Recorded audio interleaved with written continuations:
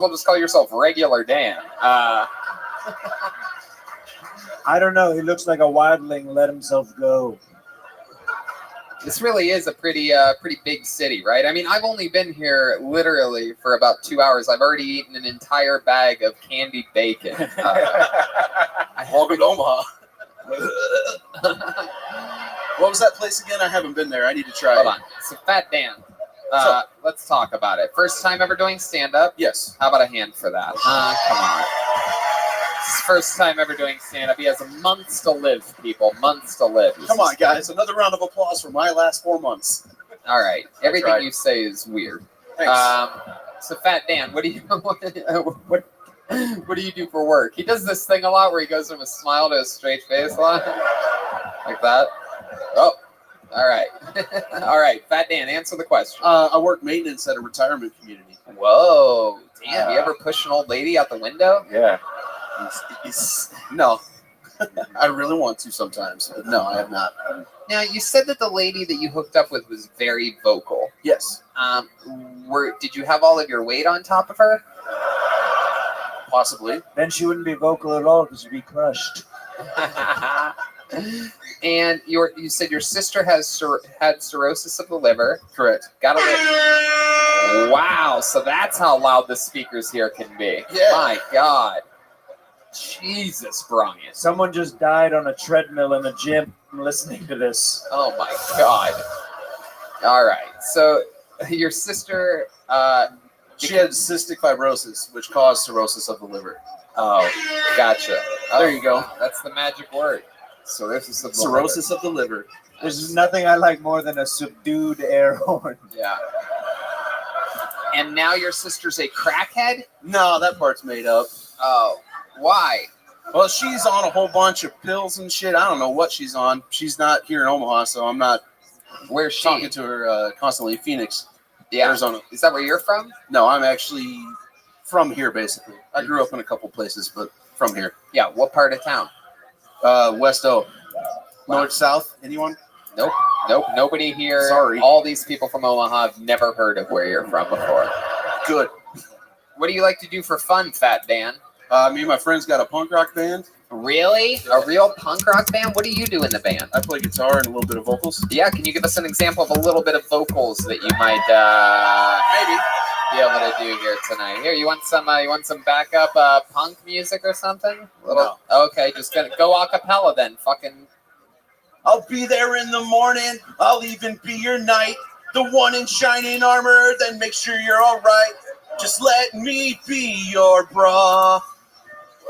That's one of the worst things I've Thanks, ever man. heard in the history of Thank this you. show. I mean, that Thank you. sounds just like Appreciate normal. Like if I asked like a normal guy on the street to sing like a song. Oh, I'm not very good. That's why it's punk rock.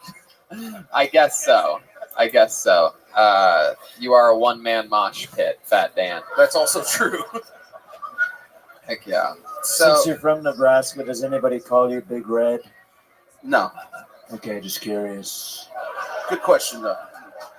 heck yeah. You This look like audience is very touch and go with the fat jokes. yeah. Mental note taken. 100% of the room has a fat relative for sure. Anyone ever call you a candy corn husker before? No. Never been called that. No, that's a damn shame. What is your favorite food, Fat Dan? Anybody ever call you Ed Sheeran after Chernobyl? Wait. Mr. President, did you think people got fat after Chernobyl? That's how it works, isn't it? Someone doesn't have an HBO subscription. I keep asking for the password. I can't get it. My God.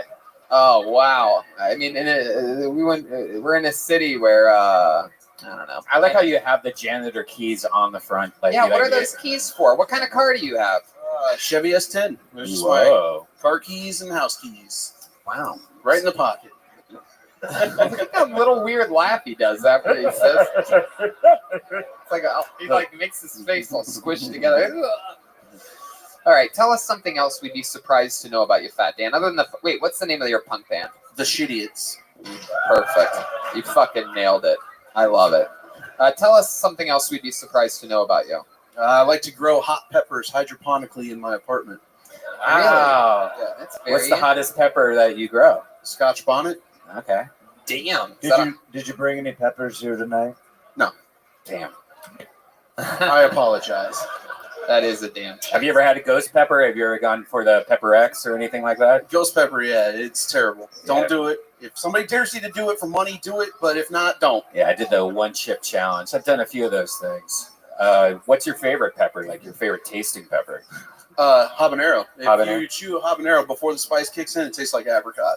Wow. Well, yeah, if you're obese. Well, I mean, yeah, you're right. Pepper is also only the only doctor that Fat Dan has ever gone to. Also true. Well, Fat Dan, you got your first time out of the way. You did it here in your hometown. Yeah, just kind of curious. How did the name Fat Dan come along? Is it nomenclature that you pronounced on yourself, or where did that come from? My mother called me Dan, and then I got fat, and then we called it Fat Dan. This guy's creative. He's got a great band called the Shitiots, guys.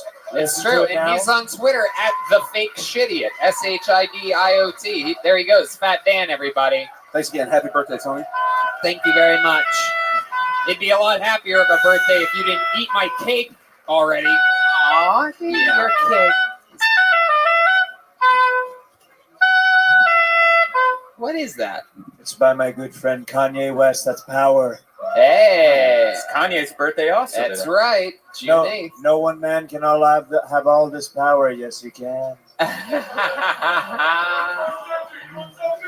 Holy shit! There's a person on pure THC out in the audience. Put your hands together for your next comedian, Triple C, Calvin Charles Calhoun. Calhoun. Here he comes. You guys having fun yet? One more time for Calvin Charles Calhoun.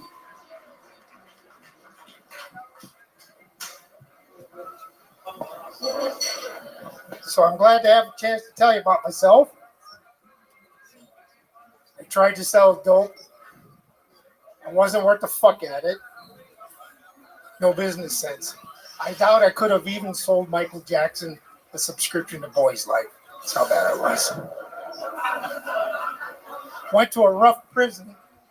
Had a cellmate tell me he was raped the second day there. Turned out he liked it, so he killed his son of a bitch for not doing it the first day. Okay.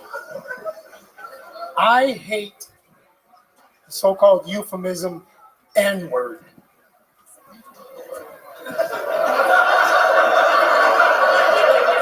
Now, I'll use it in a couple phrases.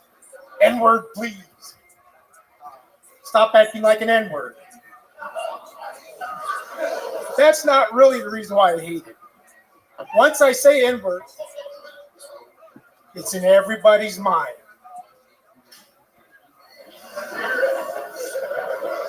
Knucklehead. Wow. All you white guys. That is amazing. Donald Trump, we're going to start with you on this one. Can I just say I think this comedian is going to be huge. Wow. Calvin Charles, I don't know where to begin with you. First of all, you came on stage with what seems to be, do each one of your boots weigh 100 pounds? Yeah. Like, what's happening? You seem like you're weighed down. Yeah, your Are you- posture's are you- very weird. Are you a submariner or something? Did you get injured at a System of a Down concert in 91 or? Let's talk about it. You're a mechanic and a car fell on you at one period in time. Go ahead. Nice to meet you. First of all, welcome to the show. Calvin Charles. Calhoun? Calvin Charles Calhoun. Very good, Calvin That's what I Charles. called myself when I was a little kid. I love it. Wow, 3 C's in your name, and your body is also shaped like a C. It is incredible. Can you explain to us what are we seeing here, Calvin Charles? Is there you have a little bit of is it a scoliosis or something? No, If you don't want to talk about it, you don't have to. that's good because it's like, a cop pulled me over the other day, saw me going to the car. He's like, I saw you walking kind of funny, having a hard time. And I started explaining to him like an old man, hip replacement. He's like, hey, I gotta go. I was sober. You know what I'm saying? Right. And if you start talking about all your infirmities, No, I mean it's okay. It's boring. No, it's not really boring. Okay, I'll make it more interesting. Yeah. I was in solitary a couple times so long that when I got out, I looked exactly like a concentration camp survivor. Skin and bones and milky white, no sun. So I go to the doctor about a year ago. Yeah. They said, you ain't got What no up, bro? vitamin How D, you and living? they gave me massive dose. Excellent. We're just watching stand-up comedy. I'm working on my robots. I'll play some games later if you want. All right, sounds good. We love you too. Doses of vitamin D just because I didn't get sun. Wow, that's interesting as fuck. You were right. You fucking turned the tables. That's exactly the type of answer that I wanted. So let's get to the fucking goods, baby.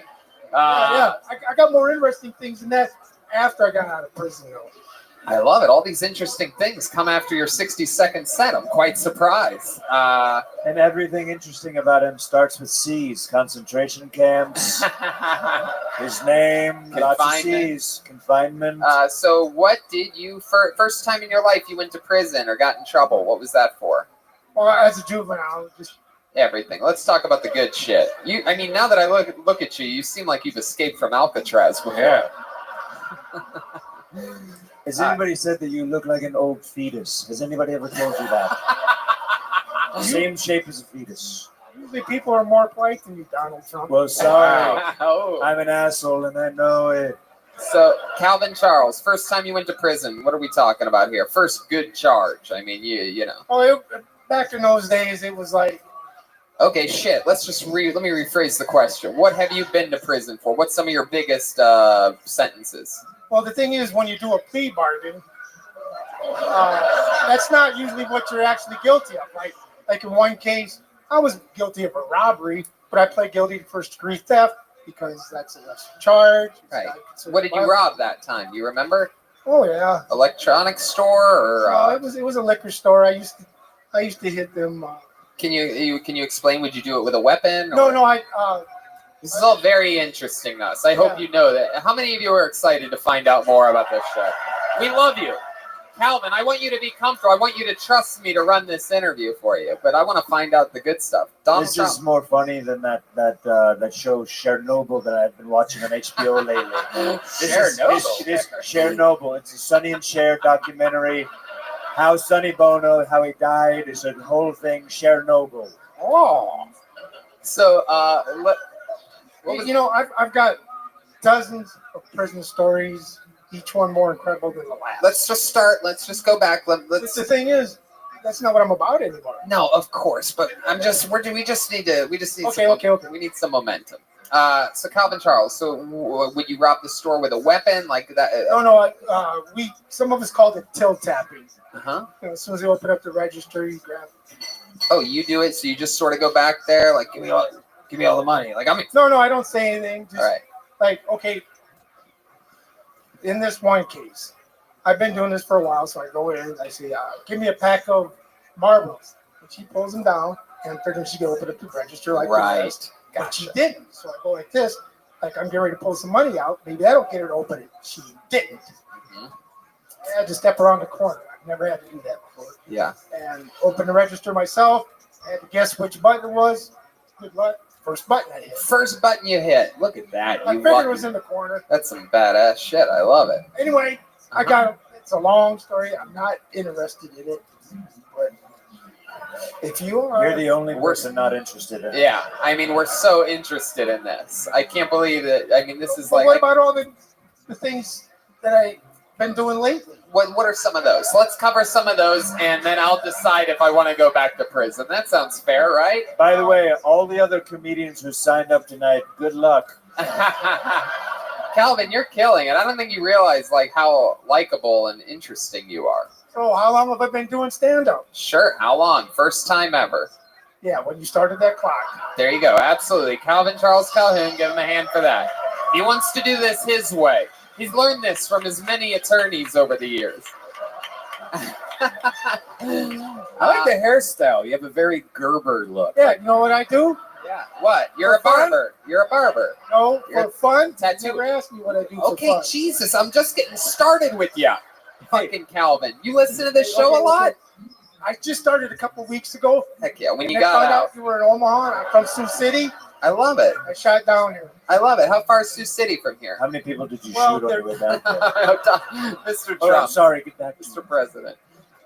Calvin. How far? I'm telling you right now, I don't like the way he's looking at you, Mr. President. I don't know where you kept the Secret Service tonight, but I take it easy on this guy. Calvin, how far is Sioux City from here? An hour drive, 2 hours? Well, usually it's just straight shot with the interstate, but there's been floods and we had a detour. But Uh-huh. it's a couple hours. A couple hours. Very cool. And what else have you been up to since your prison days that you wanted to mention or talk about? Well, I quit drinking. Quit doing Oh, very drugs. cool. Very cool. I love that. How long you been sober for? 95. Wow, that's amazing. Is there something that helps you that you leaned on or anything like that you might? Well, I wanna would go to prison and use it kind of like a sanitarium, like Right. Right. started exercising and studied. Oh my God, I studied. What did you learn? What did you study? I started off like people think you go to prison. Those guys are all smart. They're dumb. They're all Jerry Springer watchers. They're retarded. They send. Did you just say that everybody thinks that everybody that goes to prison is smart? Well, a lot of people think that. A lot of people think that, but it's not true. I've sent a lot of smart people to prison.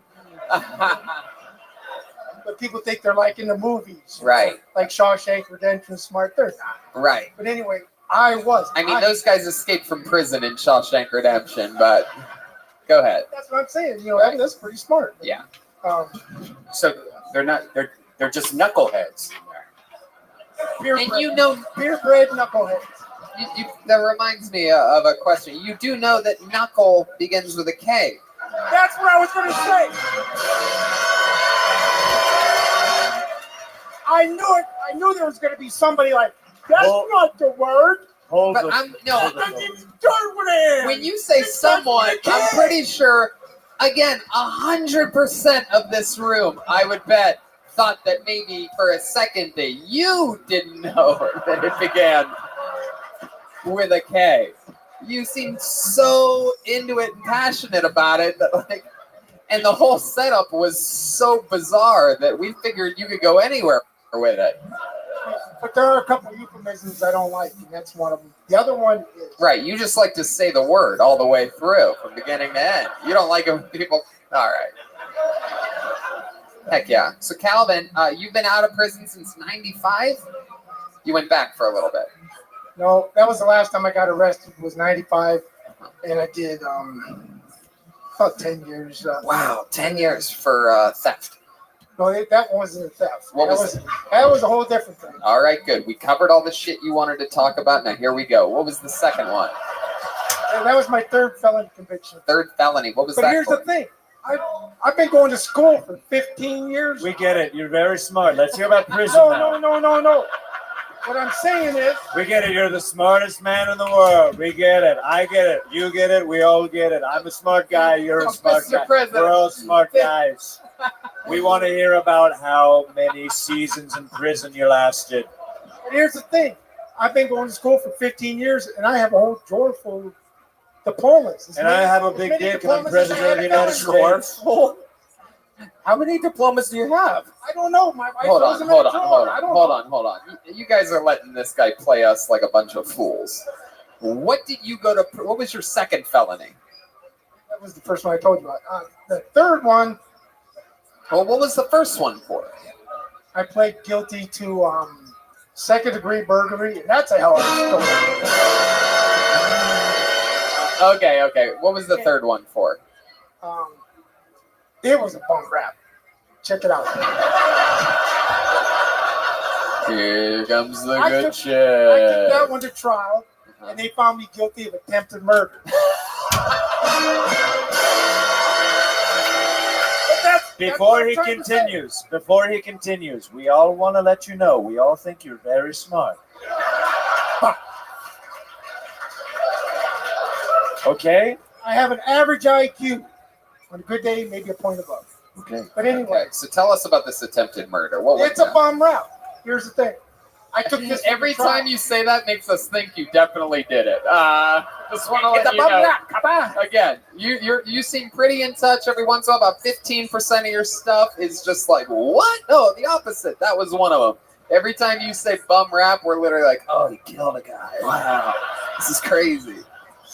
Was it a nagger or like if somebody that nags you a lot? Oh my God, Red Band.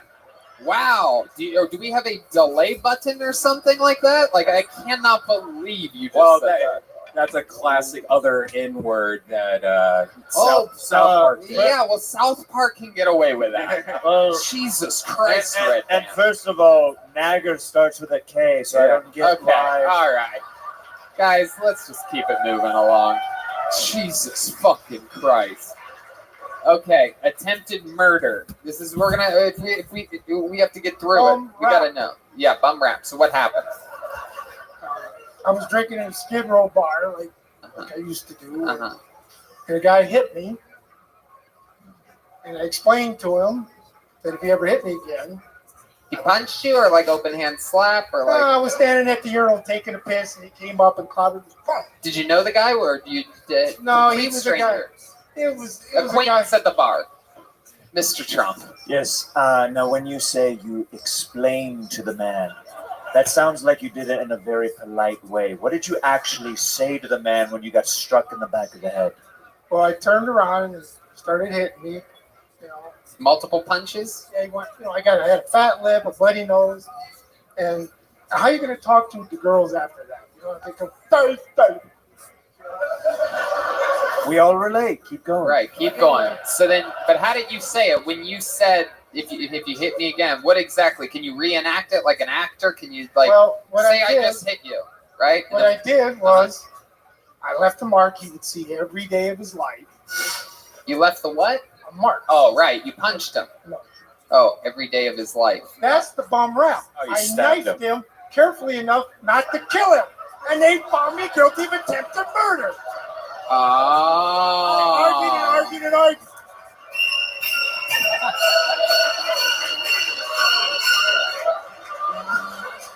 Oh my God. Hold on. Let it breathe. Hold on. Can I just say, this is my new favorite top young rising comedian.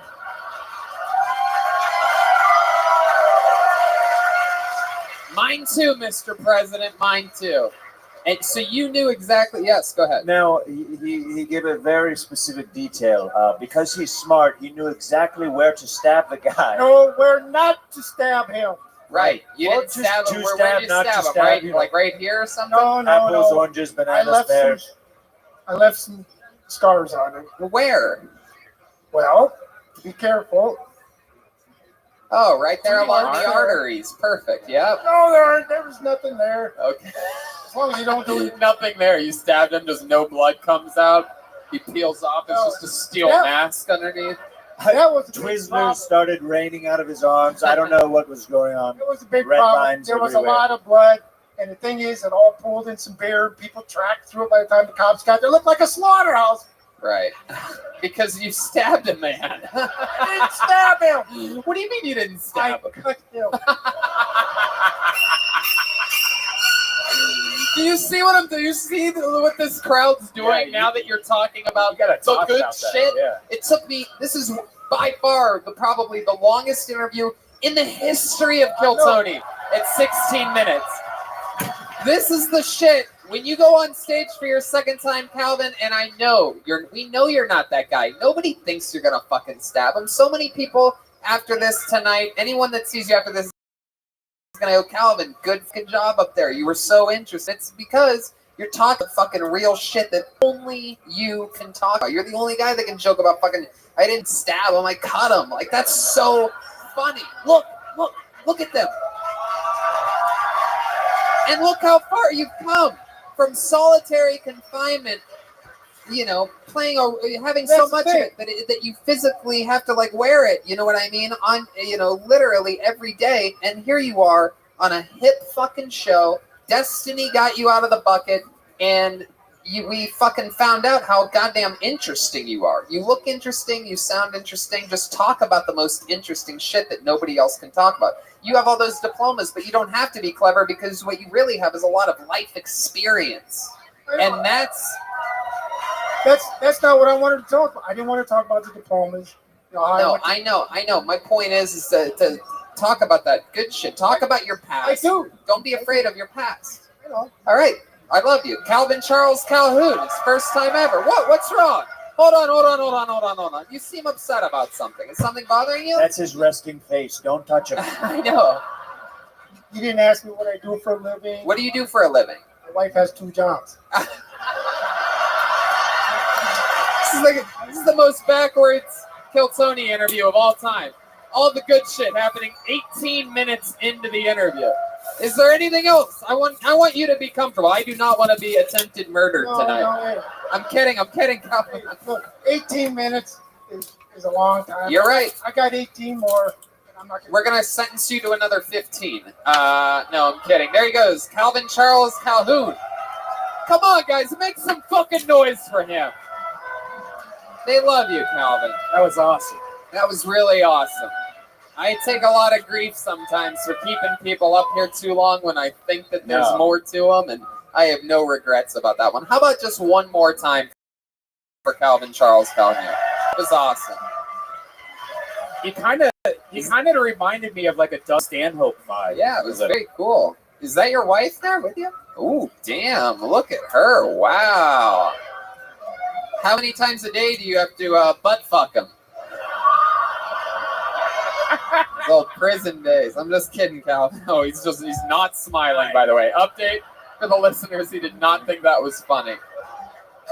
This is really cool, actually. This guy came all the way to the show in Kansas yesterday. He is the brother of one of our favorite managers at the Comedy Store who actually works with us every Monday. The manager that really helps. He's an unseen hero for you Kiltony fans, Curtis Nelson at the Comedy Store, one of our favorite people. This is his brother. He's been signing up. He signed up last night. He drove all the way here today to do his. This is definitely a first ever minute of his. Ladies and gentlemen, I present to you, making his comedy debut, Billy Nelson, everyone. The brother of our good friend Curtis. Here he is. Come on, one more time for Billy, everyone. So I was talking to this girl. She was a nudist, and she says, you know, we should all be allowed to be naked whenever we want. I mean, we were born that way. And I said, all right, listen, Lady Gaga. We were also born shitting ourselves, and then we got to a certain age and we realized that's just not fucking cool anymore, right? I mean, just imagine me using that same argument to convince my buddies it's cool to shit yourself. You're at a bar, you're like, all right, guys, you're probably wondering why I'm wearing this diaper right now. Okay, wait, I just shit, but wait, now hear me out. You know, we are all born shitting ourselves. Ain't no reason we shouldn't be allowed to shit ourselves whenever we want. Am I right? See, most of you ain't into that, right? But yeah, I say most because, you know, there's always one weirdo in the fucking back. Some creep in the back of the bar by himself. You shit yourself. He perks up. He's like, oopsie, did somebody make a stinky? But I know exactly how to handle that fuck. You looking right in his eyes, and all you got to say to him is, Red Band. Hey, look at that. Hey, what? What I did this you took away my opening joke that I was gonna do. That had Red Band laughing hard. You got the come original. Oh wow, broke the glass out there. Oh shit. Oh no. Fucking Calvin Charles Calhoun is using a shank right now. No, I'm kidding.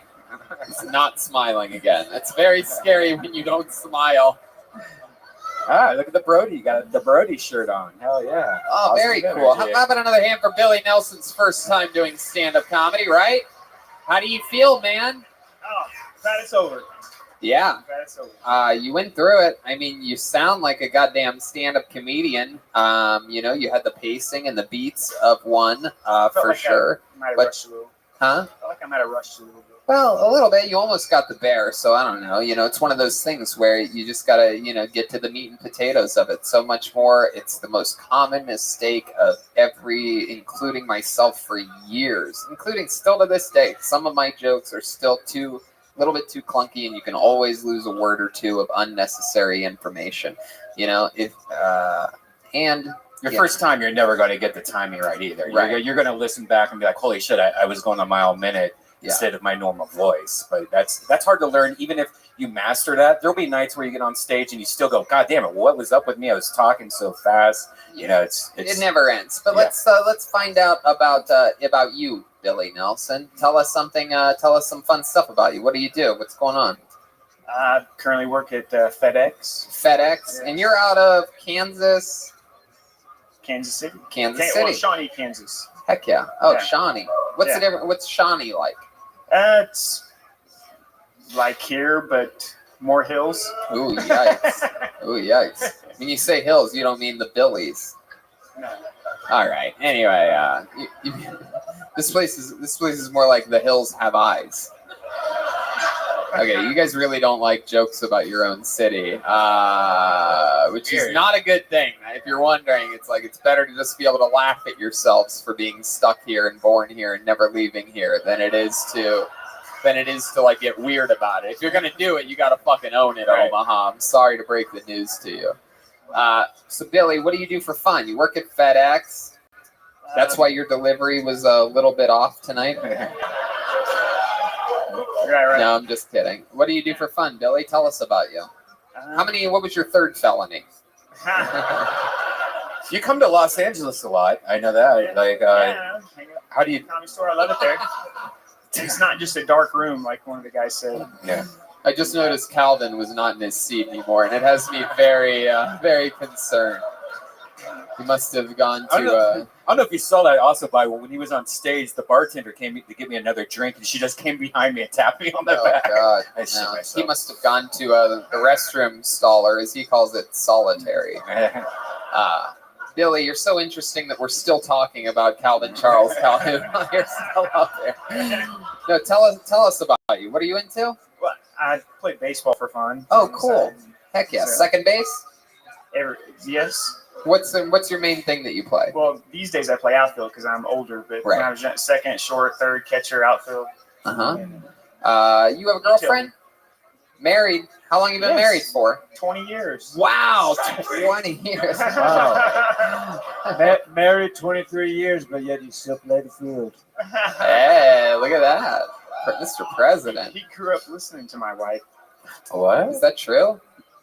Why did he grow up listening to your wife? Not Donald Trump, but Right, Jeremiah Watkins. Yeah. But she's a radio DJ in Kansas City, and he was like 10 years old when we first started there. Wow. He worked at the radio station. Well, different one. Competing radio station. Wow. Look at that. My goodness. All right, Billy. So she works at a radio station. My goodness. You guys still have good sex after? Yeah and no at the same time. Yeah, she's. I got honest, yeah. No. It's good when it happens, after 20 years. When it happens. I keep my prostate healthy, though. Yeah, how do you do that? Well, they say masturbation regular is good for your prostate. Oh, okay. What's some of your favorite stuff to masturbate to? Yes, when was your last milking? Anyway. What? Why milking? Squirt, squirt, yum, yum, 2%. Oh my goodness, what is happening? What's your favorite stuff to masturbate to? What do you type into the search bar? No, I wasn't. Billy, I wasn't winking at you. I was winking at the President Donald Trump. Wow. We have a communication. You want me to answer that? Russian hackers. Oh yes. Yes. Oh, tell me your code, you dirty bitch. What do you like to jerk off to, Billy? You seem like a good guy, though. You might still be using magazines and shit. I don't know if I trust you. No, anything. Yeah. Come on, tell us some dirty, Billy. He gets a Home Garden magazine and he just goes down. Yeah, what's your category? Come on. Give us a good one. Big butts. Big butts? You type in big butts. And I don't In the porn search, this guy is the whitest of white. You don't have to type it in. Big butts. Hey Siri. Big anal canals. Is that true? Is that really what you're into more than anything? Big butts over boobs, It's the first one that came to mind. But no, I'm butts over boobs for sure. butts over boobs. Butts over boobs. So when you type in big butts, I mean a lot of As long as they're not talking, I'm into it. You know what I mean? big butts. I'd imagine you type in or search of big butts that perhaps a lot of from what I've observed in life, that perhaps a lot of black women would come up on the screen. Are you attracted to black women, or are you really from Kansas? I don't discriminate. You don't discriminate. No. You like everything. Yes. Has your wife ever caught you jerking off? No. Really? No. You don't jerk off enough. She didn't have to catch me because I keep a healthy prostate and she's not putting out. So You just do do it right in front of her. Well, because it's a. You ever do it right next to her and then squirt the load on her when you're done? She doesn't want to put out, so I get ticked or whatever. So I just rub it on, like, because it's a healthy prostate thing. I've told her, hey, it's healthy for my prostate. You need to put out, and she doesn't do it. So I just run in, barge in the room, out of the way, medical emergency. Really? Wow. There you go. Yeah. What the fuck? All right. Well, Billy, one thing that we've been doing tonight, which I love, is giving people their first times ever doing stand-up, and you have accessibility to this. You think it's something you're going to do again? No, for sure. Yeah, I love it. Well, and I will say, I after doing this, because I know you were coming for like a month, and like for the last month, I've just been saying out loud, racking my brain. And again, I'll tell you the same thing that I told Calvin and pretty much everybody. You know what I mean? It's like you're talking about sort of like, Lady Gaga and then pooping his pants and the blah, blah, blah. We want the fucking meat and potatoes of you. We want to know the shit that you really fucking sort of like, I don't know if I should fucking talk about this. Oh, I got that. You know what I mean? Tell us something about your brother so we can make fun of him when we get back to Los Angeles. Because we're good friends with his brother, so I'm embarrassed. Tell us after the show. How about why? Because he's not going to have it. Go ahead, Billy. Finish it. Yeah. Tell us something about your brother. There you go. Anyway, tell us after the show. Anything from Mr. President? Yeah, this is just a note for like any public speaking. Clear the mic stand. Yeah, for sure. Yeah. Classic Billy. I mean, I'm surprised. You must have never have listened to an episode of Kill Tony before. You have to move that mic stand. I know. We love you. How about Billy Nelson, everybody? Come on. Made the drive. That was good, Billy. You were good. He's shaking his head no. Look at this guy. That was great. For your first time, I thought that was amazing. Look at this guy just coming in off a sailboat from somewhere. Very rare, the Omaha sailor. Okay. Wow, this is interesting. It says Aaron Jensen Roberts. It's my birthday. Wow, look at this. Here he comes from right here in the front row. Okay, Aaron, walk on stage. You don't have to empty your fucking pockets. What is happening? Oh my God. Wow. All right. They're very excited here in this little patch. Come on, one more time. Aaron Jensen Roberts. All right. Fuck me, right? So I recently went out for my friend's birthday, Lauren. There you go. So, and I asked my girlfriend to go out with me. We've been together for about 2 years, so, and we're busy. So, we don't get a chance to go out a lot. We have a few drinks. We're having a good time. She turns to me. She says, hey, Aaron, would you still love me if I was born a man? And, after 2 years, that's really on me, right? I mean, probably. But, I'm single now, so it's whatever. It's hard out here, when you're dating and everything like that, especially like dating websites. Like, you're trying to think of a catchy line to always put up there. I've narrowed it down to 50 Shades of Missionary Position, and that's going. And then also, sorry, wrong hole. Those are my main two I'm going with. And also I just graduated college, which is nice, but I'm really broke. So being even a poor student, trying to, date is even harder, just for the fact that I mean, I'm really broke. Like, so broke that you use the same 2 batteries for everything you have in your house. Like, like Xbox, remote control, facial trimmer. But Aaron Jensen Roberts. So that's it. So Aaron Jensen. By the way, move that mic stand like we just said like 2 seconds ago. It's okay. Sure. Come on up here. Come on up here, tiny Ed Norton. I got a short joke too. No, it's okay. It's okay. Relax. The time is up. All right, Stuart Little, just take a breath. Fucking look at you. You have an interesting head. Why do you keep pointing at her? Because it was another joke. No, you've had to live with this your whole life. We know that you know. Hey, I always said, Tony's gonna make fun of this. What did I tell you? What tell you? Is that your girlfriend there? That was the maybe. You're like single. Exactly. Yeah, we were dating. It's true. Oh, is that true? True. Really? And now you're not dating? True. Really? Is she fucking that guy next to her? He said no, but then he looked at you all weird like he has before. Oh, now she's shaking her head no. See, people, if it was no, you don't say no like that. They just sort of are like, no, but you guys, again, doing the old bum rap, you know what I mean? It happened in a million years. No way! The fuck out of here. Look at this fucking. It's like some, is it fucking Doug or something like that?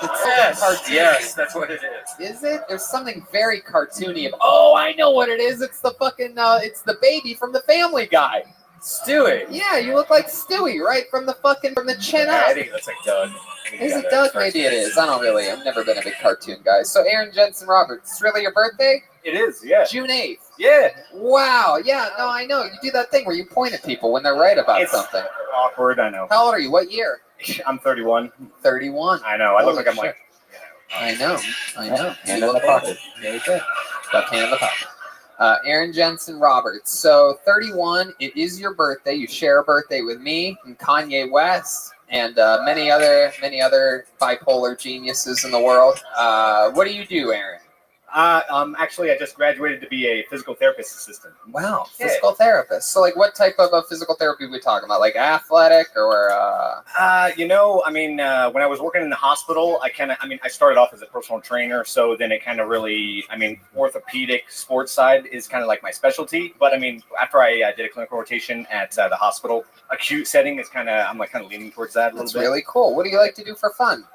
I like to work out a lot. Really? Boxing, What kind of working out? Oh, a lot of cardio. Well, I like to lift too. If I didn't lift, I'd just be out of high school, I was 115 pounds, so I'm not very big, obviously. Right. I like to box. I used to do MMA. I don't fight anymore. What's the heaviest thing you can lift? Good question. Do you think you could bench press the president of the United States? I don't. I don't know if he would do it. It's up to him. He's the most powerful man in the free world. But he does appear to be perhaps thinking about it. I don't know. Mr. President, would you be willing to do that for the city of Omaha, Nebraska? No.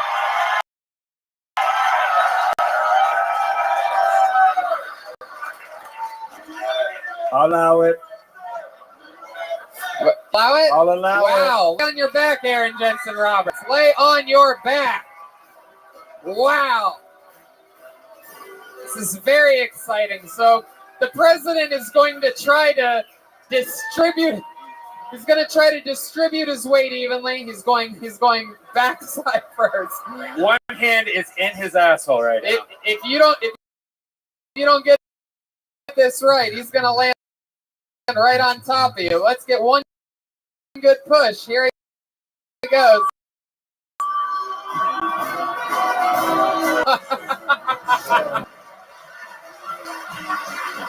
Man, we finally got to see the president. The president weighs 240 pounds, so it's all aesthetic value. all for looks. not My for- goodness, my goodness. No, it takes a real set of balls to. Is there a man that could bench press? Is there anyone here that thinks they can bench for the United That States? guy. That guy right That there? guy. Come on up here. Move your legs, lady. Come on, boys, from Run the Jewels. Mike, everyone. Shit. Oh, yes, look at this. Stand right here. This is amazing. Oh, he's going to throw him through the fucking ceiling. He's...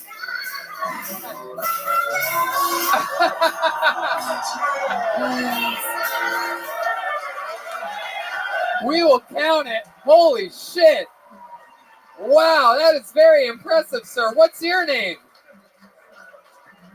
Oh my goodness. He doesn't even talk. He's like the guy from the Green Mile. Didn't I tell you I have a great relationship with the blacks?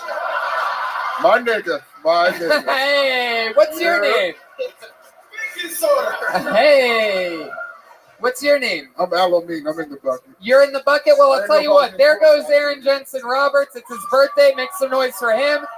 And I'll tell you right now, without missing a beat, we're going to give you 60 seconds.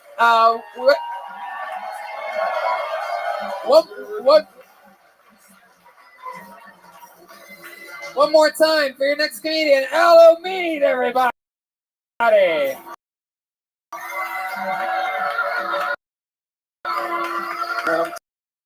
I'm tired now. Can't be stairs fast.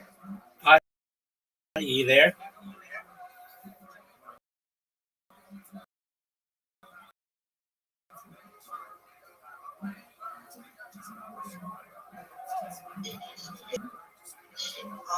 Excellent. All righty.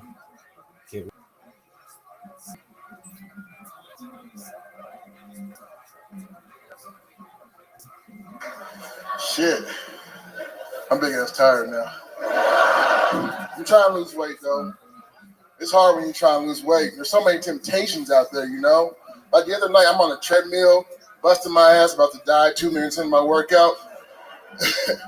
And I'm watching the game keep me motivated. And the game goes on, commercials come on. And did y'all know that KFC has chicken and waffles now? Fucking kidding me? I'm trying to be healthy. They had a commercial. They was pouring syrup all slow motion on a pile of chicken and waffles, and steam was coming off that shit.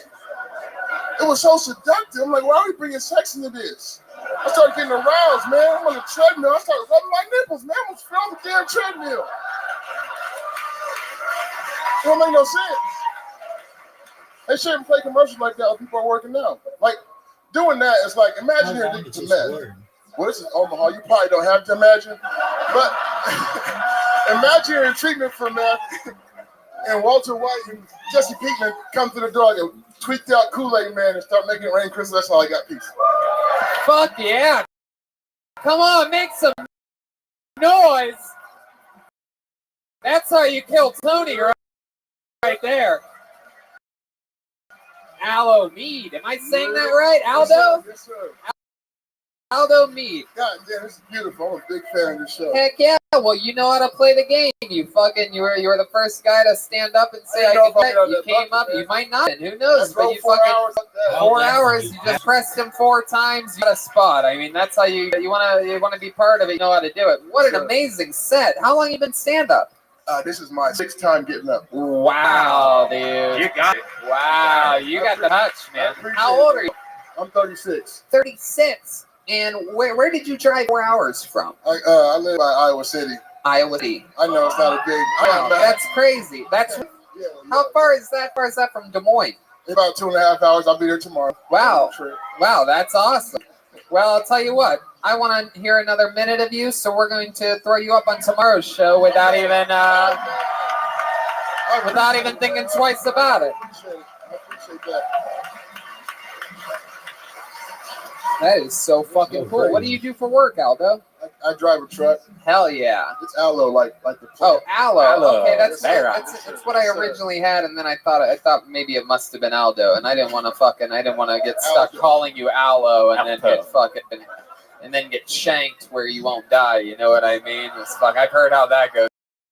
My for man. people.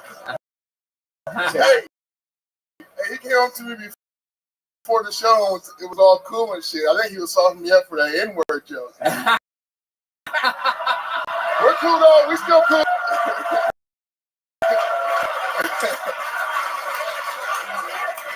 Just getting ready. Yeah. So you drive like trucks. I'm local now. I used to do over the road, but I gained a lot of weight doing that shit. Man. Yeah. Right. Yeah, it's easy to. Easy I to used to be your size. no, Oh shit.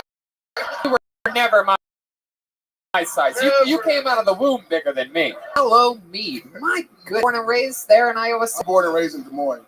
Des Moines. Yeah. Wow, that is so fucking interesting. How do you? Yes, Mr. President. Translate to the audience how forcefully he was bench pressed. Hey, I didn't want to fail that. He did. I'll tell you. He took an interest. My clothing. Yeah. And he's so strong, he was lifting me like it's the lightest and most sexy I've ever felt in my life. But I'll tell you this, Aloe, you got another minute coming tomorrow. We spent 18 minutes with some crazy fuck earlier. So we're going to keep it moving along. We'll talk with you more tomorrow. We'll find more about him. How about that? Kill Tony magic moment with Aloe Mead. This cute. I would have guessed. I honestly thought he was going to say that it's a guy's sixth time. Oh yeah. And I'll tell you right now, Aloe, I'm sure of it. We got to find a way to get that guy more fucking spots during stand-up. What a little find. Drove 4 hours tonight and absolutely killed. Talking about his perspective on the world. That is fucking unbelievable. Is this a Holy shit? Aloe Mead was going to be your next comedian. Holy shit! Called the bucket of destiny for Wow. What should we do? Should we give him another minute right now? Save it for tomorrow? I don't know. I guess so. All right. Put your hands together for your next comedian, Jesse Garrett, everyone. Jesse Garrett. Oh shit, here he comes, the slow walk. But you guys still have energy? Or... Fuck yeah. Garrett. I'm super fucking nervous right now. I didn't realize the show was at 5 o'clock. I thought it was at like 7 o'clock, so I thought I could get a lot more drunk before I could fucking be up here. But I was adopted by white people, so every family reunion I ever went to, they'd always try to hand me the plates, act like I'm fucking some sort of service person. It's really weird.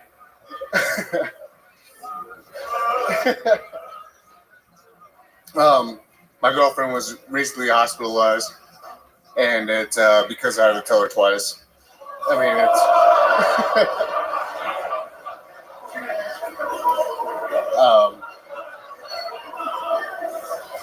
I'm definitely shaking right now. I mean, I feel completely crazy. I've been ordering double whiskey and Cokes this whole time, so I'm totally nervous. I'm about to shit my pants.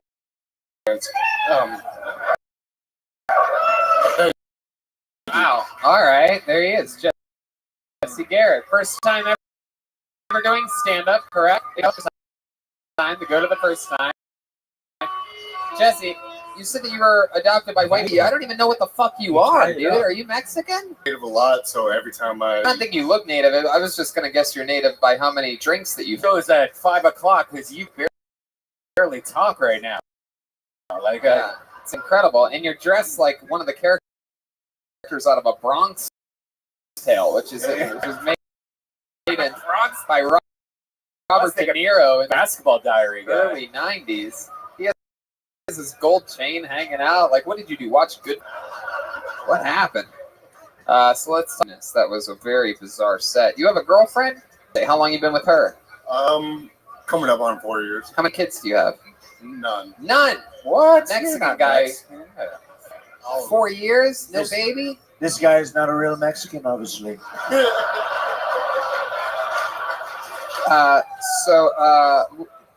What do you do for work, Jesse?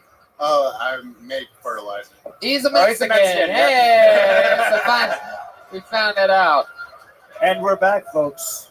It took a little digging, but we found out he makes fertilizer. How long you been making fertilizer for? And by making fertilizer, do you mean you just shit on dirt?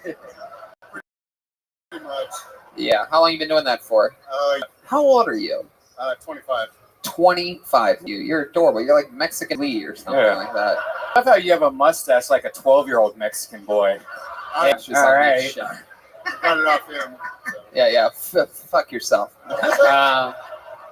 Jesse, tell us more about you. What do you do? What do you do? What do you do for fun? Like, what do you like? You seem like the kind of guy that likes to fucking make that corn on the cob with like the spices on it, Mayonnaise. or something. A little bit of mayo on that bitch. Spicy Cheetos. I really don't do much. I mean, I work 65 hours a week. You work 65 hours a week. Yeah. Making fertilizer. Come on. You just pretty much press buttons and shit, and fucking shit goes in there. Right. So your job can be fixed with robots. Exactly. He's Mexican.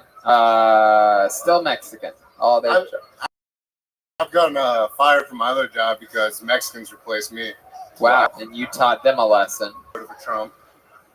Is that true? Did you really vote for Trump? It looks like he's one of the good ones, I guess. I'm just curious. So you're being honest in saying that Mexicans took your job, you voted for Trump, but you are a Mexican, but because a Mexican took your job, that's why you voted for Trump?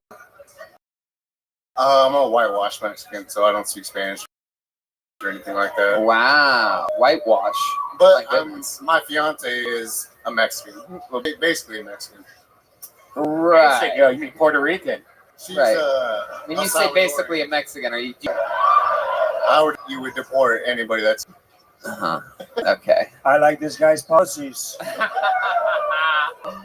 All right, Jesse. Anything else interesting? You said you work 65 hours a week. There must be something you do for fun. You don't have any kids. I mean, what are we talking about here? No, I mean, I'm pretty much done with it. I got 2 dogs now. What do you do, like, when you get home from work? What time is that usually at? About 6:30, 7. 6:30, 7 p.m. And then what do you do?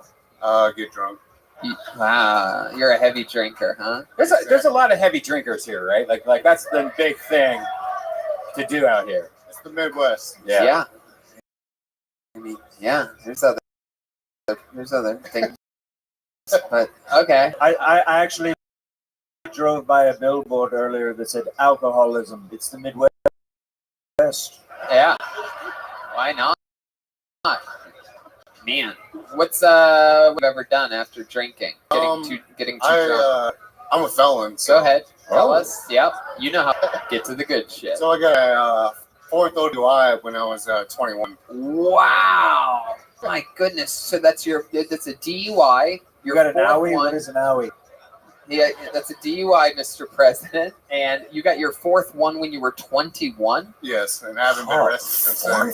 I've had to be in jail a lot. So how long have you spent in jail? 8 months, then like 2 months, then like another 2 months, 1 month, probably about 2 years total. Wow. What's the most unique name of a person that you met in prison? Country boy. Country boy. Huh. The most interesting name of a guy that I've ever met that's been in prison was Aloe Mean.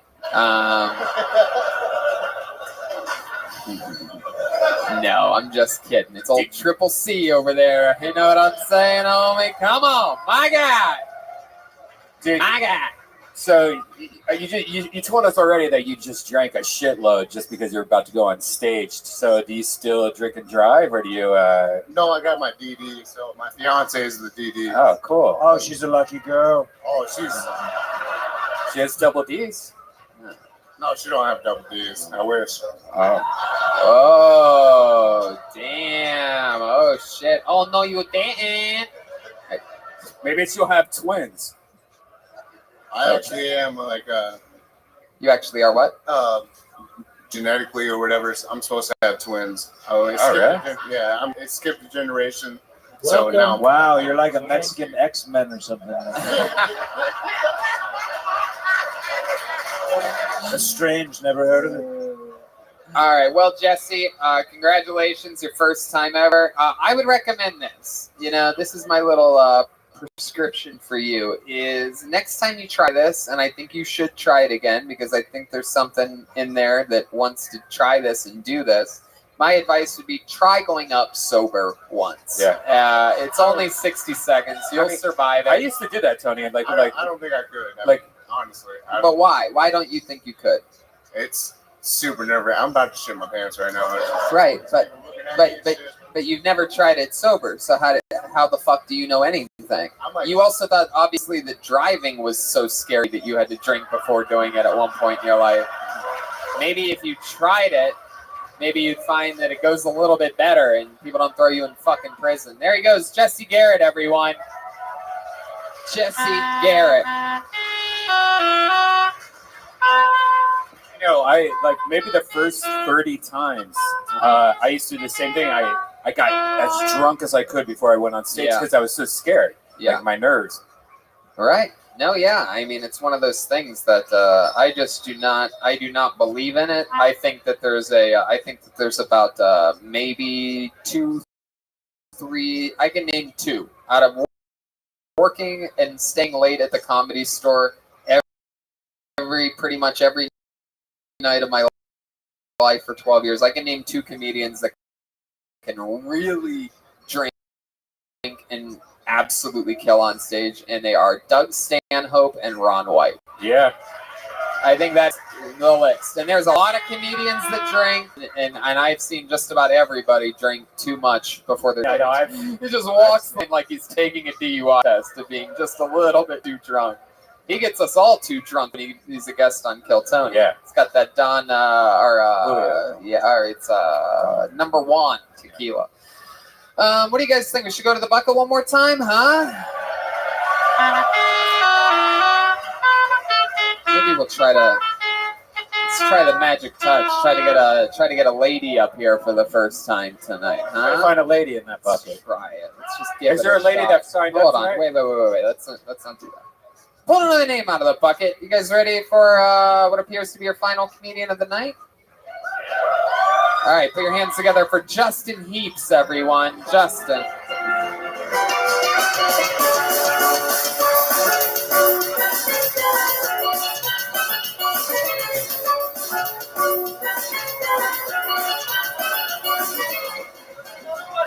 Here comes Justin Heaps.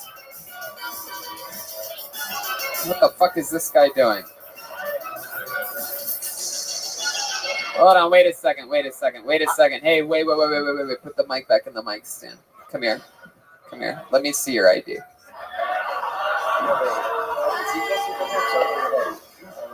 So you're not Justin Heaps. That's exactly what I thought. Get the fuck off stage, dude. This is a live show, dude. It'll never work, people. It will never, ever work for you. Here he is. Justin Heaps, everyone. Hold on, wait. You know what? Let's give him a good reset. First of all, boo that guy. Let's get it out of our fucking systems. I don't understand how fans of this show I know even have the balls to kick him out right now. Anyway, how about one more time, good and loud, for Justin Heaps, everybody.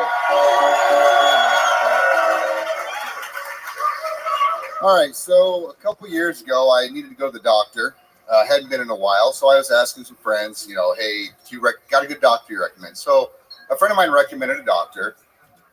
Took her advice, went to the doctor, walked in. I didn't realize I'd asked for a full physical. So I go in, and the doctor walks in. He's got a long, white coat and some fucked up shoes, some shit I'd never seen in my life.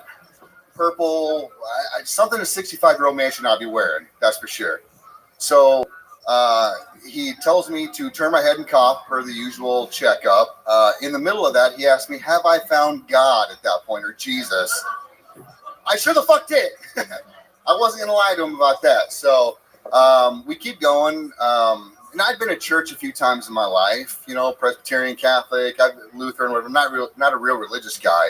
But when he told me to drop my drawers and put my elbows on the table, I was as Catholic as anybody else in the fucking world, for sure. So Hell yeah, Justin Heaps. Come on. First time ever doing stand-up? First time ever. First time ever doing stand-up comedy. Wow. That is incredible. And that was was a joke about visiting the doctor. It was. Hell yeah. So what took you so long to get on stage that you had that dumbass come on stage? Yeah, what happened? Were you still getting your checkup done? I was bent over. Yes. I Oh, you was. son of a bitch. What took you so long to get on the stage? I didn't think I could get through the front row till not a. Where were you at? Right back over here. Oh, The fuck lady yeah. with the phone. Dude, I can't believe your excuses. Aloe Means made it up here through this fucking running right through old racist legs to get on this stage. And you're coming up with excuses. They have to let him through, though. They have to let him through just out of a courtesy. Welcome. Of course. So How are Justin, you? tell us more about you. What are some interesting things about you? What do you do? I work as a purchase. Oh, she'll get it.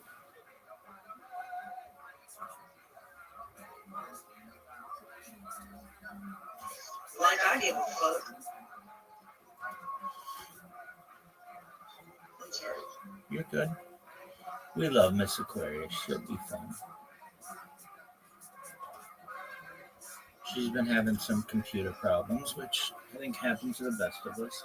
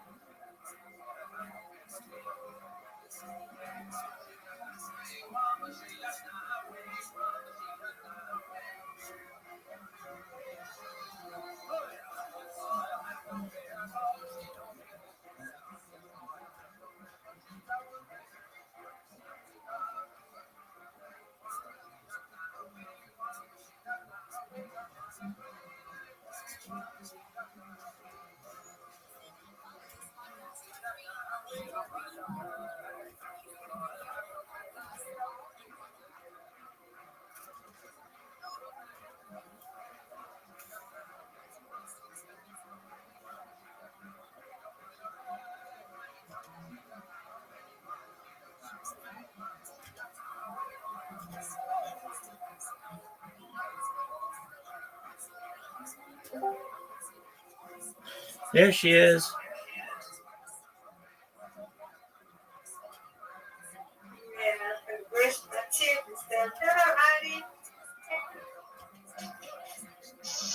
Miss Aquarius, how are you today? How are you?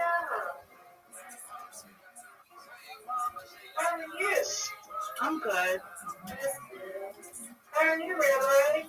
Living the dream, Miss Aquarius. Every day's a holiday, every meal's a feast. How are things in your neck of the woods? Awesome. Amazing. That's what I like to hear. How was work? It was amazing. Glad it's over. 2 more days. 2 more days is right. Have you been practicing your bowling at all? No, because I don't get a chance to. I be working. Okay. Yeah. I'm not there on the weekend. I would have to do it on Friday when I be waiting to do my physical therapy. Yeah. There you go. Oh, I can try this one. Yeah, I can do it. I surely can. I can do it on my time. There you go. Hey, yeah. You're gonna be really Yeah, good. that must be getting good. We're not as good as you are. I was good. You are good because you don't get 100. Don't do that. I got fortunate one I game. was muscle up. You know, muscle up.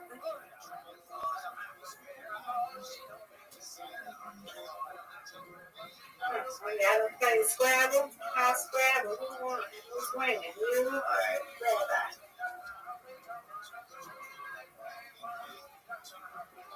Who's winning in Scrabble? Who do you think is winning? Not me. I've won 40 games in a row, Miss Aquarius. I've never lost to someone in here. But that doesn't mean that I'm not ready to lose. It's gonna happen any one of these days. Exactly. Exactly.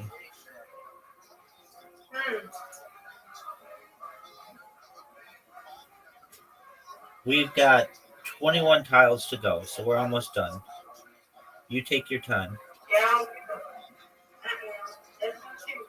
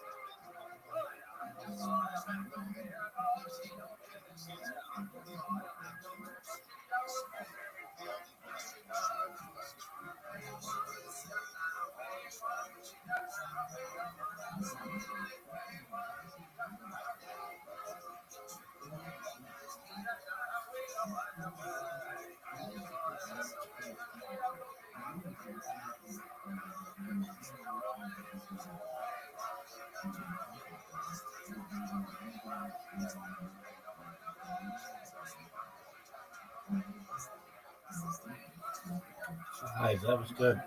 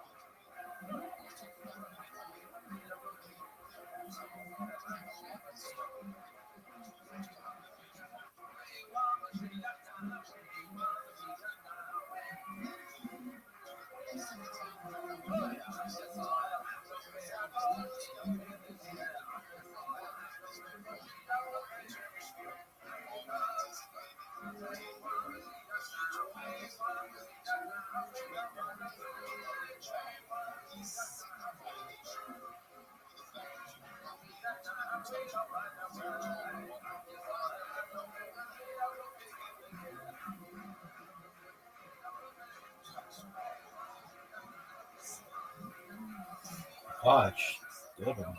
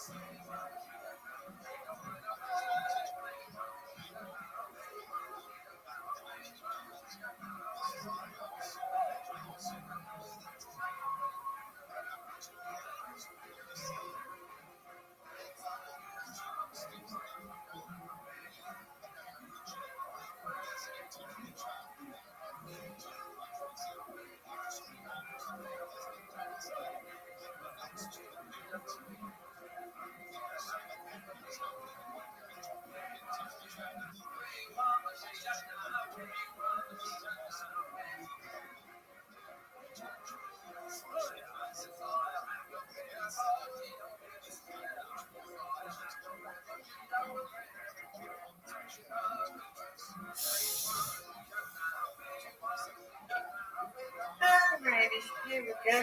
Alrighty, we'll be done in like 1 minute. Okay, no worries, no worries.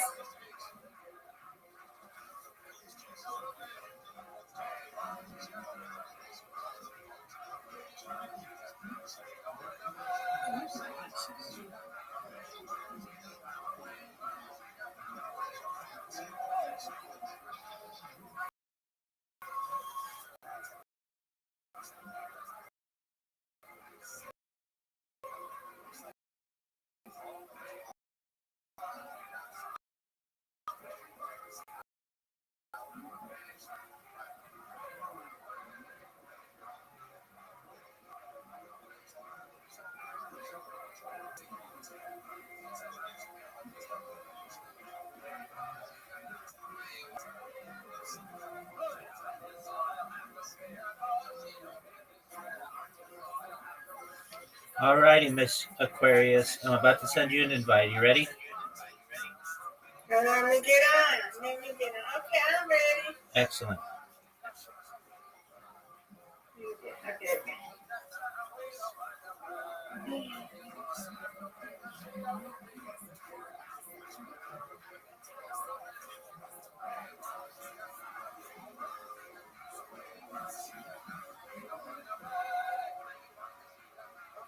Here we go.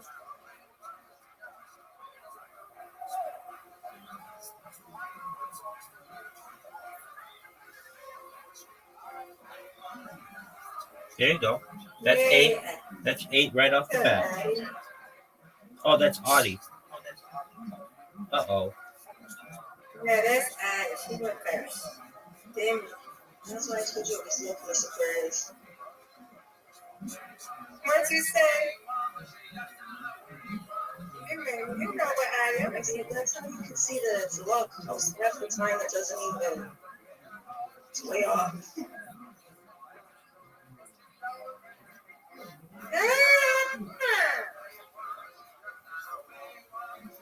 It's okay. I won't add it away anyway. Oh, I see how it is. You got favorites. You got favorites. I see how it is, Miss Aquarius. No, it's okay. I know you do. I gotta get you too. I want everybody to win as You well. can always win. You can win. I want you to win too. Y'all just beat me. Beat me. You are so sweet. I know you are just the kindest person. Y'all just beat me, okay? Yeah.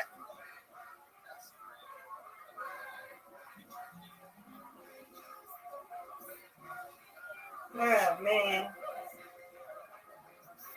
There go that lady again, Annie. Knock her down.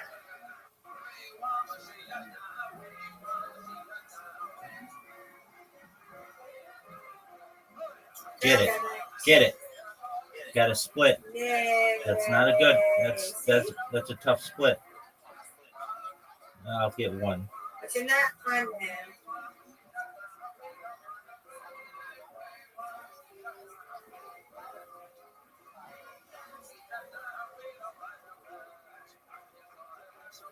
Come on, baby.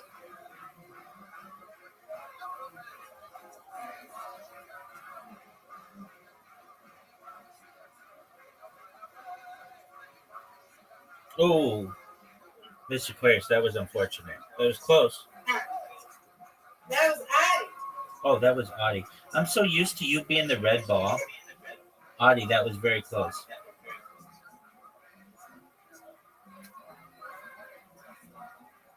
Miss Aquarius, is that lady still clearing her throat? Yeah. They get away from me. You too, sir. Both of y'all. I don't need them. There's a guy too, Rabbi. There's a guy that keep coughing.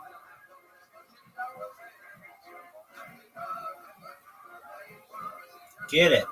Oh, man, I am so bad at those ones.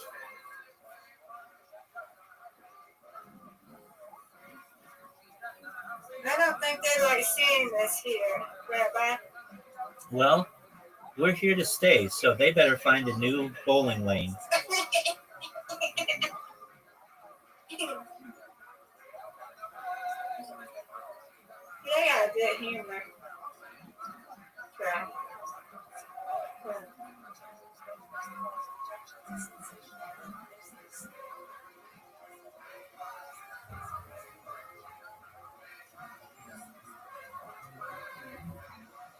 Oh, Miss Aquarius, perfect. Now y'all want to clap. Don't be clapping when y'all children grow. Now they clapping at everything. Come on, now. Miss Aquarius, when we first started playing, like, I don't know why, but my sound doesn't work for this game. So when we first started playing, and you were like, "Quit clearing your throat," I'm like, "What are you talking about?" Yeah, I did yesterday. They need to stop clearing their throat. I know, but I'm thinking like, "Oh, did I clear my throat?" And she's like that mad at me about it. No, but I was talking to the people in the game. I know. I I'm got just you. being humorous. Oh, I know. Oh, I love Miss Aquarius. You are precious. You are being humorous. That's absolutely right. Thank you. Look. See, they keep breathing down my neck. Stop breathing on my neck, people. I can't concentrate. There we go. Breathing on my neck. Addie, get your people. I don't know them, Miss Aquarius. I turned them down. Keep them. I put my earplugs in. Okay, let's tell them people leave me alone, okay? I just gave them the middle finger. I hope it works, but there's a lot of them in here. Bingo, bingo, bongo. Got it. Yes, I did. You're getting good. You're an Addie. I have to be good. I've got good competition. Yeah, you do. Yeah.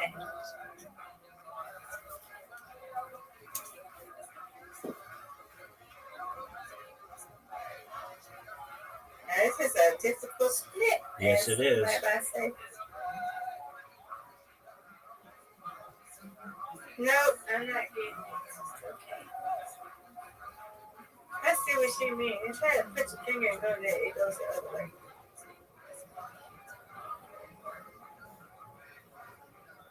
Go, go, go, go. You got this, Addie. Yay, Addie. Go, Rabbi. I'm ready. Come on. Go. Tough split. Tough split.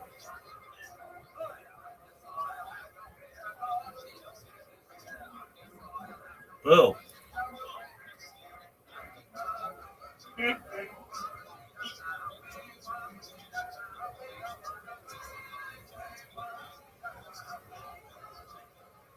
What is going on with me? Finger.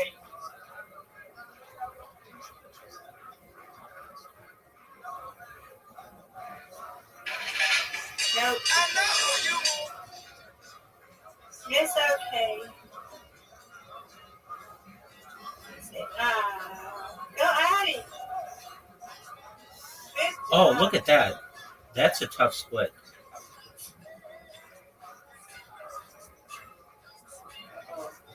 See?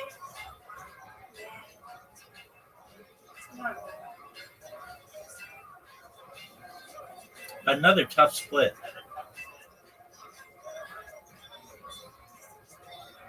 Get it. Yay. We gotta tie it up.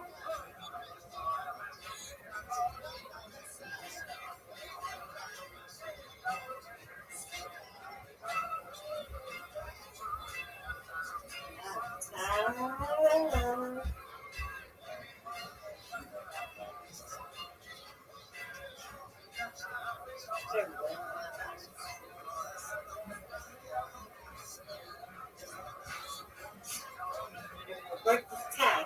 Come on, Ivy. Good job.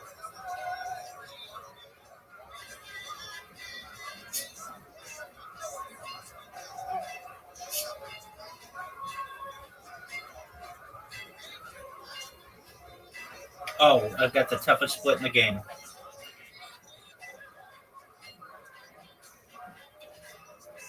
Terrible. Terrible.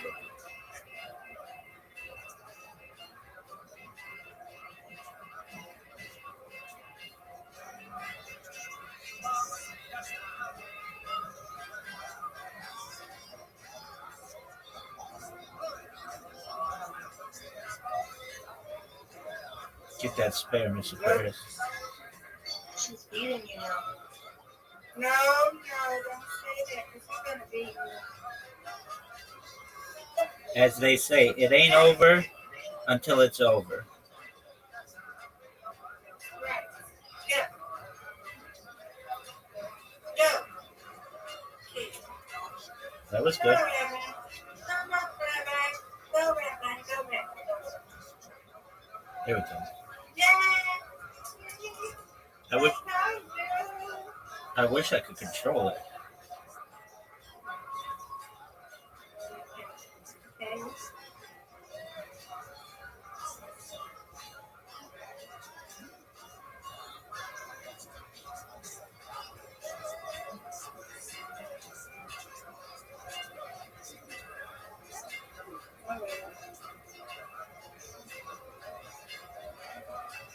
Come on, Annie.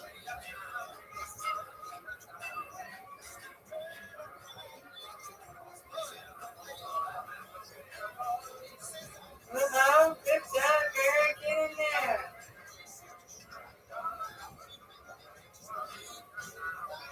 Get it. Oh, it was almost a really good split. Got it.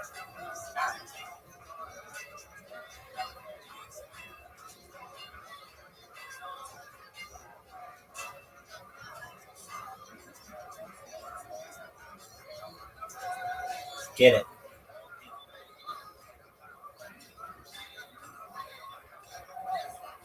All right.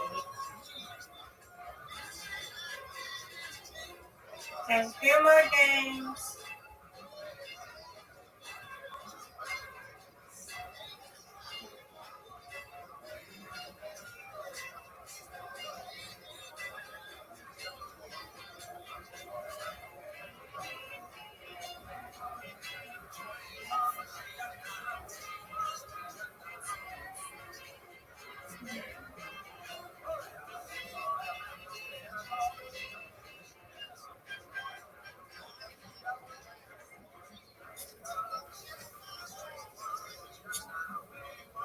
Come on, Addie.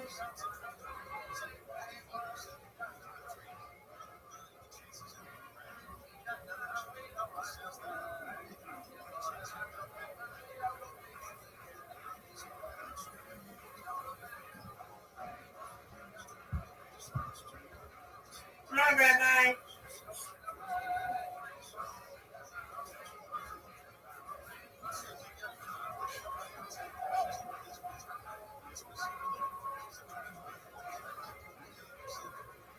Yeah.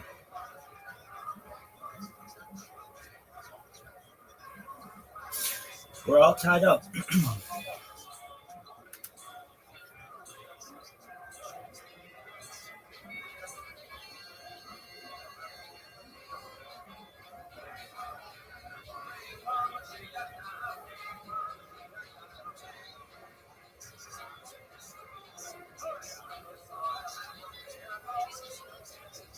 on, Addie.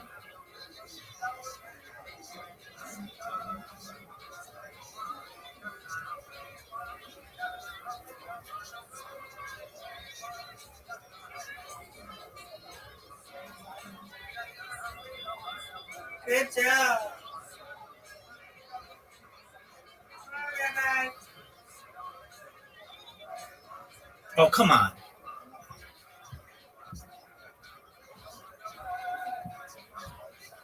No. Yeah, tired.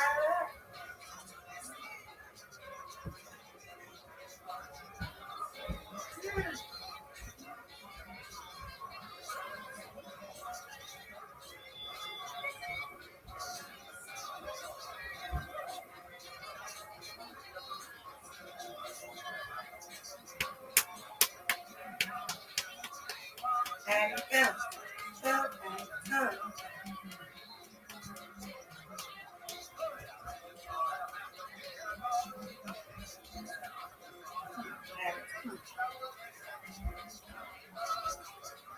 There you go. Go, Rabbi, go. Go, Rabbi, go.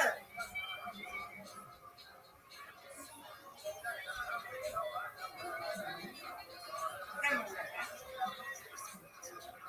Okay, there's 2. No, not what I wanted. My streak is about done.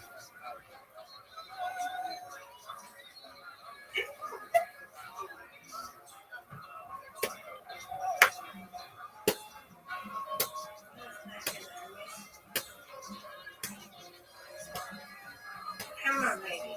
Leave me alone. Hello, Addie. Go, Addie, go. Go, Addie, go. Oh, right. Nice work. It's right. Go, Rabbi, go. Ooh. Go, Rabbi.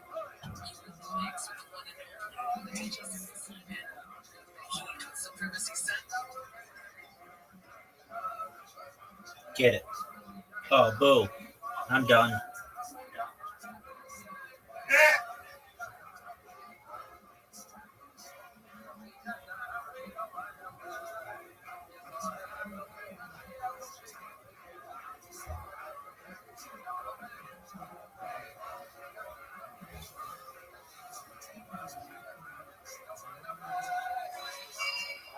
Just Oh.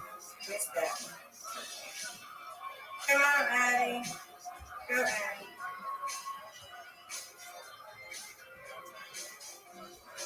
Okay.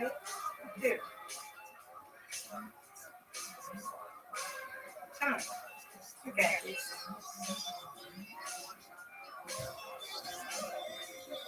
Come on, Rabbi. You got it. Go, Rabbi. Ooh, my streak is done.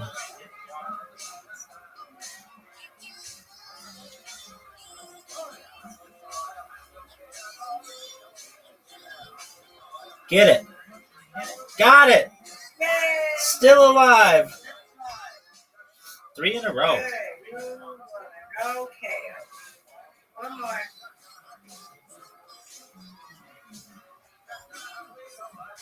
Do one more.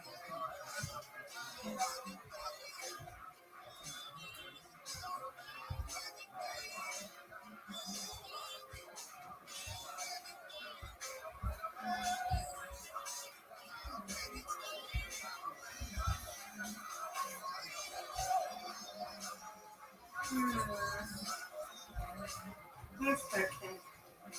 Come on. How did that get? You too, Rabbi.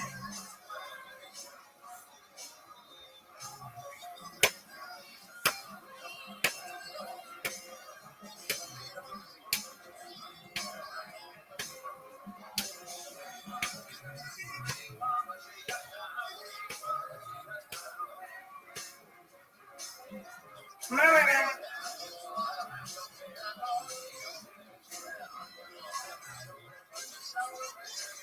Oh, what a bad shot. Bad shot.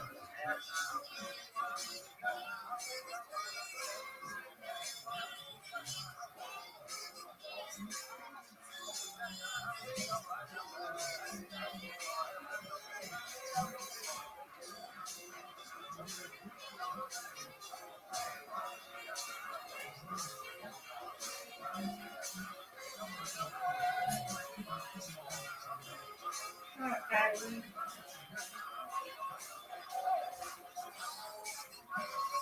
Oh, what a good strike.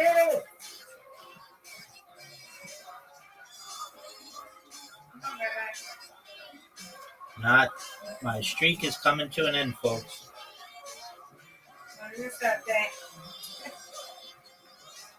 All good things must come to an end.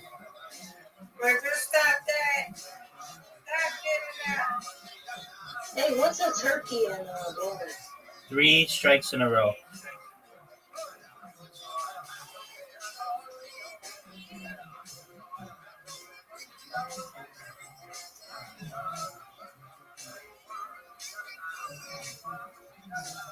Oh, nice spare. Oh, Miss Aquarius, what a good score. Hey, my Addie.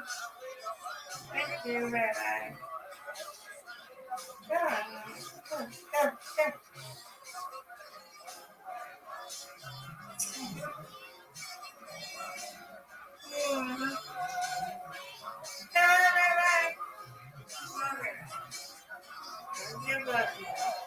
There we go. Come on. You got it.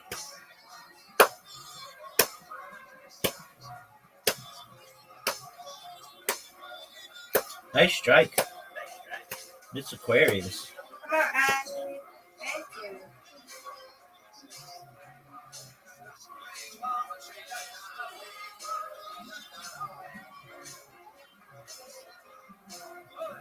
Come on, Patty.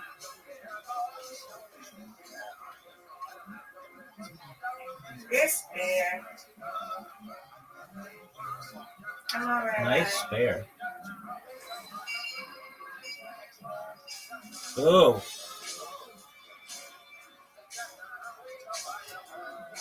Get it. Good job.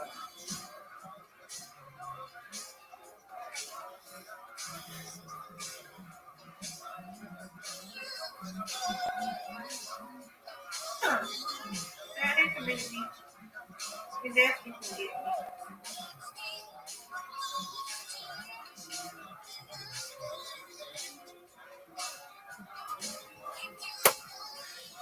His dad can beat me. 69.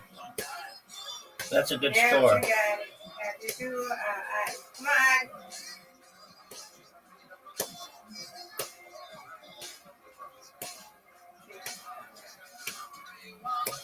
That is. Good job. Nice spare. She can get you. Come on, Audie. That looks good. Yay. You guys tied. Come on, Rabbi. No, not my round. I'm not good at these ones. I told you. You got me. You both won. Yeah, Good job. It's okay, you gotta do twice at the same time. You can look at it like that. That's how I do. That's how I do look at it. I look at it as you guys combine powers to beat me.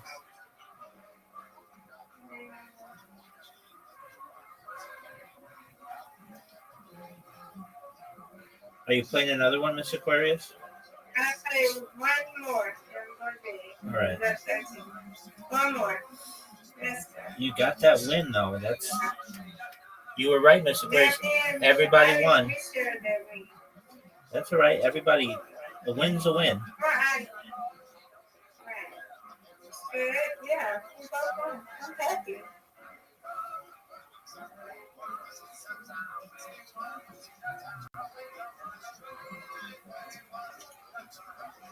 Oh my.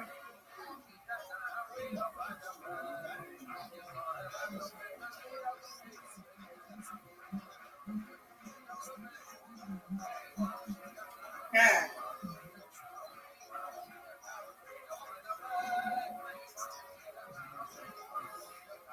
Oh, that was good. Come on, Rabbi. I am. I'm going as fast as I can, Miss Aquarius. No, they're saying that like they're saying go. I got you. When you say, there you go. There you go. Get it, Rabbi. Go, Addie. Yay, come on. Got this. You too, Rabbi. Oh, come on. Knock that back one down. I know, right? You know you do that. You do. Knock it down.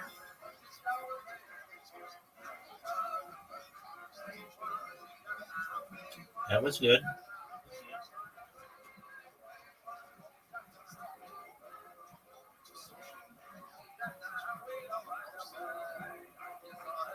Get it. You got it. Nice spare.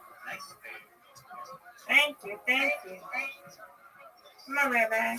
Not good. Not good.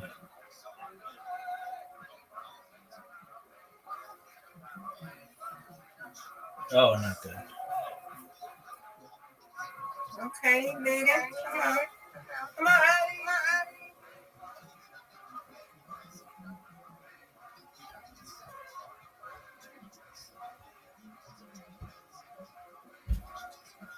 Okay, so you made it. Come on. All Good spare. right. Good spare.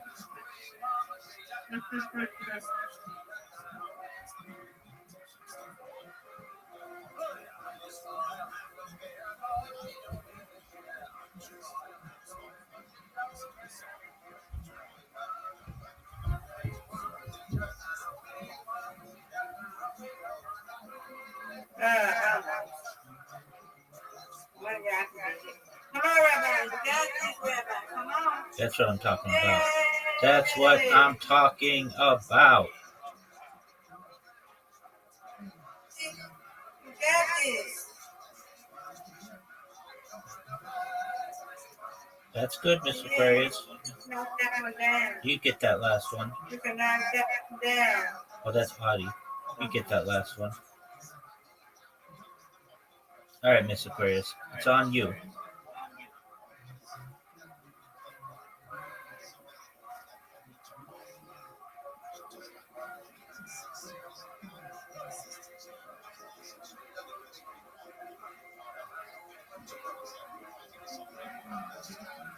Nice and slow. Get it. Yeah, I got it. Come on. No. That wasn't good. Tied My app is frozen.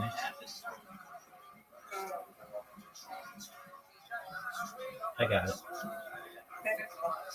Yes, there. Let's go. Thank you.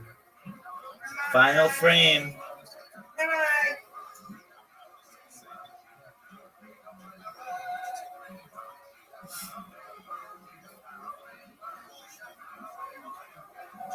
Bye-bye. Oh, we on the fifth thing. Oh, I didn't know that.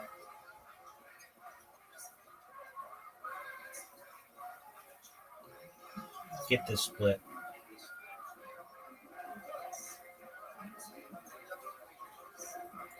As Aquarius takes the lead, gets a nice 2.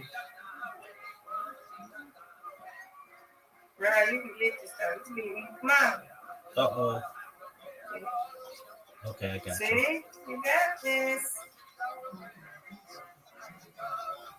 Good job. Good job.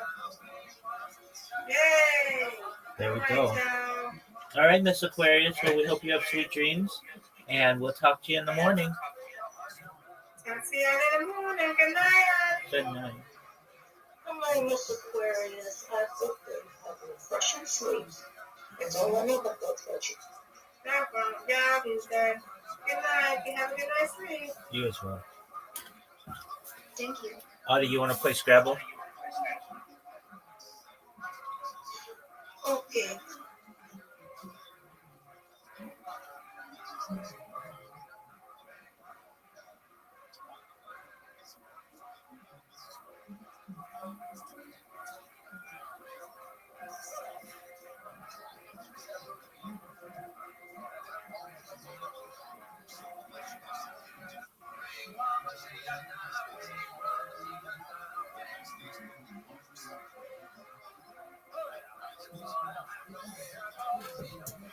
Purchasing manager for a local warehouse. Boring. Yeah, boring shit. I sit at a desk all day long. What else, Justin? What else about you? What do you do for fun? You ever hunt, fish? What? I like fishing. I like fishing, fucking, and drinking. Wow, fishing, fucking, and drinking. You ever fuck the fish? Big mouth bass. You remember that bass on Yeah. the wall? Hell yeah. Yeah. Hold him by the whiskers. I did. Who do you fuck? You have a girlfriend? I do. How long you been with her? About 9 months. Where'd you meet her at?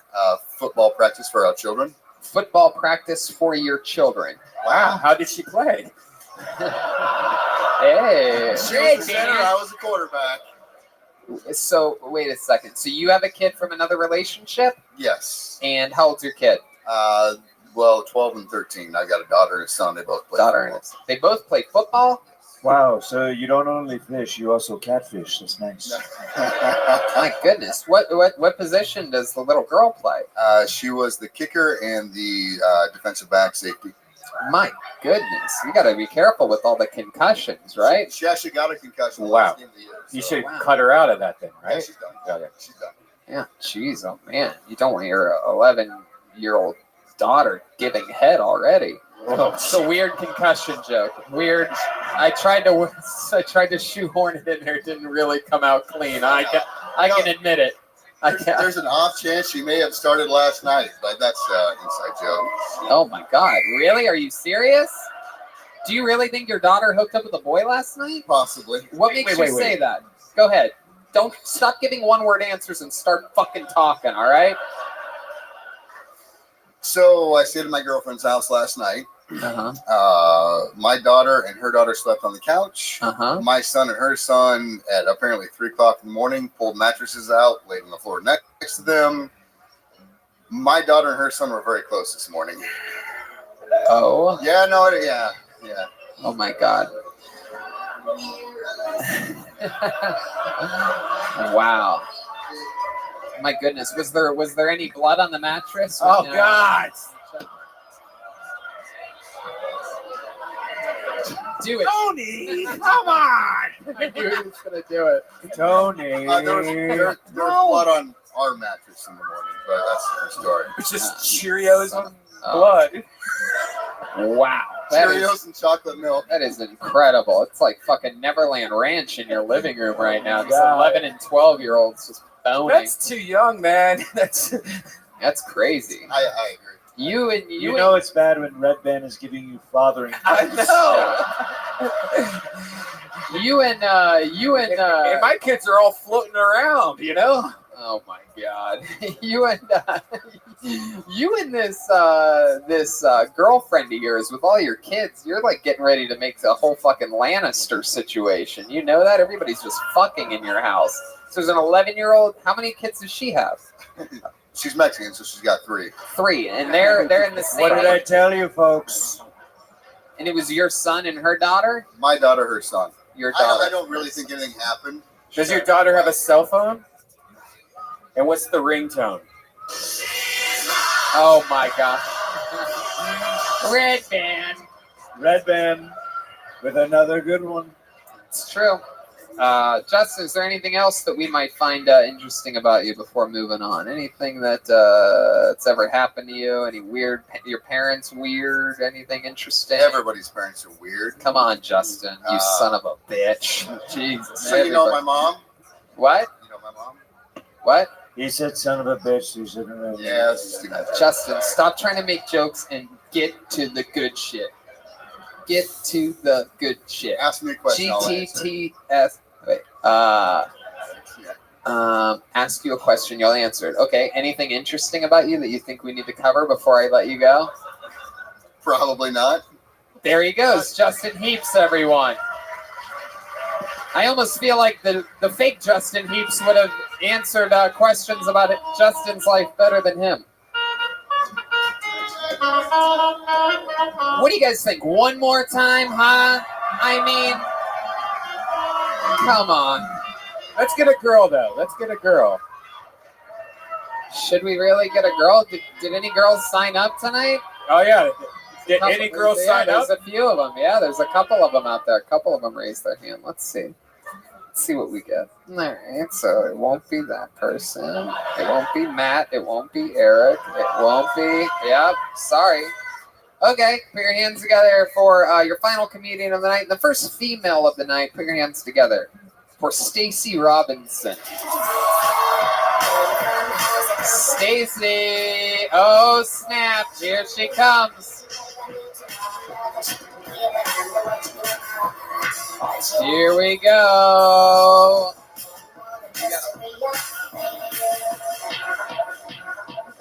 Come on, one more time for Stacy Robinson.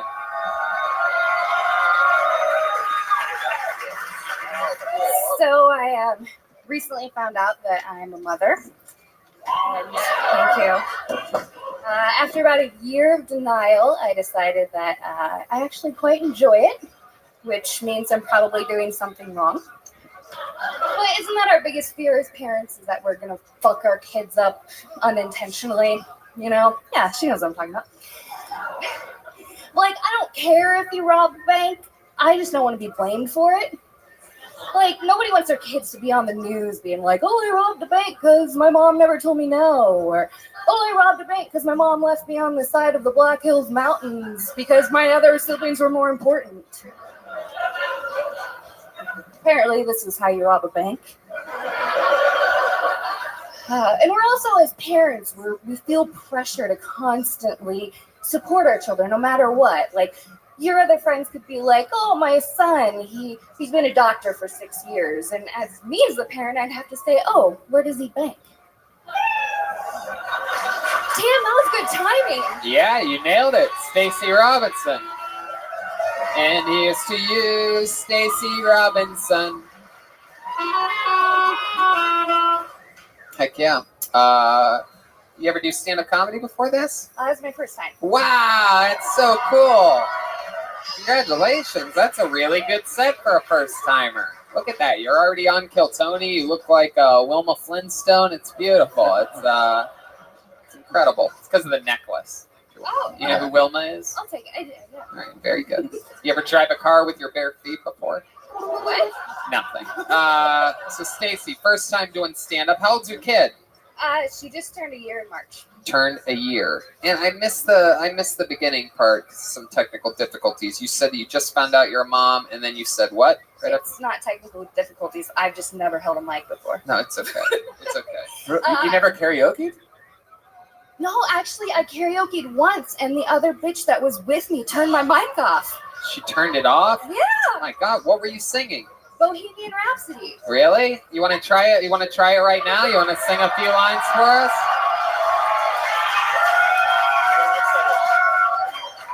Yeah, but before you do this, let me just say, because we're going to stall for time so we can get you the background. You know the words already? Oh, hell yeah. And you already have AIDS? Not full-blown AIDS. Not full-blown. Heck yeah. We know it's not full-blown. You won't even put a mic next to your mouth. So here we go. We're getting her redemption on that bitch. Ladies and gentlemen, bringing us home tonight. Well, I think this is the part where there's background vocals. Unless that's you, in which case, that's just scary. I can't. No, I would say keep it going. Oh, wait. Yeah, no, it's about to happen right here. Right after C. You ready? For you, you bitch, Adrian. If it keeps singing along, I'm going to kill myself. That's you. Poor boy, I need no sympathy, because I'm easy come, easy. You're good at the background parts. Here we go. Anywhere the wind blows doesn't really matter to me. Come on, Omaha, sing it along with us. Hell yeah, I fucking like this. Is this the bitch that unplugged the mic before? Mama, just oh killed fuck a yeah! man. Look at this thick little nerd. I like your style. Man. Pulled my trigger, now he's dead. Come on, everybody in this venue. We're singing this to end the episode. Just begun. Now it's gone and thrown it all away. Mama, ooh, when the wind blows. To make you cry. If I'm not back again this time tomorrow, carry on, carry on. Nothing really matters. Come on, you gotta fucking let it rip on this, Stacey Robinson. All right, we're bringing it home. Closer to your mouth and louder. My time has come. Yeah, there you go. Send shivers down my spine. Body's aching all the time. Goodbye, everybody. I've got to go.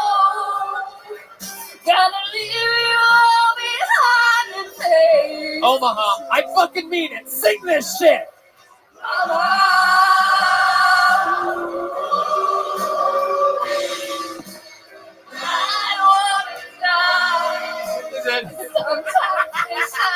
Unbelievable.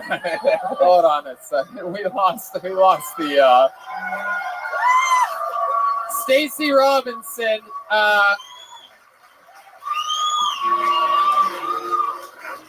I'm just a rich boy. Everybody loves me.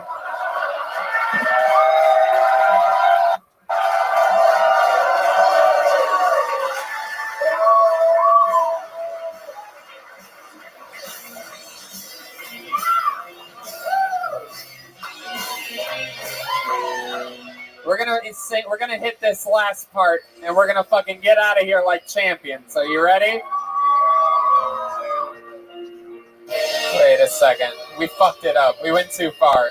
I went too far. We went too far. Right. Oh, here we go. Yes, back up. It doesn't have words anymore. Oh, here we go. Nothing really matters. Coming up. Nothing really matters. Anyone can see. Nothing really matters. Nothing really matters. Kill Tony! Omaha! We did it! We love you! There's nowhere I rather would have spent my birthday. Other than the 38 cities in which I'd rather spend my birthday. But we did it with you this year. One more time for Stacey Robinson. She did it. We have the #1 comedy album in the world right now. Believe it or not, belongs to that man right there, Jeremiah Watkins. Donald motherfucking Trump. Woo-wee! How about another hand for the great and powerful Brian Redband? We did it. Make sure you go download the new Reagan Watkins album. Follow Jeremiah on everything social media, Jeremiah Stand Up and Jeremiah Watkins on YouTube. The album is out now. It's available everywhere. Jeremiah or ReaganandWatkins.com. Anything else? Yes, my next guest on Jeremiah Wonders is Pete Holmes. Yes. Check that out. Listen to Jeremiah Wonders. And based on popular demand, we'll be doing more roadcasts of Jeremiah Wonders as well with Tony Hinchcliffe, Red Band, and Joel Minez on the road. So there you go. Absolutely. That's Jeremiah, aka President Donald Trump. And we did it, Omaha. We are going to be real quick. We're going to be selling posters and pins and new albums right after the show. If you could do us all a favor and consolidate it to one long line instead of all smashing up against us at once, and then we don't get through it at all. Just make a line. Sure, Mr. President. I know you might be upset for me for doing this, but I think we should all sing Tony Hinchcliffe Happy Birthday No, Come on. No, come on. That's crazy. You guys are no. These are all right. Okay. No. Happy birthday to you. You live You son of a bitches. like a monkey. Fuck you. And you are one too. Thank you, Omaha. I love you so much. Good night.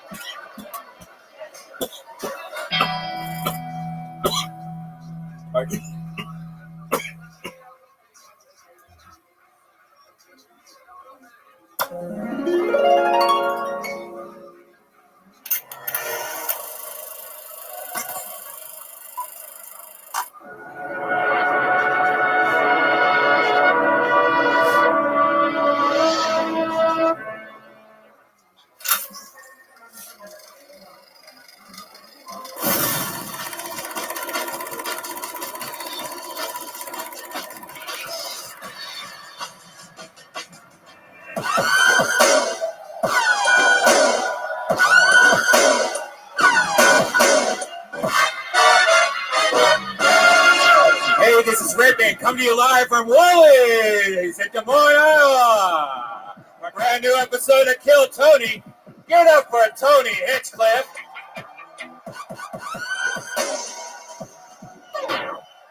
Des Moines, Iowa, make some fucking noise.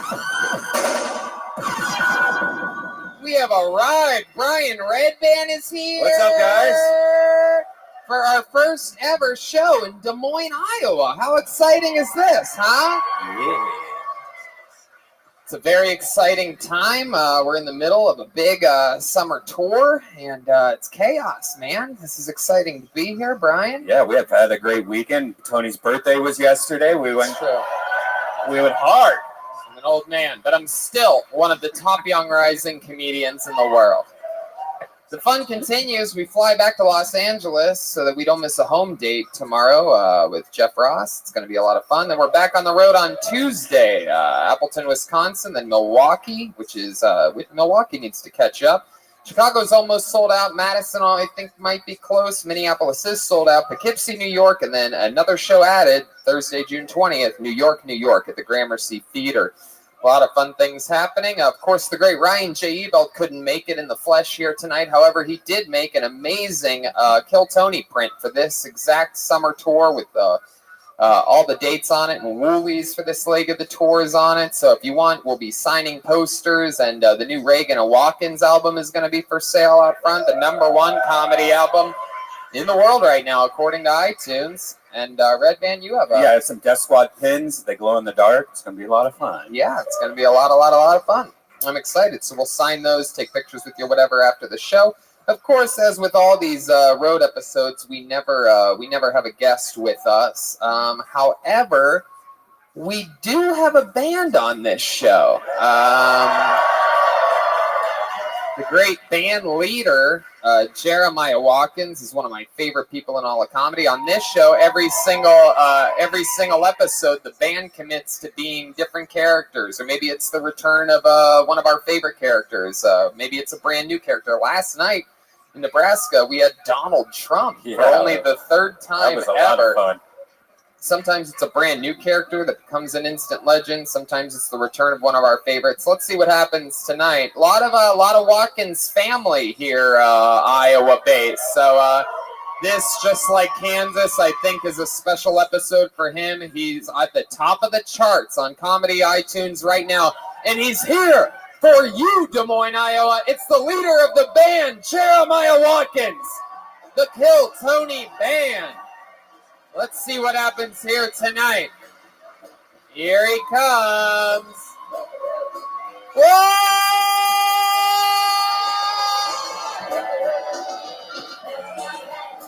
It's Jack the Ripper! Wow! How exciting is this? One of the most instantly famous of all time Kill Tony Band characters. It's Jack the Ripper. How you doing, Jack? I'm Jack the Ripper. Wow. My goodness. I mean, this is so wild. I never would have guessed such an interesting, complex character, a serial killer from what I believe is the early 1800s or 1900s, is here with us in Des Moines, Iowa, of all places. That's right. Such body on his hair. Look at that. Yeah. Very healthy hair. Quite the character. My goodness. It's like if there was a female Slash or something like that. But I'm excited to have you here. Dash the Ripper. I'm excited that you're here. We have Jack the Ripper, Brian Red Band, and a bucket of destiny, everyone. I'm going to tell you what. I was shocked at the amount of turnout for signups here tonight. Really? A lot of people with balls here in Des Moines, Iowa. Over 3 sheets of filled completely with signups. I think that brings it about 70, 80 signups. So may the odds be in your favor. You guys know how it works. If I pull your name out of the bucket, that means that you get 60 seconds uninterrupted on this stage. And then we talk to you for a bit, find out more about what makes you interesting. You know your 60 seconds is up when you hear the sound of a kitten. That means wrap it up then, or else you're going to bring out the angry, blazing saddle bear. Yeah. And it is definitely, as you could tell outside, Pride Week. There is, my God, there is vomit and cum everywhere. Outside of here. Bear juice everywhere. We were just stepping over hot loads to get into Woolies tonight. It is chaos out there. Just people fucking wrapped. I saw what? Shut the fuck up. I saw a mess. Guy with a fucking, forget it. I don't even want to bring it up. So we have it all figured out. Stairs are right in the middle. Stairs are right down the middle. You can't fuck that one up. Just walk right to the middle of the stage. You guys ready to start this thing? The first ever Des Moines, Iowa, Kill Tony, live at Woolies. Hey, it's Jack the Ripper. I just killed someone. Hey, That's crazy. Is that a broom handle you got there? It's hard to travel with me kind. I love it. Well, Jack the Ripper with a little bottle of Aquafina. Look at that. Wow, I mean. All right. I pulled a name out of the bucket. Here we go. This is where anything can happen. Sometimes it's someone's first time. Sometimes it's a local comedy bet. Sometimes it's a hero. Sometimes. How many of you like it when comedians do good on this show? How many of you like it when people bomb on this show? Wow. That's a 90-10 if I've ever seen it before. That's strong. All right, I pulled a name. Your first comedian getting us started tonight, so show him some love. Goes by the name of Ethan Fox. Here we go. Wow. Oh, be like cook fire. One more time for Ethan Fox, everyone. How are we doing tonight, everybody? All right, so I just want to start out by welcoming Kill Tony to Iowa. Iowa, land of the free and home of the deep-fried butter on a stick. That's right. Yep, that is actually something you can buy at our state fair, and people treat it like it's a goddamn delicacy. And I'm just sitting there like, for fuck's sakes, Martha, if you want to speed up the process of killing yourself, I'm pretty sure they sell tubs of lard at Sam's Club for half the price. Speaking of tubs of lard, anybody here ever had sex with, let's say, a larger person? All right, so that's what I like to refer to as a tubby double. Not only are you getting your rocks off, but you're also getting in your daily workout because God knows us fat people, we're not doing half the work. I think that might be it for me, Tony. All right, he's getting out of here. Ethan Fox, everybody. Heck yeah. Covered some good topics there. So, Ethan, you talked about the fair? Yep. You go on East Siders night? Sometimes. I don't make it a normal thing, but... Whoa, wait, what? Not East Siders. Whoa, what? Did I just blow your minds with that type of reference? You guys didn't even fucking laugh. It was so good. Shock. All right, let's get back to little J. Okerson up here. Talked about fucking a big girl. By the way, left hand in the pocket, khaki shorts. Wow. Still in the Midwest. It is continuing. This is a trend that we've noticed only on this Midwest tour. Kansas, Des Moines, and It's always the left pocket. what was the Omaha, Nebraska. You born and raised here in Des Moines? I am, yep. Yeah. And Ethan, you talked about having sex with a larger woman. Are you the larger woman that you have sex with? Sometimes, yes. Sometimes I am. You have sex a lot? I don't, actually. No. Unfortunately. No. When's the last time you had sex? It's actually been a good... You still have some pubes on your chin. I'm surprised that... I do. It's been a good 2.5 years, to be honest. 2.5 years. Why do you think that is? Why do you think it's taken you so long? Well, to be honest with you, Tony, the last chick that I was with, she kind of broke me in a way, and Yeah. it just hasn't been a She priority. really was a big girl, huh? She actually was one of the smaller ones, to be honest with you. Wow, one of the smaller ones. Yeah, it's a lot easier to get your heart broken by a non-fat chick. That is very true. Fat chicks break your heart. You're like, whatever, you crazy lady, get out of here. Come on, I can do better than you. But you probably can't do better than the girl that broke your heart, right? Definitely not. Now, How'd she break you? What happened? How long were you with her for? It was a good 5-6 months. Oh, wow, that's a long one. Really surprised you lasted that long. So how did it end? What did she do to you? She cheated on you? She did, actually. Wow, how did you find out? I was actually good. Did she do it right in front of you? Fuck you, Ethan. No, I was actually good buddies with her brother, and that's how I ended up finding out was he. Oh, she fucked her brother. Isn't that? We are in Des Moines, everybody. We have arrived. Classic Des Moines. The party has begun. The big brother told you, that's gotta hurt, huh? Hey, bro, sorry to tell you this. My sister's been fucking like wild. That is. Man, do you know who she cheated on you with? Not personally, no. Not personally, no. It's usually, they say, a gym trainer. So, I can see that. So you would not know him. Oh, no, definitely not. This body hasn't seen a gym or a barber in years. Wow. Hell yeah, you son of a bitch. Ethan, what do you do for work? What was that? What do you do for work? I actually am an assistant manager at Lids, one of the Lids stores here. Wow, the hat store. Sick. You have anything? You have any of the Jack the Ripper special over there? The old. I might be able to hook you up, Jack. I think Jack might want to kill you. It was me. I slept with his girlfriend. Oh.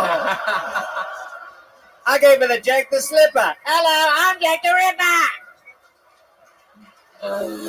Yeah. He said he never knew and he would never win it. Wow. So Ethan, you're working at Lids. Is Going that like at a shopping mall? Yep, over at it's one of the outdoor malls over in Altoona. One of the outdoor malls. You look more like an outdoor mall kind of guy. I never really thought they'd let you indoors. So how long you been doing that for? A little close to under a year right now. And this was your first time doing stand-up comedy? It is. Yep. Look at that. Ethan Fox's first time ever doing it.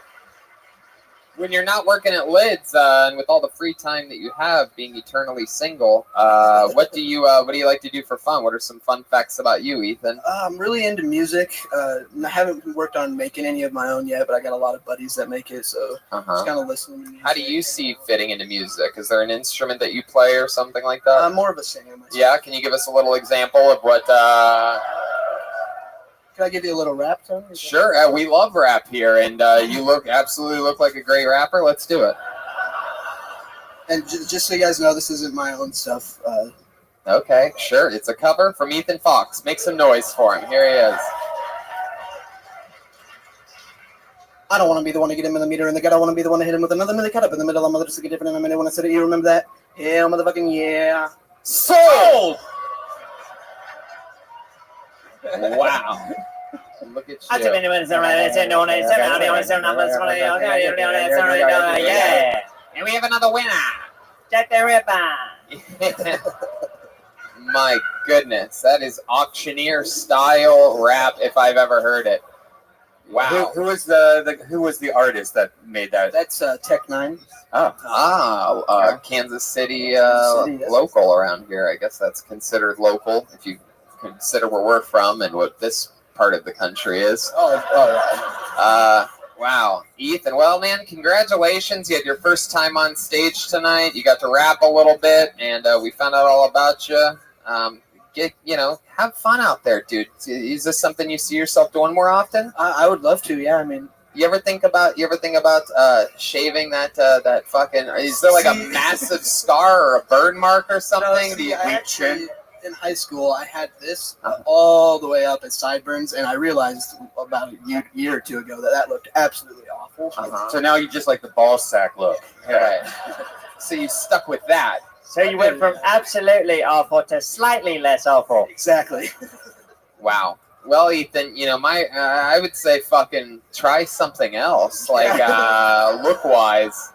Get out there and get your confidence back. Don't let that little dirty horse steal your heart from you. Hell yeah, thank you. All right, it was only 6 months. You should be over this by now. Use this as a starting date for a whole new outlook on life. If you can handle this, getting the show started, going up first on a show like this, you should be able to talk to any of these goddamn sixes here in Des Moines, Iowa. You know what I mean? There he goes, Ethan Fox, everybody. By the way, only the ugly girls don't think that joke's funny. So be careful. If you're not smiling at that, ladies, yikes. Then you probably look like Ethan Fox. There he goes. What a great shirt he had on also. Yes, he was rocking the Me Like Poop Fart shirt. Noteworthy. ShopSquad.tv. Wow, this is interesting. This is a guy that was just pulled out of the bucket in Kansas City. He came last night to Omaha, signed up again, did not get pulled out, but he came to Des Moines, Iowa, and he just got lucky again. This is a guy that's been on the show, I think, a grand total of 3 times. Once he traveled to Nashville, drove to Nashville, didn't get up. Traveled to Houston, didn't get up. So here he is. Trey Thompson, everyone. Come on. Here he is. I'm friends with this girl who had sex with this guy who spit in her mouth. She loved it so much, she wanted to date the guy after. I was hanging out with her, and she was confused. She was like, Trey, can friends casually have sex with each other? And I was like, yeah, absolutely. And then I stopped talking to save all the saliva that I had in my mouth for the onslaught that I was going to give this poor girl. She was like, no, the guy that I want to be with doesn't want to be with me, but he still wants to casually have sex and be friends. I was like, you should chalk that up as a win. He spit in your mouth. I'm surprised he even wants to see you in public anymore. You put it this way. Have you ever wiped twice with the same piece of toilet paper? She threw me a curveball. She was like, actually, Trey, I wipe, fold, and then wipe again. It saves toilet paper. I was so disgusted with this bitch, I spit in her face. And that's how I met my wife. That's so stupid. Trey Thompson, everybody.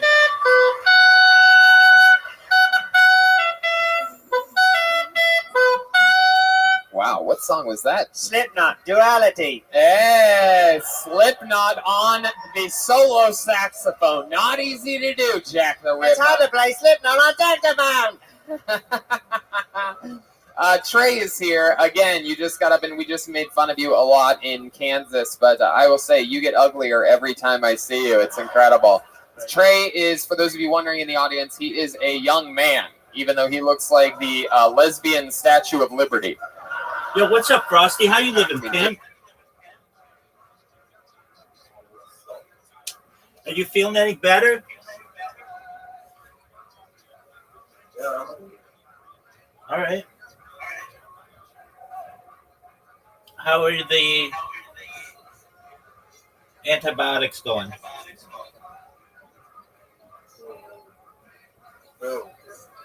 Okay. Have you not smoked in a few days? Not exactly, no. All right. Well, it happens.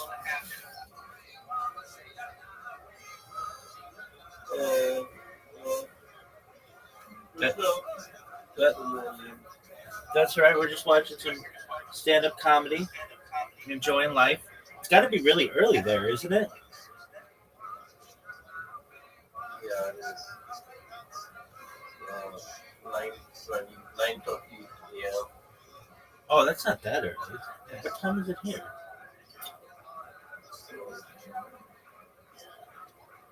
It's only 8. So we're like 12 hours apart. Okay. Yeah, Interesting. 12 hours behind. So it's morning here, it should be night there. Yeah. So it's like 9 o'clock in the morning for you. Yeah. Oh well, that makes it easier to judge. Okay. Very cool. What's on your agenda for today?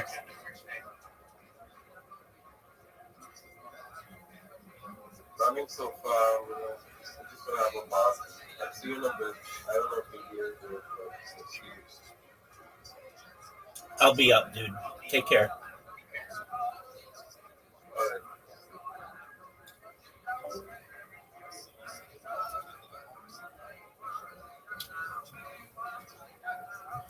It is incredible. You look like the Chewbacca of softball players. He looks like an animated ball of lint in a vacuum cleaner commercial. Look at yourself. You look like all the women on The View smashed together. It's just crazy. Like, how do you look like that, Trey? Do you have any explanation? Look at this audience and tell them why you look the way you look. I don't have an answer. You're 6 what? 5? 8. 6'8". You're how old? 26. 26 years old. How much do you weigh? 280. 280. Look at you. And Look how at many yourself. days left do you have to live? Is your family all really big, or? My mom's 5'10" and my dad's 6'1". My brothers wow. are 6'3" and 6'4".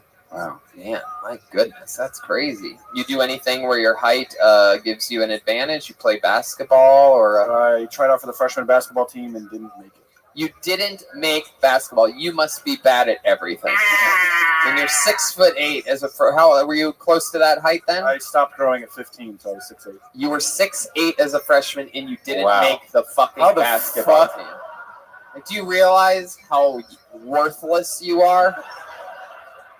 Did you try the women's basketball? Maybe you could have snuck your way in there. Yeah, you could probably still get in the WNBA.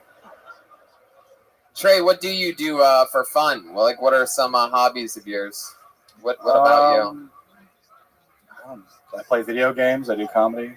You play video games. You do comedy. Wow, how fucking exciting you are, Trey. Now you drove here today straight from Omaha. Yes, we saw you last night. How was that? Did you have a smooth drive? Did you stop anywhere? Stop off at like a Taco John's or anything like that? Taco John. Stop off at like a Come and Go. You know what I mean? Yeah. Oh, a lot of Come and Go fans out there. It's like a. That's what I do with the ladies. Come and go. Jack, you dirty boy, you. You just went straight through? Mm-hmm. Hell yeah. And did you come solo? No, I got the art teacher with me. Oh, the art teacher. Yeah, Yes, we last found out night. about the art teacher that he's dating a couple nights ago in Kansas. How's that going? Good. Good? Did you drive or did she drive? I drove. Yeah. Did she accidentally maybe Finger fall paint you? asleep on your wiener? No, not yet. No. What kind of car do you drive? Do you drive like a... I drive a Ford Focus. She drives a Ford Focus. Wow, Her what car a is fucking nerd couple you guys are. Just bottom of the barrel, double focus. I expect that from an art teacher, but not from you. You ever put your two focuses together and pretend like you just have one Ford Taurus? Probably not. Trey, fun minute, man. Anything else that you want to say before you head back to obscurity? It's been a fun 3-day run. Interesting fact about me, I came with no hands when I was high on mushrooms. Really? You came with no hands when you were high on mushrooms? Did you hump something? What? No, I was on mushrooms, and Ari Shafir says to jerk off on mushrooms. So I did, and it wasn't, like, happening. Uh-huh. So I got frustrated, and I stopped. And I was just looking at my boner. And then I came like a drop. Uh-huh. Pre-cum. Yeah. Oh, I have no idea. Can I tell you something? If you come looking at a penis, even if it's your own, you're gay. Yeah. That's my policy. So I'm glad. We found out through this set tonight that you're not actually a lesbian. You're a gay man. Congratulations, Trey. How about another hand for Trey Thompson, everyone? We love Trey. I discovered Trey when he was 21 years old. Came up to me after a show, and I told him to fucking keep doing stand-up. Now I sort of regret that. No, I'm kidding. How about one more time for Trey Thompson, everyone? All right. It's the only human being I even... Well, actually, no, there is one little special guest that we have coming up later, but...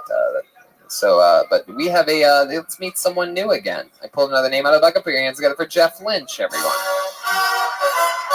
Here we go, Jeff Lynch. It's going to be coming any second here. Here he comes. Here we go. Come on, one more time for Jeff Lynch, everybody.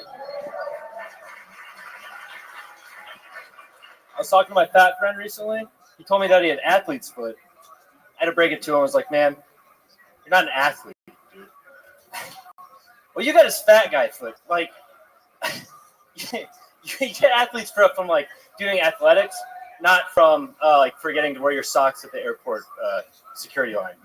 Like, I got athlete's foot when I was in Vietnam, and I'm not an athlete either, man. I got communism foot. Like, everybody's got. I think they all got athlete's foot over there. But in a different communist country, I stepped in a pile of shit, and I realized that it's a pile of human shit, and that was China. But, you know, San Francisco, you can step in piles of human shit too, but you have apps for that. So that's really like the real difference between capitalism and communism, is we have apps so you don't step in human shit. But whatever, that's all I got. Wow, Jeff Lynch. Hell yeah. How's it going, buddy? Grab that microphone. Heck yeah. Look at this. World traveler Jeff Lynch, huh? My goodness, you look like you've never left Des Moines once in your entire life. Yeah. You look like the Bounty Boy. I look like a Des Moines guy. I mean, yeah. Yeah, you just look like a plain old boring ass white guy. What do you think you look like? I don't know, man. I don't No. He looks like young Charles Darwin. Oh, yes, young Charles Darwin reference. That's a way to cause a ruckus in the audience. That's a hip reference, isn't it? Topical. No, I think you look like a mediocre, untalented Conor McGregor. Like if he wasn't good at anything, if he could barely speak, if he could barely get a thought out. First time doing stand-up, correct, Jeff? I've done it like 10 times, but I'm not. Wow. What? Hey, I'm not trying to do this. Like, it's just something funny. Yeah, I tried to do it 10 times though. That's more than once. I'm not trying to get paid. All right, you just like bombing. You're like a terrorist. I get it, Jeff the terrorist Lynch. I would say own it. Put it in the name. The bomb artist, Jeff Lynch. I do like his last name, though. Whoa, he's a serial killer, Jack the Ripper. Everybody, come on. I'm Jack the Ripper. Jeff, what do you do for work? I'm an analyst. What are you analyzing? I know it's not comedy. Yeah, no kidding. Just loan documents work for a big bank. Oh, okay. Talking to the mic a little bit more. Working for a big bank, Jeff. How long you been doing that for? 2 years. 3 years. What do you like to do for fun? What makes you different than everybody else? I do Muay Thai and I make my own pickles and hot sauce. Oh, wow. Pickles Look and at hot that. sauce. Muay Thai. Did you bring any pickles or hot sauce with you tonight? No. Yeah. At home. Wow. So all these world travels, you get, you save your money from working at the bank, and then you go visit places. Why Vietnam? Well, my wife and I worked in Korea teaching English. So then we got an opportunity to go. Got to really talk into the tip of that microphone, yeah. First time. Well, But 11th time, actually. Yeah, but yeah, but we taught English in Korea. So then we got to go to China, Taiwan, Japan, Vietnam. It was awesome. Oh, cool. So you teach English, too. Do you get paid to do that, or just... Yeah. Wow. All right. Well, that's fun. What actually did you talk about? I could not follow what you were saying. It was really bad. I don't want him to repeat it again. It had something to do Sorry, with man. stepping in poop. Everybody has athlete's foot. Capitalism and communism. It was just like all anti-funny stuff. It was like the opposite of. It's really the opposite of comedy. One of the absolute most silent sets I've ever heard in the history of this show. It was almost mind-boggling. Jeff, did the other 10 go better? What'd you say? Did the other 10 sets before this go better? Not really. Not about the same, right? Exactly. You could get the reaction you got here tonight alone at your place. Just run it by your wife. Maybe that's the problem. Maybe your wife's laughing at these things. Does she laugh a lot? I don't know. Sometimes. All right. What does she do? My wife's a graphic designer. Graphic designer. Yeah. Jack the Ripper. I'm about to kill this guy because he keeps dropping the mic slowly, making me angry. Every time he answers a question, he slowly just starts. Puts it in his beard. All right. So, Jeff, is there, you know what I mean? Like, you have a weird family or something like that? Parents still together? Everything's normal childhood? Yeah, what's it like to be the son of Mumford? There's a hip reference, Maya. There you go. Pretty normal upbringing. My dad was a cop, but that's probably the most weird thing. Your dad was a cop. Yeah. He's not a cop anymore. He's He's retired. retired. He's a sheriff in our county up Oh, very cool. Where's that at? Where are you from? Charles City, Iowa, way up north. Way up north. What's the population about? 8,000 people. 8,000 Yeah. people. My God, you might be one of the best comedians in Charles City, Iowa. Hopefully, man. What did that microphone cable do to you? Like, why? What's happening? 11th time doing comedy, and he's already ready to hang himself like one of the greats. At least you're doing something like a great comic, Jeff. That would be his first confirmed kill.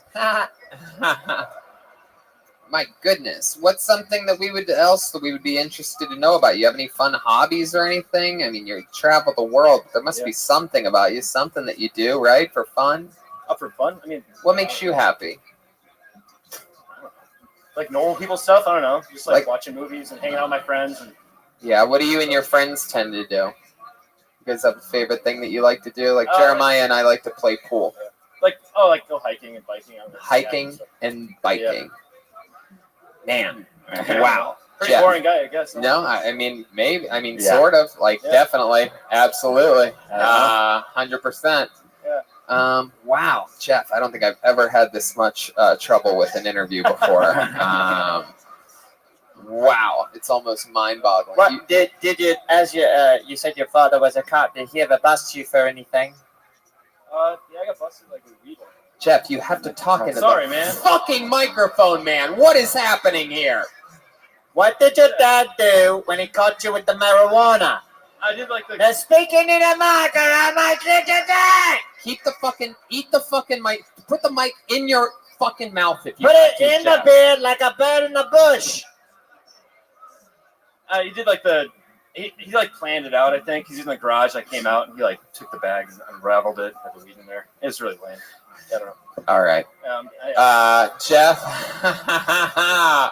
I don't know what you thought was going to happen here tonight. I came for the show. No, it's okay. Jeez, don't make me feel bad. My God, I know you came for the show, but you also signed up. You don't have to sign up to see the It's show. not mandatory. You know that, right? You could have just came and watched people do exactly what you just did. And you could have enjoyed it. You could have been like, man, glad I didn't sign up. But instead, you're the guy that did sign up, and you're like, oh, yikes. But you did it, you know? I mean, what can I say? At least you had the courage to come up here with basically nothing. And then during the interview part, basically give us nothing to work with. And that, my friend, I've really never seen anyone with that much swagger to really just go, I don't see what the problem is. I'm boring and I don't have shit to talk about. But it's like, it's okay. I mean, it's like showing up to like a music showcase with no instruments or practice or really anything. But you know what? There you go. But you did it. Jeff Lynch, everyone. Hey, can I ask one question? Oh. No. Is that always that small? What? On the road it is. There he goes, Jeff Lynch, everyone. You guys want to boo him? Boo him. Boo this man. Go ahead. Oh, that was annoying. Yeah, I mean, at least if you're gonna suck, just at least talk into the microphone, people. I mean, my God, it's like so fucking simple. Please don't sign up if you really don't have anything. You know, like just sit and watch. I mean, there's so many people that have practiced nervously. They're shaking right now. I heard some people tell me that they sweat every time my hand goes into the bucket. And then you have this guy just doesn't give a shit about shit over here. Oh, who cares? Wow, okay. You know what? I'm going to actually save this for later, but this guy has a little bit of a magic touch. Yeah, that's the one surprise. That's the one other guy that I know. Look at that. He signed up. Oh, this is exciting. Look at that. One-word name, Sharpie marker, all the magical components here. Put your hands together for Gorilla. Gorilla. I think this whole thing's about to pick up. Here he is. Come on, everyone. Put your hands together for Gorilla. Yeah, I know what you're wondering. Why the mask? Well, it's because I'm a pilot, and, I want to keep things a little bit anonymous for myself. And I became a pilot because, I was afraid of dying alone. But you guys ever heard of the Mile High Club? Anyone? It's where, do it on the plane.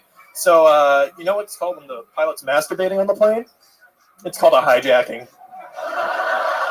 Brings a whole new meaning to cockpit. Anyways, speaking of porn, just like incest porn's on the rise right now.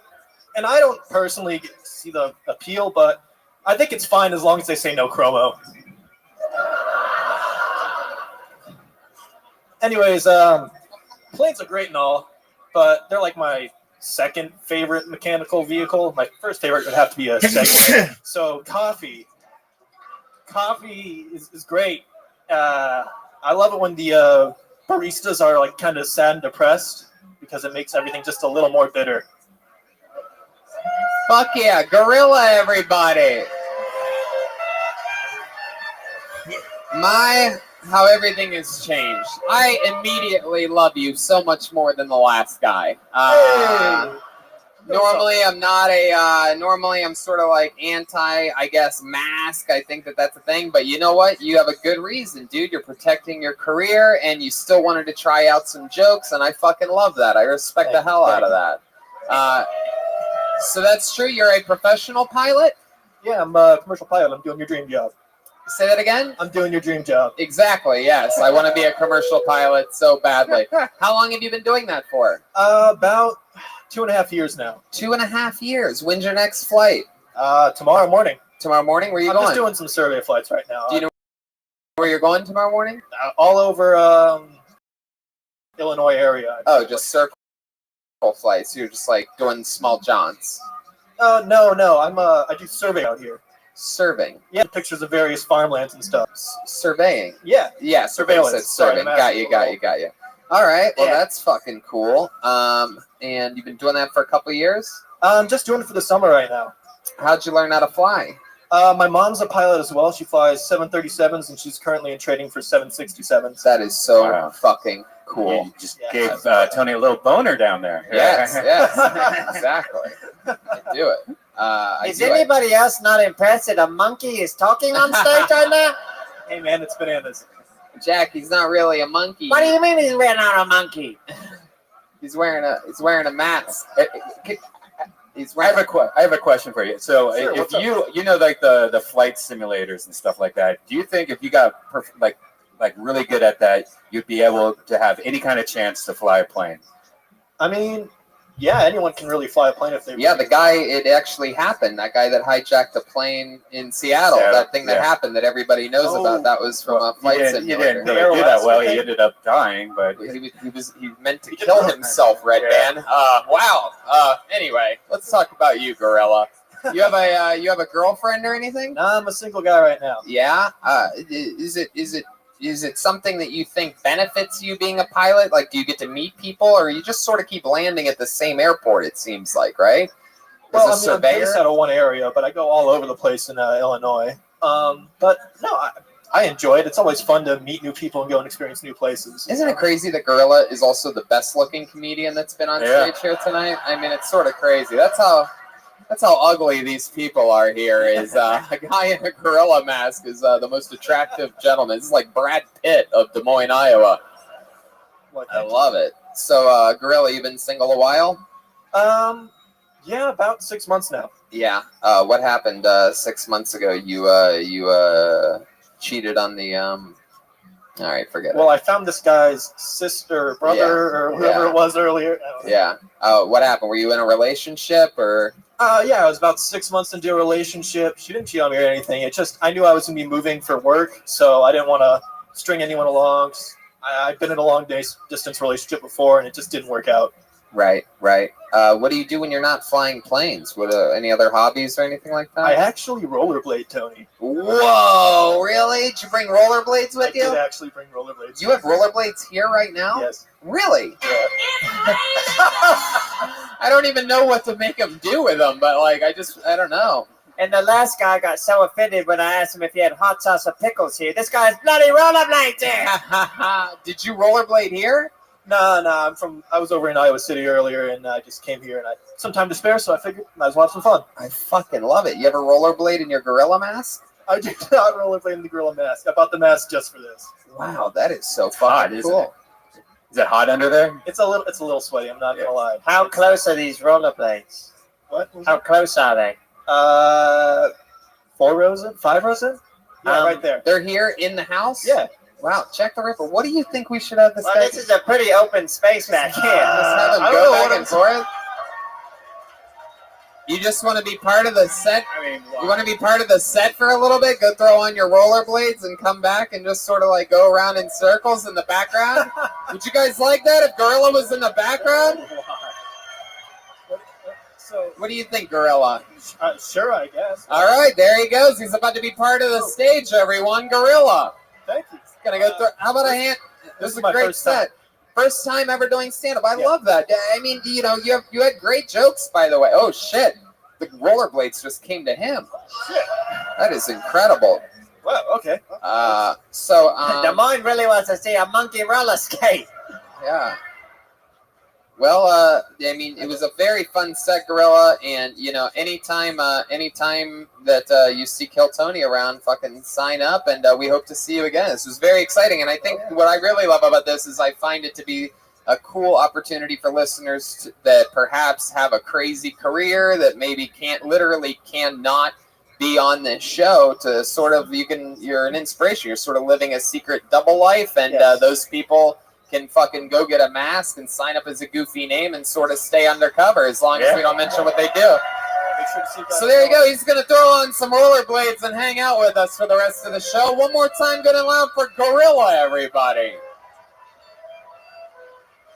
So we're going to have a Gorilla live rollerblading back and forth on the back of the stage because Des Moines is a special place. You know what I mean? So, Gorilla, go back in that corner over there because I'm going to pull another name out of the bucket. And then when this person's done doing their, let them finish their minute or whatever. And then whenever you're ready, just start rollerblading back and forth in the background of the stage. If you could go backwards at one point, awesome. You know, I think he's going to have about an hour and 15 minutes to go backwards. This is still pretty early in the show. Pull another name out. Put your hands together to your next comedian, Clayton Baker, everybody. Clayton Baker. Wow, here he is. Very fast. Very good. What's up, Des Moines? Happy Pride, everybody. Just drove in from Winnipeg today, Canada. That's right. I had a Maid-Rite sandwich on my way in. I don't know what's sloppier, a Maid-Rite or my girlfriend's pussy after a 12-hour drive. I saw some bison on the way in. Anyone see some bison around here? You guys have great deals on weed down here. I got an eighth of weed and 3 cobs of corn for $30. The only problem was I think they were grown on the same plant. Mids, I guess that's why they call it the Midwest. I hate driving down the border these days because ever since we legalized weed in Canada, the cops always want to ask you about it, the border cops. You pull up to the window, it's a fat Republican in a Paul Blart Halloween costume. He looks down and he says, "Do you smoke marijuana, son?" And I never want to lie to the border agents because that just makes matters worse. So I always look up and I say, "No, sir, I don't smoke marijuana. I only do psychedelics and amphetamines." To make matters worse, he asked me what I was doing in America. I said, "Well, sir, I'm coming down to the United States this week to kill Tony." And then he stuck his hand up my ass. So interesting note, sorry to jump in. I met Tony Hinchcliffe 6 years ago in a hockey rink in the middle of Canada, Lloydminster, Alberta. He was opening for Joe Rogan, and I met him in the back. And I said, one day I'm going to come down, and I'm going to come to the Comedy Store, and I'm really going to do this. I'm going to show you a very good minute. Not quite the Comedy Store, but here we are, Des Moines. Thank you. There you go. Clayton Baker. You did it. Is that true? I met you in Lloydminster? Yeah, Lloydminster. We were in the back hallway. Hey, woo, look at this. Gorilla. Heck yeah, the people are loving it already. Gorilla is going back and forth on rollerblades, and it has begun. He's very smooth. He might fall at one point. He's got a little stripper pole back there, a gorilla-sized stripper pole. My goodness, this is exciting. You signed a copy of my Bert Kreischer book. Oh, very cool. Heck yeah. I'm guessing it didn't have a cover on it?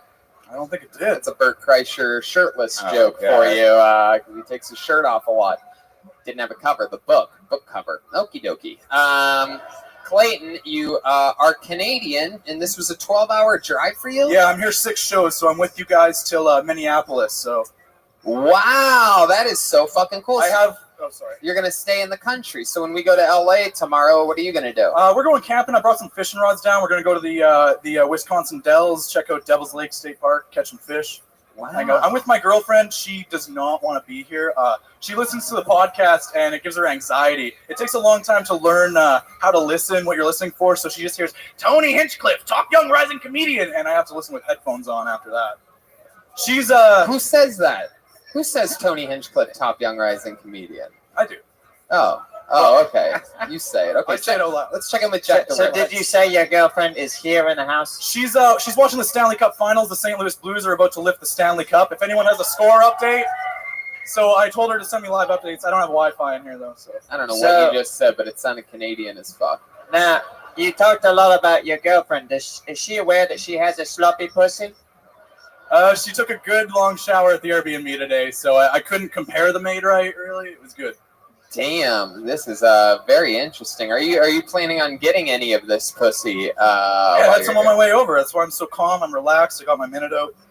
Wow, my goodness, look at you. You are one of the most confident Canadians I've ever met in my entire life. I mean, you're talking about her sloppy pussy, but you're wearing a fleece hoodie with a chain, brother. It's true. In your fucking Canadian pajamas over here. Tell us some more about you, Clayton. What do you do for a living? I'm a radio technician up in Winnipeg, so just a similar story to Jeremiah, where we work in morning radio. I get up at 5 a.m. every day, do the weather on air, and it's more of a news-based program, so I can't exercise my creativity, but it gives me some good performance skills. You don't get to be one of those wacky morning radio DJs? You don't ever get 95.9 FM, CFCR. You're listening to. No, I can't do it. Wow, yeah, you're right. One day. You just do the weather? That's all you do? I'm the technician, so I pick all the music. I hit all the buttons. Okay. You know the deal. Fucking Canadian morning radio. Just fucking bobbity boring. What do you expect to do with radio tech work with the end of radio happening? Oh, I don't know about that. Do you think your radio friends are going to be happy that you're on the #1 live podcast in the world? I think they will be. There's a lot of people back home. A medium that is killing their entire industry. Yeah, exactly. I get a chance to tell a lot of good stories, and we can focus those on longer formats. So maybe podcasting is the way to go. Fuck yeah, Clayton. I like your style. You remind me of my nephew. What else about you, Clayton? I host an experimental radio show as well on the college station, so it's a lot of like power electronics, noise music. And I play a little bit of that as well, so lots of harsh noise type stuff. You play any music yourself? Yeah, noise experimental. So like synthesizers. But I mean, like you play the instrument of noise. Yeah, it's like anti-music. I'm working on a black metal album right now, a solo black metal album. Wow, black metal. You look more white metal to me. I love it. Wow, Clayton, how long you been with this girlfriend of yours? A tumultuous 1.5 years. It's going great now that we moved in together a couple months ago, and things are starting to smooth out a little bit. Yeah, why weren't they smooth before? I did a little bit of running around. To smooth out a Canadian relationship, you have to run a Zamboni over it. Pretty well. There's a lot of steps to it. Yeah. What was going on in the relationship? Why was it rough? I was running around a little bit. I'm pretty young, so I went, yeah, boo, please boo. Wow. So I'm very thankful that she stuck through it, and I think we've worked things out. And Man, we're who did you hook up with while you were?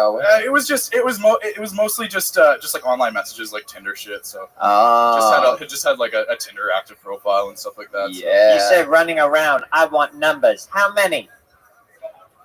Just dirty Tinder conversations. Tinder. Yeah. Heck yeah. Just Could you give us an example of one? Yeah. Do you remember anything that you said to one of the? Hey, whoa! You're not part of this show at all. I promise, sir. Don't yell anything wherever the fuck you are. Bunch of buffoons. I'm really worried about the jokes I'm doing up here. I tried a couple out, and she's like, "You can't joke about that. That's our real fucking life." So, like what? What can't you joke She's like, about? "I really have a sloppy pussy. Don't talk about it. You can't tell people about it. They're gonna associate me with it." That was the least of the worries. This is a serious issue. I don't want to spoil the rest of the minutes. We've got a long week ahead of us. Shut the fuck up. What are you talking about? Spoil the rest of the minutes. Yeah, gorilla. Fuck yeah. I love it. Look at got a curious gorilla on rollerblades. Only here in Des Moines, Iowa.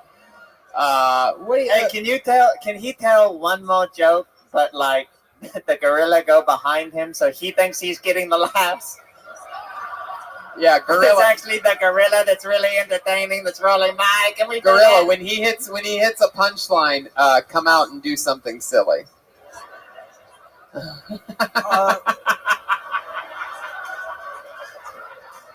I fucking love gorilla. I'm going through a breakup right now. My girlfriend doesn't know about it quite yet. I thought I'd do all the emotional work first and let her figure it out later. Oh. Wow. All right, let's keep it moving along. There goes Clayton Baker, everybody. He's following us around all week. That's a real fucking Kill Tony fan. Come on, put your hands together for him. Man. And how about Gorilla? Are you comfortable up here? Are you having fun? You chilling? You a little hot? Yeah, take your jacket off. Feel free to. What? You know what? Why don't we put a hand together for Gorilla, everybody? You can go back to your seat. There he goes. He looks a lot like from behind Jeremiah Watkins, by the way. It's sort of frightening. Did you notice that, Jeremiah? This might be a long-lost brother of yours. Right? I don't know who Jeremiah is. That could be him. That's Jack the Ripper. All right. How about one more time? Oh, wait, he's changing rollerblades. We'll let him go. We'll let him go. Indeed. Last thing we want is a gorilla to break his hip on this show.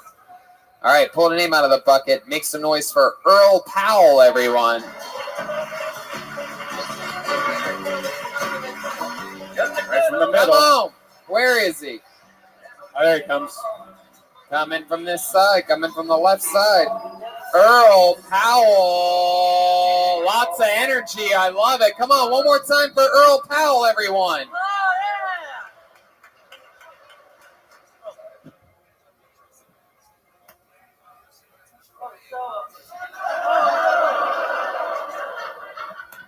There's my first joke. So with the practice was going on. That's the joke. So my girlfriend says I can never really shave my head, and I wonder why. She just said I look like a crackhead. And I thought the itching would show it off. Show me. But so a frog hops to a bank. So a frog hops to a bank to get a loan. And he hops to the bank teller and he asks, "Hey, Mrs. Teller, as a reason nameplate, can I get a loan?" And the bank teller, Mrs. Whack, she goes, "You know, you need a collateral." And he goes, "Well, here's a little pink porcelain pony." And she looks at it very confused. And she also asks, "What's his name?" Really messing up this joke. And he goes, "Kermit Jagger." And it's a knick-knack, paddywhack, get the frog a loan. His old man's a Rolling Stone, and goodbye. Wow. All right. Earl Powell. Shut the fuck up. How dare you? Hey, there goes the gorilla, everybody. One more time for gorilla. Yeah, they love the gorilla. Crowd favorite gorilla. How dare you guys boo a 7-year-old boy after his first time ever doing stand-up? Clearly. Oh my God, Earl! How old are you? 19. I was thinking about that. No, you're not. Yeah, 16. All right. What's the honest number? 19. Really? Holy shit! I know. I don't look like it. No, you're amazing. You look like the little boy from 2.5 Men. Jack the Ripper, what do you think about this guy? It looks like when he was born, the doctor stuffed him in a locker. He's got braces. He's got thick Christmas Story style glasses on. You got the whole fucking thing. You're like if Clark Kent turned into Superboy. Have you always looked young? No, when he was 3, he looked old. What the fuck? I guess so. I thought black didn't crack. What? I thought black didn't crack. Yeah, you are something else. Do you have brothers and sisters? 3 older sisters. 3 older sisters. Dude, they look young. Red band. Let me see a picture. All right. Fuck yeah. So you live here in Des Moines, Iowa? Yeah. How did you even find out about this show or what? Or my friend brought up the show to me, and hell yeah. And this was your first time doing stand-up comedy? No.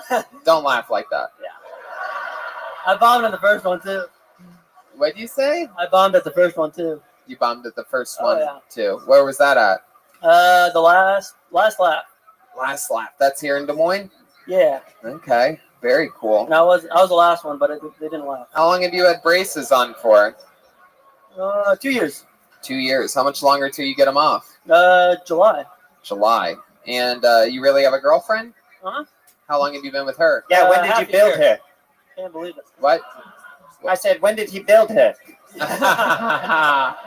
She a robot? I had to put on a bra, and the storm happened, and Where'd you meet your girlfriend at? come and go.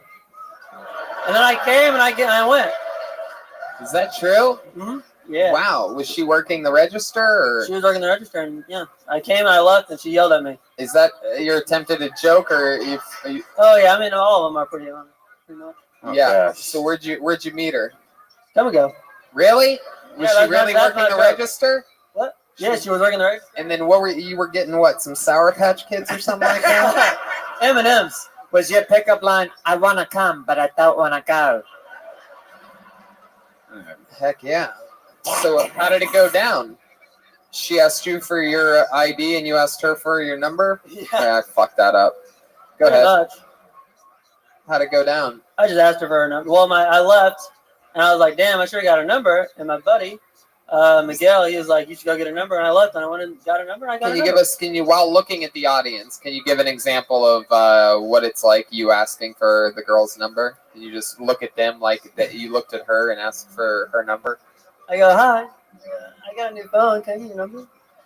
Hey, look at that. Pretty good. Heck yeah. This lady likes I it was right just here. as nervous on stage as I am in person. Did you do the itchy head thing too? You're like, hi. Yeah. Oh, yeah. The old hair off the glasses. Oh. Hell yeah. So what are you doing? You going to school or something? No, I'm in a band with my friend trying to make music. You're in a band? Yeah, what's the name of your band? So. Yeah, I guess. Much like your comedy. It describes the music too. What do you play on So-So? I play guitar. Yeah, do you sing at all? Mm-hmm. Can you give us a couple lines from a So-So song? You want acapella, or should we bring it up on Spotify? You can bring it up on Spotify. Okay, how do you spell it? S-O-S-O? S-O-S-O. S-O-S-O, all one word. Let's see what happens. Spotify, So songs. It's on Spotify, not on iTunes anymore because I don't know what happened. All right, relax. What's the go-to song that you would do if you got bullied off of iTunes as well?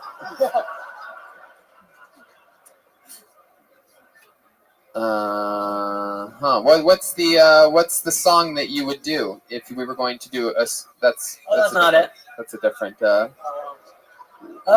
We'd do Rain Pours, or What Happened After the Rain Pours, spelled incorrectly. Rain Pours. What happens after the rain pours? Did you write that song? Yep. Yeah, you write all the songs for So-So. Mm-hmm. So you're writing So-So. Yeah. So. Man, your girlfriend go to those shows? Is this it? Yeah. Yeah, that's you. Come on, sing it for us, dude. Here it is. A little something after the rain pours. What happens after the rain pours? Does it shed a little, then leave more? Does it put a lot and stain the floor? What? How you doing, kiddo?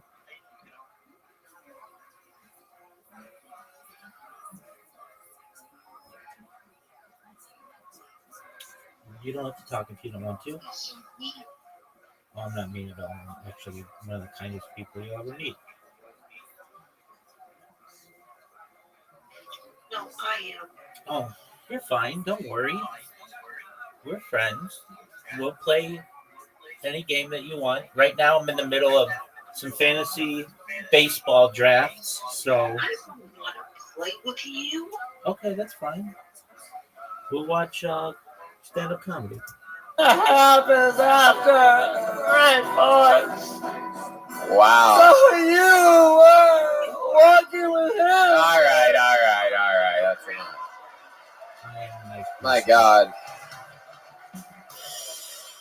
You're like Kurt Cobain if the listeners killed themselves after that. Oh, absolutely. You seem like you were in pain when you were Yeah, singing. it sounded like you were getting your braces tightened while you recorded the music. Is that sort of your style? Is like sort of like the one emo boy. Oh, okay. What's the most emo thing about you? You have a softer side. I wear black socks. You wear what? Black socks. That's wow. What a hot topic. What a rebel. Yeah. My goodness. What's the manliest thing about you? You seem like I have a penis. Good answer. Good answer. Yeah, but That's still up for debate, and Yeah. you know it. What'd you say? I'm like going when you're ready. Okay, cool. Just one moment. I'll send you an invite. And you call it a penis and not a cock or something like manly. You're like, I got a penis. A wiener. Heck yeah. You don't have a wee wee and two tiddlywinks, huh? I love it. You definitely don't look like an Earl. Has anybody told you that before? No, everyone actually said, you look like an Earl. Really? Because the name is so ugly.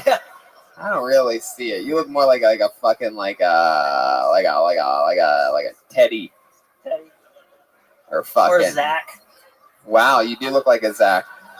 You're right. Z-A-K. Heck yeah. All right. Did you ever wear your backpack front ways in high school? Because that's what you look like. Like you're the kid who's afraid of like getting stuff stolen out of your backpack. So you put it on the front side and you're like, these zippers are only for me and me only. You ever do that? Have you? Have you ever done that? Have you ever worn your backpack? Oh, before? no. Oh, wow. I know homework to school.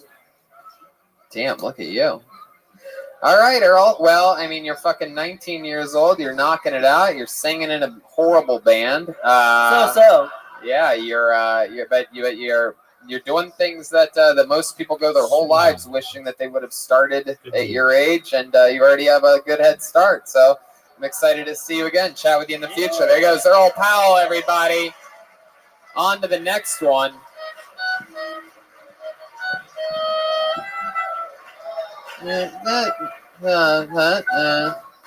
I know that song. Oh, that's Julia Michaels, right? Uh-huh. Ah, from Iowa, another local reference. How about a hand for the band here? Playing new music, Iowa songs. All right. Let's keep this fun train moving along. Make some noise for Mike Getler, everyone. Come on, Mike Getler. Here we go. It's coming right down the middle. You guys having fun out there tonight or what? Here he is. If you want it done right, you do it yourself. That's what I say after I make love to a woman. I started a fictional Wikipedia page about myself when I drank too much. And according to Drunk Mike, I was once punched in the face by current hot dog eating world champion Joey Chestnut after I called him a human glory hole for pig scraps. According to Drunk Mike, I have an advice column for couples in BDSM relationships called Awake with Untie Me 36. So We Can Talk. Look at the ass kicking you're laying down on me. And according to Drunk Mike, I once begged a girl Very not to good. come Very good, Audie. so I could maintain my perfect record. That's what I got. Okay, 50 All right, seconds well, that from Mike happens. Getler. I'm glad that you Very are good. taking it out on me. So, Mike, And you've literally, done that's stand-up great. comedy before, am I correct? Yes, I started in February. Started in February here in Des Moines? Des Moines, Iowa, This yes. is where you're born and raised? Wow. No, I'm a military brat. I was born in Hawaii. That's where my mom's uterus was. And then lived here, back and forth between here and California since then. Oh, very cool. And you live here now mostly? Yes. Why is that? Why is that? Well, I love Iowa, actually. Sure. Like, I lived in California. Yeah. Of course. I lived in California as an adult, too, but being able to get from one side of town to the other in 25 minutes is pretty dope. Yeah, that is pretty dope. Thank you. That is pretty dope. Some of us would say depends on the town, but if that's all that matters to you, getting from one side of the town to the other, then sure, fuck yeah, buddy, you got it. This like is left fucking and heaven. right. You're right. Don't ever leave here. Never gets better than this. Absolutely, 100%. 25 minutes from one side of the town to the next. What do you do for work, Mike? I am transitioning. I should be starting a new job this week. Congratulations on Pride. Yeah. Transitioning. Jobs. I was selling animal feed ingredients. Beer? Now I'll be doing digital service sales. So like Google AdWords. Stuff. You think you taught me the word veer?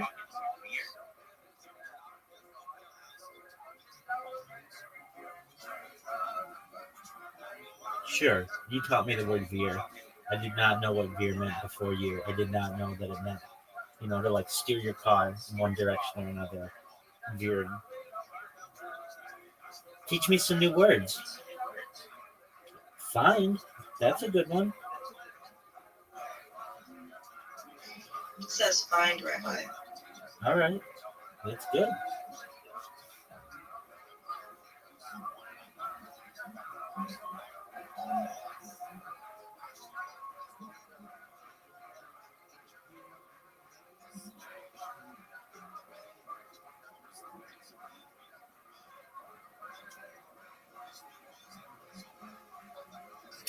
I need to come back. I'm losing pretty badly. I don't think I've ever been down as much as you had me down at the beginning of this game. So don't call it a comeback.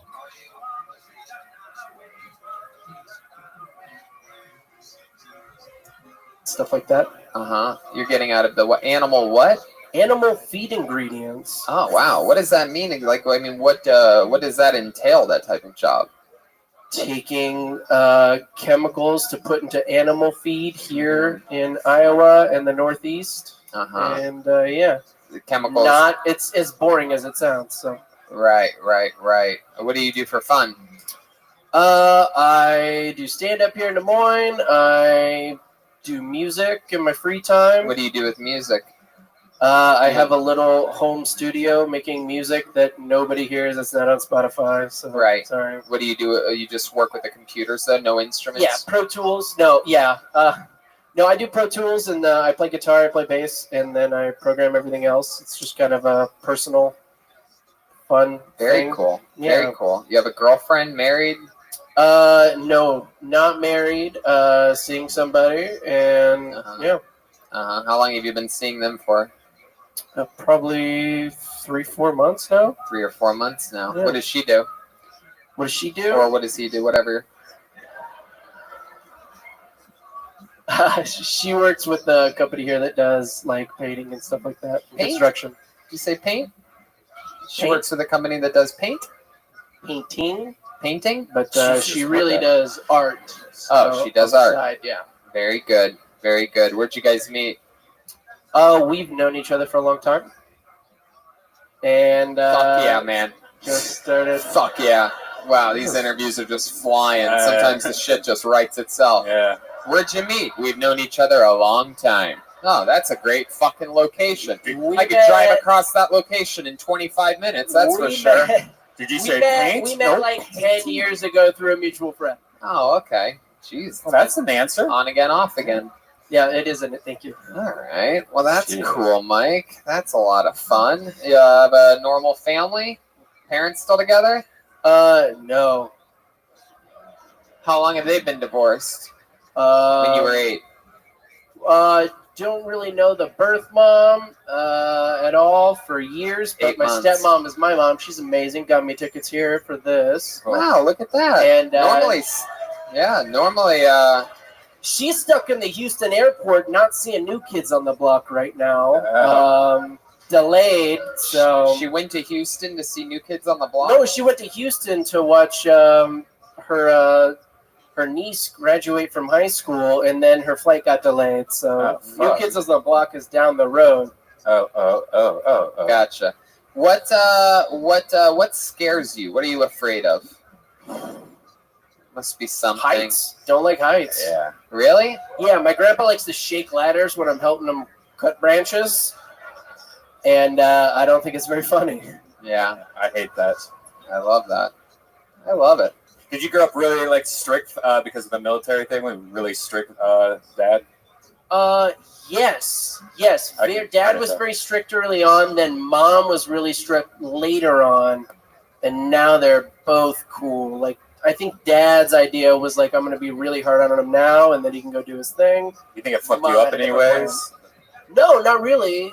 Maybe for a period of time there, but I think at some point you just kind of grow up and you realize like you guys were just figuring this shit out too, doing the best you can. Yeah. What branch of the military is your dad in? Dad was a Marine. I was a Marine. Little brother's in Afghanistan right now. Wow. You're a goddamn American hero.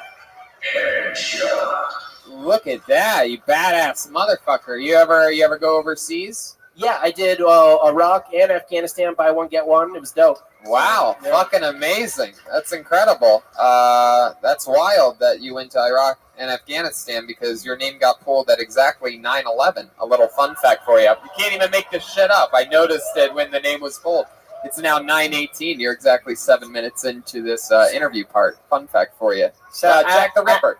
Yes, as a Marine, do you have like tactical training, like fighting skills? Yes. Okay. Could we perhaps? Yes. Could I come at him with my knife and see what happens? Yeah. Can you just perhaps in slow motion without hurting him? Yeah, don't hurt him. Okay. Whatever you do, don't hurt Jack. I the like Ripper. how you checked in with him. Like, I'll kill him right now if you give me the permission. Yeah, can you just sort of show us? Jack the Ripper is a famous serial killer. Here we go. You guys excited about this? Mike Gettler, the son of a Marine, the brother of a Marine, himself a Marine. Yeah, he's got a cane, but he's going to try with that knife. Totally real knife. Here he comes. He's walking around. I'm just a little old man. Don't worry about me. Excuse me, sir. Do you have any change? Okay.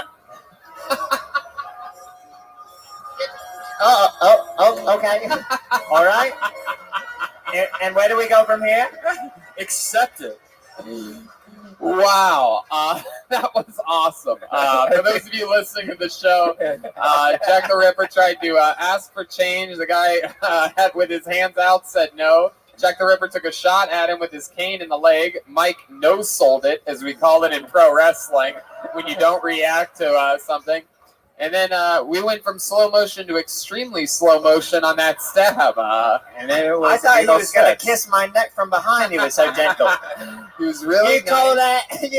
You should have broken my arm, you pussy Marine. What are you doing here? Let's go again. I love it. I'll cut you with this plastic knife right here. Mike, you had some. I loved your style, man. Little hints of silly, aggressive. You had energy. You had well-written jokes. I love what you're doing, and you should keep doing it. And hopefully, we'll see you next time we're around here. Hell yeah! One more time from Mike Gettler, everyone. Heck yes! Don't do that.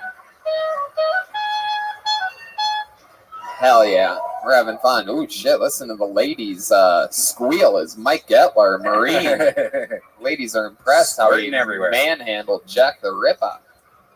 Okay, pull another name out. Here we fucking go. Mitch Mavis, everyone. Mitch Mavis. Mitch Mavis, here he is. Come on, one more time for Mitch. What's up, guys? Start off here. Fuck Nebraska.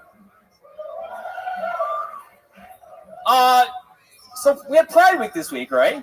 And gay people, they're good, right? We like them. Hey, I'm all for homosexuals getting married. I think it's great. I think it's very great we legalize that across America. What I'm not okay with is homosexual interracial marriage. I just feel like they're going one step over the top. A little bit too far down the road. I don't know if there's any turning back, though. I don't know. We'll see. A little bit about me. I spent some time in the military as well. I was in the Army for 4 years. A lot of masturbation, a lot of booze. Finish it? You want to finish that one? That's all I got. Thanks, Tony. Okay, there we go. Mitch Mavis. Mitch Mavis, everyone. We're doing it. That was a risky joke you did there with interracial gay marriage. That's an interesting one. I think we were all looking for the punchline there. Jack the Ripper? Yeah, I hate to tell you that. That wasn't a joke. That's just how he feels. Yeah. I think so. That was some real honest things. That's what it felt. What is it that angers you the most about interracial? We're talking about dudes only, right? You wouldn't be mad if a white chick married a black woman, right? I guess I'd be okay with it. Oh, right, but dudes, there's something about two different races of dudes getting married that bothers you a little bit. Can you explain maybe just a touch what it is? And does it anger you more if it's a white bottom and a black top? Yeah, he calls that coloring outside the lines.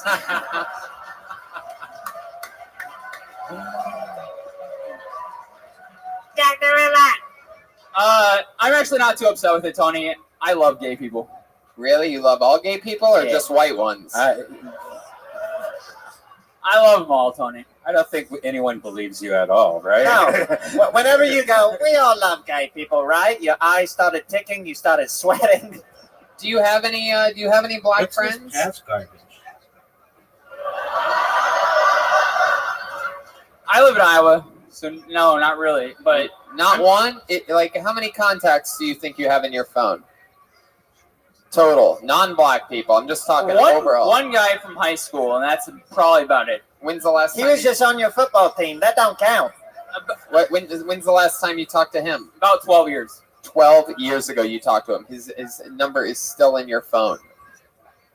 Maybe. Yeah. Maybe. Wow. Have you ever had any bad interactions with black people before? No, Tony. No. It's very compelling. It's okay. You can answer honestly. What is it about black gay men that you think you don't like the most? I thought it was a funny joke. I'm a Wait, big what fan. would you say? What'd you say? I thought it was a funny joke, Tony. It's okay. Just relax. Just answer the question, Mitch. Everything's okay. There's no wrong answers here on Kill Tony. Just tell us what you don't like about black gay guys. For the audio listeners of the podcast, he's wearing all white, by the way. Yeah.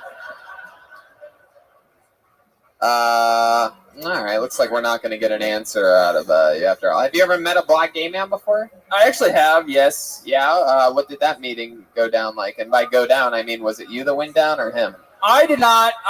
It was actually I was in Korea when I met the guy. He was a nice guy. Really nice guy. And he promised you that he would tell you when he was about to come, and he didn't. And that's fucking. You've never been able to forgive him since then. Am I close to correct on that? You're getting closer, Tony. All right, Mitch. So what are you? You're a former soldier of some kind? Yeah, I was in the Army. You were in the Army. Did you have any tactical training? I did not. No, not really. No.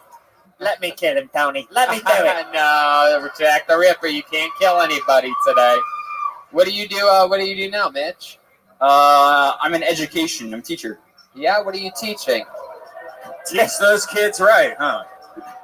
Listen, little kid. The gays are bad. Are you teaching children or college or high school? High school. Very cool. What do you teach? PE. Oh, you're a gym teacher. Hell yeah. All right. Well, that's interesting. How long you been doing that for? 3 years now. 3 years. What's the creepiest thing that's ever gone down in your classroom? Thing that stood out to you the most? Thing that you think might be most interesting? There's a lot of smells that happen in PE. Yeah. A lot of kids that don't understand what it means to be clean. I Show them how to clean themselves. So there's some smelly kids in your Yeah. class. Okay. You get used to it after a while. Yeah. I'd imagine so. You get used to the smell of children after a while.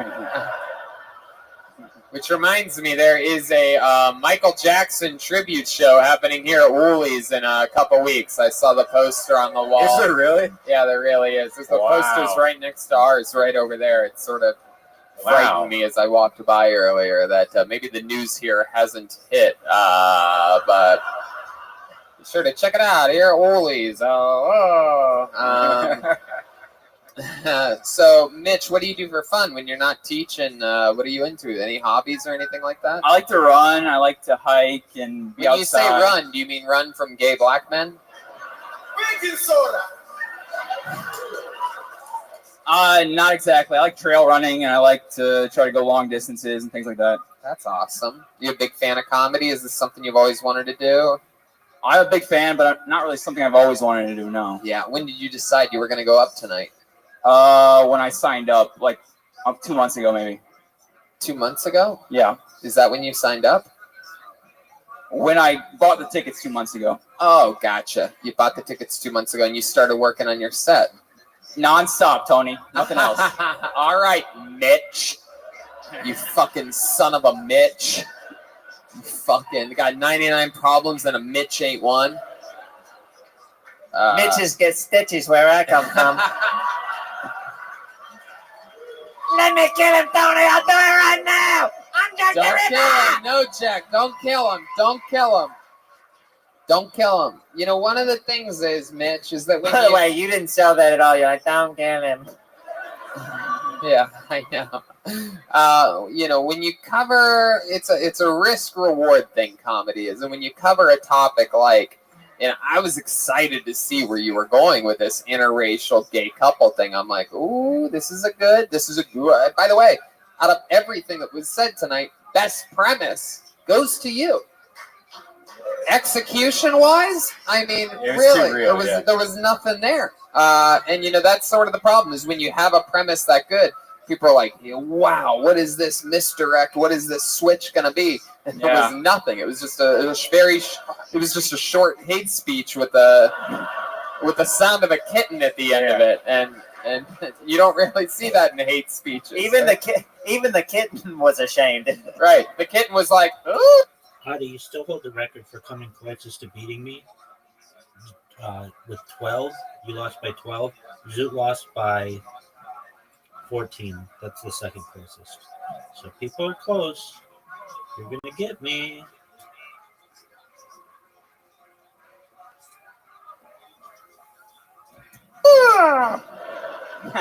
Yeah. So you know, I like your courage on taking on sort of a topic. Like, there's definitely a punchline there. If I had fucking a joint in 7 minutes, I'd be able to turn that into probably a really great joke. Like, I don't mind gay marriage, but I have a problem with interracial marriage because had, and like I would have it, but I don't have it now. But I'm saying I would have it. And my point is you know, if you go for an edgy joke like that, you got to finish it. You know what I mean? And your delivery was so serious that we actually believed that you, right? You know, like it wasn't like, hey guys. That's a curse I have. Is like I'm too serious. It seems like. Yeah, so you have to then be silly what you talk about then. Yeah, not like double serious or whatever.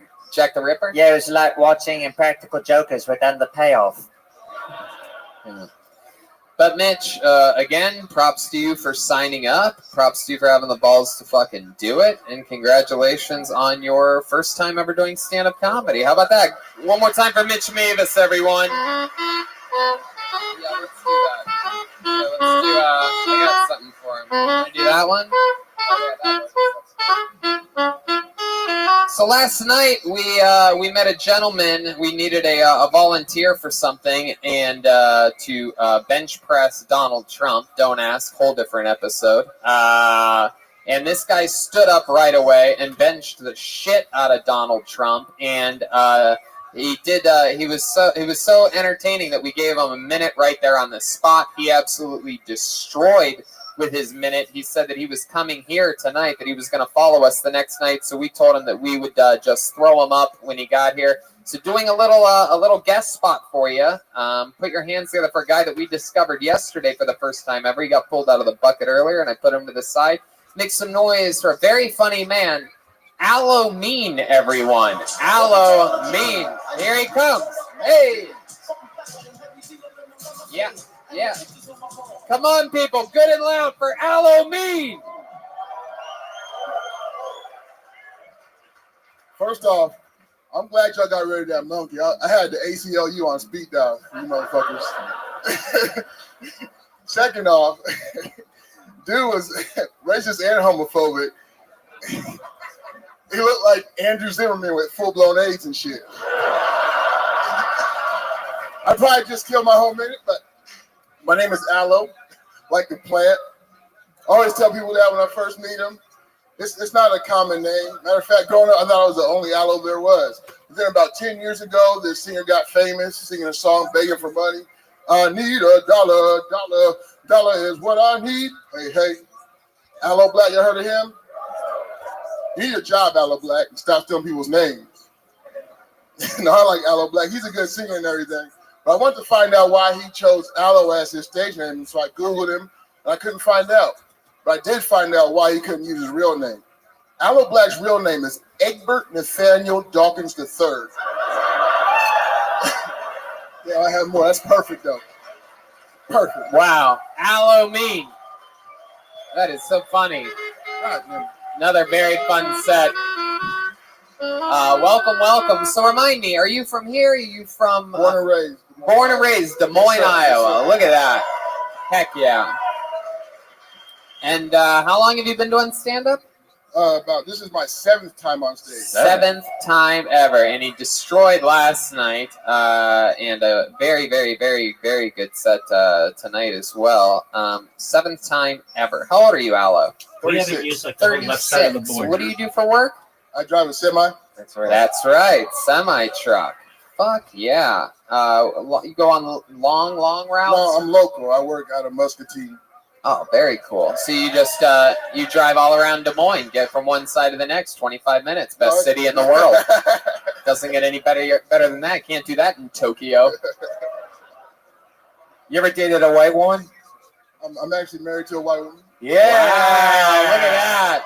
Look at this audience fake clapping right now. Look at this. These fucking Des Moines haters. I fucking love it.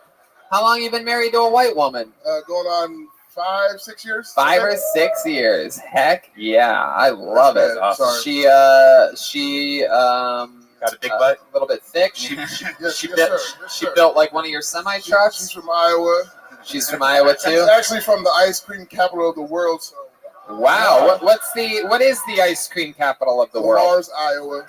Damn. Look at that. You're not gonna be happy about this shit. I fucking like it, man. And where'd you meet her at? I met her at school. At school? At junior college. I didn't want to say it, but yeah, junior college. Junior college. What do you think? We thought you went to Harvard for truck driving? What the fuck are you talking about? Harvard, VCR repair, truck driving. Just go to harvard.com online. I love it, man. And what were you studying in junior college? Back then it was business and bullshit, really. Yeah. And business and bullshit. And what was she studying? She was me, pretty much. Hell yeah. Fuck yeah. That's a lot to cover. That is one hard final. She wanted some hot fudge on that Sunday.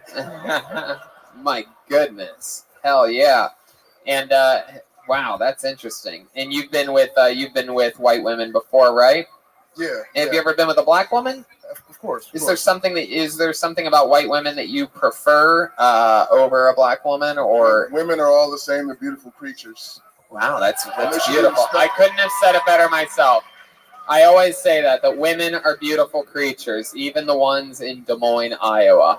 Especially the ones in Des Moines, Iowa. They're more creatures than they are beautiful, but still beautiful creatures. I love it when I look out and still see some not laughing at that. So it's like, I don't think you guys realize if you don't laugh at it, that means you're ugly. It's so funny. It's like, I'm going to show him. Yes, Jack the Ripper. Yeah, I was just going to say the only difference is white women call him aloe and black women call him cocoa butter. My man. I love it. I love it. I love it. Aloe, you're in your hometown killing. You had a guest spot allotted for you. Tell us more about you. What else, Aloe? Anything else interesting?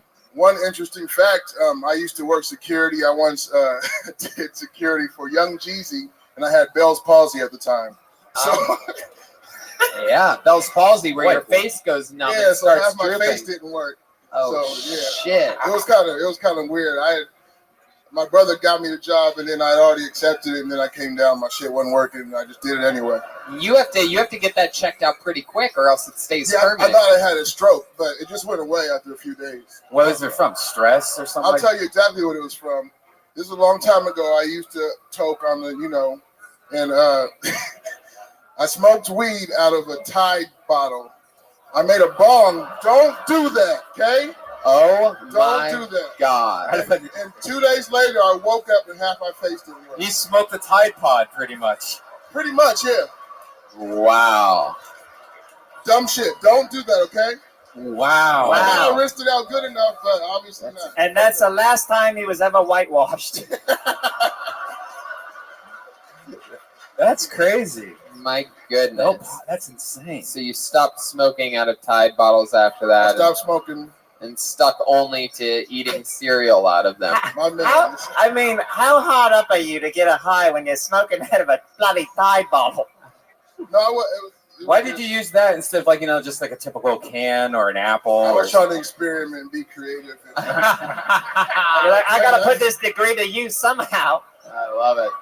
It's a shame junior colleges should teach you stuff to smoke out of in case you get excited. That was actually after I went to Iowa State. So that is.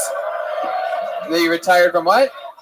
I went to Iowa State and then I did. Oh wow! What, did you play football or anything? No, not at Iowa State. Only at junior college. Oh, that's right. Oh, that's right. Racquetball. Gotcha. Yeah. Iowa Central, if you were wondering. Someone said what junior college? Iowa State, the home of the Cyclones. Iowa, the home of the Hawkeyes. Both laughable to Red Band and I's fandom of the Ohio State University, and we want you to never forget it. Don't you ever fucking forget it. Every year, I want you to think of these two faces when you look at that final score. Every fucking year. But we love your support. Thank you for coming out. And anytime you see a dead body in the street, I want you to think of this face right here. Outside that. Aloe, I think you're fucking awesome, man. I love your swagger, your confidence. You're so goddamn likable. And let me know if you're ever coming out to LA for any reason, and we'll figure out a way to squeeze you up a spot at the Comedy Store sometime. How about that? There he goes. Aloe Mean, everyone. There he goes. Hell yeah, dude. So much fun. This guy bench pressed Donald Trump 6 or 7 times last night on stage out of nowhere. What perfect timing for him to come up though, right after that last guy, and be married to a white girl. That's absolutely, absolutely. If that guy before him would have found out he was gay, he would have been furious. Because what are you gonna do, right? What are you gonna do? Tell him you don't like him? Can you imagine that? Hey, I don't like your kind around here. Oh, you know what? Fuck you, bitch. Suck my dick. That's my Aloe Mean impression. If he was mad and wanted a dude to suck his dick.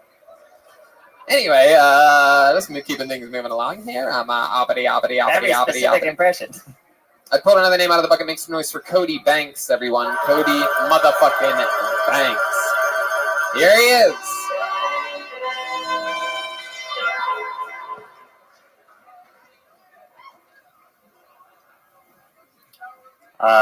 I don't want to be human trafficked, but I do want to travel the world. And I'm on a budget. So everyone knows that girls mature faster than boys do. I'm a 26-year-old father, so I'm basically a teen mom. 18 moms out there? All right. I love being a dad. I like buying my kid new toys. We like buying them educational toys. We bought him letter blocks to teach him his letters, number blocks to teach him his numbers, and a Finding Nemo jumper where he spins Nemo around in a circle to teach him to bully the disabled. Fuck yeah, Cody Banks coming in. Very good. Great pacing, great jokes. You've done this before. Yeah. How long you been doing stand-up? Like 3 years or so. Awesome. I love it. Des Moines? Started here, and I live in Cedar Rapids now. Where's Cedar Rapids at? How far is that from here? It's like 2 hours east. Is there a comedy club up there? Yes, Penguins Comedy Club. And you're I met Aloe there on Wednesday, actually. Oh, very cool. Wow. And that is so cool. And they you work regularly at that club? Weekly? Yeah. Or you're the house MC? Or how does it work? I'm not the house MC. I've opened for a few people there, but a lot of good comics there. So very cool. Yeah. Very cool. What's Seaside known for? Probably the smells. There we go. Wow. It's like a high school gym class. Right. They call it going again. Don't let me City win. of 5 your Seasons, and then the joke that everybody says is more like 5 smells. So Gotcha. Very good. What made you move there? I'm from there. I lived here for like 2.5 years. Started comedy here, I'll be and right then back. I'm making spaghetti. had a kid and decided to be back around my parents. And you're 26. How old's your kid? He's 15 months old. Wow. Thank goodness you said I months know, after months. that. Whoa, that's incredible. Big 11-year-old. And you still with the baby mama? Yeah, we're married. Oh, very cool. How long have you guys been married for? Almost 7 years. Wow, Right. 7 years. Yeah. That's incredible. What does she do? She's a barista. Ah, She's what do you, very good at it. very good. What do you do? I sell cars. Really? Used Anybody need cars? one? Used cars or new cars? Used and new. Really? What what does Like your dealership. lot specialize in any one targeted type of automobile or anything? So like we're Ford and Hyundai, Uh-huh. and then just whatever used cars. are out Okay, there, so. let's pick Hyundai. Let's say I was coming in to look for a new Hyundai, and Okay. I'm just a customer, and you're Yep. standing around not doing much of anything. So here Sounds I am. I just walked into your store. Here I am. Hello. Awesome. Hey, what's your name? Hi, I'm Tony. Tony. Nice to meet you. Nice to meet you. How's it going? Not much. I mean, it's pretty good. Jeez. What do you do you work here? Yeah. Oh, you do? Can I play your wife for a moment? Yeah, this is my wife, Jack the Ripper. Okay. I'm Jack the Ripper.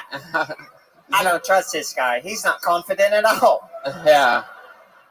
I thought, sweetheart, I know. I didn't even think he worked here for. Oh, here, he's talking to us. They tell you not to talk about like it's bad sales practice to be like, hey, what are you here for? Or like, right, can I help you or something like that? It's like, hey, so you're from here or something like that. Why are you telling me this? I'm here to buy a car right now. Yeah, right. Why are you telling me about sales practices? And I'm here to buy a covered wagon with horses. Sell me a horse-drawn carriage. I guess, do you have any cars for sale? Yeah, do you have any wagons and how many spokes on the wheels? What? Stick with me over here. What are you looking for? Like, I saw you came in with the Honda Well, Civic. I mean, are you looking to get a? My another only sedan, options, or? I guess, are a Ford or a Hyundai, and I'd like something that lasts more than 2.5 years. So I guess I'll go with the Hyundai. Yeah, Okay, like a perfect. horse. Yeah. What do you like to do for fun? Are you a camper? Or? I mean, I'm about to buy a Hyundai, so not much. Right. I really I don't make good life decisions. Do you work at Collins Aerospace then, or are you an engineer? Or? No, I used to be one of the top young rising comedians in the world. All right, gotcha. But now I've become a full-time commercial airline pilot and moved to Des Moines because someone told me I could drive from one part to the other in 25 minutes. It's true. A talking gorilla gave him the confidence that he could become a pilot. What are we going to do about this whole I just still don't have a car. And I don't have a carriage. Do you have a family? You have kids? Anything like that? No, I'm very lonely. We're trying. Right. Okay. I come inside of that all the time, and nothing ever comes out. Every once in a while, a plastic knife or a broomstick falls out of her robe, but other than that, not much. How could you fuck that thing? So I'm Jack the Slipper. Yeah. So what are we gonna do about this? I need a car. I would love to show you a Hyundai Sonata. You're gonna get great.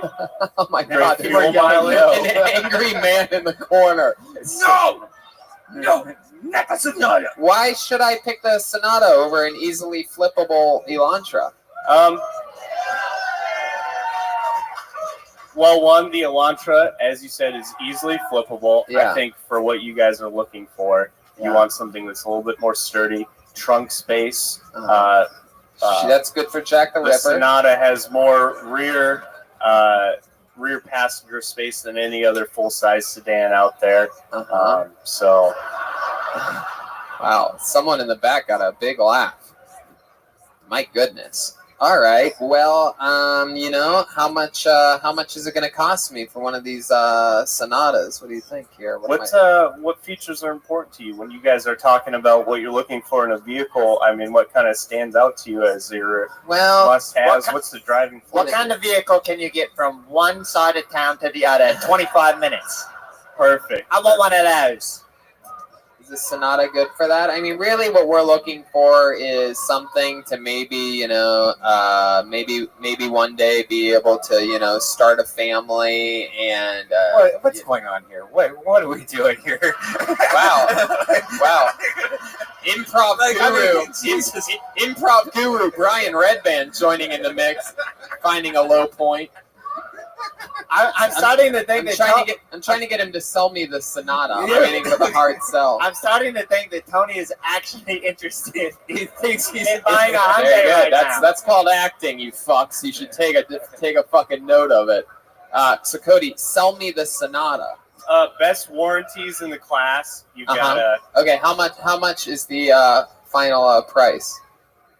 You want an out the door number? Yeah, I want an out the door number. What month will you register this in?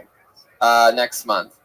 Next month. He just had a birthday, so he's turning in the Corvette and getting a Hyundai.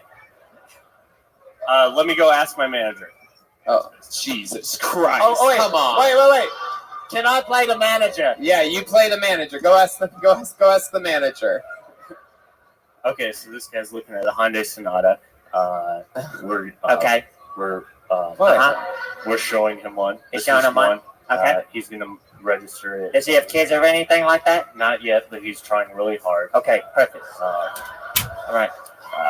Now, what does this bloke do for a living? Is he like a pilot or something like that? Yeah, I think he said he's a pilot.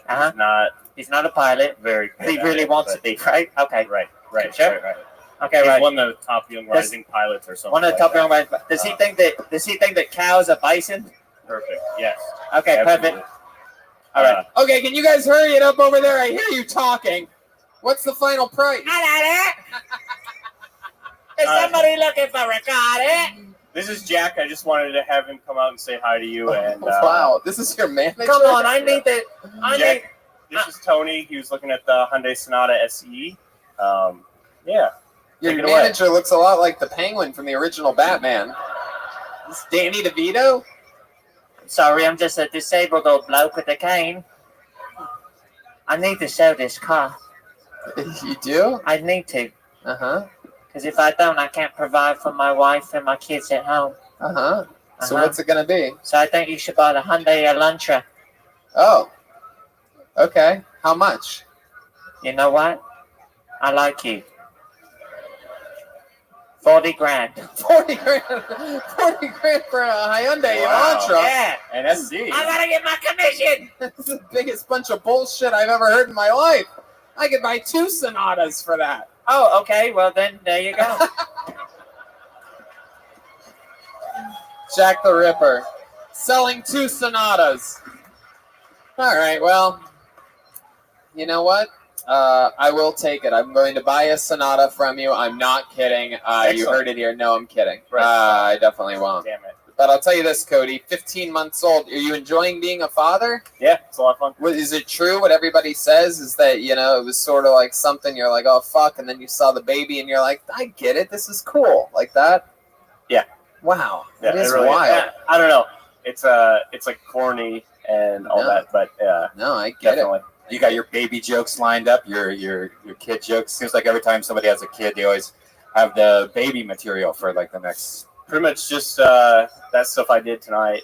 That's it so far. Well, there you go. You have a lot of time to think about it because you have another 17 years of being miserable. Right. So there you go. Congratulations. Very fun. Comedian, one of the funniest ones here tonight, Cody Banks. We've been moving along here.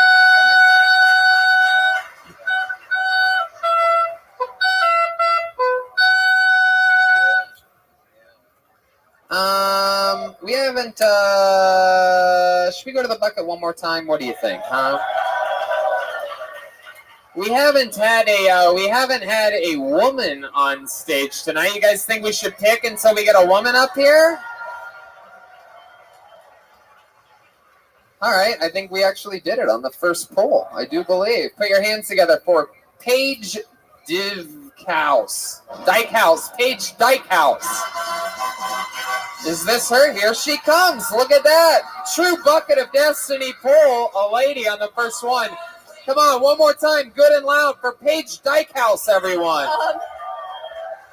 So I actually met Tony almost 2 years ago today, like 2 days ago, in LA, and he said, "Where do you guys live? We go on tours all the time." And I said, "Des Moines, Iowa." And he said, "I'm never fucking going to Des Moines, Iowa."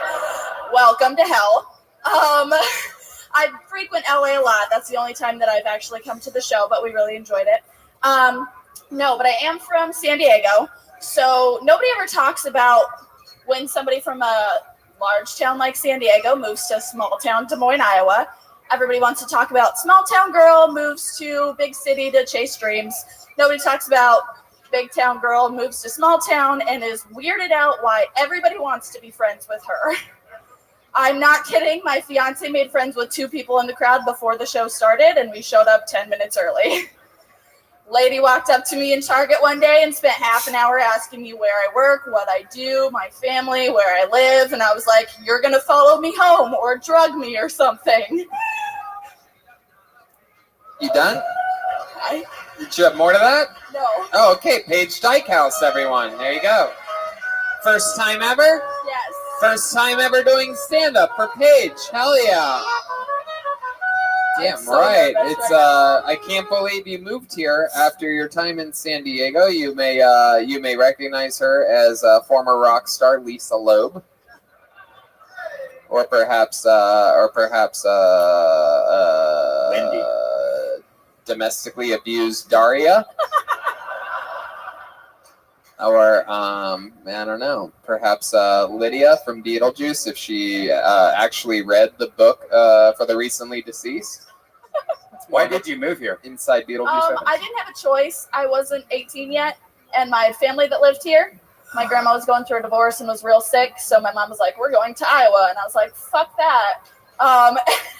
And here I am 6 years later. Right, 6 years later here in Iowa. How old are you? I am 23. 23 years old. Yep, that math works out. Yeah.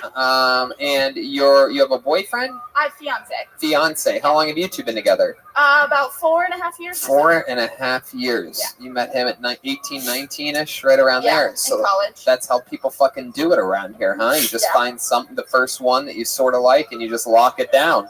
Second one here, but yeah. Second one. Wow. Yeah. But you were in love with someone in San Diego once? Yeah. And you left him? No, we broke up before I moved here. You think that may have been the one for you, and you're No. just settling for your No. fiance? No. That's cool. What do you do for work? I work at a clothing store. Uh-huh. I manage a clothing store in West Des Moines. Oh, very cool. What does your fiance do? He works at a grocery store. Grocery store and a clothing store. Heck yeah. Does he ever double bag it? Or does he bag it at all? Does he wear a condom or two? Paper or plastic? Or does he just fucking stock up? You know what I mean? Just fucking stock those shelves, dude. We got a drop off on the fucking back delivery entrance, dude. Well, we have a kid. So. Oh, you do have a kid. Wow. Hell yeah. So no bags at all necessary. I'll just put it right back in the drop it off right in the cart, and I'll put it in the car myself, product by product. Wow. How old's your kid? She will be 3 in August. 3 in August. Yeah. Damn, you had a baby at 20 years old. Yep. Look at you. Cool young mama. You stuck around. No abortion necessary for you. Why put a baby in a bucket when you can put your name in one? You know what I mean? Aww. You like Kill Tony? I like Live Baby. You know what I mean? Okay. So, 3 years old. Does she have a little personality? Is she doing good? What's happening with her? She is a huge thrill seeker. We've taken her to Disneyland multiple times when we go out to California, and we have Adventureland passes, which is the amusement park here. Right. And You ever go to Worlds of Fun in Kansas City? No. Oh, anyway. That's- I'm fine with the Midwest that's here. I don't really like traveling beyond Iowa because it's enough Midwest. What's your favorite thing about Iowa? 25 minutes? Yeah, I would say? pretty much leaving. Yeah. Nothing too crazy here. Huh. All right. Very cool. Wow. Okay. A lot of people doing. A lot of people doing. I would love to hear your answers about what the best thing of Iowa is. If you want to send them to me via social media, perhaps. Zombie burger guy. Yeah, fuck yeah, dude. We got fucking slop, fucking zombie burger, and fucking. Sloppy We got amazing, fucking we got Fong's pizza, dude. Get the fuck out of here. It's the best wicked pizza ever. I I'm love an it. In-N-Out burger girl, actually. They don't have that here, right? Yeah. Yeah. No. That's. What about bebops? You like bebops? Wow, look at that. What is that reference? How do you know about that, Jack the Ripper? What about Happy Joe's Pizza? Anybody in there like that? Oh, wow, look at that. You named better restaurants than the guy that I asked for my references before the show did. How's that possible? I've lived everywhere. Isaac. Bebop's is a Midwest thing, but I can't say I've converted my fiance to an In-N-Out burger fan. He was a die-hard Bebop's fan. Right. In-N-Out's right. so-so. Well, your husband definitely likes to go in and out if you have a 3-year-old girl. But since he didn't pull out, he's more like in and in. Yeah. Paige Dykehouse. Your last name is Dykehouse, which is very fitting for this area today. I think a lot of the bars around here are Dykehouses right now. Yeah.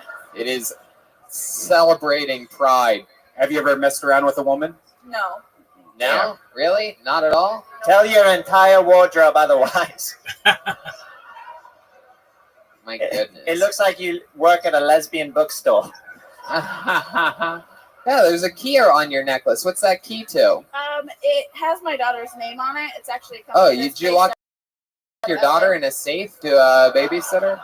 Yeah, we couldn't get a bidder for tonight, so we just locked the box. But what is it really for? Name's on it and... There's a company that's based out of LA called the Giving Keys, Mhm. and they employ people transitioning out of homelessness. Mhm. And their whole concept is paying it forward, so you can get words like love and fearless and strength, and you wear the word until you find somebody who needs it more than you. I love that. It's weird that homeless people transitioning are the ones giving away the keys. They should be getting keys for their new life, new place, but I guess so. Hey, whatever. I wonder where they're getting these fucking keys from. Thieves, you know what I'm talking about? These fucking street thieves out there. Thank God there's just one angry gym teacher looking at me from the second row right now. Just like, this is not how I thought this was going to go tonight. Fuck. I shouldn't have written a fucking interracial gay joke. My God. God damn it. You know what? Take a lap right now. Yeah. You know what? Take a lap on Gorilla's rollerblades. It'll make you feel better. Hey, wow, this guy's so high right now. He forgot that Gorilla happened earlier. That's incredible. Oh, yeah. He thinks that's from a different episode. That's mind-boggling. Well, Paige, I mean, a lot of fun. Do you have any hobbies? Anything fun that we should know about you? I mean, I relate to a lot of the people on the stage. I'm a Marine brat. Yeah. Did you ever serve your country? No, just my dad. Oh, well. You served your Marine dad. brat. Very good. I'm Oh, glad to you hear that. served your dad. Yeah. Very cool. How about what else? What for fun? Nothing really. I just work and hang out with my daughter. Yeah. She's at an age that she wants to like do everything with me. So Was there something that perhaps you were going to do or wanted to do, maybe a dream that you had before you got pregnant that you can't do because now you have a 3-year-old girl? Is there something where you're sort of like, maybe one day I'll get to, become a commercial airline pilot or something like that, but you weren't able to do it? Not really, no. I don't know what I want to do with my life still. So I did continue school after I had her, but I don't know what I want to do, so I stopped going to school. You're so young, even though you have a kid and everything. Like, you won't even know for like 5 more years. It's pretty ridiculous. Is there, like, did you want to start this young with your life? I mean, no. It wasn't a planned thing. It was not a plan. Your daughter, is going to be able in just a few short years be able to look at this on the internet and find this set. It's going to pop up when she Googles her own mother's name for the first time ever, and she's going to hear you say that she was an unplanned baby. Oh, it's not even a secret. I didn't find out I was pregnant till 6.5 months along. Wow. Did Look it fall at you. The response I did. Hashtag toilet baby. Yeah, toilet. It's incredible. It's wild. 6.5 months. Yeah. When the thing starts waving at you from, that's when you know you might be pregnant. It's just like a blue hand sticking out. All right. Yeah, Well, She's working at the clothing store, and a little hand pops out and starts folding the clothes. I love it. I think I'm pregnant. Well, Paige, truly, if she ever Googles this, she's going to think her mom's awesome because you had the fucking courage to sign up and fucking do it. And you did it here tonight. How about one more time, good and loud, for Paige Dykehouse, everyone?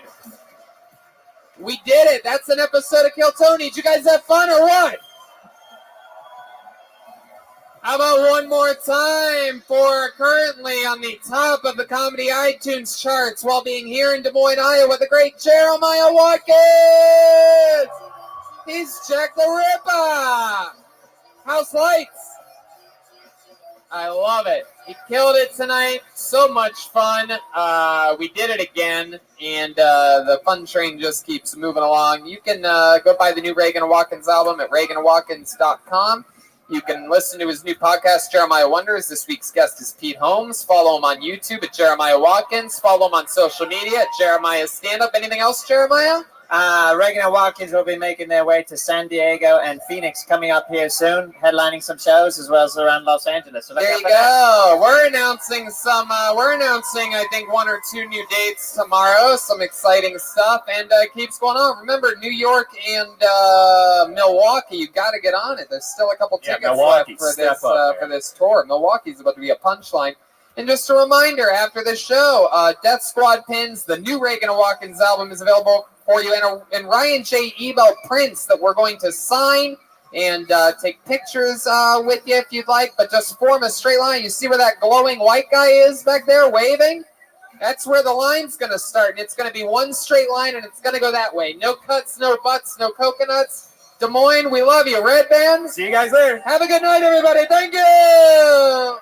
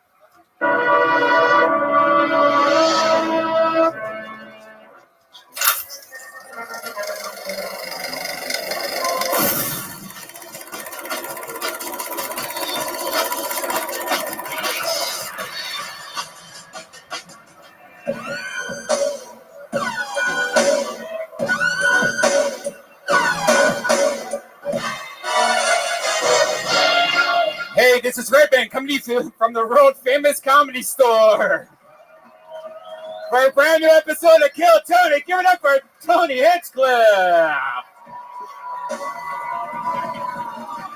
Hi, everybody. Come on, make some noise. You're the #1 live podcast in the world. Make it more. Yeah.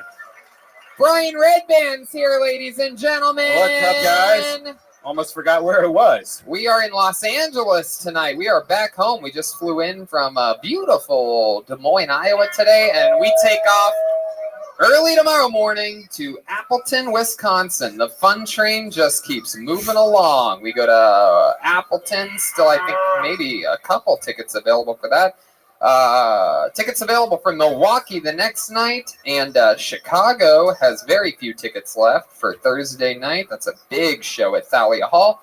And then Madison, Wisconsin the night after that. And we just sold out Minneapolis, Minnesota on Sunday. Poughkeepsie, New York the week after that. We come back on that Monday to be here at home with Brian Holtzman. And then that Wednesday we fly out to Poughkeepsie, New York. Next night, we just added a second show to the sold-out Kill Tony at the Gramercy Theater. So 2 shows in one night, New York. So get tickets for that second show before everyone at the first show just goes out the door and buys them before you can that night. It's very exciting. And you want to break some news, Brian? Let's do it. This is one of our biggest announcements ever. You guys excited about this? How about you guys in the upper deck? Are you guys excited to be here at all on a Monday? There you go. This breaking news is to announce a one-night-only show. One show only, one night only in a massive venue. It is going to be our biggest audience-attended show at once ever at the Fillmore in Philadelphia, Pennsylvania. We sold out a bunch of shows in Philly early this year or late last year, and we are coming back on a vengeance, a massive venue. That's a huge place. Tickets go on sale this Thursday, June 13th at 10 a.m. Under the Live Nation banner. You can use the code GROOVE to get your tickets first. The general public, it goes on sale this Friday, the 14th at 10 a.m. That's the FillmorePhilly.com for tickets. Live Nation on Thursday. Use the promo code GROOVE, and you get it first. And the train just keeps moving along. The great Ryan J. Ebelt is here tonight, everybody. He's drawing tonight's episode. He draws all the posters. He draws all the road posters, which are amazing. Dude, those things sold the fuck out, man. Yeah, people love these road tour posters. Yeah. They go to the show. They buy a poster afterwards. We sign them for them when we're on the road. And, yeah, it's really exciting. He also designed the newest Kill Tony logo, which is going to be, as of tomorrow, on a pin. Glow-in-the-dark Kill Tony pins now available thanks to collaboration between Ryan J. Ebelt and our friends over at Rockin' Pins, the great Mauricio. Yes, he's awesome. Hell yeah. It's also visible here on our Kill Tony Summer Tour bucket that we're going to be using for the next 2 weeks until the end of the tour. It's a goddamn bucket of destiny. A bunch of people signed up tonight to chat with us, the band, and our guest, which brings me to our guest. Oh. How about that? He has been on the show quite a few times. He is one of my favorite comedians on the planet. He's one of our favorite guests. He is the star of Historical Roasts, now on Netflix. He is going to be at Roast Battle at Clusterfest. He's the host of Roast Battle, of course, on Comedy Central. He's also going to be at the Comedy Central Roast of Alec Baldwin, which was just announced. He is the Roast Master General. Bumping Mics with Dave Attell, also on Netflix, and they're going to be at Harrah's this Friday. SoCal on Saturday. Tickets available at roastmastergeneral.com. Make some noise for him, the one, the only Roastmaster General, Jeffrey Ross, everybody. Hell yeah, there he is. He's back. Hell yeah, buddy. You know, Dankeschön. I love this. You have so much going on right now. You're absolutely everywhere. Every time I have one of those like Netflix smart TVs, so I just skip cable and my TV just stays on Netflix in my living room all the time. And your face is all over my living room. It is on the front page of Netflix right now globally. Historical Roast is a massive hit. Has anybody seen it? Hell yeah. That's fun. But I'll be honest with you. I love Historical Roast, but my favorite thing in all of comedy, I've always said this before you guys even started doing it on the road or making specials, when you and Dave Attell get together, it is one of the most magical things. I mean, it is Pink Floyd, Led Zeppelin, it is rock and roll. And I love him. We were in Vegas all weekend together, and he made me laugh so hard I was crying. He's unbelievable. And you two just push each other to the limits. And it's so cool that you're taking it all over the road. California, Washington, New Jersey, Texas, New York. Roastmastergeneral.com. Thanks, Tony. Yeah. Have you ever been to that Morongo, by the way? Dave keeps making me play casinos that I never heard of before. So that he can smoke cigarettes inside? Yeah. It's like, even the name Moron Go makes me want to be out there. But you know what? The truth is, the Netflix thing, I got an account the night that Historical Roast dropped. Wow. Really? I didn't even get my own Netflix account when Bumping Mics came out. I was still using my cousin Ed's. I was like, oh, I think I'm good. I don't watch anything anyway. And then finally I got so excited that I signed up for Netflix on Memorial Day. I love it. Well, thanks for having me on, Tony. I mean, you got the hottest show in Sunset Strip over I love here. it. I love Selling it. out everywhere. We go back to back, the two hottest shows. You're the new Steel Panther. Yeah, no, it's true. I that hit me the other day. Someone told me that. They go, we used to have this much fun on Mondays with Steel Panther. Now we always come here. Yep. And it was like such an honor. 'Cause you were the first person to take me to Steel Panther. That's a fun show. I still love them. They're playing all the time. I love it. Where are they at now? Vegas or something? They tour. Yeah. Wow, Yeah, Vegas they tour. tour. Speaking of bands, Jeff, we have one on this show. Believe it or wondering not. where they are. You guys fans of the Kill Tony band? Anybody here? Huh?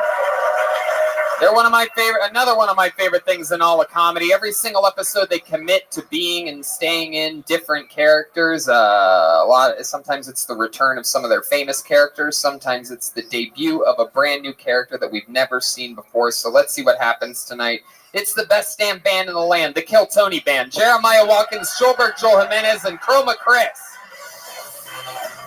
Here we go. Hey!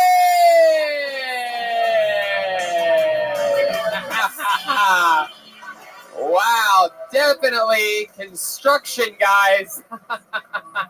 Wow, look at this. Definitely construction, guys. My goodness, this is very exciting. Clearly, Jeremiah Watkins is a transitioning construction worker. Pride Week. Talk about packing a lunch. What do you got there? Oh, Baloney again? What's your name? My name's Baloney Pete, because my wife always packs me bologna sandwiches every day. All right, Baloney Pete. We've seen you on this show before, right? Yeah, great memory. I mean, I did just... What's on the sandwich? Is it mayonnaise or mustard? It's mayonnaise with spicy brown Dijon mustard. Would you like one? Thank you, but maybe later, maybe lunchtime. All right. I've never seen a construction worker keep his gloves on while tending to his lunch before. Garden gloves. Whoa, that's real baloney, Pete.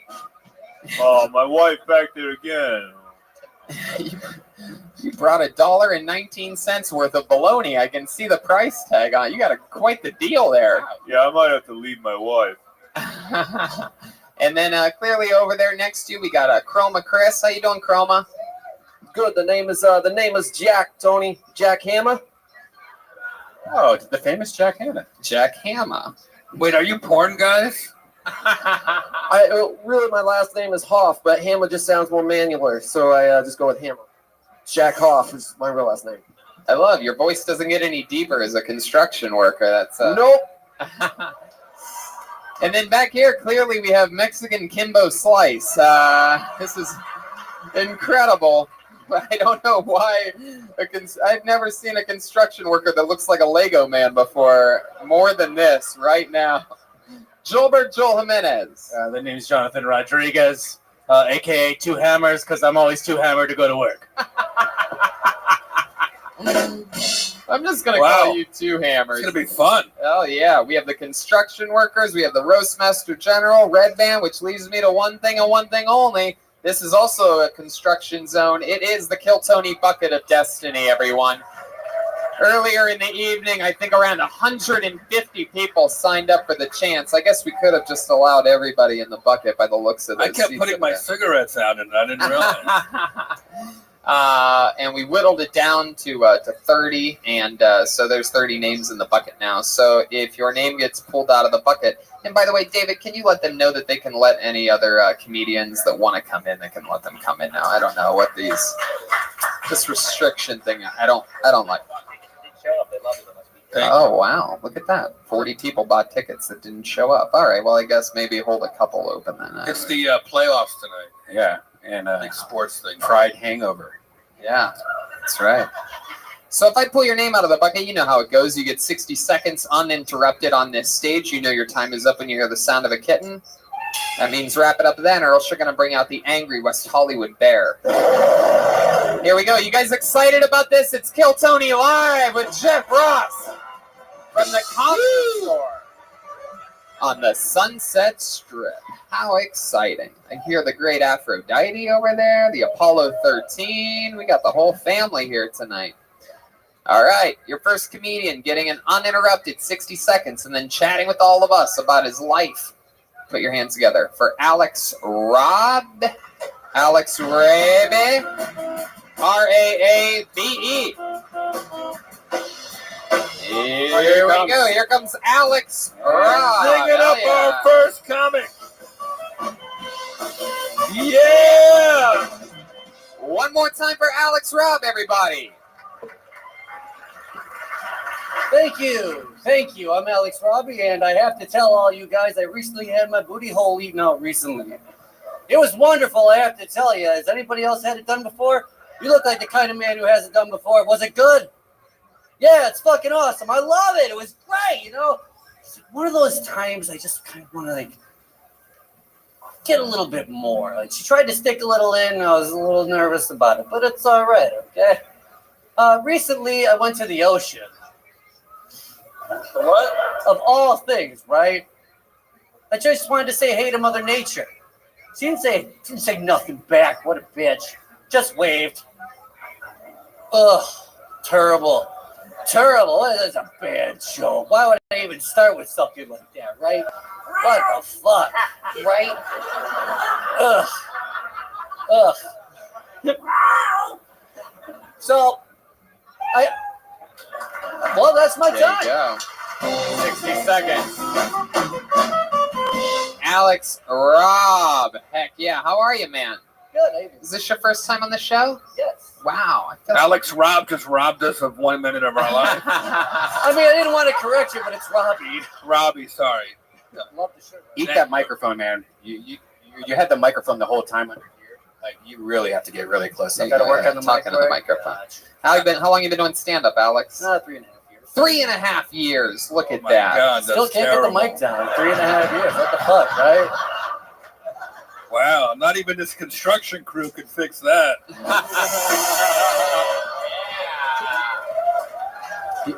You look like Gene Wilder. I do my best. Really is interesting. Gene Wilder. Look out at that audience so that they can get a good look at you. Instead of you're facing, they're that way, right? There you go. Hell yeah, there you go. I like your look, Alex. You look like if Stretch Armstrong and Ben Askren had a baby. It's an inside reference, but only one guy. I wasn't rich enough to afford it. He looks like Jeremiah if Jeremiah was in a real construction accident. Yeah. What do you tell us more about you, Alex? What do you do for work? I actually am in construction. Really? Wow, look at that. I build and install IKEA kitchens. It sucks. IKEA kitchens? Yeah. My goodness. So That's specialized. You call that construction? No, it's not. It's not construction.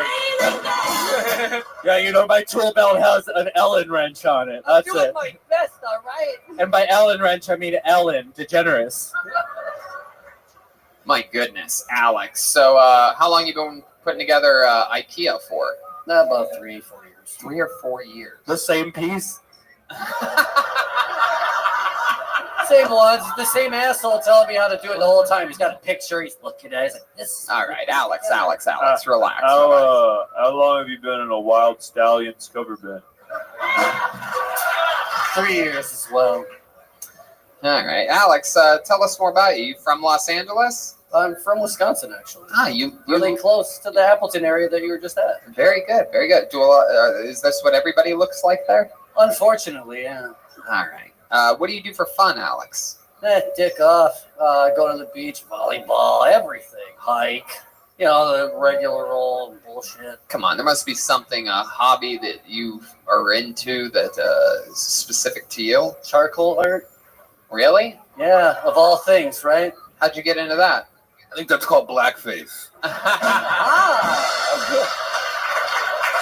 Yeah. I usually don't put it on my face.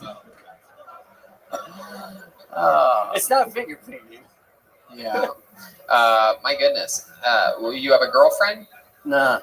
Wow, you said that so sad. Nah. You don't want to know about that. Why? Why don't I want to know? Now I really want to know. Oh, now you really want to know. Physical abuse. What? Physical abuse. What about physical abuse? Well, she beat me up. Is that true, or are you kidding? Unfortunately, yes, that's true. You're saying it like you're kidding. I'm not. What did she do to you? She hit me. Yeah, where'd she hit you? Point on your body to where she hit you. My face. Alex, stop trying to be funny. It's not working. I'm not. It really did fucking happen. Tell us then. This is a real interview part. Tell us what really happened. Exactly what I just said. I mean, I can't get any more. Jesus, dude. I can't even make you traumatic. interesting. It's traumatic. Hey. Oh, It come is on. very traumatic. That sucks. Like, fuck, dude. I lost. Did you really? A shit ton of friends from it. How did you lose friends from getting beat up? Because they believed her and not me. Oh, you used to beat up your girlfriend. Now I get it. Yeah, that's what happened. I used to. Yeah, there's the truth I was looking for. You see how happy everybody is Everybody now? always says. That's the problem. Everybody always says that. It's like, if you get angry about it, all of a sudden she's the one that's the victim. No. Wait, what? Okay. What did she say that you did to her? What did I say? What did she say that you did to her? What did you Okay. Don't ask me. I wasn't around her when that shit Forget was it. Forget it. How long's it been since that last relationship ended? About a year and a half. My goodness. Well, according to everything that you like to do for fun, you already have a Tinder profile ready to go. I do, yeah, unfortunately. Wow. It's awesome. Man. Did she break up with you in a construction zone? Because that would be 3 years, actually. No, it was on Christmas. Merry Hey, Christmas, is it true right? you like stuff in your pooper? What was that? Is it true you like stuff in your pooper? You made really awkward eye contact with an audience member, and you're like, "Yeah, you can relate to me." And this guy's like, "I don't really know, man. You got 60 seconds." I mean, it was actually very And interesting. then that guy was looking at you like, "Now you got 40 seconds." You're like, "Help me out." And that guy's like, "No, I'm not gonna help you out." and then that guy's like, "Now you got 30 seconds." And you're like, "Come on, man. You put stuff in your pooper." He's like, "Not me, man. You're gay." Fuck yes. Baloney Pete giving us a slice of the good stuff. Well, Alex, I find you to be an interesting human. For 3.5 years, man, I would I would definitely at least get closer to that microphone. Your thing isn't really that it's far away; it's that you put it under your chin like that, and when you're talking that direction. But instead, you should just have it like almost in front of your mouth, but not exactly. I think it's better under his chin.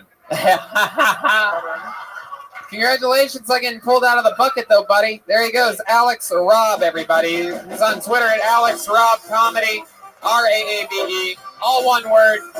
There he goes, Alex Rob. It's not an easy job getting it started up here tonight. Not an easy job watching it either. Not the greatest American hero.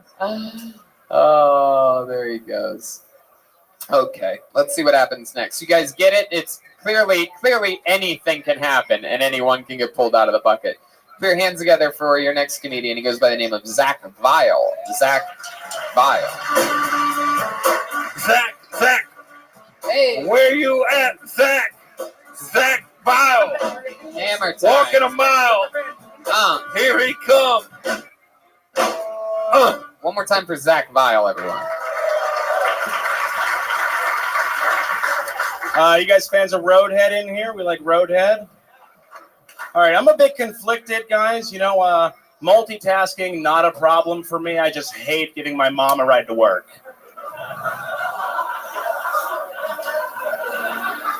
That was a warm-up. We're trying to build trust, It's very hard to build trust when you look like JonBenet Ramsey and her killer. So, my dad said, "When are you going to cut that hair?" I said, "When that joke stops crushing." Probably pretty soon.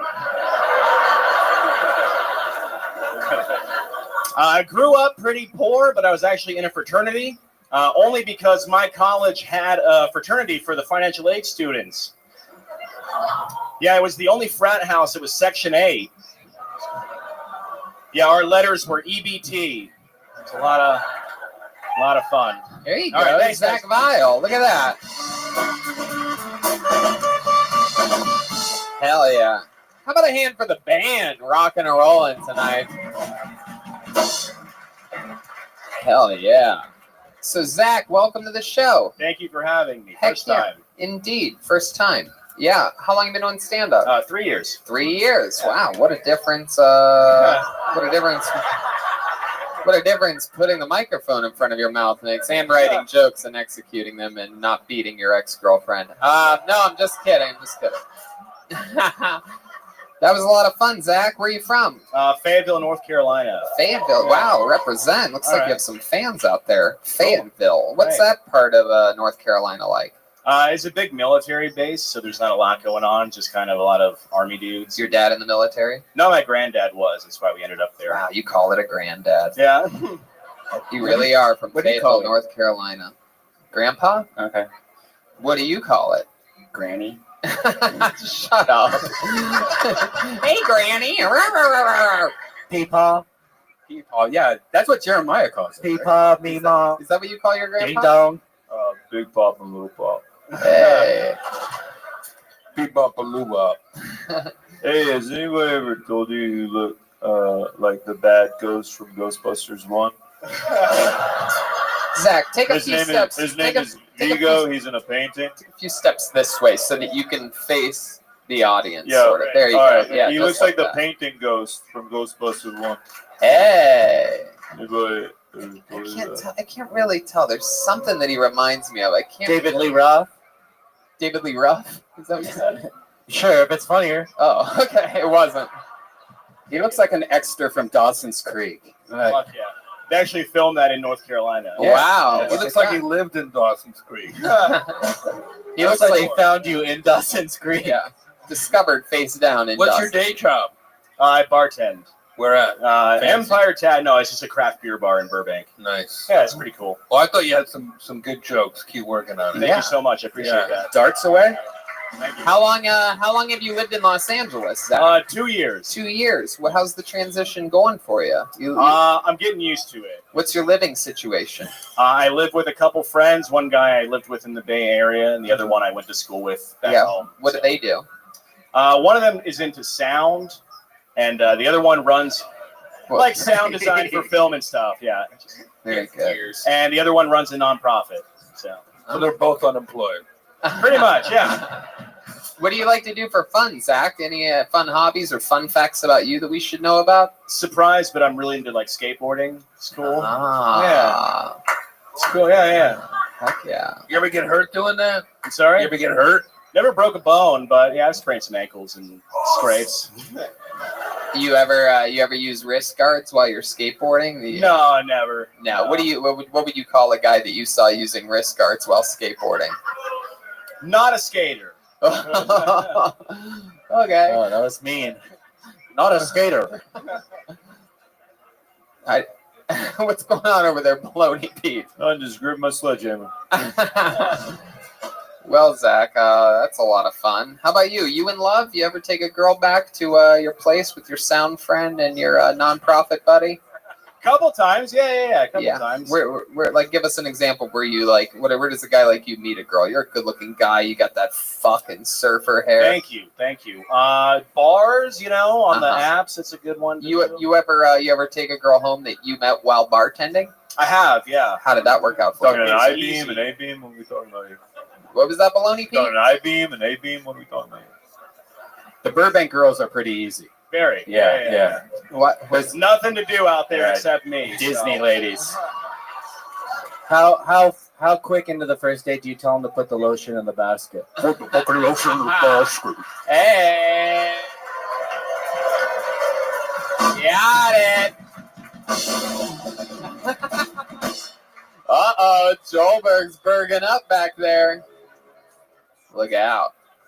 No, but really, how quick into the first date? Second date. We'll wait till the second. Cool, good answer. You ever keep a girl? You ever have a girlfriend for a while? Or Yeah, I actually moved to Santa Cruz from North Carolina with my girlfriend at the time. Ah. And that lasted a year. How did that end? Why? What happened? I started doing comedy. That's what, and So like I bartended a few nights a week. The other nights I did comedy, and there was no more time. So something had to go. Ah, interesting. Wow. Look at that. I love your honesty. That's a beautiful answer. All right, Zach. Well, a lot of fun, man. Great set. You really showed how it's done up here. Way to get it going, man. Zach Vile, everybody. He's on Twitter. It's Zach, VZACKVEE.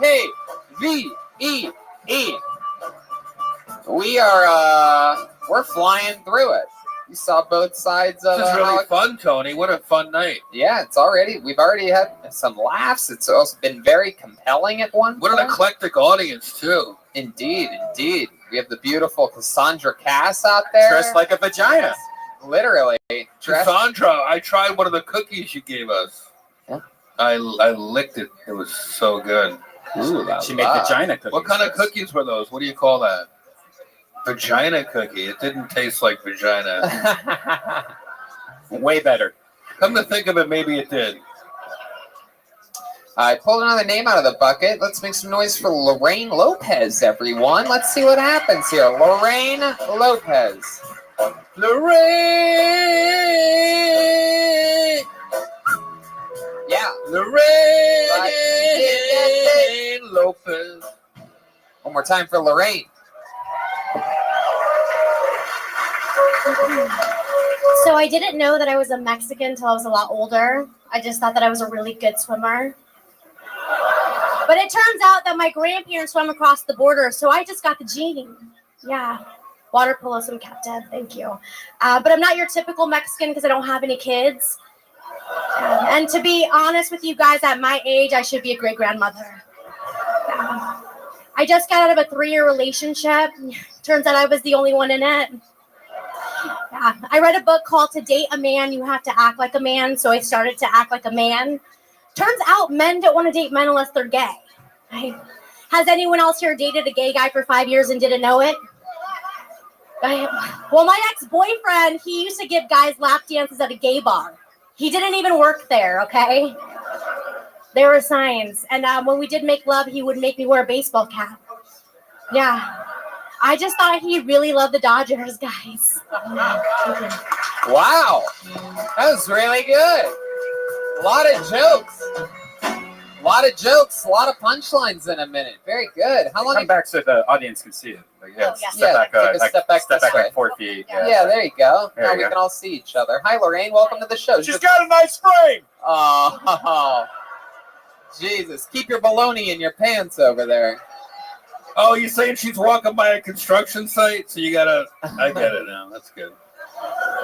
Lorraine, don't worry about these guys. They're full of baloney. Lorraine, that was awesome. How long have you been doing comedy? A little over a year. Little over a year. All here in Los Angeles? Yeah. So cool. What made you start?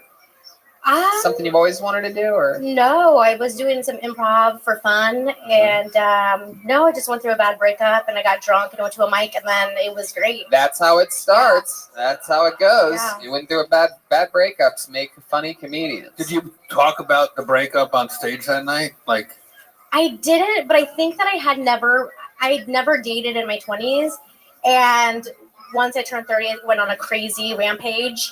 And so then I just started talking about it constantly. Like I was just being very honest. It's like the marvelous Mrs. Maisel. The night of her breakup, she started doing stand-up. Yeah. Check it out. Good. Marvelous Miss Martinez, eh? My goodness. So you're a real Los Angeles Mexican. I am. Through and through. What part of town were you raised in? Rancho Cucamonga. Oh, yeah. Even wow. Hey.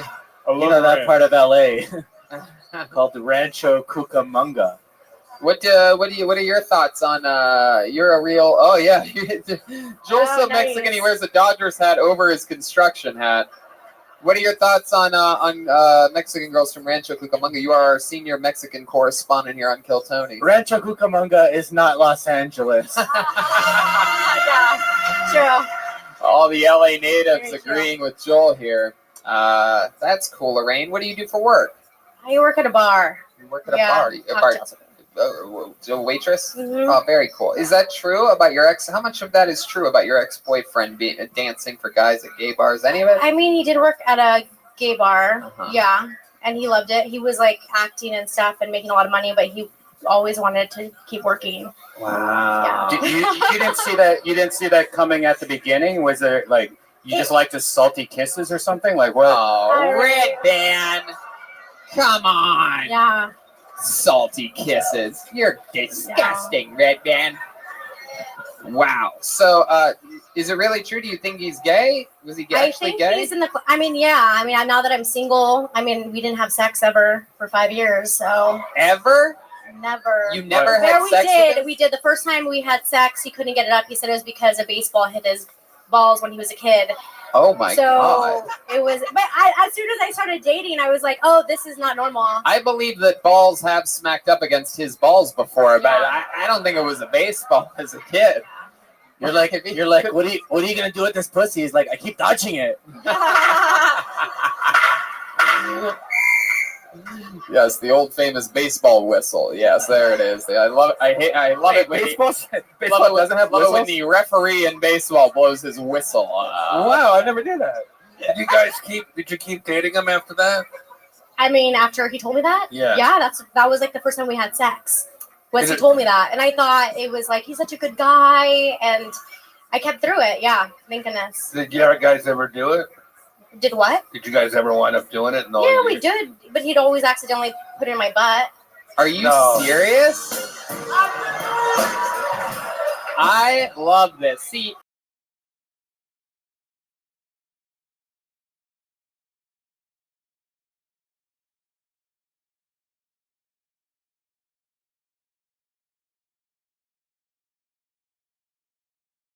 Third base, if I ever heard of it. is that true? 100%. So he'd be able to really keep going if it was your butt, but not if it was your vagina.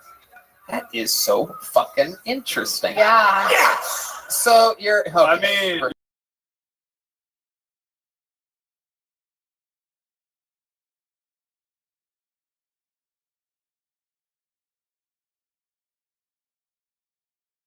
Accidentally putting it in your butt. Axel, I'm so sorry, baby.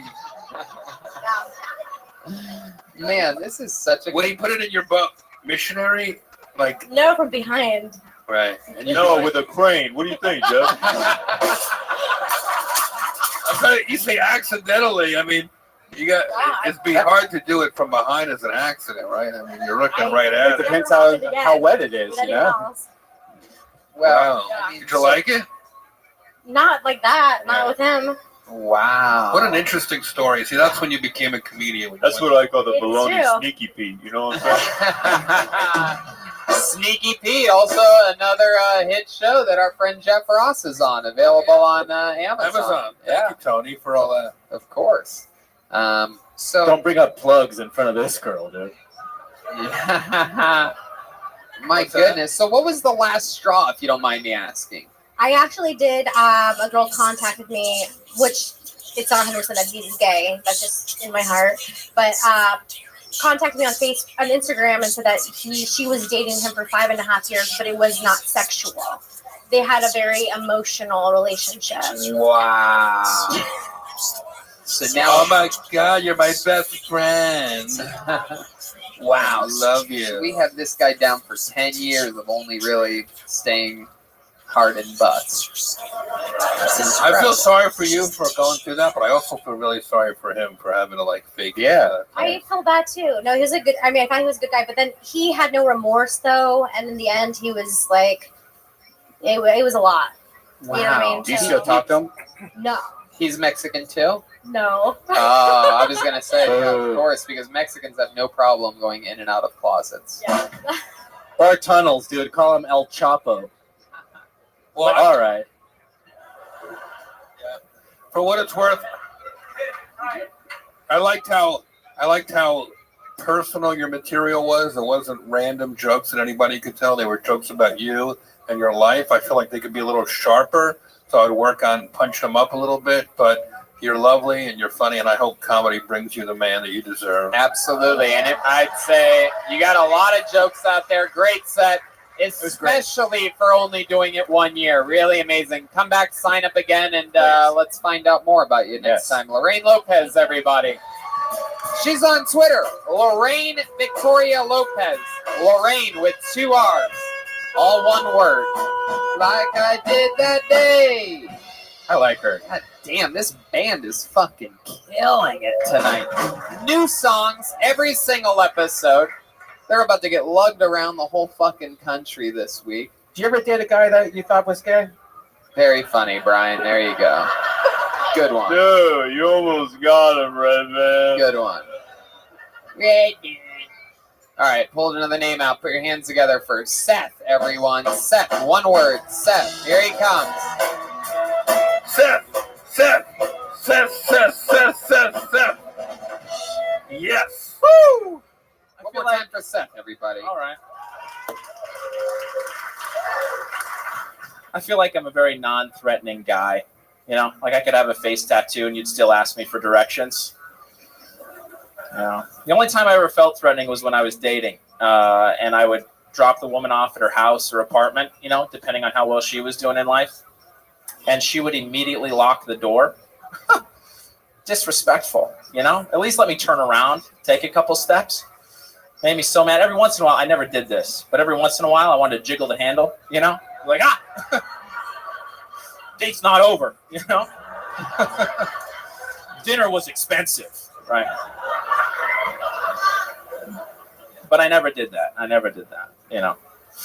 This might come as a shock based on the way I look, but I've actually never raped anybody. So, yeah, a lot of raping going on, and I never have done any of it. So, let that be known. I got married as a virgin.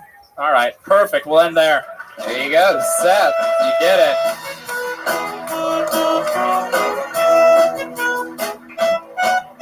Heck yeah. Seth, welcome back. You've been on this show before, right? Yeah, a couple times. Great. This was probably, you feel like this was the best set you've had on the show? Yeah, by far. I think by so far too. the best. Yeah. I was just telling Curtis, the manager here, because we were talking about his brother made his debut doing stand up on this show last night in Des Moines, Iowa, and I was telling him about how it's one of my favorite things about the show is when you see somebody and they don't kill their first time, you know, and and you see them get better as they go. We've seen it a lot with the great Aphrodite over there, 62 years old, 63, started on this show, and each time puts it together a little bit better.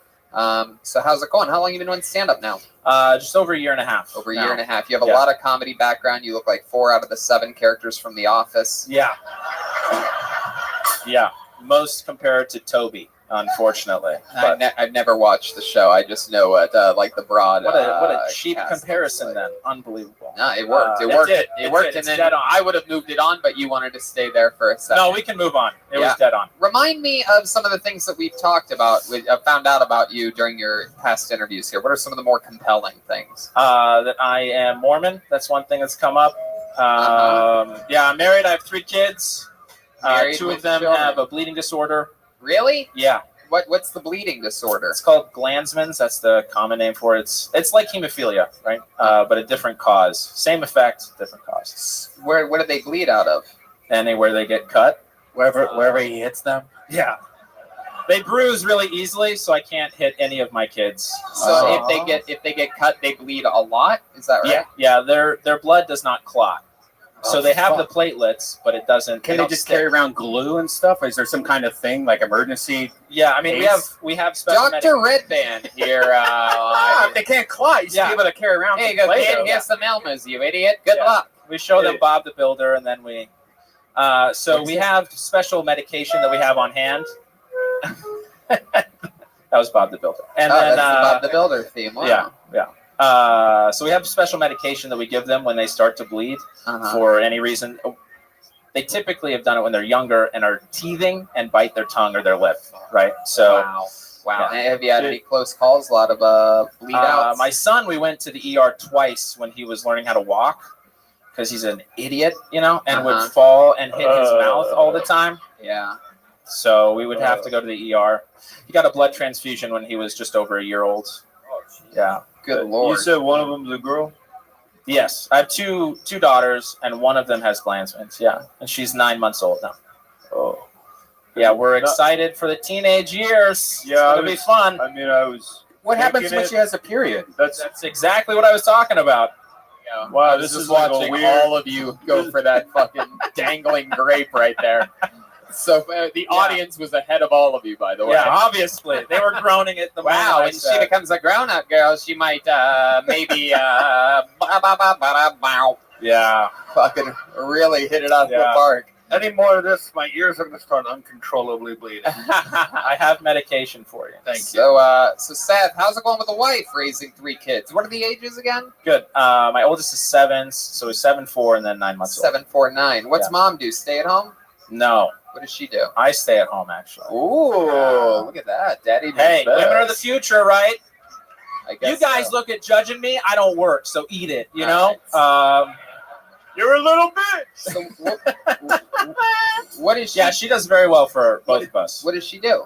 She teaches and does research out of the business school at USC. Oh wow. Yeah. Really? So your daughter, like, when she becomes a teenager, like, Yeah. what's gonna happen? Like she'll probably find out how awesome it is to be a woman, and our society will be better, right? So, I'm just trying to move on from the, Gross. dangling grape. Oh, I was too. I have no Yeah. idea how we got back there. Baloney Pete is No, this one track grape. mind. What is this grape that you're talking about? Concord grapes. it's a low-hanging fruit. Oh, okay. Yeah. So that's Can I tell you the worst thing I've ever done in my entire life? Yes, please Okay. do. Give us something to work with here. Yeah. Have those fucking kids. I know. So this happened before I had kids. I know, Uh-huh. and they're all white, so a lot of people would be like, that is a terrible thing." Let's get to it, Seth. What's the worst? thing you've 17 ever years done? old. I was in Nauvoo, and I. What's Nauvoo? Is that an Avatar world or something? What is that? What? Nauvoo is a little city in Oh, Illinois. okay. In Illinois. Yeah. Okay. Yeah. It was I was in college, and it was a study afar, right? So not quite abroad. Anyhow, Is that- point is, Is that the Oh guy my- from Aladdin? Okay. very close, very close. And you have a daughter? Yeah. So got to know a guy in a wheelchair, mechanized wheelchair, right? He had a live-in nurse, and I talked to him a few times. And one time at an activity at church, he came up and asked me to help him out. And I asked him with what. He brought over his live-in nurse and said, "We need to go find a private room to talk." Uh-huh. It ended up that he had used his wheelchair to key a guy's truck because that guy had stolen his girlfriend, Uh-huh. and he needed to be punished. That's a real Professor X situation. Yeah. So what did So, you do? He asked me to lift him out of his wheelchair so that his live-in nurse could spank him with a wooden spoon. And you did? I wanted to be a good person. Wow. Yeah. So I was 17, I didn't you know were what else 17, to do. you're holding a guy while he's getting spanked. Not while. We found a room with a table, and so I Just sort of picked flopped up him on the Yep, table, Yep. butt side up. Yeah. Was it a ping pong table? No. Don't you usually have to be at least 18 for something like that? I mean, deniability, right? Wow. So that's the worst thing I've ever done. Well, it's funny because the worst thing I've ever done is let you tell that story. It's incredible. All right. It's contagious. I wanted to give you something, but No, I love it. But Seth, you had a fun setup Hey, here. thanks, man. And it was nice to meet you. It's fun to see, like I said earlier, people growing, getting better, still signing up and showing off their new skills. There you go, Thank you Seth, so much. everybody. He's on Twitter, St. Lawrence 7. There he goes. Seth, everybody. How exciting. You guys having fun out there? How many of you like it when comedians do good on this show? How many of you like it when comedians do bad on this show? Wow, look at that. And how many of you guys like middle of the road comedians? I love that the guy did bad the first time and still signed up and did it again. Yep. That shows a lot. Yep. That's He rose. He rose like a phoenix. Exactly. Who's this guy with the pussy whip shirt? What's going on here? He's Tony? with Cassandra. I'm pretty sure Cassandra probably dressed him up like that. Yeah, It says pussy whipped on his shirt. That's Cassandra's. What can we call him? Friend, wow. Someone's in. It's because someone might be in the doghouse after last week's episode, huh? I like that hat though. Hey, how many square footage is that doghouse? The new Death Squad hat. Pull the name out of the bucket. Put your hands together for Jason Eckstein, everyone. Jason Eckstein. Here he comes. Hey, you can turn the lights and living in. Hey. What's up, guys? Of course, I get called when I'm fucking wearing shorts. But it's hot as balls here. I don't know how you people do it. Monkeys shouldn't fucking live in the desert. What are you doing? I don't know. Tony, one thing you asked last time I was on here is other issues that I have. I have a little unknown neurological condition called narcolepsy and cataplexy. Cataplexy is like the fainting goats of the human world. People that have this will just black out if they laugh too hard. Not me, though. Guess I've just never experienced that kind of joy.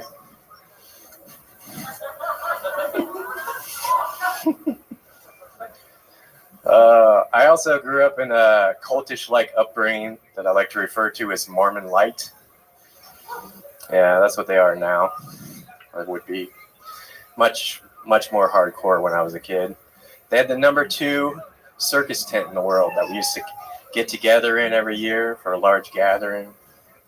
Didn't occur to me that I was in a cult trying to jump ahead until we moved. Wow.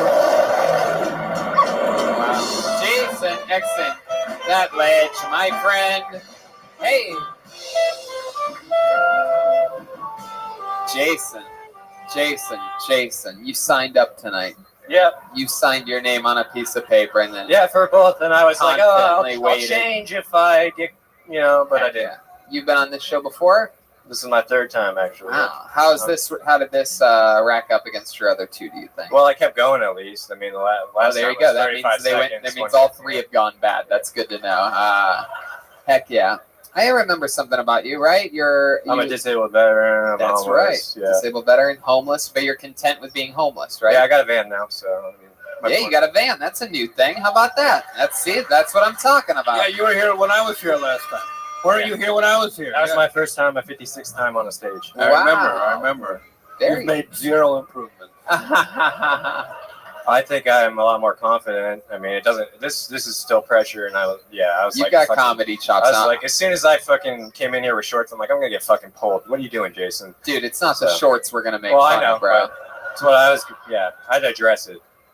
The shorts. You got to be ready every time. Doesn't matter. I'm still ready. I feel like. I mean, I like the pressure, putting myself in that spot of making it like harder on myself or whatever. Because I've only been doing it since October. So what does it fucking matter? It's good that you keep bouncing up no matter what. That's the important thing. Yeah, that's my life. Wow, Jesus, I love it. Fucking, you do anything for fun over there, Van Wilder? Well, I went back to Indiana to forage mushrooms, but I mostly worked on the van. Edible mushrooms and shit. I foraged those. I like survival shit and wilderness stuff more than city life. I love it. Growing mushrooms in Indiana. What was your job in the military? I was a mechanic. I've worked on computers and engines and hydraulics and built hovercraft. I've done all kinds of shit. Yeah. Wow, that's awesome. What branch of the military again? I was in the Coast Guard. Oh, that one. Yep. That's why I made fun of it first last time, because I love the Coast Guard. My grandfather was in the Coast Guard. I'm wearing his ring. And now you're in the Roast Guard. Yeah. Got it. Good one, Baloney. Baloney Pete. Jason, where did you serve? Did you go overseas? No, I was on a ship first out of North Carolina, actually, Wilmington. And you ever heard of Fayetteville before? Yep. All right. And then you were stationed in Wilmington. That's it. And I was stationed in New Orleans. Wow, North Carolina and New Orleans. What a hero! No, I'm just kidding. I'm kidding. I was in New Orleans. Oh my God! I can't believe you did it. I was in New Orleans at an anti-terrorism unit, and we deployed to Guantanamo, and then we came back in 2005 after that, and Katrina hit New Orleans. Wow, Guantanamo. Did you see anything crazy when you were at Guantanamo? We moved some people around and Marines and shit, but yeah. I heard they play your act to torture the inmates.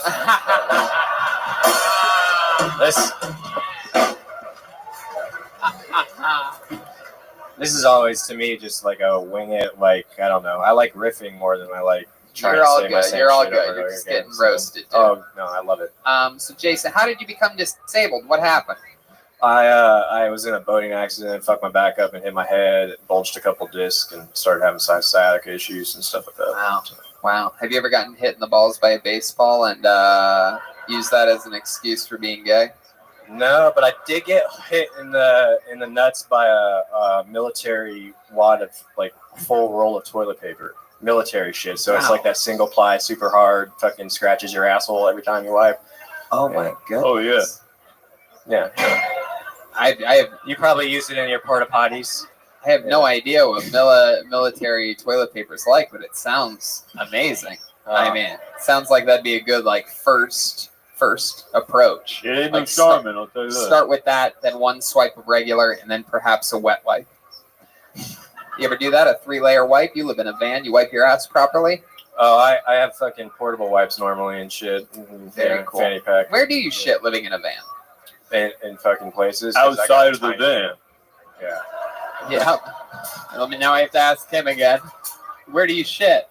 Like, where do you have any places that you've lived in a van now and you've been homeless for a while? Clearly, it's outside of the van, but is there a special place that you found so that people don't see you, or are you just right there in the middle of the fucking street outside of the van? I'm not fucking that kind of homeless. I have morals or something. I don't know. Whoa, now you're an Or I uppity just don't dog, want everybody okay? to judge me and Hey, move your van!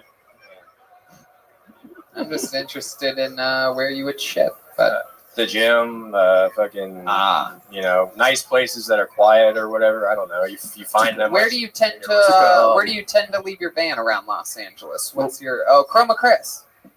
I was just gonna say he took a big old shit on the stage earlier, but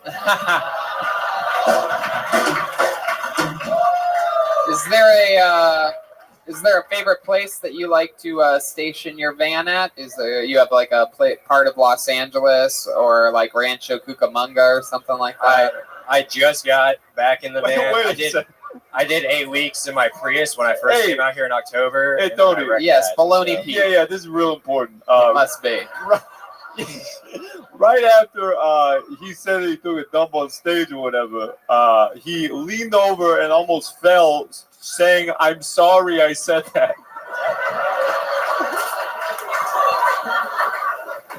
he's had a rough life. Didn't want to hurt his feelings. I haven't killed myself yet. It ain't gonna happen with you guys. I'm sorry.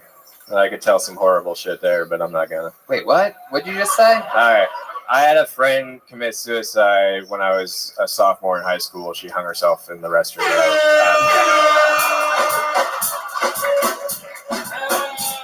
This guy's depressing as hell. Sometimes it's my favorite thing to do is to bring the mood down. No, you're doing good. You're doing good. Let's see how good you're like. It's like reverse comedy. I love it. Let's fucking do it. It's killing. You guys like it, right? I want to hear more of this story. This guy looks like Luigi if he never had Mario Brothers. When I was a sophomore in high school, there was a girl that I had a crush on her too. We were in JRTC together and homeroom, but she hung herself sophomore year in the restroom at the school. Okay, hold on. Was it before or after you asked her to homecoming? Oh my god. She just broke up with her long-term boyfriend like the week before, so I hadn't worked up the nerves yet. You were like, hey, you want to hang out? Outrageous fuck.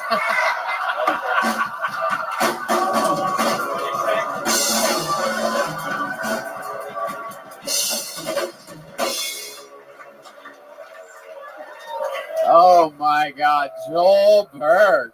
Good lord. Wow. So you had a crush on her, she hung herself, then what? That's it? Is that the whole story? I mean, I that was back when I had no balls. So you're not well hung. Oh no.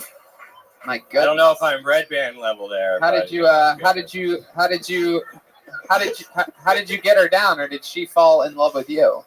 No, I never worked up the nerves to even tell her that I like had a crush on her or anything. Wow, like that. just Yeah. think. It was like If you would have told her that, maybe she would have hung herself earlier. yeah. You wouldn't have left her hanging. Heck yeah.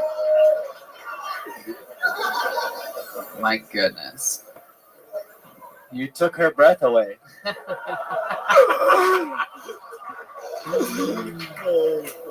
You know? Wow. Did that affected you a lot as a Yeah, kid? of course. No, I didn't go. Yeah, but Did I you would never kill myself. So when I got depressed, when I fucked myself up at 23, yeah, when I had sex with myself, guys, my dick's a fucking circle. I don't know. There we go. Yeah. I got addicted to painkillers and all kinds of shit because I was anti-drug. That's why I went in the Coast Guard. So when they start throwing all that shit at me, and I believe the white coats telling me, "Oh, you take this and you'll be better" or whatever and shit, and sending me down 7 medications fucking path or whatever. Yeah. But now you're clean. I didn't kill myself. Now you're not on painkillers. You don't want to kill yourself. You found something that smoke you love weed, to but- do. You smoke weed. But Okay. but you call doctors the white coats now? Is that right? Was that right? It was just what I said in the moment. Yeah. Well, I can tell you some shit. and Get your shots. do you have a job? I don't know if I 7 got that years part, of or food you journaling get to you get fucking something off that shit. sent to you from disability or something like that. Yeah, I'm suing the government there right now. Wow, To how's that going make for up you? for the ignorance of my past of like getting out and not figuring that shit out. Wow. Well, good luck with that. Stick with the stand up. I love how happy and content you are. You know, there's a lot of great comics that have lived in cars. I lived in mine for a little while, a long time ago, and a lot of great ones still do. Malcolm Hatchett. So, you know, if you buckle down and you write and you keep going up as much One as day you could be living in my car. No.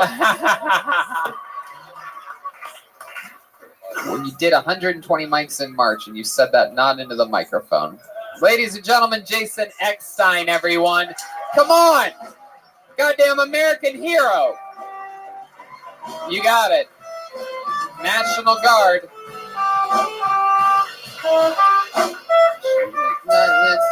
Goddamn American hero just ran into the camera. Good job. I would understand.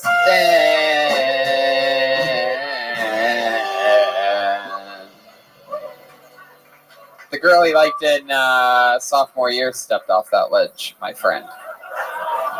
Makes sense. Comes full circle, much like the noose that was around. Okay. Pull another name out of the bucket. You guys having fun out there, huh? Good old all-American fun. We say no one has more fun on Mondays than us. Pulled another name out. This looks like a new name. Make some noise for Nico Jaffe. Nico Jaffe. Jaffe. Nico Jaffe, make us laugh. Yeah. Nico. Here you go, Nico.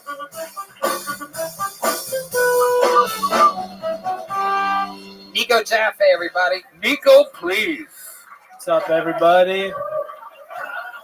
What's up, everybody? I'm Jewish. Like to start with that because, you know, look like I hate them. But white dude, wouldn't trade it for the world. Turns out it's pretty sweet. Yeah, I got white privilege, and I know it. Some of my buddies, I feel like, don't, though. Like the other day, I was talking to a friend, and he was like, "Man, Nico, aren't you glad weed's legal?" I was like, "Dude, we're white. It's always been legal." You gonna let me hit that, or I got minor problems I want to avoid? So how was lacrosse? I'm going through a breakup. Breakups are weird, right? A lot like getting out of prison. Because at first the freedom's nice, and then you start to miss the sex. So, you know.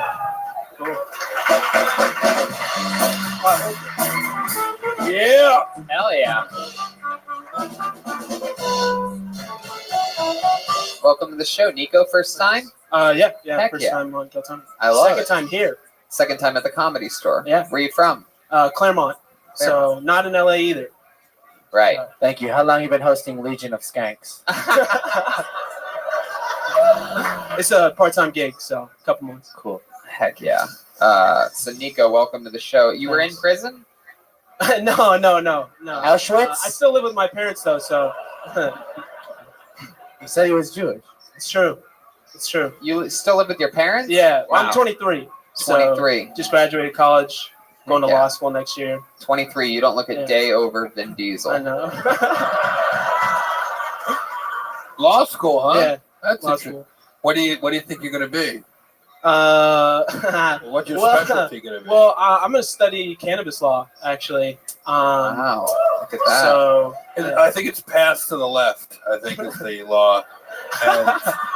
And don't bogart the weed. Do you think now's a good time to get into cannabis law now that it's legal? Yeah.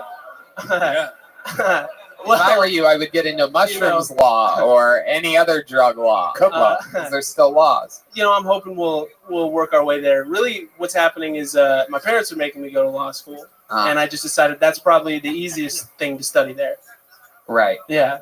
Well, that's yeah, because the test will be like, is weed legal? Don't sound like and that. you'll be like, yeah, and they're like, you're a lawyer now.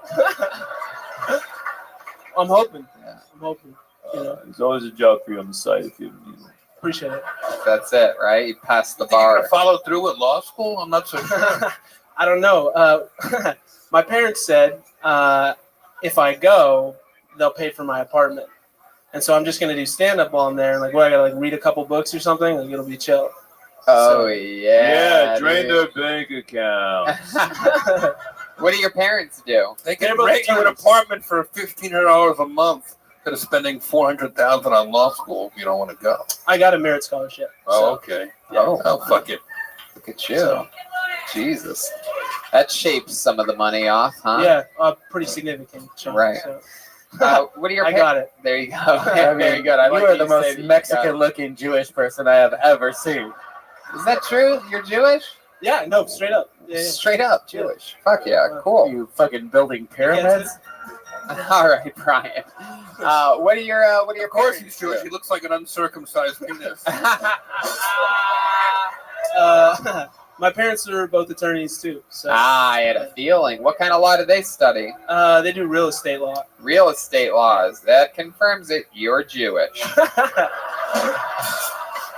If you feed this guy after midnight, he turns into Jeff Ross.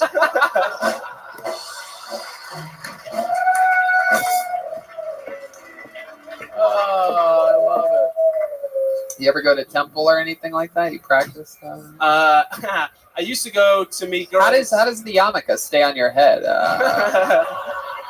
Same thing that stops kids who don't bleed. You just throw some Elmer's on it and it stays. Oh, I see what you did there. It's a little It's a callback. It's a callback. That's solid company. But what was I saying? Talking about what, real estate law or something? Yeah, they do real estate law, and I'm Jewish and whatever. Okay. What do you? You're 23. 23. What do you Yeah. do for fun? And What are 23-year-olds doing for fun nowadays? God, I hate that. You hate that? Do you really hate that? Don't Yeah. be Yes. honest, 'cause he hates I it. hate it because you could constantly like what? Do you do that all the time in real life?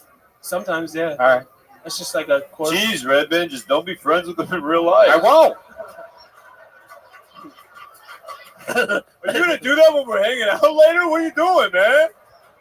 Quit laughing like that, man. We're gonna take you out for dinner after this. You're ruining your chances with me. Hashtag me like Poopar.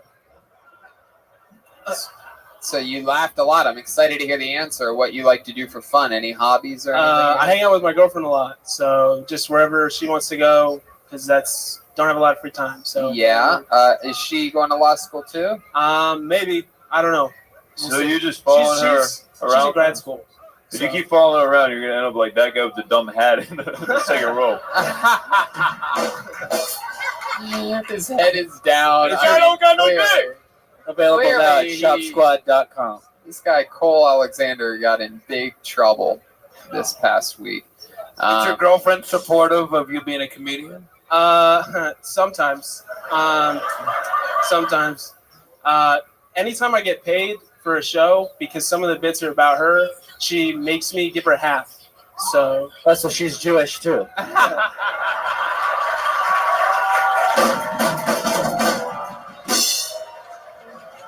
Joel Berg. Wow, that's really true. She tries, but it's right. But I don't let her. Right. Yeah, then you give it the 400%. You know what I'm saying? Whoa, Oh. baloney Pete. Oh my goodness. Wow, look at this horny Atlantis Morissette over here. It's going crazy right now. You ought to know. Wow, where'd you meet your girlfriend at? College. College. Heck yeah. I love it. Small little liberal arts college. Is she still in college? She's gonna go to grad school, so she graduated. She here? No, she's not. She's in Dallas for an internship. Hopefully being faithful, am I right? Yeah. Probably not. She's probably with the Dallas Cowboys right now, just getting fucking. No, wait. I just gotta ask. I've never heard "Am I right?" used in that context. Like, I hope my girlfriend's not cheating on me. Am I right? Like, what did you mean by that? Because, like, even for Baloney Pete, that was weird, man. I love it. I love it. I love it, Nico. Well, this was how long did one stand up again? 8 months. 8 months. Yeah. Very fun, man. Well, it was nice to meet you. A lot of fun during the interview. A lot of fun on stage. Congratulations. Come back again. Nico Jaffe, everybody. Heck yeah.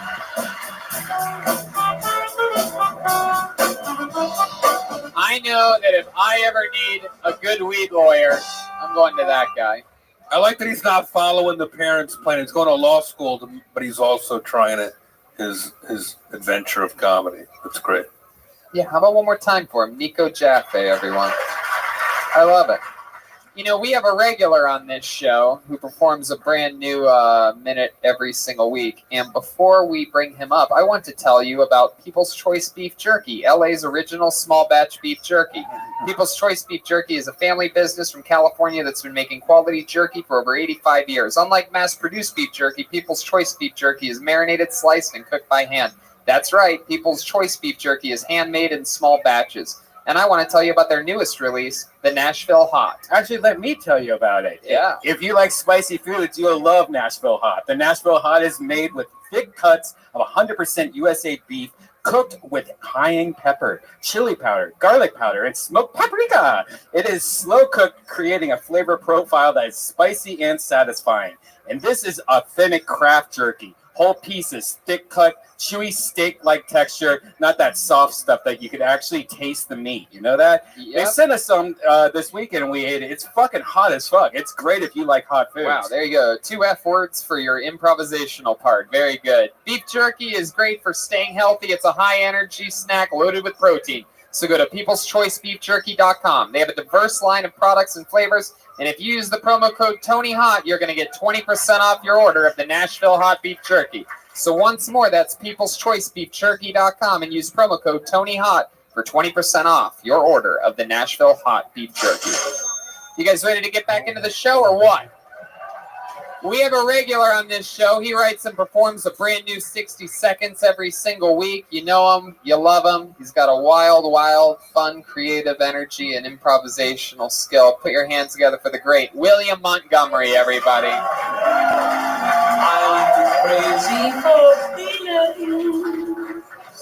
Come on, people. Make some fucking noise. So I'm going to set a scene. Tim Tebow is still playing in the NFL. I found myself doing a Tebow the other night. I wasn't kneeling down in prayer, but to do the cocaine off the table. So I have a website. It's called Streaming Diamonds. It's a lot like Netflix, but we just have earnest movies.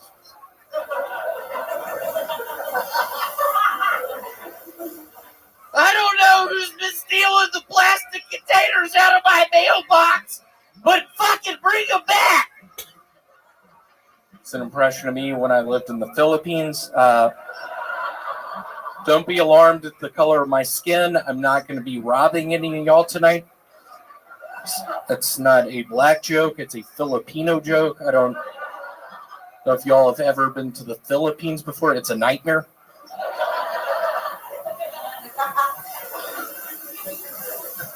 I'm doing 30 minutes tonight. Red Band, what do I...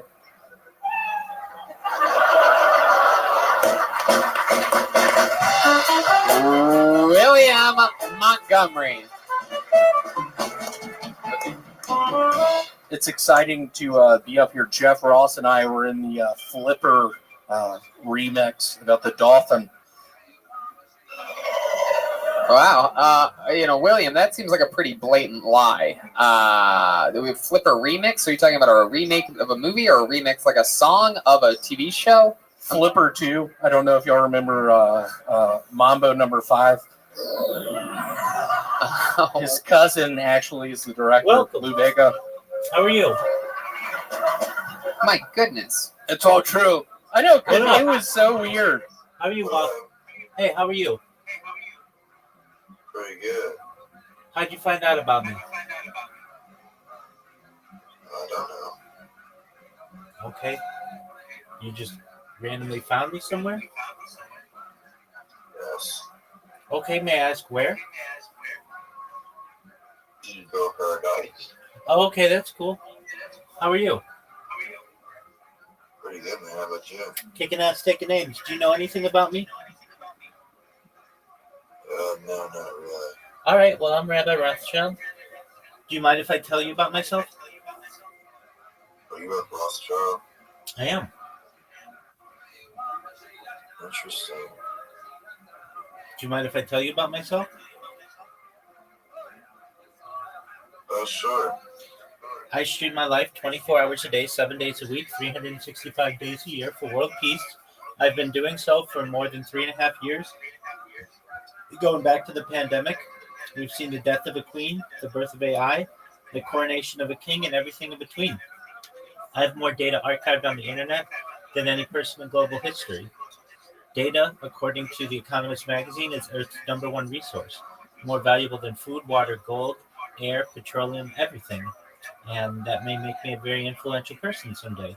Have you ever seen the movie The Truman Show? No. All right, well, it's a 1990s movie starring Jim Carrey. And essentially, it is similar to what I do, except in that movie, Jim Carrey's character, Truman Burbank, did not give his consent, but I've given my consent to have my entire life basically uploaded to the internet for everybody to see.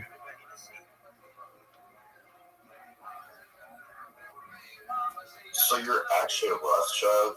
Well, yeah, but there are 3,000 of us in the United States alone. It's a large family. Right.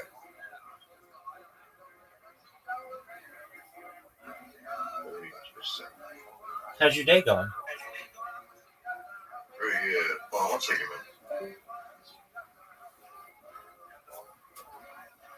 man.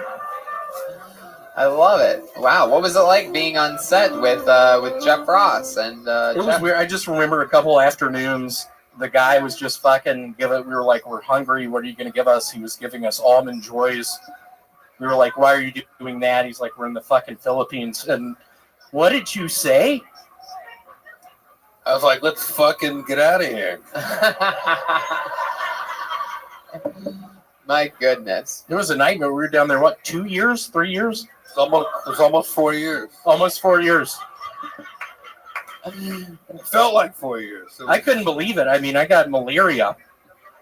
Yeah, what was that like when you got malaria? What do you remember? What were your symptoms? No, that was the chickie fuck. Malaria Martinez. I don't know if y'all have ever been to the Philippines. Oh, They she's been on the show. look like Asian people, but they have Hispanic names. That's so weird, isn't it? Weird thing. Remember when we worked together at the, what's your shirt say? How are you? Laser Quest Arena. Oh, yeah, I forgot about that. The laser What park. up? That How was you a fun doing? year. It was so weird. We How opened are up you? some arenas down in the Philippines one of the last weeks we were there, some guy was in front of the smoke machine, a tattoo long died. Okay, It's like, Jeff, what are we that's going to your do? opinion. I'm watching Kill Tony. Do you know I what Kill don't have Tony any is? insurance. So what did you say when he asked you? What do you? I Feel just free told to him ask that he me was any going to be question that okay. you want above. That whatever I'm watching happens Kill in Tony life, right now. we're in it You together. should see it. It's in the Ask Me Anything section. And I appreciated that. I can't see what you're showing me. Thanks, William. Y'all should have seen it. We actually did some I'm other looking, I can't movies see what called you're showing me. Free Willy 2. It was based on Jeff and I planting the pipe bombs underneath the bleachers, 96 Olympics. I don't know if y'all remember that, but one of the great scenes, MIA Paper Planes is playing. We paid a lot of money for the rights to that song. It was insane. And one of just my favorite scenes, we're both booking it after we ignite the fuse under the bleachers. You were a little quicker than me. I know. And I look back and I'm like, Jeff, why are you wearing fucking flip-flops? I told you to put on the aqua socks. We had been at a lake earlier. Let's give it up for the South, y'all. Wow. Great to see you, buddy.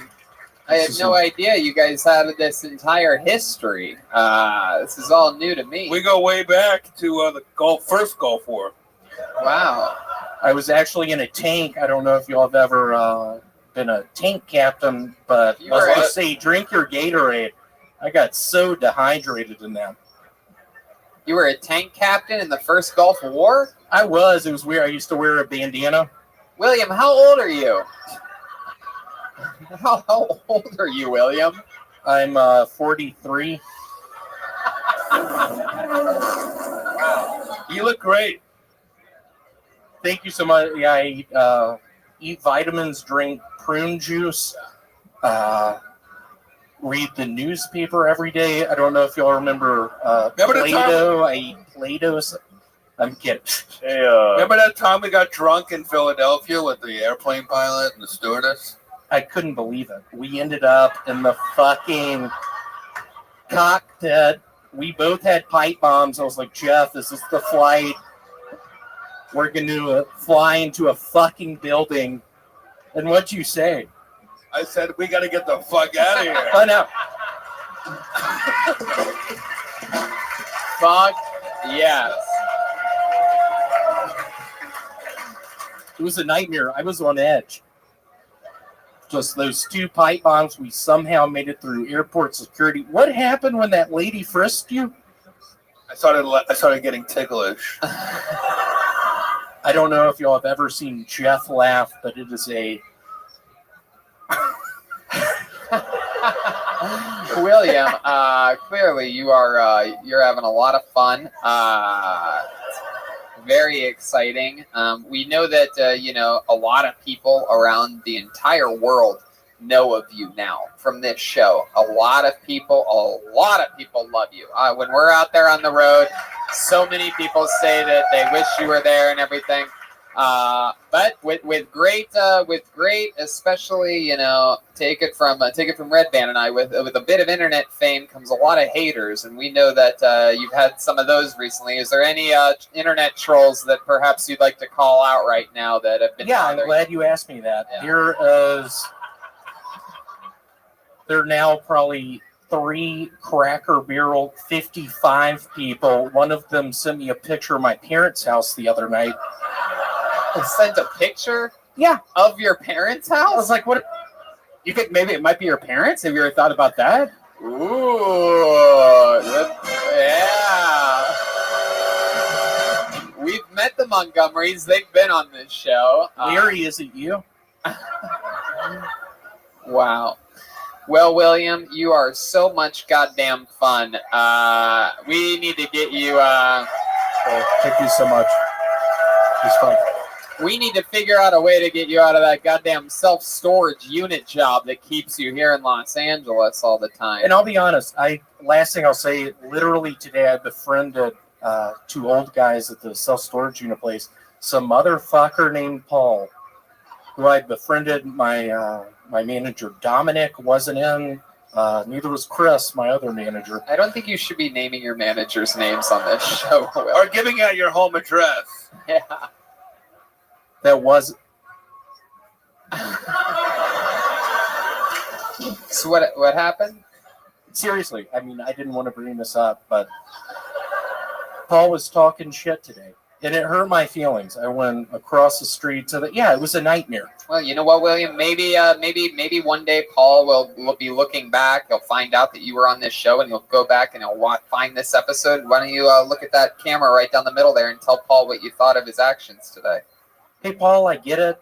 You have that bad cough. You're 74. Look pretty good. You wear that Yankees hat a bunch. You're worried about your cough you have. I am as well. I think you're dying. So today when you were talking shit, I sucked it up because I just prayed to God you were having fun. It just sort of gave you one last sort of nice memory in life. I was sitting behind the chilling, computer. watching Kill Tony. How about you? Playing solitaire. I don't know if y'all played Spider Solitaire, but just wanting to cry. Just wanting to cry. I'm watching something. It was a nightmare. William, quick question for you: Is that your parents' house right there on this screen? Okie dokie. All right. I don't come into there he your goes, life William to buy the Montgomery, gear. everybody. Why are you doing that to me?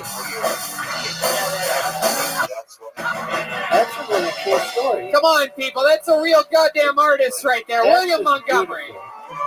That is a beautiful story.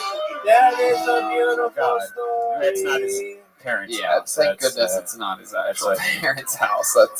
It was a close call. You guys think we should go back to this bucket one more time? By the way, shout out to our friend from Kansas, Trey Thompson, who actually made this bucket for us a few days ago with his art teacher girlfriend, and we took it from Lawrence, Kansas to Des Moines to Omaha, and it ended up somehow in my fucking suitcase today. And since it did, I figured why not use it during this. And all the people that made buckets, like some cities we had like 3 buckets, man. Thank you for all that. We'll sign them. It's so cool. Yeah, if you bring a bucket on the road at the end of the episode, we'll sign it for you and give it to you so that you have a little souvenir. It's Look how cool this one is. It's got all your tour dates. Yeah, it's really fun. And it's it stays the paint stays on, and a lot of these buckets fall apart by the end of the episode, but not this one. Durable, sturdy, fucking American made bucket. It's fun because for a lot of comics, this show is on their bucket list. It's true. That is true. I pulled a name out. Put your hands together for Danny Carranza, everybody. Danny Carranza.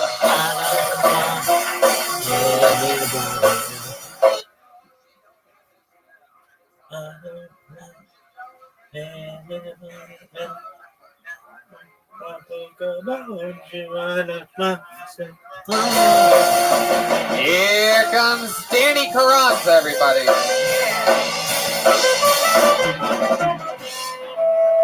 Hello, everyone. Old people tend to give me the same expression that I think that they give a shooting star whenever they see me in public. Let's see. Well, my roommate, he actually made me think that Jesus was probably a magician because one time he couldn't make rent and he actually asked me for the money. And I said, no such thing. I would never do that. And I told him, well, what's going to be your solution instead? And he said, well, actually, I'm just going to pray. And I said, what? And he said, yeah, dude, every time I need something and I can't get it, I just go to my room and I just pray. And that's it. And I'm like, so you don't actually, I don't know, step up and get a fucking job? And he's like, no, I just pray and it'll come true. And yeah, that made me think, I can't believe there's actually people that survive like that. It's pretty scary. All right, Danny Carranza, everybody, with a new minute of stand-up. Hello. Danny Carranza, clearly the newest redrawn Sonic the Hedgehog. Yeah, let's wait. Incredible. I was gonna say, what happened to Russell Peters, man? Danny, take a step this way so that you face the audience. When you mentioned that shooting star, I thought you were talking about Tito or Big Papi. Oh yeah. Oh yeah. I love Heard about that? That was yeah, sad. it's crazy. Really. Hey, did you wash your hair with your laundry again? It is an incredible look, Danny. Is it true that you're from Rancho Blue Camonga? No, it's not. Shelter. Whoa! Look at that. Oh, okay. I see how it is. Wow. I mean, you are quite the. I feel like I know you from somewhere. I The Smurfs. When I first moved out here, Police lineup. I first moved out here a couple years ago. I told you that You look like a character that he would play. I said, fuck it, I don't want to live in this shithole in North Carolina anymore, and I want to come to LA. And so like in a day and a half, no sleep, no food. I just came here with my dog, and I was homeless for like 3 months. Yeah, and I would just basically just spend it all the time just hanging out at the beach, and like taking my dog to dog beaches, hiking with him. And then I came to see you because I told you that like Kill Tony is like everything for me.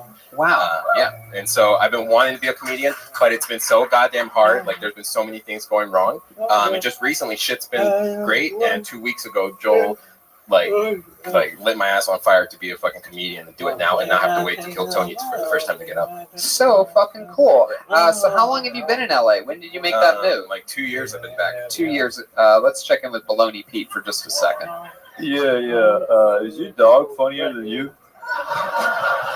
I hope so, because I just found out he might have died, but I think he's just being like kidnapped. Wait. You sort of stopped projecting halfway through that. You said I just found out that he might have died, and what? Or like the guy that I gave him to like take care of. Like I don't think he wants to give him back. I think that's a situation. Wow. How long ago did you give him your In dog? October, I had to move out of the place that I was staying at, and Yeah, your dog's dead, man. that's what I mean. I kind of like don't know whether I should like face those feelings. When's the last time you checked in with the dog owner? Like literally, I think the last time he talked to me was like a month after October, and So November. yeah. How old is the dog? 3 years old. So and how do you say it died? How do you say it died? He said that he ran into the backyard, went into the neighbor's yard, ate something, and then like he took him to the vet because he got sick. He had to pay like $3,000, and then he died. And like I had to get the cops to get him on the phone because he wouldn't, outright tell me. No, he wouldn't like answer my calls, my messages, nothing for months. Wow. Yeah, and then I'm like, fuck, I don't know how to feel. I don't know whether to like accept it because, like I said, this dog was like everything. What was the dog's name? Stitch. Stitch. Well, stitches get stitches. Yeah. What was the cop? What did the cops say when you were like? They were the you ones that called were this like, fucking this random doesn't ass sound dude right. and ask me if my dog is around. I mean, I didn't know what to do next. LAPD was like, I don't know how to tell you this, man, but we don't have time for this at all. They have plenty. Your dog's dead. Move on. People are killing each other downtown. We got riots going on. All right, have a nice day, buddy. He called the police. He's like, yes, men in blue, me too. Look at you. Hey, how long have you had your hair dyed like that? Like over a year. Wow, look at that. Okay. Well, let me give a spin. Maybe the dog committed suicide. Probably. Sounds like it. That's a tough one, man. That's a tough one. I my feel first your dog. pain. I It was feel your everything. pain. You know what? You should work it out and write some jokes about that. That'd be therapy. I just started like 2 weeks ago, like I said. You truly started stand-up 2 weeks ago. Yeah, literally 2 weeks ago, I was here in this Kill Tony, and I signed up for the first time. I didn't even know you had to go over that side to sit down. Well, where were you? Over here, like in the Oh, yeah, you see me all the time. Oh, okay. Yeah, Gotcha. And I talked to Joel like finally because I adore all you guys. Right. Yeah, we heard that part. So you got here 2 years ago, and you said a lot of stuff was going bad. You were homeless, and then now you said lately stuff's been going good. Can you give us some examples of the good stuff? So I finally got a good job, worked for Amazon. And wow, great. Yeah, and like I work 6 days a week. Like not because I have to. I only have to work 4 days, but I just want to fucking hustle. Yeah, you're Mexican. And then I go out for open mics like 3 or 4 times every day. I guess I've been up like 5 times in the past 2 weeks, like each week. Wow, look at you. It's amazing the time that you can create to work and chase hobbies when you abandon your dog. Yeah, really. I kind of think about it. I'm like, fuck, like if I had a dog, I couldn't really be out here. Look, I mean, You gotta get a new dog, bro. yeah. No, I think I want to get a girlfriend first. So. Hey, look at that. Hey, bitches and bitches. Yeah. Yeah. I love that. Have you ever thought about ordering one off Amazon? Not yet. They're not that advanced yet. You got a job at Amazon? What kind of job? A delivery. Delivery job. Are you part of the new drone program? Because your act kind of droned down. That's fine. Yeah. It's, It was fun. it's exciting, man. So when did you and I have that talk? What killed? So How long ago? I don't remember exactly what episode it might have been. Right. I mean, I'm talking about it was like around when. Jeff Ross, like around that time. I think He's I saw been him on at the time. quite a I know few that's what I'm saying, times. like 2 years. Oh, 2 years ago. Yeah. Okay, very cool, man. It's interesting. He looks like a genie who gives 3 wishes at a hookah lounge.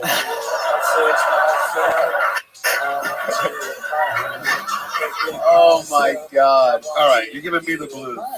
Yeah. Sorry. You are as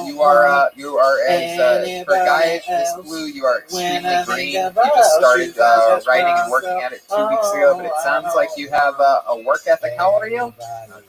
25 years old. So, I'm telling you, you have all the chances that just any comedian, any of these people with their name on the wall, you have the same chance that they had when they were. I mean, I feel like I have the same origin. The whole shitty childhood, depression, living in my car. Yeah, true. Fired from every job I've ever had. Right. I was like, fuck it, I got it.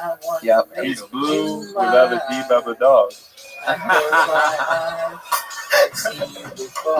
I love it. I think he said he's blue. What was it again? Without a deep of a dog. I said he's blue without a deep of a dog. He's blue without a deep of a dog. Without a deep of a dog. Without a deep of a dog. Hey, what's up?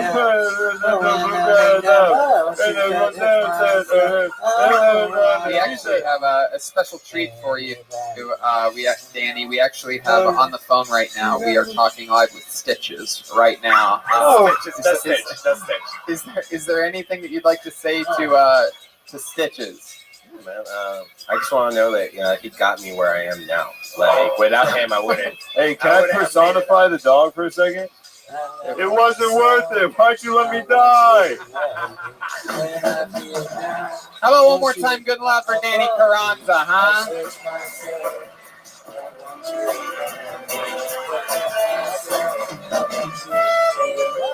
You know what? Why don't we do something special? Since it is Pride Month. Since her man formerly known as perhaps boyfriend had a one-sided conversation about her on stage last week while she wasn't here. Since she made cookies and is dressed adorably as a gigantic vagina. Let's do something fun, and she's been on the show a few times. We love her. She started here, and she works hard at it. Ladies and gentlemen, a spot for Cassandra Cass, everybody. Let's do it. Why not? Here she comes.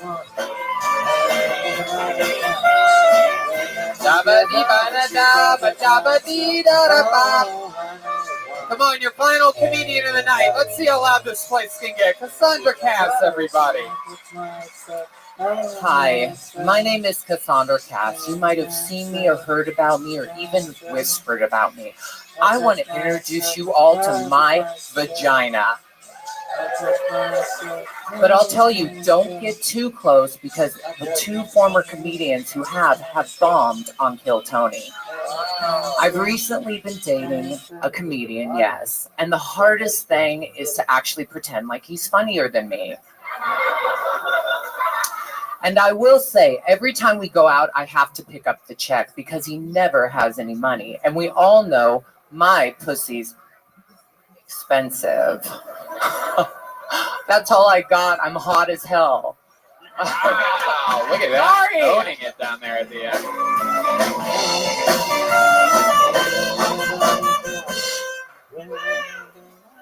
Wow. Nice pussy. Cassandra Cass. Yes. Look at you. This is This is a angry pussy. yeah, I guess so. That's amazing. Did you make that? I did. Wow. Yeah, so that's what I do. I do burlesque shows. I travel all over the world, and I've done it for 20 years, and I'm damn good at it. You are. So, yeah, Right. Absolutely. Thank you. Cassandra, this is exciting. Have you been having fun with life? You been doing stand-up anywhere else? Yeah, I actually got the honor of, David Arquette wrestles, and he's an amazing human being, and he invited me to. Great friend of the Kill Tony show. Yeah, he's a Multiple wonderful time I'm guy. wrestling with my sexuality right now. well, baby, don't make me lift this up. You might really get there. Wow. Right? My goodness. Nice balls! Cassandra. Yes, sir. You lost Yes, your wig. sir. Your wig fell off. It's okay. I guess I'm a bald pussy now. I think we finally found where the clit is. Oh my God. Should I put It's beautiful either way, Cassandra. It's all good. You look. That's like a Afro Whitey. I know, right? I love you, Aphrodite. Oh boy, I don't know. No, go ahead, Jeff. I'm still shocked from when you lifted up the outfit. You were? I think maybe you need this. I've already done that, baby. Oh, okay. Yeah, I've already done the sword. Yeah, she's already chopped everything off. You said that you pick up the check. Is that true?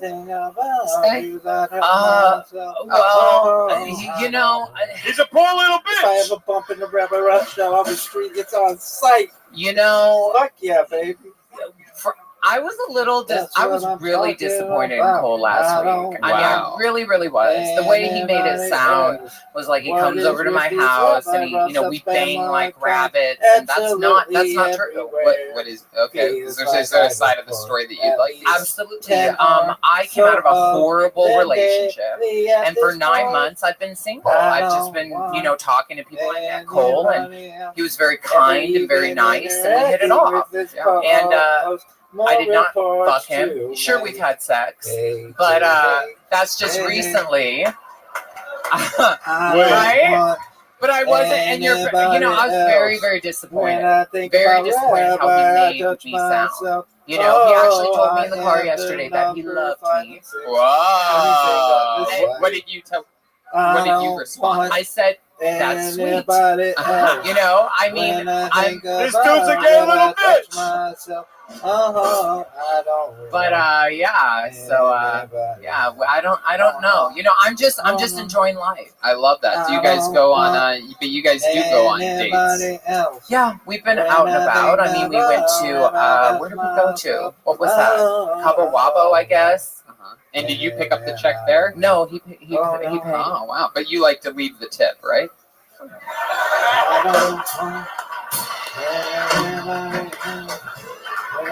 Well, I'm not against it, but let me just tell you, when you've had a penis, you definitely know how to please a penis. Let's keep that straight. Yeah, let me ask you a question. You saw the show earlier with the young. Is when the roast beef beef. My goodness.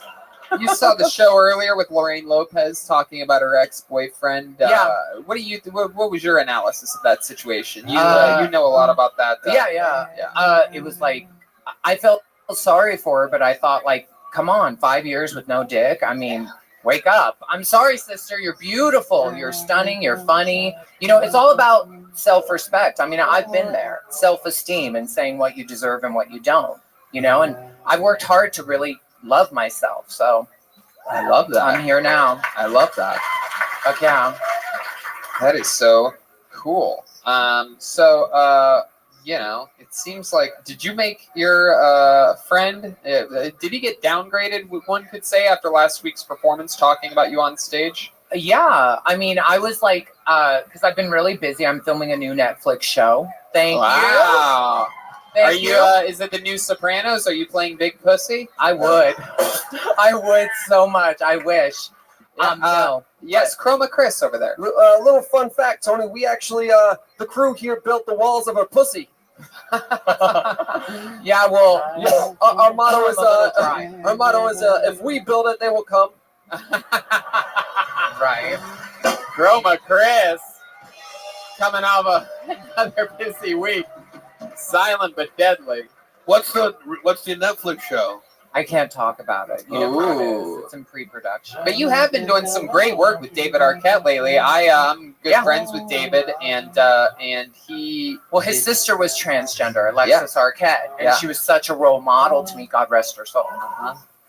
Okay. Well, she's not with us. I mean, that is so cool.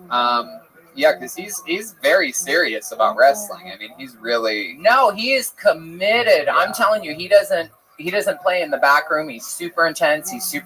I respect anybody, no matter what you do. I don't care if you're not funny or whatever, but when you're dedicated and you put passion, I respect that. Yeah. It takes a lot of balls to get up here. And you know a thing or two about that. I do. And Cole was right. My penis was bigger than his. Wow. And I knew how to She's use got a it ghost better, penis. Cole. It's hard to go. Cole, is there anything And you'd like like Netflix, to? Is there anything you'd like to come up and Yes, say come or up, anything Cole. Like that? Wow, look at this. Come up, baby. Just so that you can all see how much control Cassandra has over this little boy. This just became Maury, dude. Everyone is incredibly uncomfortable. Come on, come up here, Cole. Look at this audience. Is there anything you'd like to say to Cassandra publicly after this whole charade that has happened? Yes, there is. Yeah. I want to say I am truly sorry for what I said last week. I should have portrayed you how you deserve to be. Can you face the camera? Yeah, I thought I was facing you. Yeah, do both. Face the camera and find your talk light. to her. Find your light. Okay. Send her the message. No, I am very sorry for what I said about her last week. I didn't mean it. It's not how I should have talked about her, and not how I felt. And I am very sorry. How do you feel? Why don't you tell her how you do Bring feel, it. Cole? Tell her how. Come up here. Yeah, I'm here. Stand up there. I like that. Stand up there with him. I like that. Go ahead, Cole. Stand up. Come on. Stand up. You like this position. Everything's fine. Cassandra, give him a chance to tell you. Cassandra, I love you.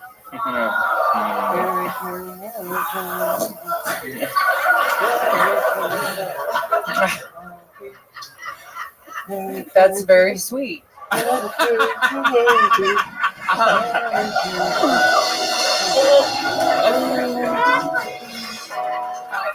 But I will say, Cole, I like you more than anybody I like right now. And Whoa, look at that. Hell yeah. should we kiss? Yeah, sure. Why not? Let's end the episode with a bang. There they are, Cole Alexander and Cassandra Cass closing out tonight's episode. Pride Month. Wow, look at that.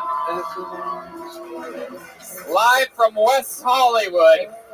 What a way to end it. Pride Month, week, whatever it is, it has begun. How about one more time for Alexander Cole and Cassandra Cass, everybody? Look at that drawing from Ryan J. Ebelt of tonight's episode. Very cool. RyanJEbelt.com for all those prints. Ladies and gentlemen, come on, it's the Roastmaster General, Jeffrey Ross! The man, the myth, the legend. Thank you, Kill Tony. Historical Roast is on Netflix. Bumping mics with David Tells all over the country. California, Washington, New Jersey, Texas, New York.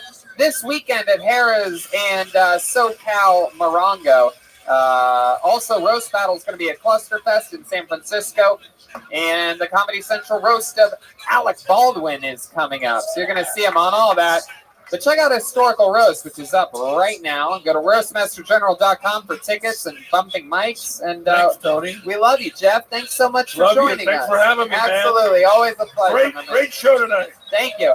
How about one more time for the great and powerful Jeremiah Watkins, everybody? Baloney Pete is His brand new album is at the top of the charts on Comedy iTunes right now. It's the self-titled album, Reagan and Watkins. Hit #1 over the weekend. His new guest on Jeremiah Wonders is Pete Holmes. He's on YouTube at Jeremiah Watkins. He's on social media at Jeremiah Stand Up. Anything else, Jeremiah? Reagan Watkins will be headlining in San Diego on June 28th, and Joelberg will be opening for us. And then we're also headlining Stand Up Live in Phoenix on July 18th, and Joelberg will be opening there as well. Oh, that's great. Look at that. That's amazing. How about one more time for Silent but Deadly Chroma Chris, everybody? Heck yeah, Chroma. What do you think of tonight's episode? We really raised the roof, Tony. Yes, you did. Come on, how about one more time for the great Joelberg, Joel Jimenez, everyone? We did it. Joelberg's on social media mostly. Sorry, he's going to be heading out with us to all the rest of these gigs that we have announced here so far. Joel, you're traveling all over the world now. What's going on, dude? I love it. Shout out to Ludwig Drums. I love you guys. Peace out. I'll see you on tour. Heck yeah. Remember, we're taking pins with us. We got the road posters with us. So those of you coming to these road shows, fucking get ready. We're going to have a lot of fun. I promise you that. Red Band, anything else? Hey, I just got a new Death Squad studio in Burbank, so look for a bunch of new podcasts in the next month. Hey, thank you so much, live audience. We'll see you guys again soon. We love you. Good night. Thank you.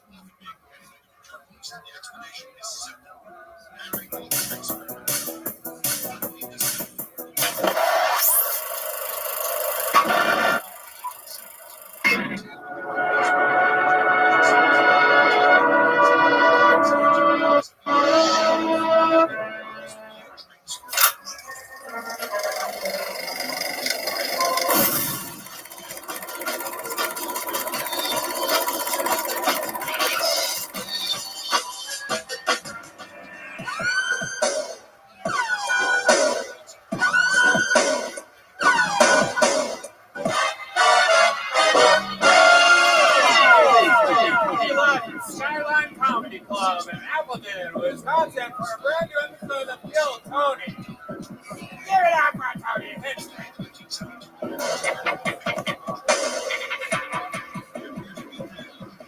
Appleton, Wisconsin. I don't know why, but we're here. Make some fucking noise. Wow, how exciting is this? Brian Redband's here, everybody. Hey.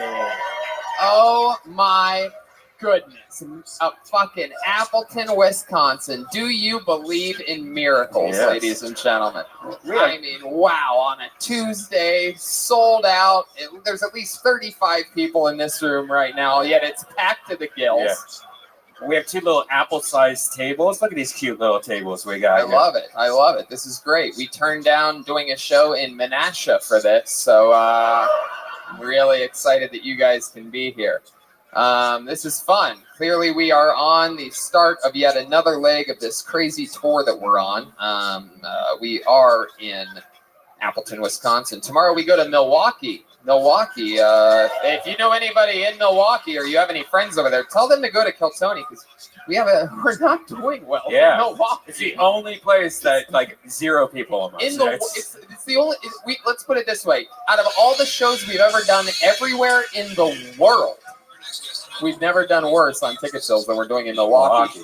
Chicago's basically sold out. That's a giant, cool, awesome venue, Thalia Hall. Then Madison, same. Minneapolis is sold out. Go back to the Comedy Store every Monday. This Monday coming up, one could say it's our 6-year anniversary, and it is with guest Brian Holtzman, Comedy Store legend, icon, monster. This is going to be fun. Brian Holtzman is amazing. One of the edgiest, fucking wildest comedians out there.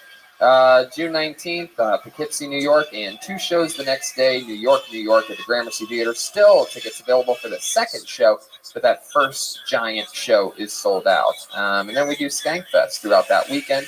And it's really exciting. We are doing a massive show that we just announced yesterday, July 25th, at the Fillmore in Philadelphia, Pennsylvania. Tickets go on sale this Thursday, June 13th at 10 a.m. If you use the Live Nation code GROOVE on the Live Nation feed. Yeah, you can use GROOVE or you can use KT2019. I don't know why they would make that the promo code. KT2019 for those of you that are interested in using passwords for... Anyway, we go on sale to the public the next day, this Friday, June 14th. That's for the Fillmore in Philly, our biggest, probably our biggest show ever. That's going to be 2,600 people, which is about 2,600 more people than we're going to have in Milwaukee tomorrow. Yeah. I don't know if I've mentioned, but we are in big trouble here. No, I'm kidding.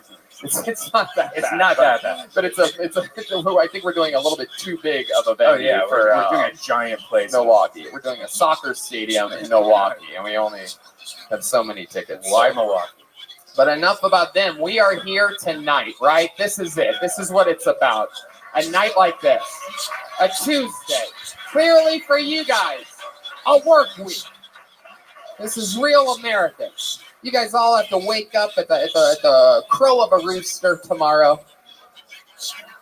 Milk cows, pull cheese curds out of between their toes, or however that happens. However you make those magic cheese curds. But let's get this thing started. As always, we have no guest on these road shows, and but you know what's cool is that we do have a band. And as you know, if you listen to a lot of the road shows, you know that due to stage constraints, sometimes we can't have a full band, to say the least. So tonight, instead, you're going to have the best damn band in the land. It is the Kiltony Band. It is Jeremiah Watkins and Joel Jimenez. Every single episode, they do different characters. I never know what they're going to be. They stay in character. Sometimes it's a brand new character. Sometimes it's a character that we've never seen before. Let's see what they are tonight. Look at this. Oh, wow. Look at this classy motherfucker. Come on, Appleton. You got to make more noise than that. Small and mighty. Oh my, I mean, European Taurus, perhaps? I mean, I'm not positive on this one, to be honest with you. Can you help me out? Nice to meet you. Welcome to Kiltony. Who are you? Oh, hi. I'm Gustav. Oh, we know Gustav. It's been a long time since we've seen each other. Yeah, I've been traveling abroad. Now, are you German, Swedish? Yes, I'm German. Wow, that is so cool. And this clearly is, wow. I mean, I have no idea how you two could be friends. What's your name? Ricky Ricardo. Wow, really? Yeah, no relation. I'm Cuban. We're foreign exchange students. How did you two meet each other? I'm in college. Crazy times. All right, Gustav and Ricky. This is exciting. Gustav's been on this show before, right? And Ricky, first time? I've been here before too. Oh, okay. Well, good to see you again. A lot of cigars being spat. This cigar is 6 years old. Wow. You should change your name to Michael Jackson then, putting that thing in your mouth. I didn't say I liked it. Hey. It's a small stage. We're all up here tight tonight. Cool fucking room. I like this venue. We're at the Skyline Comedy Club for the first time in our lives. Perhaps very easily the last time in our lives as well. But no, I'm kidding. This place is great. I can only hope and dream to have the type of career to have to perform here for the rest of my life. No, I'm kidding, guys. I'm kidding. I want to come back here. Put that horse away. Oh, this is exciting. So we have Gustav, Ricky, we got Brian Red Van here, which leads me to this, the Bucket of Destiny, everybody. The Summer Tour 2019 Bucket of Destiny. With the Kill Tony logo drawn by Ryan J. Ebelt, which reminds me, Ryan J. Ebelt, of course, could not be here tonight. However, he did send along with us amazing road posters that we're going to be selling after the show, signing for you. We also are debuting. You're actually the first place ever, even the Comedy Store didn't get the opportunity to sell any of these yet. You're the first ever stop on the tour that gets a chance at Kill Tony pins, which are awesome. Death Squad pins Brian has, and the new Reagan and Watkins album, perhaps. Yeah, bunch of exciting stuff. So we'll see you after the show. But anyway, I'm also selling my instructional DVD, Becoming Pro, after the show. I have this Bucket of Destiny. A bunch of people signed up earlier for the chance to get on this stage and perhaps perform 60 seconds of stand-up comedy. You know your time is up, Appleton, when you hear the sound of a kitten. It's so quiet, I could barely hear that thing.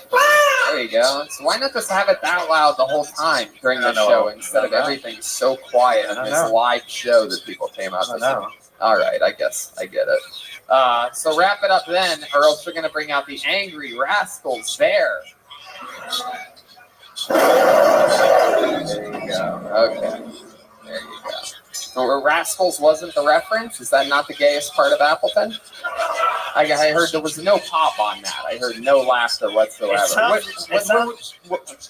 It sounds like they don't talk about the gay population here. I guess not, huh? Somebody said that. Don't ask, don't touch. One of the staff members told me, you shook your head no, lady. What would be the right reference, do you think? What do you think the gayest part of Appleton is? Other than wherever the guy that you're next to is. All right. Tony, I like his vest. It is. Somehow he looks more like a European traveler than you do. Stand up and take a bow. Wow. Look at these two. Lost brothers. All right. So if I pull your name out of the bucket, you know what it is. The stairway's over here. You do your 60 seconds, and then we talk to you about anything in the world. We find out more about you and how long you've been stuck in Wisconsin. Low turnout on the names, by the way, this episode. Really interesting. Yeah. Only very, very, very small turnout. I think only 16 or 17 people signed up. It's a Milwaukee bucket of names. Yeah. Anyway, so let's do it. You guys ready to start the fucking show or what? You guys really excited about this? Is it okay? I mean, we flew in from Los Angeles for this. We could have gone straight to Milwaukee and just had you drive an extra 45 minutes. But instead, we came to you. Your first comedian going up tonight. Could be their first time, could be their local comedy vet. Point is, you're not allowed to heckle during their 60 seconds. Give them that. Put your hands together for Jonah Timothy Dorso. Or DeBay, perhaps Dorsey. Jonah Timothy Dorsey. Is this you? Heck yeah. Come on through here, buddy. Come on, guys. Make some noise. Yeah. It's happening. It has begun. Jonah Timothy Dorsey. Hello. Thank you. Okay. So I'm biracial. I'm half black, half white. But I look like a Mexican lesbian transitioning. And I'm 39. I have 6 children. After my 6th child was born, I got a kind of a random call from an NBA scout. They were like, "We like the numbers you're putting up. We're gonna need a little bit more from you." But I don't even play basketball, so I've been paying child support for most of my adult life. Thing about child support is it can only affect you negatively if you don't pay child support. When you do pay child support on time, it does not affect your credit positively. So let me drop some knowledge on all of you young guns out there trying to get your child support paid. You want to game the system? Pay with the credit card. All right.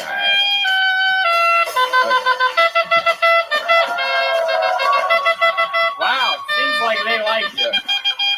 I love it. Hello, how are you? Welcome to the show. Thank you. How's it going? Yes. First time doing nervous. stand-up? Yes. Really? Pretty much. What do you mean pretty much? You do karaoke a lot and you talk a lot right before your songs. You ever run any of those before you fucking get down? Are you Eddie Bravo? I mean, it's very bizarre. You look like a combination of 10 of my favorite fighters. Yeah. So I'm sort of afraid to make fun of you at all. He looks like a combination of my 10 favorite races. You look like Bruno Tarts. What? Nothing. You definitely look like Eddie Bravo. It's freakish. Do you know who Eddie Bravo is? Of course, yes. Thank you. Oh my god! And, wow. All right. Very good. Do you know? Do you know any jujitsu or anything? You seem to. You have fighter head. You have like that padding. You have the padding above your eyebrows, where your eyebrows come out in case you get like punched and shit. A little bit. Yeah, a little bit. Like what? How many people have you killed with your bare hands? The way he said "a little bit" tells me he's a fucking assassin, and he just wanted to come out and get some laughs, and now his cover's being blown. Are you a professional hitman? Okay, no, don't answer that. Tony. Jonah, talk with me. So give us something here. What are you? Half black, half white. Do you really have 6 kids? Yes. How old are Tony. they? How old are they? My oldest son is 20. Uh-huh. How old are you? 39. 39. 20, and then what? What's the range? 6 kids. What's your youngest? My youngest is 6 months. Oh my God! You just keep coming inside of everything that you see, huh? Yeah, Ricky. Are they all with the same mom? Hell no. No, Ricky. I knew it. I just wanted him to answer. Wow. How many different moms amongst the 6 kids? 3. 6. Oh my God! Is it really 3? Is it? Guys. Who said 3? Me, motherfucker. Okay. Me. Stick with me over here. Yeah, Even sorry. if you hear other people say things, you just fucking focus on me. Got you. I have so much I want to talk with you about. So 3 moms. Is it 2 kids each or? Yes. Wow! Look at you. What the fuck? Who the hell's that lady yelling over here? It's his loud wife. That must be number 3, huh? Wow, and she already got her 2. She better. If I were her, I'd be running for the hills right now, just fucking looking for someone to fucking cover me. She's videotaping this, by the way. It's adorable. I can't wait for you to show your kids this one day. This is Daddy. This is this is who he is. What do you mean he has other kids? Who are they? What are they? What are your twins' names? Uh-oh, and another accident? Whoopsie and Daisy. Is that your thing? Have you ever pulled out of anything? Even your hands in your pocket right now. Oh, God. Here we go again with the hand pocket thing. Just like Kansas, right? Yeah. Huh? Exactly. All right. You've been keeping up. Yeah. So interesting. Do you pull out ever? I'm gonna stay on this subject. I find it very intriguing, the fact that you just like no matter how many times you make babies, you're just like, oh, I should fucking pull out, you, but I'm not, you fucking. Yes, I'm gonna go to Gustav. Yeah, even when he masturbates, he doesn't pull out. It's like the ending scene of Titanic. It's like, I'll never let go. Yeah, he just keeps that hand right at the top and just fills his hand up with goo. It's like an 8th grade science experiment with a volcano oozing. He just.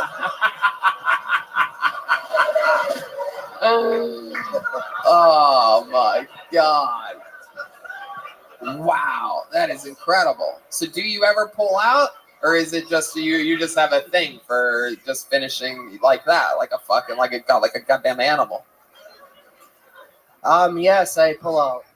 So, for example, like when you pull out, which we know isn't that often, but when you do, is there something that you like to come on or in, like inside of a vagina? Right. Like, you pull out, He pulls out in another vagina. What are the other two? On the belly button. I don't know. What Belly was the button, question? of course. It has to be something that sort of resembles a pussy in a weird way. It's like, oh, there's a bodily hole. You're going to find out all the girls that he has cummed in have pierced belly buttons, and that just goes in their belly and makes babies, right? Wait, what? Oh yeah, through the pierced hole. It makes tons of sense. Okay. Do you think piercings are an open wound? Yeah, it goes like mixes in there. It gets in there. Good God, Brian. Red man. Red strong sperm. They'll dig holes. Okay.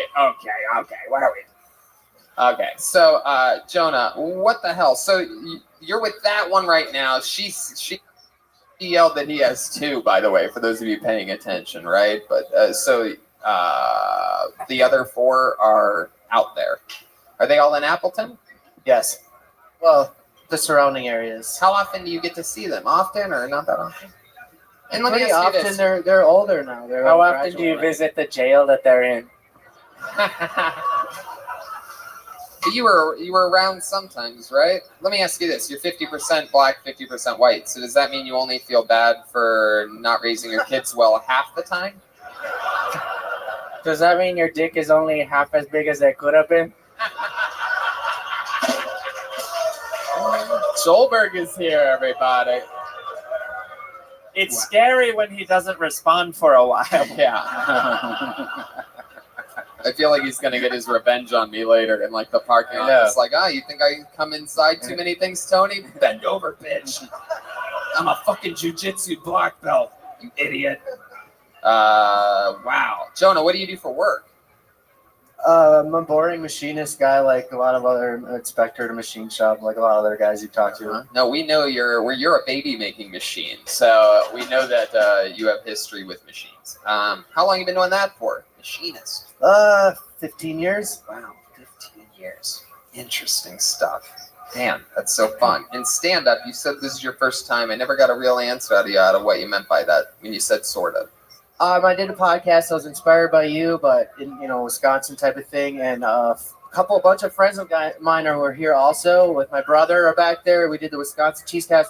We put together a show at Cranky Pat's Pizza and Nina, one-time thing, and I got up in front of just them and the bartender one time before. That's fucking awesome, dude. Cool. I love that. That's exactly how, when people say, how do I get on shows? How do I fucking start? That, go to open mics and do exactly that. Go to a fucking what's different than this in a fucking pizza shop? Yeah, nothing. yeah. And the lights are off. There's some lights on us. There's fucking sound. Go start a goddamn show. And one of the biggest tips, if you're somewhere that doesn't have comedy shows, go to one of these bars that are dead on a Tuesday night and go, can I put up a microphone and a speaker? You'll get more business. Right. You can make your own shows. That's how you make your own mics. It's one of the best tips ever. 100%. And that's what fucking we did 6 years ago. We took Mondays were a corpse at the Comedy Store. Those other rooms sat dark. And it inspired, Roast Battle started a few months after that in the same room, everything. I mean, it's just, and that goes, even you, Appleton, you could have your own show. Wow. The comedy club here is like, shut up. I know. I make fun of everything if you haven't noticed. I do it in all the other cities too, if you're worried. The staff's sort of looking at me like, is he being serious? I don't know.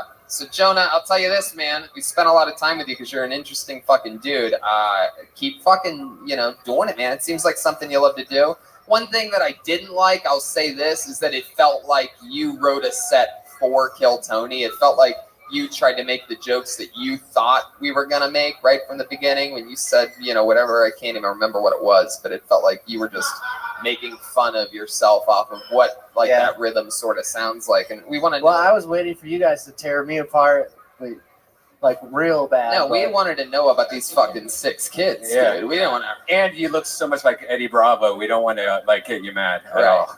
Yeah. But no, we gave you words of encouragement at the end, and we built you up, Buttercup.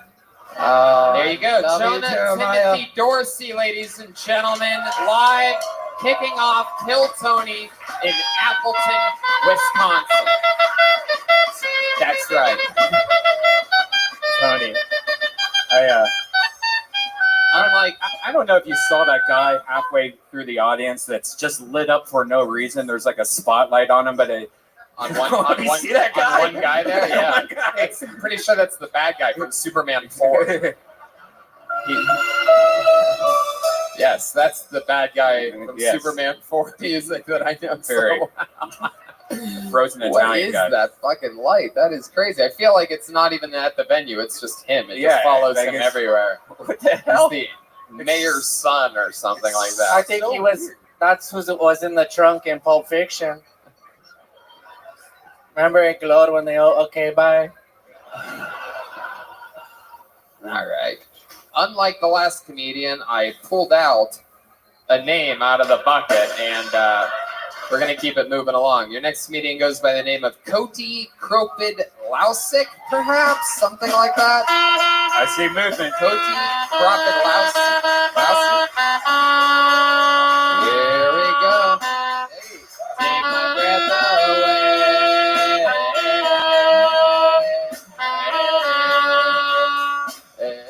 Put your hands together for Cody, everybody. All right. Thank you, guys. So I'm really terrible at relationships. Like, my ex-girlfriend wanted a monogamous relationship, and I kept telling her to make me sandwiches. Turns out I was too stupid to know the difference between misogyny and monogamy. In my defense, though, really only wanted her to make me cheese sandwiches. All right, the one a little bit. All right, cool. If you believe in God, then you believe that everything happens for a reason. I'm a perfect example. I almost drowned twice. I flipped my four-wheeler like 6 times, and I once T-boned a pickup truck going full speed on my dirt bike. Like, if God's keep me here for a reason, it's like you keep that friend on Facebook. Everyone loves your shit show. You know? Like, God's sitting up in heaven with a bowl of popcorn saying, like, oh my God, what's he going to do next? Oh, he failed to get in the military. And I did. I wanted to join the army, but I'm more like a G.I. Joe Pesci. Oh, that is so fucking funny. And I told my gay friend that I wanted to join the Navy.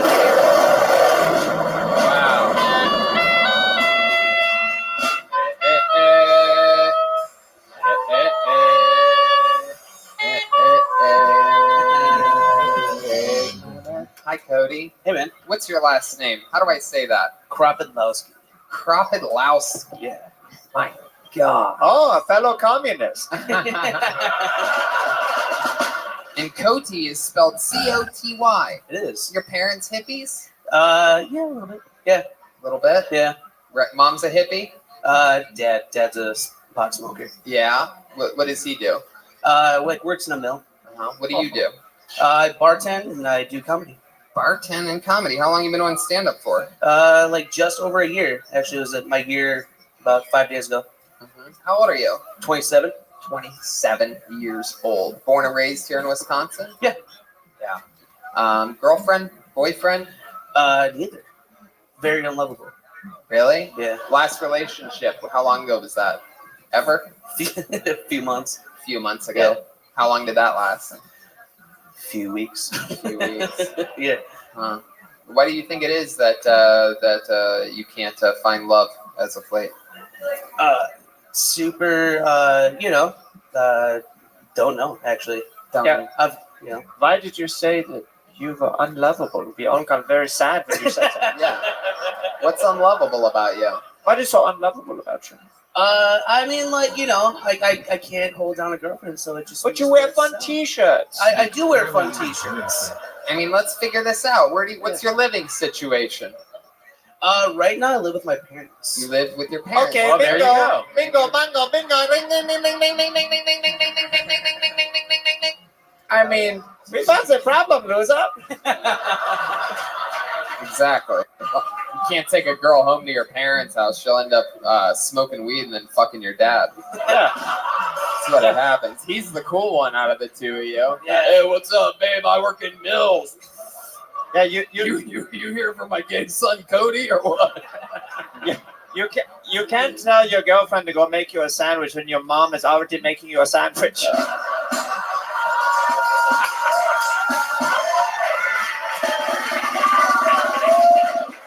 Wow. That is perfect. That was good.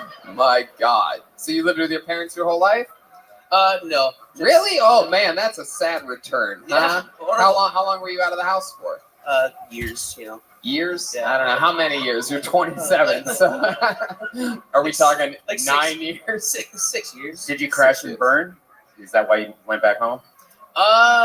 Kinda, yeah. Actually, I moved to Like crashed, Chicago. you're talking about his diet, right? Wait, I don't think I said that right. Go ahead. I moved to Chicago to try to like pursue comedy. I fucked up and spent like way too much money, way too quick. On deep dish? Had to like move back. Yeah, just pizza the whole time. Yeah. No, I mean I tried deep dish once. It was fucking awful. Mm-hmm. Just crusted lasagna. Yeah. Uh-huh. Just sauce and bread. Yeah. Wow, I'm a foreigner, and that was a very dumb thing to say. So, how recently did you move back in with your parents? Like January. January. So that's interesting. Has anything changed? Did you notice a difference this time moving back in than it was 6 years ago when you lived there? Or however long ago it was? No. No? No. Same thing? Bedroom was still the same? They kept it just the way it was because they knew you had no fucking chance in Chicago, right? No, actually, I guess the difference is that I have a bedroom now because now my uncle's dead. Whoa!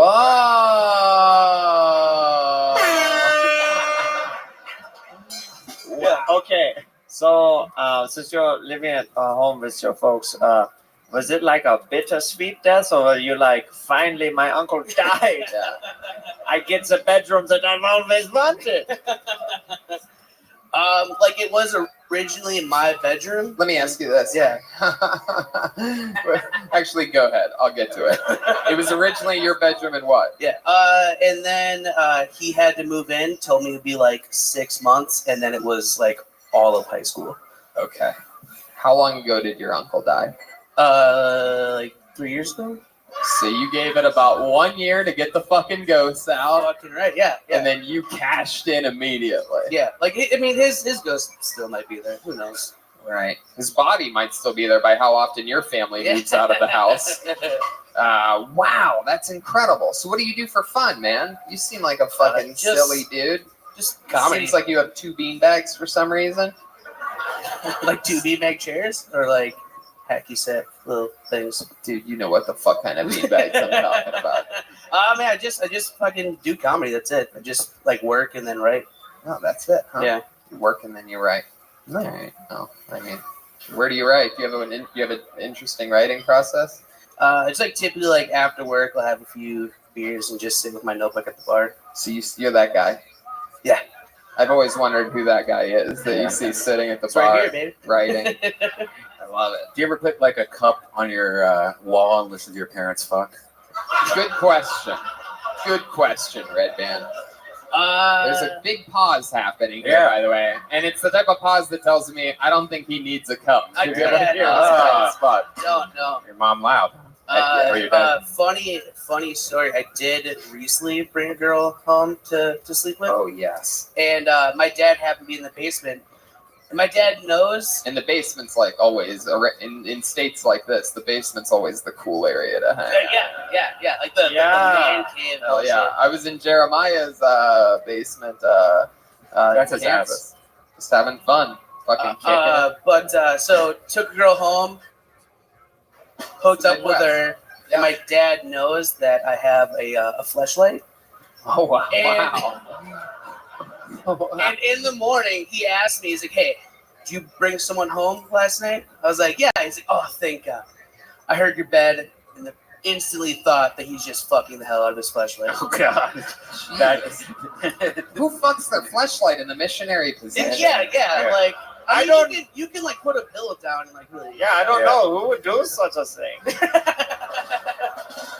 Have you done that before? You put a pillow over the fleshlight? Well, geez, now that we've gone that far, let me ask you more. Have you ever drawn a little smiley face on construction paper and put that down, or perhaps blown up like rubber gloves and been like, "Oh, hold my hand while I fuck you"? Like, how far do you go into this imaginative "I'm fucking a real thing"? Like, do you ever put a fucking like a recording of a girl's voice and lay it under the other pillow? Like, "Oh yeah, say my name." Like, "Oh, Cody." Like it's like Siri. "Oh, Cody Kropotowski, so fucking good. Fuck me. Fuck me and my filled rubber hands." No, I haven't. Wow. You ever put lipstick on it and just try to talk to it? A fun fact, the last comedian I know for a fact actually has had sex with a fleshlight and got it pregnant somehow. It's unbelievable. It's the only known case of that. There was too little. One morning it woke up with too little fleshlights. Too little fuck candles. All right. Well, Cody, you're in the game, dude. Congratulations on getting pulled tonight. Nice to meet you. Way to keep it fucking going. Good luck with everything, dude. Get out of your parents' house. Save some fucking money. Get out of your parents' house, Cody. You know, if you wanted to just focus on comedy, living with your parents wouldn't be that bad of a deal. You know, just for a place to sleep. Welcome to my life. Oh yeah, that's right. A place to sleep, a place to just slowly die. You know what I mean? Well, I mean, if Really you wanted to just do comedy and fuck. I guess so. I honestly think a better way to get good at comedy fast would be to sleep in the backseat of a fucking car and survive and have to fucking write jokes until you're fucking not in the goddamn car anymore.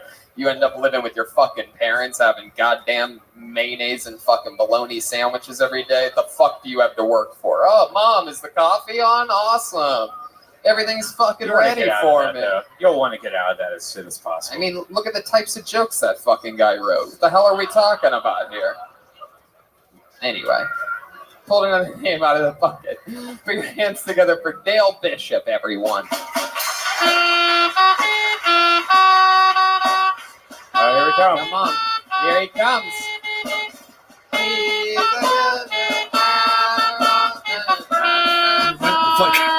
One more time for Dale, everybody.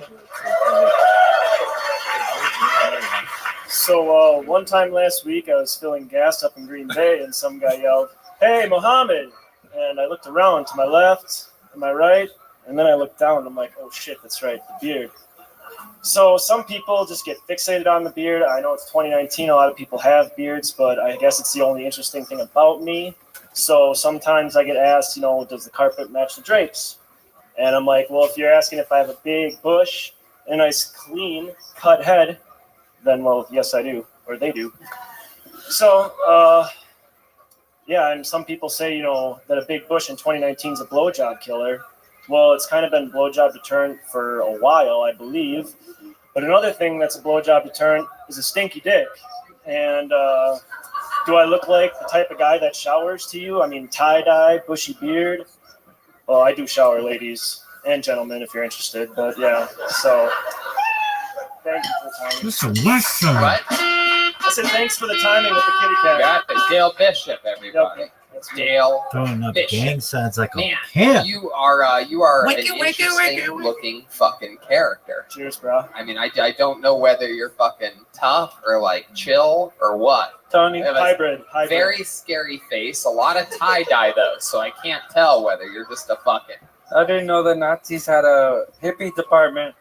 9. Bitch. Veronique Habendas. You're a scary looking guy. What do you do, Dale? Well, currently I wash windows. You're the window washer. Yeah, I'm I used paying to do off that. a shit ton of student debt. So I used to be a window washer. Scary as fuck. You do like tall places or? yeah, thankfully from the ground though with a long ass extendable Yeah. broom, but I did fall off a roof 2 months ago, so Oh, that was shit. fun. Oh no! Didn't even take a day off, so yeah. Wow. Cheers. Look at you. That's incredible. What kind of student debt are we talking about? What were you studying? I started out computer science and business administration, and then 4 credits short of the computer science degree, pussied out anxiety attacks, and just stuck with the business because that was easy. And then you got your master's in window washing. No, then I had an epiphany that I hated business and capitalism, so I went to school for English to be an ESL teacher because I thought that'd be cool. And yeah, so I went back to school to be an English major, dude. English major, dude. And then and you smoke a lot of pot, right? 'Cause you're dressed Oh like no, that. I just like tie dye.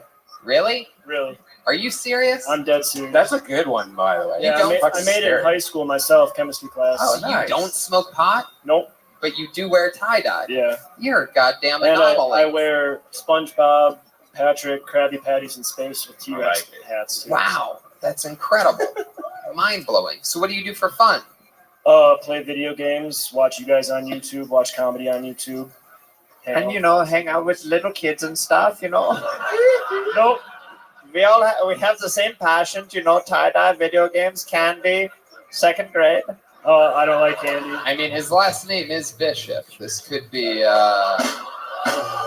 maybe he knows more than he's telling us. Do you have like are you dating anybody at the moment? Oh no, I'm currently single. Oh. Yeah. Didn't you hear the bush, the blow cap turn? Oh yeah, I heard it. Yeah. What were you saying about Stanky Dick? You got my attention and you lost me at the same time. It was kind of a joke that I appear to not have good hygiene and to draw attention away from the fact that I have a giant bush. So yeah, I don't know. It's my first time behind the mic, so I'm just spitballing trying. It is your first time doing stand-up. How about a hand for that, everybody? Dale Bishop. Wait. Get up here. You're not fucking done yet, you son of a bitch. Apologies. You didn't think it was going to be that easy, did you? No, not really. Are you wearing your class ring or what is that? No, this is conference championships for college football. Oh, where'd you play? St. Norbert College. What's it called? St. Norbert College. So more. Oh, I didn't realize they gave Division 7 rings out. Jesus Christ. Hey, I play against the quarterback currently on the New York Giants. So What, Eli Manning? No, his backup. Alex Alex Tanney. He makes Alex Tanney. That's your great white hope as a backup? No. That's just me defending Who's my the backup? Alex Tanney. Oh, okay. Yeah, no one's ever heard of him. Right. You look like if Game of Thrones took place during Woodstock. Hey, look at that. What are you guarding, the Wonder Wall? What is the what was the name? What was the mascot for the team that you played football for? The Green Knights. The Green Knights. Yeah. Yikes. Yeah, it was, dude. So, what's some interesting stuff about you? What would we be surprised to know, you big, gentle giant? So I went to Australia, studied abroad there for 6 months. That was really freaking fun. Yeah. What was your favorite part of Australia? I skydived, I believe it was 18,000 feet, 60-second free fall before the chute opened. I was wearing a Bob Marley shirt that said, "I'm so high I can touch the sky." That was pretty cool. But it's so funny because you don't even get high. No, I don't. You do all this stuff that stoners do. Yep, I don't Yet smoke. you don't smoke pot. He's like, I don't get high, I get literal. I go skydiving. I hit an empty bomb. There's nothing in it. Have you ever tried weed or shrooms or anything like that, or you just you don't? I tried mushrooms in Bali because they're illegal. I don't believe it. So it's about following the law to you? Yeah. You're very strict on yourself when it comes to following the law. Why do you think that is? Military dad? Jail sucks. Have you been to jail? I've been handcuffed once. For what? It's Wisconsin, so DUI, duh. Wow. And there was that much trauma. Ironically, DUI is how you spell duh in some languages. DUI, duh. So you got handcuffed once from a DUI, and there was that much trauma attached to the handcuffing that you're like, never again. Yeah. I will never, ever, ever touch anything again because the law says so. Yep. Wow. I will I will culturally appropriate being a stoner and devoting my life to another culture that I have nothing to do with. Because that is the law, mister, and when the law says so, I abide by it. Is that correct? Correct. All right, cool. Have there been any other times in which you thought, like, man, if I did break the law, maybe I would do this? So, in follow-up question, if all of these things were legal, would you do them? If pot was legal here, do you think you'd smoke pot? Oh yeah. Wow, dude. Okay, this is great. Fucking crazy. This is great. We're about to have one of those great Kill Tony moments because, my friend, I think you've needed for a long time somebody to tell you that it's time to start smoking pot. If You have everything else in line.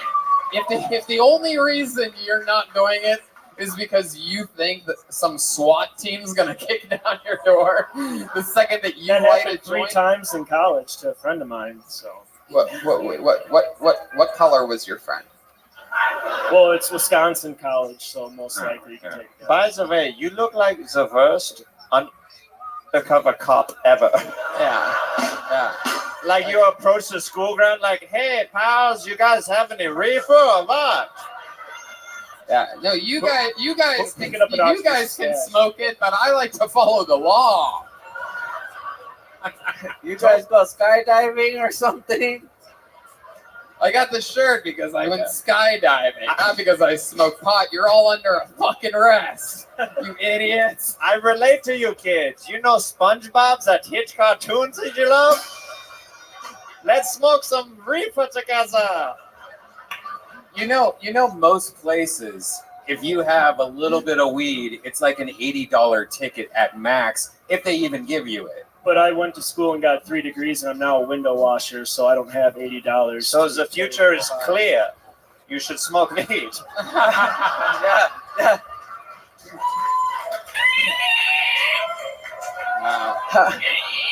How did I drop out of school and I'm doing better than this guy? I got CTE probably. I played football 13 years, so that's my guess. I didn't hear what you said. Moving on. CTE. You know that movie Will Smith made? Oh yeah, you have head trauma from playing football. Oh, that's sad. Oh, okay, well then you're probably sort of stoned all the time. That's fine. Exactly. Feel fucking great. Since you are a window washer, do you call past girlfriends your Vindex? Just asking. So if you come to Los Angeles, you would smoke weed because it's legal there. Oh yeah. Oh my If god. I went to any of these bordering states Yeah. where it's legal. Oh, you gotta take a fucking road trip. What do you think would happen? When's the last time you smoked pot? Never. Really? What do you think would happen if you inhaled on this pen that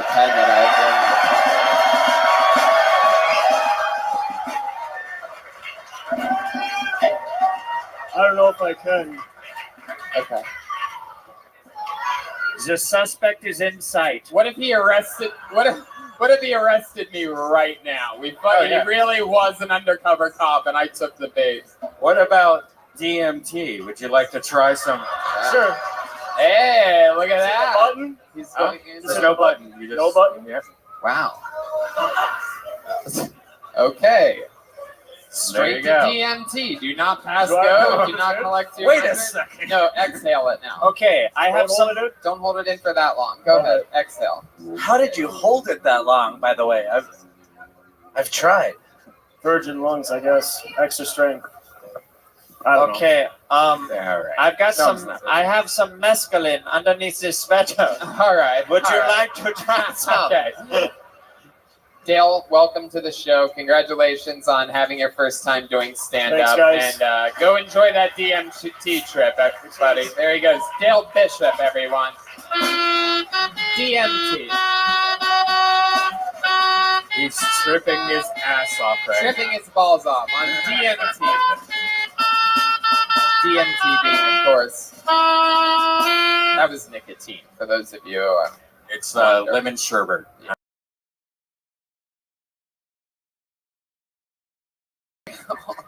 I immediately, when I think he was serious about having head injuries, and he said I probably shouldn't do that. I'm like, you know what? You're fucking right, buddy. Totally.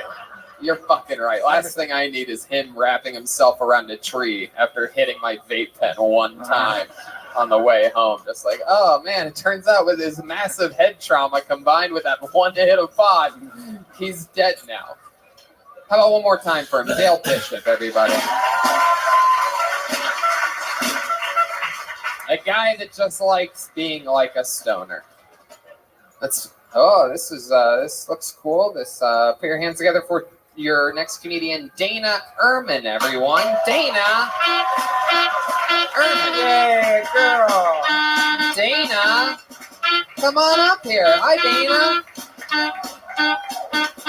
Come on, guys. Good and loud for Dana Ehrman. All right, are we drinking tonight, Appleton? Yeah, I'm 26 years old. I didn't actually have my first drink until I turned 21. Where's my prize? I was told I'd get a prize for that. Thanks for not doing this. Normally, when I say that, someone will yell out, liar. Couple things about that. One, have you looked at me? Is it that hard to believe? I look like I edited Wikipedia on the weekends in high school. I look like a 17-year-old who just got her first job at Applebee's and is taking it very seriously. Maybe too seriously. I know that. But the thing is, when you're growing up and you see your family doctor, they ask you questions. And when I was high school age, she asked me if I drank, and I said no. She'd be like, wow, what a great kid. What a role model. But then when I got to college and she was asking if I drank and I still said no, she'd be like, oh, buddy, get a life. Fuck yeah. Dana Ehrman. Oh, heck yeah. Awesome set. This is definitely not your first rodeo. You've been doing stand-up for a little while, right? That is correct. A couple years? Yeah, a couple years. Awesome. All here in Wisconsin? All in Wisconsin. Milwaukee, actually. So sorry about tomorrow. I absolutely, yeah, indeed. Are you coming tomorrow by any chance? I'm not able to. Oh, damn. Man, really great set. I love your style and your delivery and the way you make fun of yourself. Just really fucking cool. Even for 2 years, I mean, like, I'm really, I was very impressed. I see people in LA that have been doing it for 3, 4, 5 years and don't have that kind of delivery where they just stay in the pocket and let the jokes do the work. Thank you. Really awesome stuff. So you've been doing it 2 years. You're from Milwaukee. What is it about what's going on in Milwaukee? What's wrong with them? Well, it is where I was born, so I've just never left. And I mean, they call it a big city, but it's a small town feel, and that's what I like about it. Small town feel, like they don't listen to podcasts. They're still stuck They on haven't Laverne gotten and to us Shirley. yet. Yeah. My goodness. What do you do for work in Milwaukee? I work at a college, and I do like their social media and PR stuff. Yep, that sounds about right. That tracks, yeah. Did you really not drink your whole life until you were 21? I did like one time before I was 21, just to prepare myself for. What was the reason? You just because of the law? Is that? Are you guys scared of the law here this bad? Is that why they serve Pepsi in all these restaurants and not Coca-Cola? Is that? It was a little bit the law. It was also I was just wound up really tight growing up. That's so funny to me because I really have never heard anything like what the last guy fucking said. Yeah. There's a part of it in which I'm like, was he fucking with us? Because the law, like he must be a massive stoner and has, maybe, I don't know, maybe he's trying to keep his job or something like that. Like, I don't know. Maybe he was lying to us, but who the fuck? Anyway, do you smoke pot? You seem like you smoke pot. You like to smoke pot and like read Harry Potter and shit, right? You're like a person that takes 2 little tokes and then reads her book, and that's the only way she can fall asleep, right? Something like that.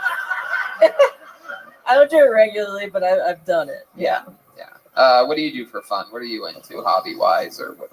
I mean, I work on comedy. I just like seeing movies and checking out the new spot in Milwaukee. Really. The new spot. Yeah, whatever that is, a restaurant, a bar. What are some spots in Milwaukee that you've seen lately that are cool? Well, I haven't been there yet, but right down the road from me, We're there tomorrow night, so. Yeah. Oh, well, you got to go to Vanguard. It's a gourmet sausage place. Wow. That's the stuff. Nice. Ah, with these 4, it's already a sausage festival, but actually, there's only 3 of them, so that's how I just picture another man being there all the time. With these 4, anyway. What else? Vanguard? How about after the show? What's something fun to do? Where do you go when you want to drink a nice Mike's Hard lemonade or something? You could go to Landmark Lanes. There's bowling, games, and just drinking. Is there pool tables? Pool tables, of course. There you go. Landmark Lanes. I'm gonna mark that down. Landmark Lanes. So there you go. All right. So what's your love life like? Because I'm gonna be honest with you, and I know I don't like to, but of course I do the same thing with men. I never make excuses, but I find you intriguing because you seem like the kind of girl that acts like she's nerdy and She has a fucking cam all website. this shit, right? But there's this little fire that I see inside of you that tells me that there's a little beast under there somewhere that just fucking only like you can. I feel like you, for example, I feel like you only do it from the top position. Like you literally, it's ride or die with you. Yeah. Gustav. Yeah, you look like you're transitioning, but I'm not sure of which gender. Oh, that's not what I was saying at all, Gustav. Oh, that's what you meant by on top or the bottom, right? I don't understand English. I'm sorry. Come on. I know exactly which gender you are. And Sometimes- it's an honor to be here with someone that looks like Judah Freelander's little brother. That's an honor. Or like Clark Duke, you know that reference? Okay, let's go back to what I was talking about. Okie dokie. That's that one thing that only you know about. We're gonna keep it moving along. So Seven. I'm gonna go back to what I was just You said she's a demon in the bedroom. Yes. And am I close to right about that? Honestly. I mean, or am I way far off and you are as conservative as you look? somewhere in between. I feel like you have a sex swing. I feel like your bedroom looks like there's books everywhere and just bookshelves and all that, and it's like under the bed, and you pull it out, you pull like a lever and like poof, and like you hook it up. Is it a Hitachi or like did you just cut off the end of a broomstick? Like is it? I feel like she built a sex fort in her room, like with blankets and broomsticks, and like come inside, and then she's like, right. And then the first comedian literally does. You have a wild sex life? Are we about right on that? Let me ask you this way. It's more wild than an average person would guess if they Probably not even that. It's probably about what you would guess or less. Right. Yeah. So I'm right there. Do you have a sex swing? No, I don't, but it's something to aspire to. Is there something that you'd be willing to share with us that you do have or have done or anything like that? There could be a slight example, perhaps, and then then. I mean, not really. I just ended a relationship, so just. Why did you end it? It was mutual. We just didn't like the same things. He didn't like you dressing up as sexy Ben Franklin.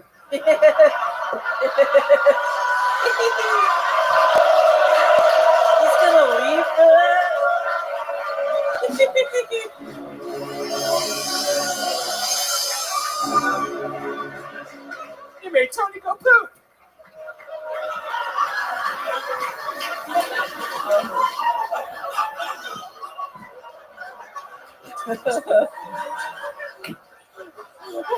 Can I just say that's way more hurtful than the gender transition joke I made earlier?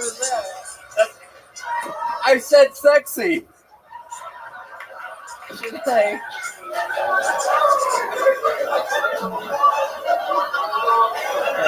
Oh my god! Oh my god! That is the funniest thing ever. You could be sexy Benjamin Franklin. It would be sexy Ben Franklin. Oh man, Dana, you were so much fucking fun, and the cool part of this is that from the second you got up here, it became I mean maybe it's just me, but I think the whole show picked up a big notch, both with your stand-up and with your interview. Yeah, thank you so much. It was Dana Ehrman, ladies and gentlemen. Wow, that was That was a great surprise. Yeah. It was like pure electricity that she discovered whenever she got up here.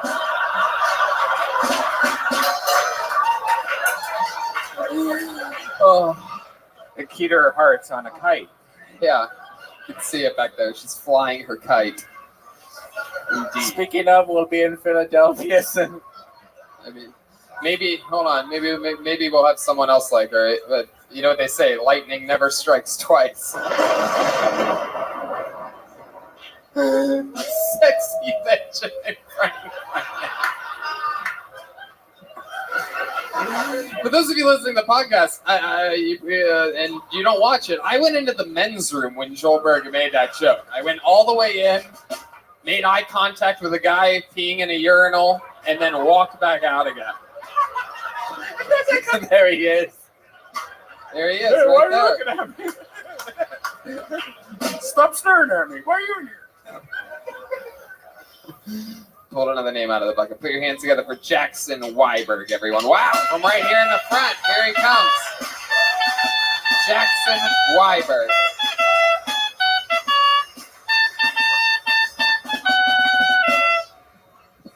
Guys, I'm in college now, which is great. I love college. My least favorite part about college is recently, now all my friends and family are starting to say I look like a frat boy. But I'm not a frat boy. Because unlike a frat boy, I wait till the second date to roofie my victims.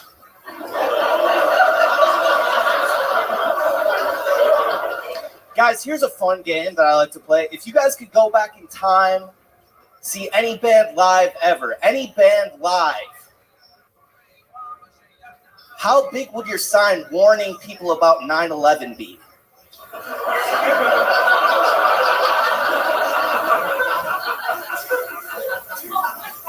Guys, I hate blanket statements. I hate blanket statements about minority groups of people. For example, Mexican people love quilts.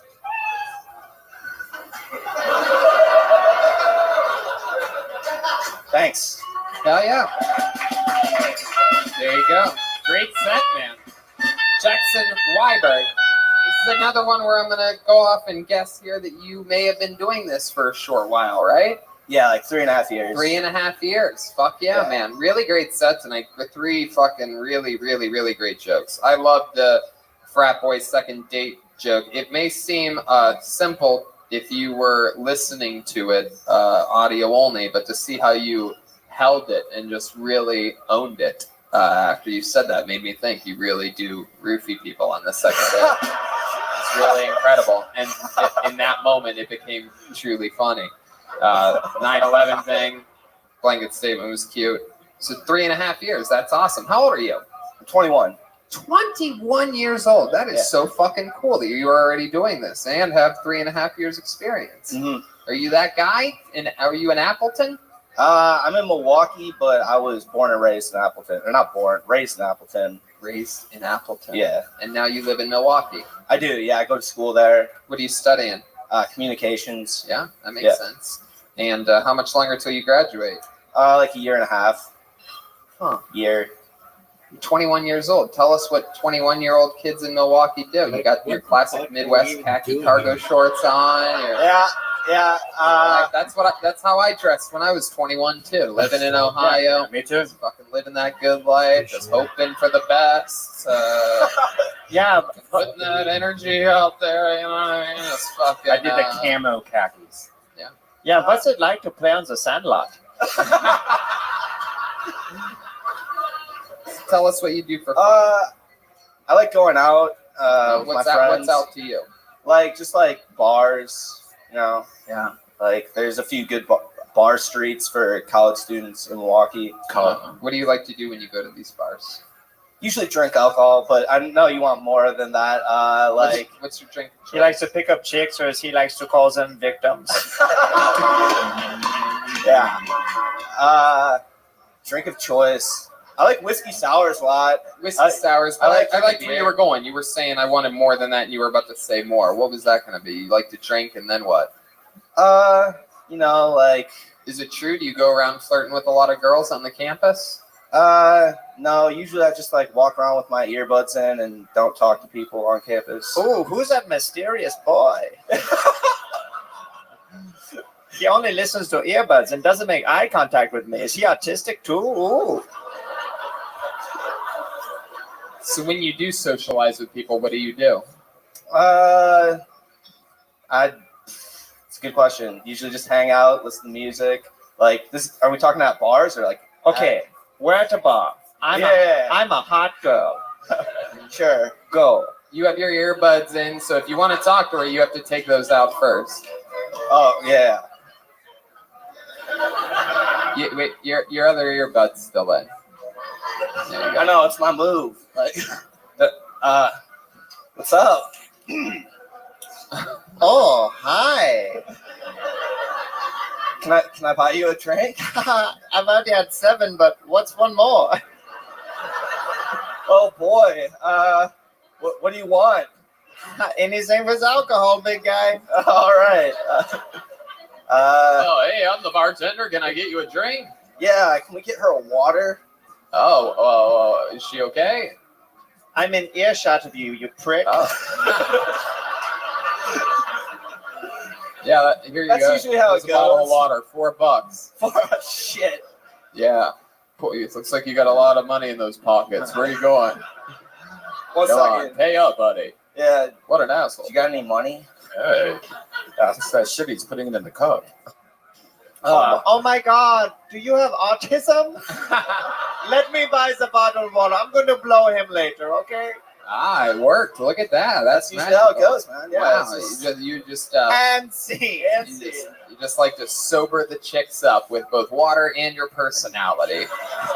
Is your parents divorced? No. Crackers and water. No, parents are still together? Still together. You seem like you come from a really wholesome family. You have 2 sisters. Am I correct? I've got a sister, one sister. Just one. You Just had one. one that passed away. Am I correct? No, but Oh, come on. Are you fucking sure? I mean, yes, Ask your mom next time you see her about the sister that she never told you about. Your that she ghost lost. sister. Yeah, it's true. She may have never told you because she didn't want It to. came out in the toilet. Yep. Your half black sister. It's she died immediately, but somehow the first comedian's still paying child support on it. So you have one sister, parents are still together, right? Yep, Mom's a teacher, dad's a pilot. Mom is like an HR person for an insurance company, and dad does insurance claims. Wow. Yep. Good Lord. Do you have insurance? I do. I do have insurance. Is it good? I hope so. You get it from your dad? Yeah. Oh, that's good. It's clearly one good thing he gave you. Do you You have? literally don't have any genes. Go ahead, Gustav. It looks like you either have HMO, PPO, or HIV. I'm not sure which one it is. Yeah, and he also has a little H&M. That's true. Yeah. That is true? Yeah, I shop at H&M. It's like my whole closet. You're damn fucking right. Yeah, Homosexuals fuck yeah. and men. I love it. Anyway, what else, Jackson? Anything else? Anything else that we would find interesting about you that we should know? Little fun fact about you? Anything crazy ever happen? You ever saved someone's life or almost die? Or anything like that? You ever roofie a girl? No, I haven't done that. It's on his bucket list. Okay. Yeah. One time he tried, but he accidentally just forgot and used his earbud and dropped that in someone's drink. You ever give a girl your earbud? Interesting fact about me. I mean, I like playing sports. Really? Shocking. Sorry. That really You is. sound disappointed. What sport do you play exactly? I want to know because I want to beat your ass in it. Basketball, and I played tennis. Wow. It's, Curling. You know you're in Appleton, Wisconsin when this is a basketball player. This is your guys' fucking Shaquille O'Neal over here. This fucking is known around town. Yeah. Like, is it true that you ball all over? Mostly just like in the local like gym. How high can you jump? Not high, more of like a pass first point guard. Oh, you know? so like a bad player. Yes. Can you give us an example? Would you mind jumping as high as you possibly can from a safe position? Oh, Watch out please don't make me do watch this. out, no, I already am. Take a step forward this way. Right there. Shit. Right there. And I just want you to vertical. I want you to look out, face the audience, squat as low as you'd like to, and just give one good vertical leap. Straight up. Nothing fancy. You guys excited about this? Here we go. Joel's gonna measure here. Your Cuban referee, Ricky Ricardo. Well, he lifted up his feet a little bit, like he was jumping some big gay jump rope or something like that. What do you think, Gustav? You want to beat it, or should we just laugh about how he only has a 20-inch vertical leap? I mean, he jumps this high. It's pretty crazy, yeah. All right. Have you ever won one of these basketball games that you like to play, or do you just love? I'm an the fun? intramural athlete. I'm not like I just enjoy playing. Intramural. That's where they let boys play the game, right? Yeah, sometimes. I'm on a definitely, yeah. Are you one of the women or the men? You look like you're on a co-special ed team. All right. Well, you were a lot of fun, dude, and a really, really, really fucking fun set. Thank you so much for coming here. You going back to Milwaukee, tonight? Yeah, tonight. I don't have a ticket for the show, but I want to go. I bet you do. Yeah. How about we throw you on the guest list and you can sign real? up again, and we'll see if you get lucky 2 nights in a row. How about that? Yeah, that'd be great. Awesome. You'll be on the guest list for tomorrow night's show. Luckily, there's a little bit of room left on that guest list for us to be able to squeeze you on. It's not even a list, really. Jackson, if you'd like to bring 400 friends with you, feel free. It's more of a guest book. It's just, yes, I'd like to put a name on the guest list. Jackson plus 412, please. Oh, Jesus. You wouldn't miss one out if you didn't put my name on that list. Don't come up here. Don't come up here. You have to go that way, bro. No. All right.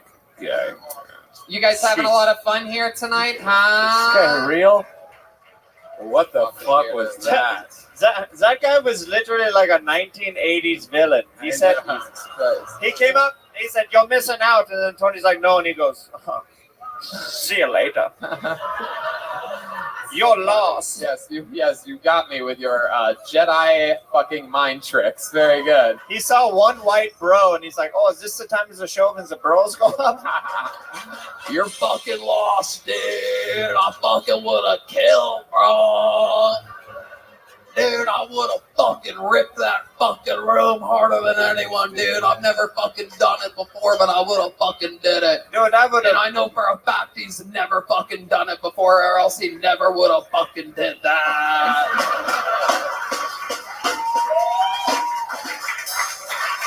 I love it. These fucking idiots. They get 23 drinks in them and they start thinking that they can do whatever they want. How many of you like it when comedians do good on this show? How many of you like it when comedians do bad on this show? Then we probably should have let that guy up that wanted to go up. All right, pull another name out of the bucket. Make some noise for Josh Mark, everyone. Josh Mark.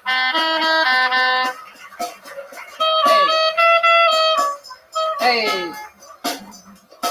Here he comes. There's Josh Mark, everybody. Keep it going. Come on. We're having fun here. Thank God it wasn't that crazy though. One more time for Josh Mark, everyone. What's going on, Appleton? A couple fun facts about myself. My parents are first cousins. All that means is I have to carry around a spit cup, and I don't do dip.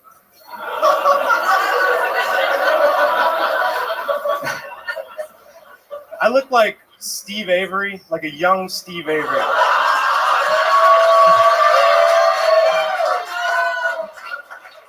if instead of lighting cats on fire, he lit blunts during his childhood. I once watched a billy goat hang itself at my grandpa's house. I don't even care anymore.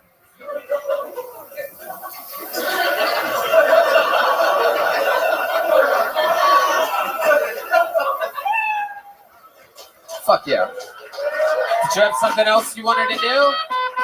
You're good. You're good, Josh. You go out. You want to do it? Go do it. Do it. Do your last joke, Josh. Do it. I think fly fishing is just reckless fishing. Oh no! See, it was always. I tried to save you. You gave me those puppy dog eyes. I love it, Josh. Very fun. Is this your first time? Second time ever. How fucking cool is that? Look at you. You seem cozy. You got a good stage presence. You're a likable looking dude. You're wearing that shirt your grandma got you for your birthday. It's adorable. Gustav. Yeah, I think you should change the joke to I look like a young Stephen Avery if I actually committed some murders. Yes. I agree. Which reminds me, by the way, and I guess I'll ask you, I love fucking making a murder and all that shit. Is that near here? Is Manitowoc near here? Manitowoc is like right down Highway 10. Really? How far? East. Yeah, 45? Yeah, it's not on the way to Milwaukee, is it? Damn, I would have loved to have fucking stopped off. Yeah. I would have All right, shut up, lady. Don't you have fucking 2 kids to be taken care of right now? You're giving me goddamn directions to a murderer's junkyard? What the hell kind of life are you living? He can't pull out, she can't shut up. Oh, so wow, 45 minutes away. You ever go around there? You ever go near Manitowoc? You ever go near the junkyard? No. I would if I lived around here. I'd sneak into that motherfucker all the time with a fucking little flashlight. Yeah, if I look like you, I would just go back on those grounds and people like think that he's released. It's like, is he out of prison? And then you're just waving to your neighbors, bringing some cookies and stuff like that. Have fake blood all over your white t-shirt. Just, oh, hello, good to be home. Maybe half a prison outfit on. My goodness, that would be fun. Brandon, what do you want to do for dinner? I don't know. You should do that. If I were you and you lived close to there, this close, around Make a here, YouTube video about it. Yeah, That might be really funny, man. Viral. Absolutely. Going tonight. What? Let's go tonight. No. Well, no, we're not gonna help you with it at all. Yeah, let's do a full shoot in the dark. But I will promise you this. I guarantee you this. If you do it and you make it funny and you tag us in something, we'll fucking maybe share it or something if it's really funny. Wow. Like we told this guy that he should do this. Wow. We'll fucking say that. That's a solid, maybe a retweet from one of the top young rising comedians in the world. Hey, no, I was thinking about you, Mr. You were just, you're right at the top of the Billboard charts. How about a hand for Jeremiah, Reagan, and Watkins on absolutely killing it with their debut album. Anyway, so Josh, tell us about you, man. What do you do? What do you drive for a living? I used to drive a straight truck. Wow, now you drive a gay truck? Behave. Beep, beep. All night long.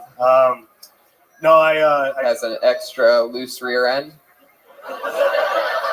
Gay truck jokes. It's a fucking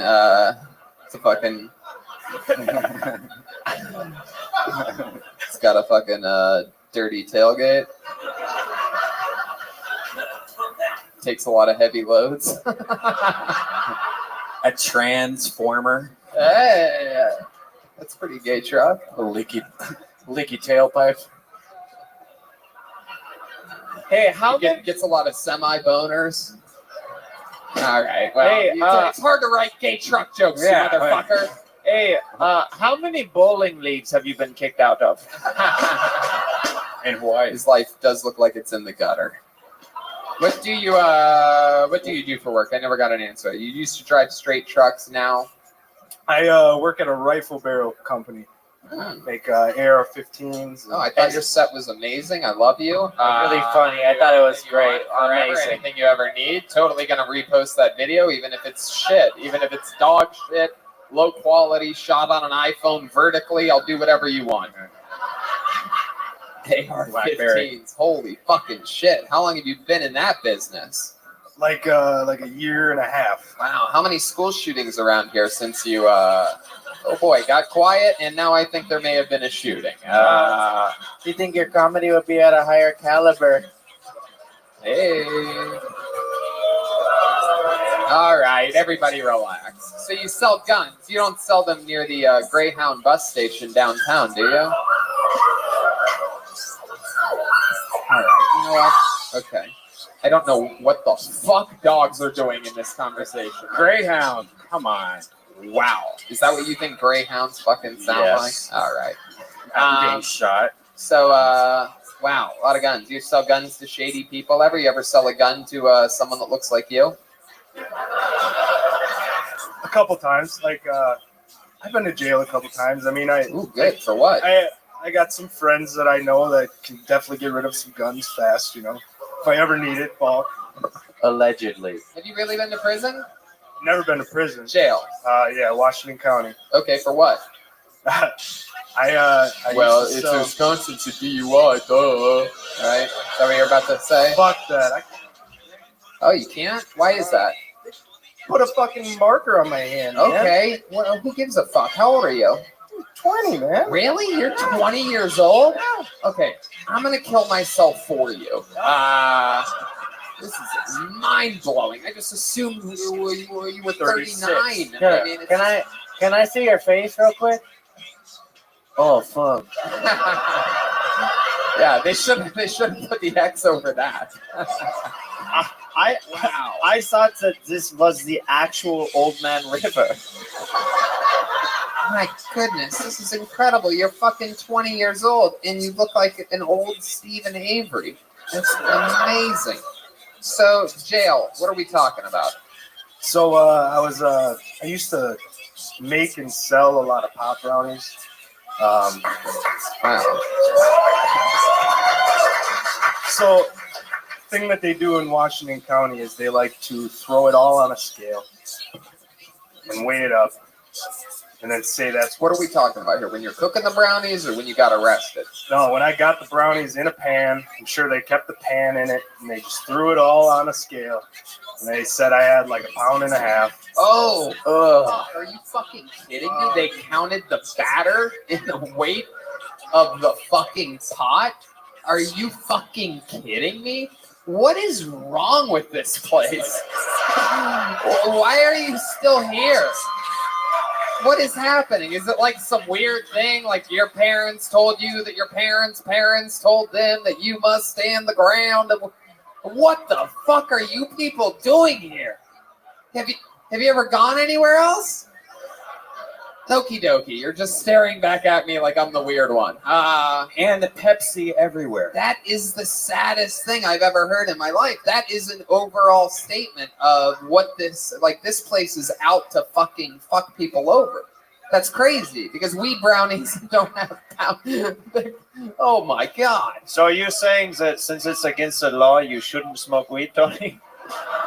You know what? It's true. I'm never smoking weed in Wisconsin again for the next at least 15, 20 minutes. So pop brownie. So how long did they put you away for? A month. Wow, a month? I got a shit ton of probation, though. Yeah, is that what you call them when dudes butt fuck you? Probation? Tony, can you imagine being put away for a pop brownie? Something that, if you look at my car right now, there's like 10 edibles in there, there's joints, there's weed, and if I got pulled over, they'd be like, cool, that's awesome. Right. Exactly. Well, they'd probably yell at you about the brownies if you had brownies. Well, They'd if be I like, just oh, swear those by it. are high in saturated fat. Oh, yeah.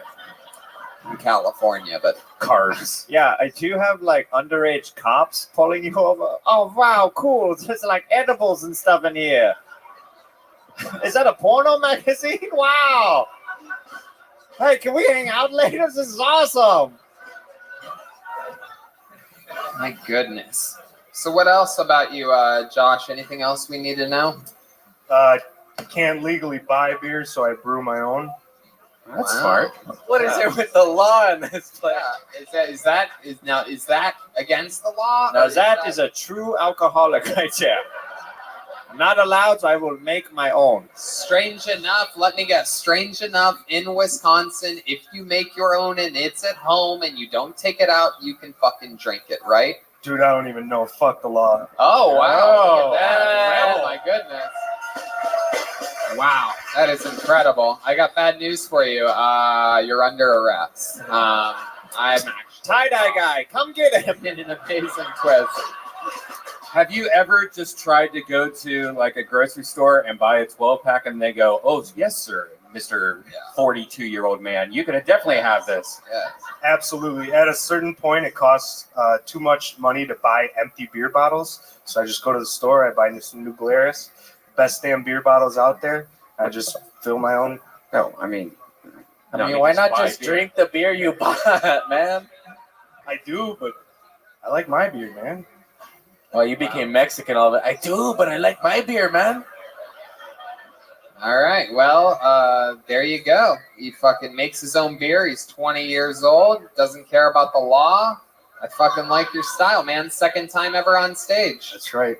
And I would kick myself if I did not ask you to hit that pen on stage right now. Why would I hit the pen? You think I'm gonna let you hit my fucking pen? There's no chance in hell, motherfucker. Are you kidding me? I have no reason to do that. It's just nicotine anyways. Yeah, it's totally just nicotine. Are you kidding me? It's a prop.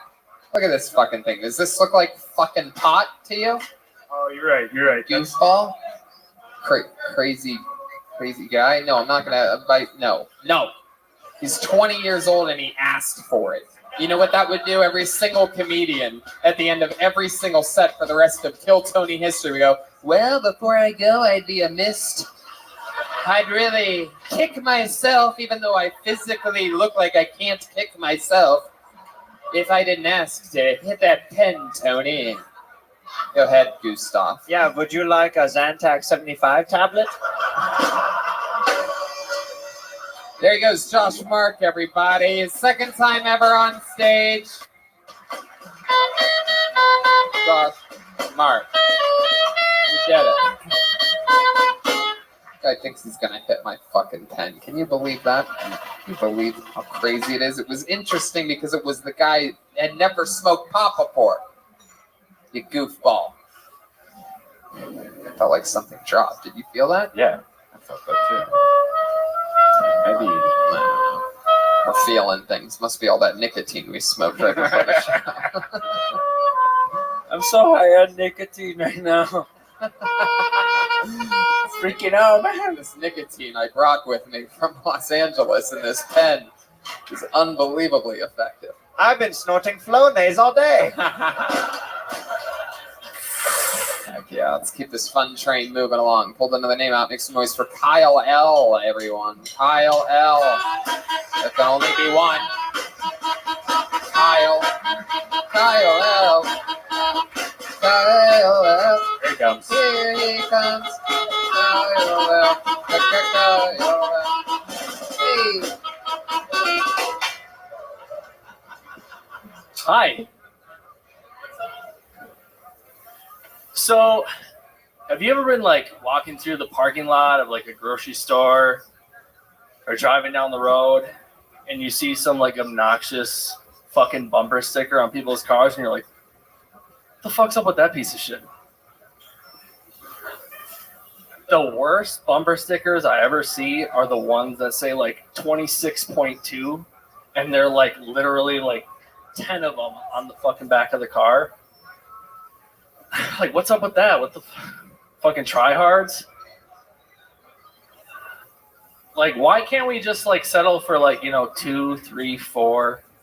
Like let people know, like, at least I'm trying, running 2 miles, 3 miles, 4, 5, 6. Let's get real. Like, let's do, maybe 2, 3. You could make up something like, I can eat that many pies in one sitting. Or, maybe that's my personal record for how many times I jerked off in one day. Wow. Hell yeah. Fuck yeah. Yeah, buddy. Welcome. Your name is Kyle L., huh? Yep. How do you think that went? Not great.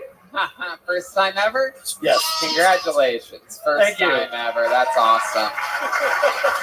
I like your style, man. You went out and you fucking tried. That's something. I guess something. I would never. I don't think.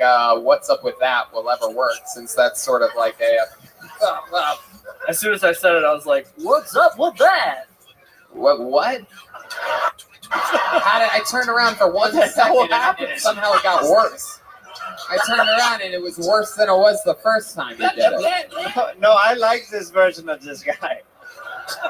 The wacky guy has personality. Yeah. So you call it personality. I don't know. I'm looking at him. I think it's more like Down syndrome. I don't know if it's really personality. Can he answer a couple of your questions in his fun personality? Yeah. Let me find out if you're fun personality, and make sure you face the audience while while answering these questions. What do you remember most about? What's your favorite memory from your childhood? Shit. Remember, it's your fun personality, dude. Who the fuck responds like that? Come on. I like playing Nintendo 64 with my brother. Yeah, but do it like fun. Do it in your fun personality. Do the wacky thing like you just did. Like, what's up with that? I like to play Nintendo 64. Play Scarfax. Woo! Look, the people like it. All right, good. I like this guy. Yeah, they love it. They love it. Do another joke in the fun personality. I want to see if this. I think all you can do is kill in your fun personality. I think the other personality doesn't work well for you. Gustav's just trying to inspire you a little bit. He's from Germany. That's how they do things. He's poking him in the ribs. He's physically touching him. He's very ticklish. He has he has those glasses that make his eyes 8 times bigger than they normally are. You can tell this guy has tiny eyes because he has those big magnifying glasses and he still has tiny eyes. Johnny Carson eyes. Funny story. I'm actually cross-eyed.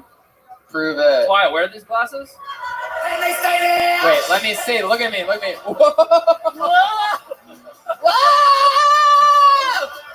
Whoa! Are you fucking serious, dude? Are you serious? Are you fucking with me? No, I'm not kidding. Hold on. Let me try these glasses on. Look at me.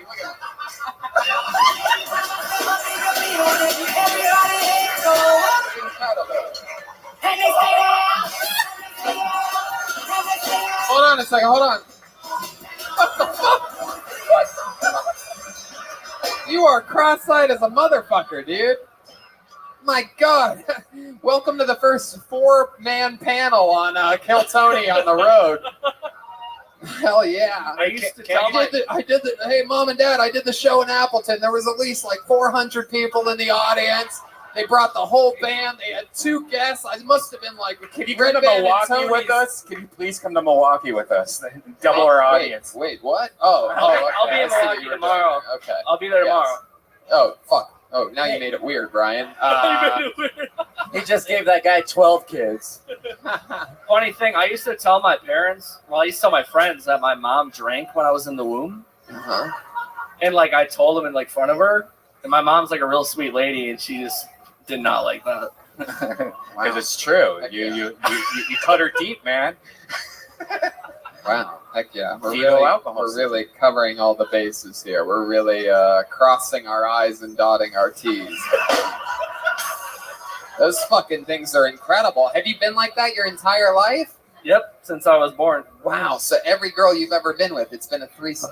It's incredible. When you were born, did you think you were a twin? Look at you. You're funny. But you're normal. You're a smart guy. You're not like you're sort of retarded? No. Are you? I would think it would be you whose parents were first cousins, and then this would all make sense to me. But you actually seem like you have it all together. And the other guy, Can't you get like? Can you get an operation to fix that, or like tie balloons on your eyeballs Yeah. or something? or maybe. I'm surprised you didn't just have it bullied out of you as a kid. Red Man literally just asked him if he could tie balloons to his eyes. Just put it in the hole. My goodness. Is there any truth to the rumor, Kyle, that you get all the pussy? That's a lie. Have you ever eaten a girl's inner thigh out? Doesn't taste like anything. Boy, this doesn't taste like fish.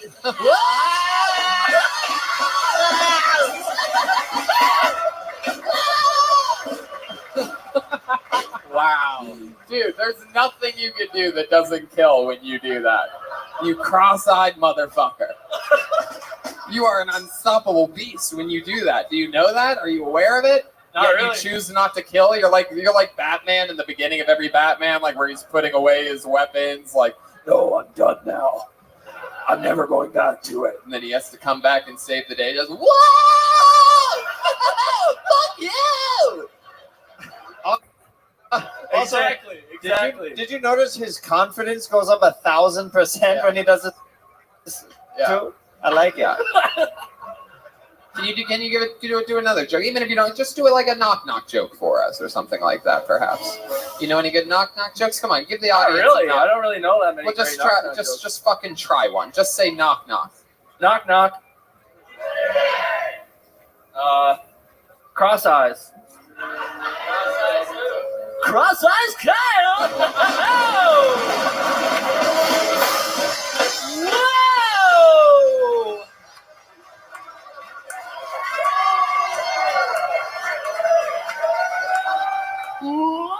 Whoa! Cross eye Kyle!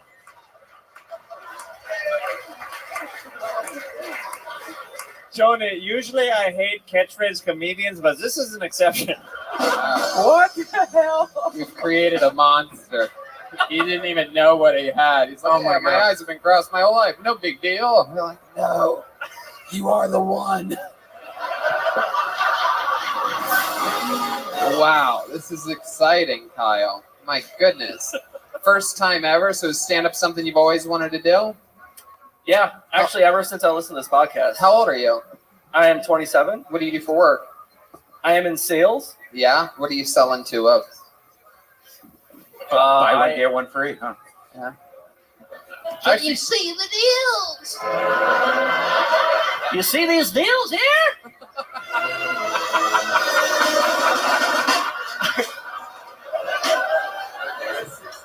Oh my god.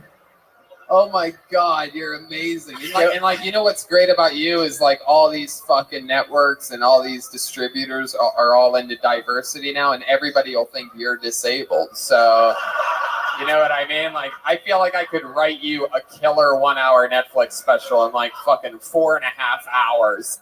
Let's And do you it. just do Let's it like do it. that. People will be like, 2 hour special. wow. How do you feel about sexy Benjamin Franklin's? You guys would be a power couple. Heck yeah, man. If you guys, That would be great. That'd be awesome. if you guys made a baby, that'd be fucking crazy, right? If you two started fucking and just made a little one, right? Just fucking. I can't find my sex swing anywhere. What? That's how it comes out of the womb. Whoa! It smells in here. Oh, Red Band. Okay. All right, well. He's the one who thinks all vaginas smell like fish, by the way. You remember that line from earlier? Only me, okay, bye. Did I find out what it is that you're selling? Did I get an answer out of that? I sell packaging. You don't want to tell me what you sell. It's for a corporation or something like that? Yeah. Cool. There you go. Packaging. Yeah. Right. Does it have 2 eyes in it? No. All right. Why I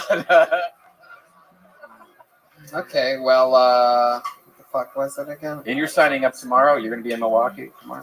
I mean, I guess I'll sign up. Yeah. Yes. I would love. I guess I'll just like take my glasses off and be cross-eyed the whole time and But do you're my already voice. coming. You're already coming, right? Yes. Okay. Well, there you go. Definitely sign up. Yes, please. And as clearly as you did tonight on the Twitter line. No, I'm kidding. You do. It's because you have horrible eyesight. That's why I think it's funny. How about one more time for him, everybody? He made his debut here tonight. We had a lot of fun with him. It's ILL. Silly fuck. There he goes. There's Kyle. Hell yeah, you nailed it. That's exactly where my hand was. You guys think we should go to the bucket one more time? We're going overtime. We've gone over our time already. We got here late, delayed flight out of Los Angeles, and we appreciate you guys. We started a bit late, and you can thank some airlines for that. Oh yeah, we appreciate you guys staying here late and having fun with us. So it's a fun episode. Okay, your final comedian of the night goes by the name of Joe Brown. Joe Brown. Oh, here he comes. Here he comes. Here comes Joe.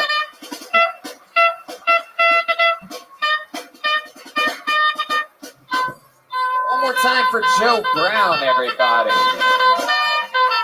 Thank you. So for the last year and a half, my wife and I have been getting into yoga. Not for the namaste, centeredness, none of that, just for flexibility and exercise. We do Diamond Dallas Pages yoga. It's pretty good. And we can do it at home, so we don't have to go out in front of people. And because I know what would happen if we went to yoga class. She'd catch me looking at another one of the ladies in there, Can't help it. She's in front of me doing downward dog and makes me do upward hog, And of course, my wife would then get pissed, we got to go. Let's get out of here. And look at her and look around and look at her and go, namaste.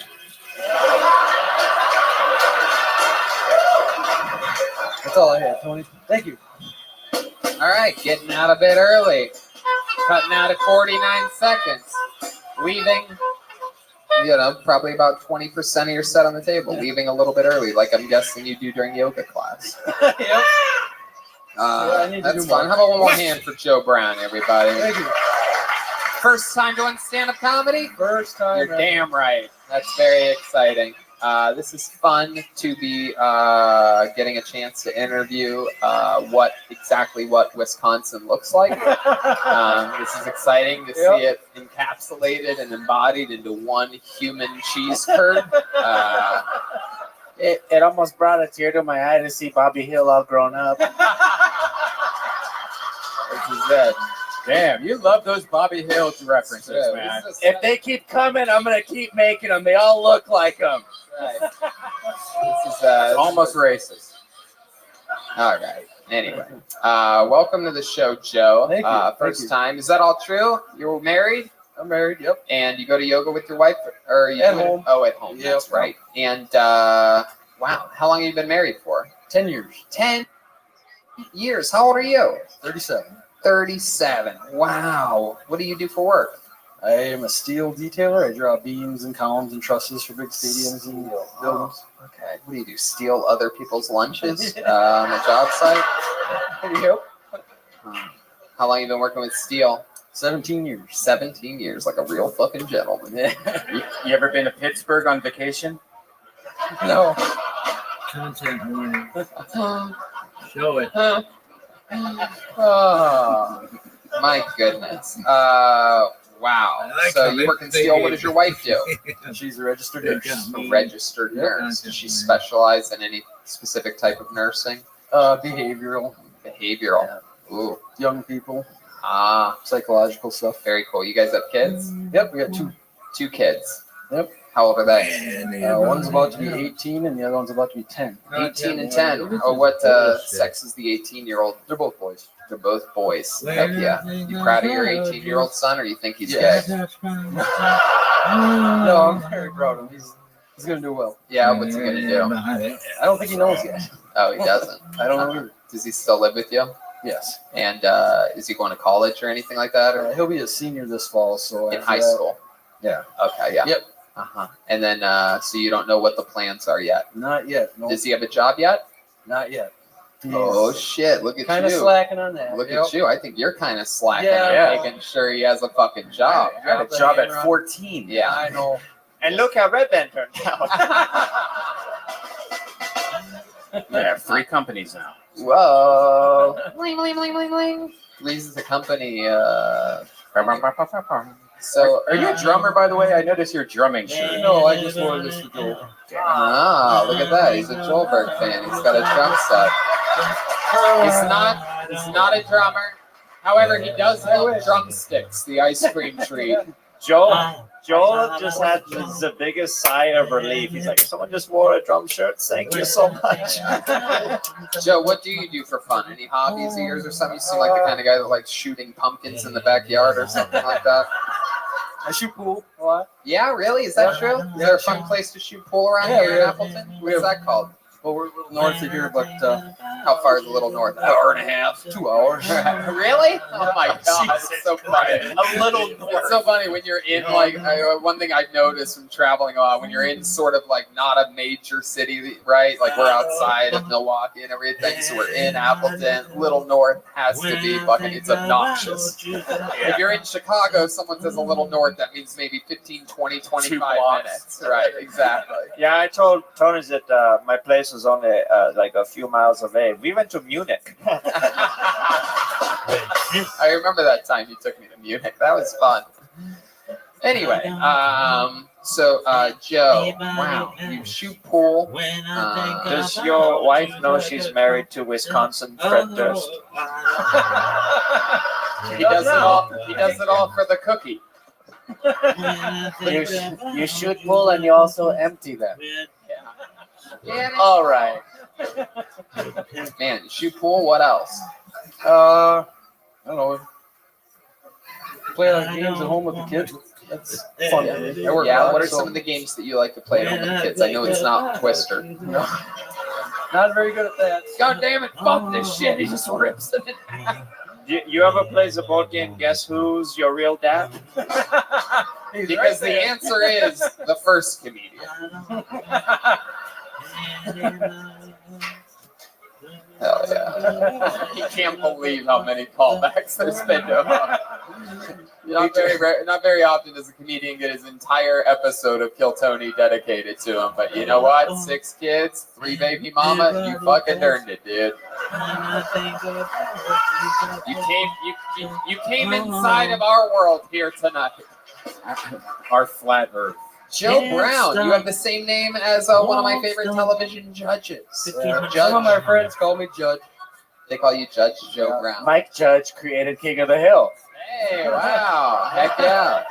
He did it again. Long lost uncle, maybe. I don't know. What'd you say? Long lost uncle, maybe. Long lost uncle. Let me ask you something, all right, Joe? You seem like a real man. You're a real fucking dude. You got a couple fucking kids. You work with steel. The wife's the nurse. Are there any special sexual moves that you have in the bedroom? Anything that you do, just like a fucking finishing move that puts the fucking nuts and bolts on your wife? Yeah, literally. It's called the rollover. I don't want to hurt her. What is it, Judge? I feel like I'm already calling you Judge, and we just thank you about that. What is it? Is there something you like to do? Is there a special move? Pretty normal. Pretty normal? Yeah. He puts the sleep apnea mask on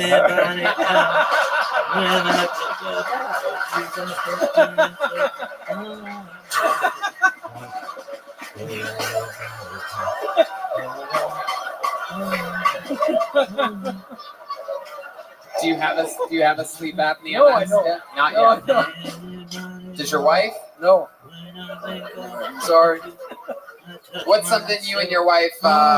What's the craziest thing you and your wife have ever done in bed, if you don't mind me asking? There's got to be something. 'Cause you seem like a real fucking man. You seem like the kind of guy that's like maybe you've like put a gun up to her head or something like that.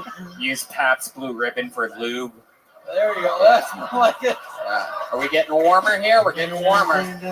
Red man. When we were younger, I did buy some lube one time, and she didn't like it because it it actually reacted with her and hurt. It reacted weird. Burn. Yep. Yeah, Oh, it's, man. it's the hot oil, massage oil. Well, yeah, you're that's- not. It's not supposed to be actual Jiffy Lube. Heck yeah. It was oil from French fries on his fingers. Come on, baby. Wow. My goodness, Joe. How about back in the day? Anything you remember just one time? Did you ever experiment? Did you ever put anything in your butt? No, none of that. No, none I of guess that. away from home hotel sex, that's always good. Oh, away from home, hotel sex. Doesn't happen much though. Heck yeah, you put the do not disturb thing on the door, you fill out your next morning breakfast menu, and you fucking get to town. You know, when I was younger, when I was like 22, this is how redneck I used to be. Like, I agree with you. I used to have hotel sex, but we would get a double bed and we'd buy a whole bottle of like baby oil. And we'll just use the whole bottle on each other and just have baby oil sex on the one bed. Just ruin this poor bed, like a whole gallon Costco baby oil. I don't know why, but that was our fun thing to do. Just a pimply ass couple walking around. It's funny because I know that when you were 22, you were like built like I am, you know what I mean? But I like to picture the modern you going on. Yeah, that would be awesome. I actually will do that. Just chicks using you like a slip and slide. Just, yeah. Well, that's what was good about it. You get all oiled up, and it's all boobs everywhere. It's yeah, this guy lives his whole life oiled up. He lives here. All right. Anything else we'd be shocked to know about you, Joe? Any other fun facts, or maybe a little like? I guess maybe that is a good question because I feel like you remind me of the sort of like the tough guy in all of us. Like, is there something that we'd be surprised to? I mean, I guess what I'm asking is, what is the most hillbilly thing about you to you? Like, what's like? Here we go. We got an answer. Yeah, you already fucking know. Here we go. We're My gonna go cousin out. and I were bored on a Friday night when we were 19 or 20, and we decided to have a fire tower out in the middle of the woods for checking forest fires. We went out there. Wait. You did what? So in the middle of the woods, near where I live, they have a fire tower about 110 feet in the air. We went out there at midnight, walked a quarter mile. Hold on 1 second. Is your cousin a boy or a girl? He's a boy. He's like my brother. Okay. No, and we climbed it, and then that's as close to parkour as I'll ever get. You know, walked around the top where you're just open to 100 feet below. Open with your sexuality. No, not quite. You hooked up with your cousin that night. Am I correct? He was a boy, but I made him a man. Yeah. He was my cousin, and then he was like my brother. And for about 10 minutes, he was a lot like my wife. There she is. Yes. I had sex with my cousin in a 7-Eleven bathroom, and that's what I call Game of Thrones. You stop. My goodness. Well, Joe, I mean, first fucking time, you got it, dude. You're a likable guy. I think we have a lot of great comedians tonight for their first times and second times here in Appleton. You guys should be very proud of yourselves. Small but fucking mighty. How about one more time, good and loud, for Joe Brown, huh? And that's it. That's what it looks like. That's what it feels like. The first ever Appleton Kill Tony. Tell your friends, tell your neighbors. Tomorrow night we are in Milwaukee, Wisconsin, in a stunning turn of events. A couple people. We are there. Then we go on to very few tickets left for Chicago, if any at all. Same for Madison, Minneapolis is sold out. Comedy Store every single Monday, Poughkeepsie the 19th, and Gramercy Theater on the 20th in New York City. That's a very big one for us. Philadelphia, Pennsylvania, July 25th, our biggest show ever in front of an audience. And then what better way to follow it than doing it after our smallest show ever here tonight in Appleton. Small but mighty, again. We appreciate you guys. How about one more time, good and loud, for the leader of the band, the great Jeremiah Watkins. He's on top of the game.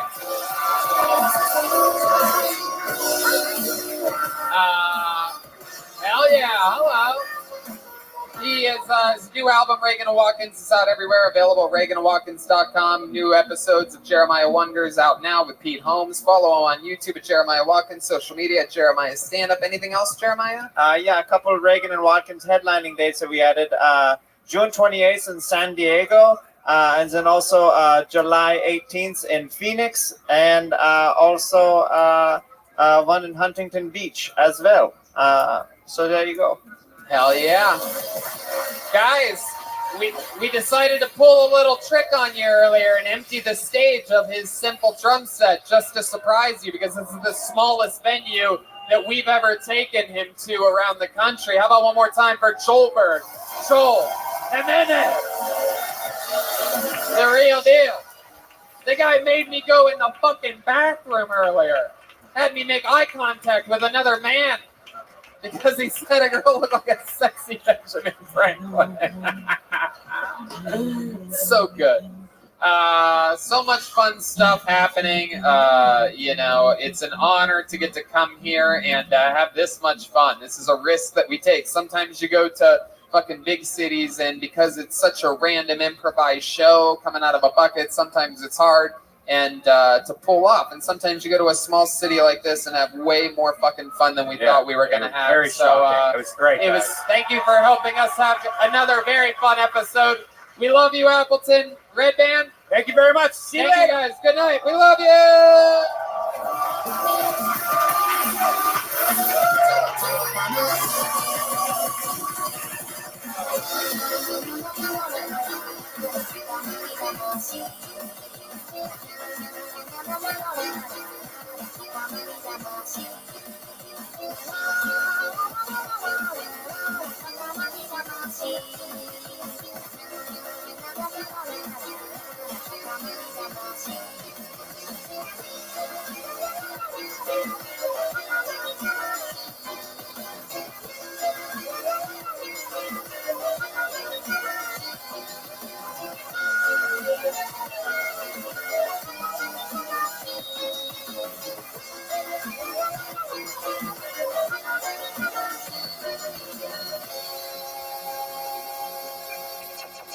Yo, what up? How you living, baby? You piece of shit. Fuck you, you Jewish pig. Thanks, man. I really appreciate all of the positivity that you bring into the world. It's really kind of you. How's your day going today? Dude, I can't hear you. What'd you say? Doug, what'd you say? That was really great. Really positive towards the world. Really, really wonderful. We call it baby penis. I know. That's part of the bullshit that I have to endure. No big deal. Things happen. I don't do that. And I'm going to stop that type of behavior. Yo, what up? Oh, that's my friend. They're mean to me as well.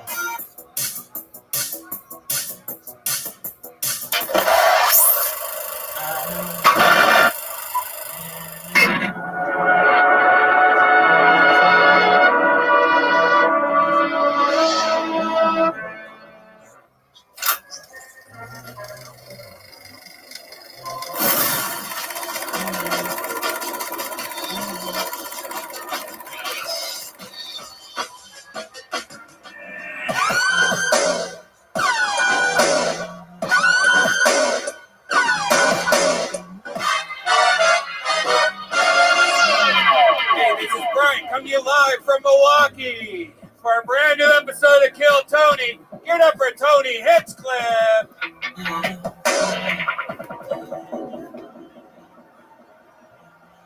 Milwaukee, you ready to do this shit?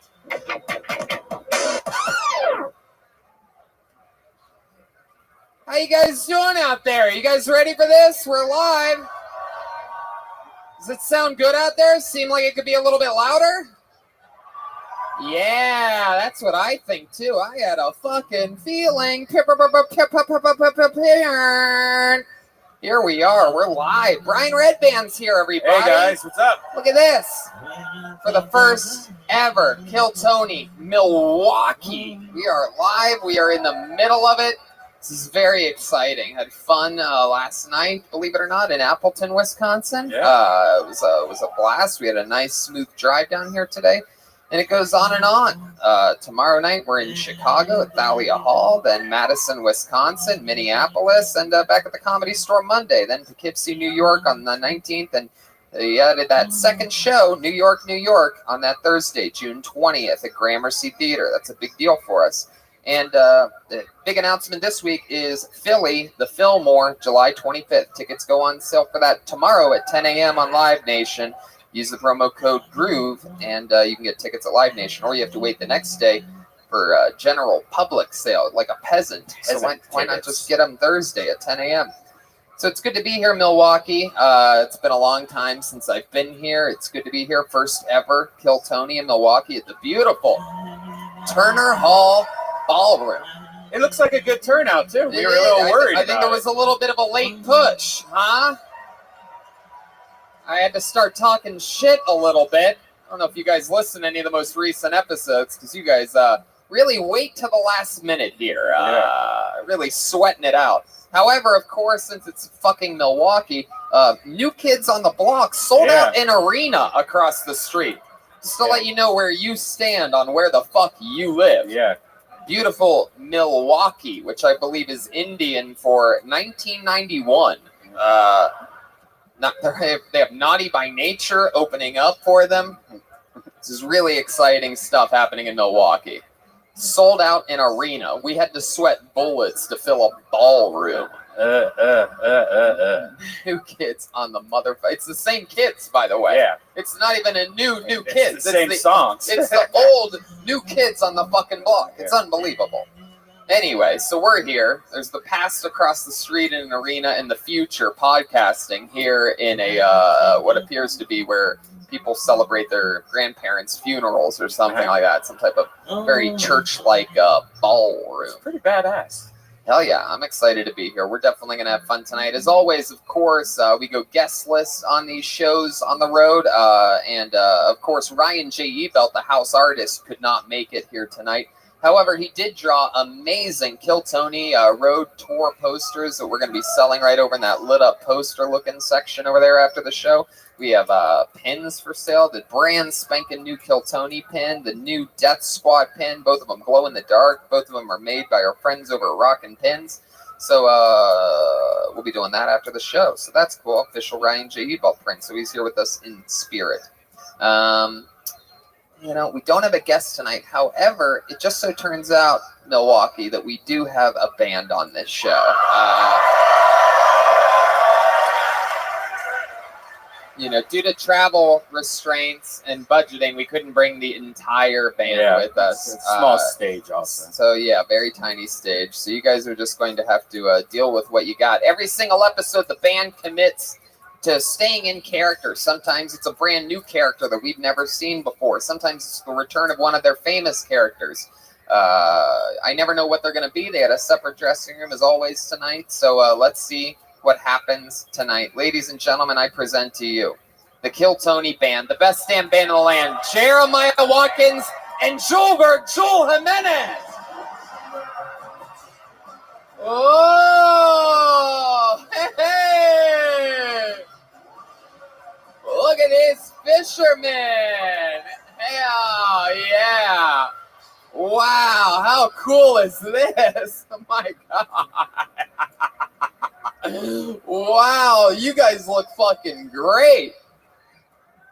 Wow, look at this. Clearly, fisherman. I believe this is a brand new character. We love, right? Have you guys been on this show before? No. Well, welcome, fisherman. This is the debut of a new character in Milwaukee. You feel good about this? It's fucking exciting. What is your name, fine gentleman? My name is Sherman, and I've been hunting the Loch Ness Monster since I was a wee lad. Oh, looking for the Loch Ness. Heck yeah. How's that been going for you? Not very good. And then back here, clearly we have, I mean, is this Pablo Picasso? What is this exactly? What's your name? My name is Gordon. You're Gordon? Are you the Gordon's fisherman? Or? Aye. Oh, wow. That's very exciting, Gordon. Well, welcome. I can see your through your pants, your little frozen fish stick right there. Look at that. Fish stick. Little fisherman action tonight. This is very exciting. Was it easy for you guys to get here to Milwaukee? Yeah, we just sailed on the 7 seas. I didn't know Milwaukee was on any of this. Yeah. We sailed every lake to get here. I love it. Well, rock and fucking roll. I'm excited about this. This is the band leader looks like the snow shoveler guy from the Home Alone movies. Remember him? You thought he was the bad guy throughout the whole fucking episode, and at the end he saves the day. Puts the collie up on a hook. All right, I'm excited about this. The fishermen are here, Red Band's here, which brings me to this bad motherfucker right here. The one and the only, Kill Tony, Summer Tour 2019, Bucket of Destiny. It's filled with names. Great turnout on names tonight. Great venue. Everything feels good. If I pull your name out of the bucket, you know how it goes. For those of you that had the courage to sign up, you get 60 seconds uninterrupted on this stage. You know your 60 seconds is up when you hear the sound of a kitten. That means wrap it up then, or else you're going to bring out the angry Walker's Point Bear. Wow. Powerful. Is that the right reference? Walker's Point? Huh? All right, good. Let's see how this goes. And then we talked to you for a bit. Just a reminder, the stairway's there. It's the only way to get on the stage. And if you didn't sign up, or even if you did sign up, don't heckle anybody during their 60 seconds. Let them build that own tension and figure out a way to fucking break it. All right? Afterwards, you could yell fuck you as loud as you want, but not during their set. We could say that with the New Kids on the Block Bear. You could have done that also. That's true. That is fucking true. All right, we got the bucket. We got everybody. You guys ready to do this shit? It's Kill Tony live from Milwaukee, Wisconsin, for the very first time ever. So walk safely. Maybe when I pull the name, maybe we could get those that bulb strand to light up when I pull a name until they make it to the stage. If anyone on lights is listening, is that over there? Oh, got me. How about a hand for the amazing staff here? They've been great. Turner Hall. Love these guys. Eric, the whole crew. Pull a name out of the bucket. Make some noise for your first comedian. He goes by the name of Patrick Brandt, everyone. Here we go. Ah, that's so cool. It's beautiful. Cool lighting here at Turner Hall for those of you listening to the podcast. Here he comes. He's shaking his head no. He seems a little bit dizzy. He's excited about this. Make some fucking noise for your first comedian of the night, Patrick Brandt. Well, definitely was not expecting this, but it's great to be here. I've got absolutely nothing prepared. I really came just to watch other people bomb and enjoy myself, but it looks like I'm the first one to get to bomb myself and get absolutely destroyed by these guys. Yeah, I've got nothing. You can do the cat. Fuck are you talking about? You better say something. You're talking to that fucking I've got nothing. You better just talk about something, dude. You better figure out something to fucking say right now. Oh, this is gonna be good. So, walking in here today, past the beautiful stream of white women walking over to the New Kids on the Block, had a clear definition of the people going to that, and a clear definition of people going here. So I followed my crowd and ended up in the Pfizer Forum. And then somehow made it on stage. All right, there you go, Patrick Brandt. I mean, absolutely horrible. What did you think was going to happen? Did you sign your name up on a piece of paper, Patrick? Patrick, listen to me over here. Did you sign your name up? Yeah, that was 100% me. Right, and then so what? Why? Why would you do that? What the? Are you a fan of the show? Oh, I love the show. You listen to a lot of episodes of this fucking show. Yeah. So explain to me what the fuck happened in your fucking thick shit skull when you walked by the sign-up sheet and you're like, I'll fucking sign up. What were you thinking? Tell me what you thought might happen. Dumb luck that I was not going to end up here. But why sign up? The best luck for you not getting up here is not fucking signing up. I'm trying to figure out how you people even think. I don't even understand. what goes on in someone's brain. Like, well, I won't get pulled. I'll just say that I signed up and didn't get pulled. The fuck is going on in your head, Patrick? Not much. Do you think that's a way that I wanted to get this show fucking kickstarted? No. There's probably 60 goddamn people out there that have waited for this show to come here, that have prepared, that have done open mics, and you come up here and you do this. So let's talk about it, Patrick. What do you do for what do you do for a living? I'm a nurse at Children's Hospital. You're a nurse. Well, you know what? I hope some of your fucking patients die tonight. All right. I hope your work goes bad tonight. I hope some of those children fucking croak. I hope he catches cancer. Wow. All right. Damn. Simon goes right for the jugular. I like you. Sherman. You're a lot meaner than you look. I use men like you for bait. My God, Patrick, tell us something good about you. To give us a redeeming quality. Give us something to like about you. Or are you just gonna suck through the interview part too? He wears New Balance shoes. All right. He's going to suck. So I don't understand. Let me ask you this. Like, so when you do something like this, right? Yep. Do you do a lot of things like this? Do you make a lot of fucking mistakes all through life? He looks like a new kid on the cock. No, this is the first time I've ever done anything like this. First time. No, Probably this is the won't last return. time. I'm gonna make you Yeah. kill yourself on this stage right now. How many of you want that to happen? How many of you want Patrick to kill themselves? Eric, do you have a rope or something like that? Perhaps we could lower from the. All right. Patrick, I mean, I just don't know how to even work around something like this. You're a goddamn anomaly. Is there anything in the world interesting about you? My dad used to do stand-up, and I completely just embarrassed him. So yeah. Really? Is he here? No, thank God. Oh, no, not thank God. That would have been fucking awesome had your dad come up here and embarrassed you and lit you up.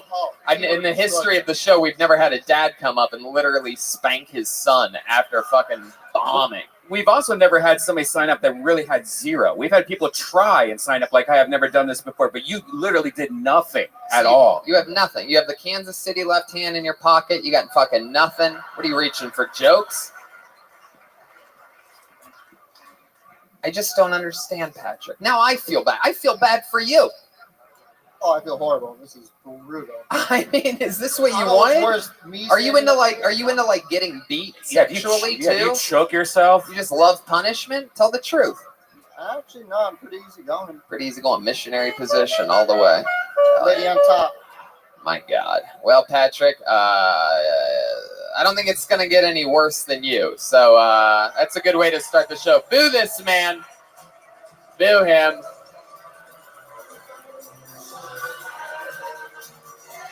Wow. My God. Milwaukee, you don't think this all these signups are going to be like that guy, do you? How many of you like it when comedians do that bad on the show? That was a trick question. No one likes it that bad. How many of you like it when comedians try and do bad? There you go. How many of you like it when comedians do good? Wow, this is a positive town. Everything's upside down here. New Kids on the Block are slaughtering across the street right now. And we got fucking Patrick Brand like, I didn't think that this would ever even happen. It's like, what the fuck? You put your fucking name in the fucking bucket.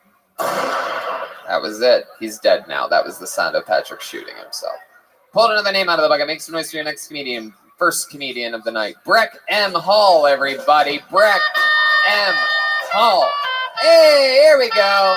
He's smiling, confident. Here we fucking go. Come on, make some noise for Breck M. Hall. Hey Milwaukee, how y'all doing tonight? Awesome. So I'm 21, my husband's 44, and there's a lot of assumptions that come along with that. Like I married him for money, or he married me because he had a midlife crisis, but our love is real. I married him because he's so sweet and smart, and he married me because I have daddy issues. So we both tattoo for a living, and I love when the college white girls come in and want to get an inner lip tattoo. So it's never anything like ordinary. They always get real raunchy stuff like cum dumpster or fuck me or daddy. And it's because no one else is going to see except them, except joke's on you, bitch. Your dentist is going to know you're a hoe. Awesome. So I just got married this year to my husband, and it's been real good. You can finish it. Oh, I didn't have anything else. Okay, perfect. There you go. I like that, by the way. I like that. Thank you. Just fucking keep going. I'm glad you got like married that. to your husband. If you're wondering if that's the way to do it, that's the way to do it. The show has begun with Breck M. Hall. Awesome. First time doing stand-up? Yes, it is. Congratulations.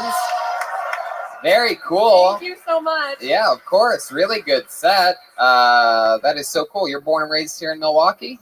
I lived in California for a little bit, but I've been here most of my life. Okay. In Janesville, Wisconsin. If you've Wow. ever been there, hell yeah. Where's Janesville at? Is that near, like, Making a Murderer country? Kind of. I mean, it's close to Beloit, so. Ooh, you're just almost naming there. more cities that sound horrible. This is exciting. It's places I will never be, or I will drive through at 85 miles an hour. It's one or the other. Or fly over one day when I get my pilot's license. Pilot's license. To get an idea of what Janesville is like, they hired their first black police officer 2 years ago. Did he shoot himself?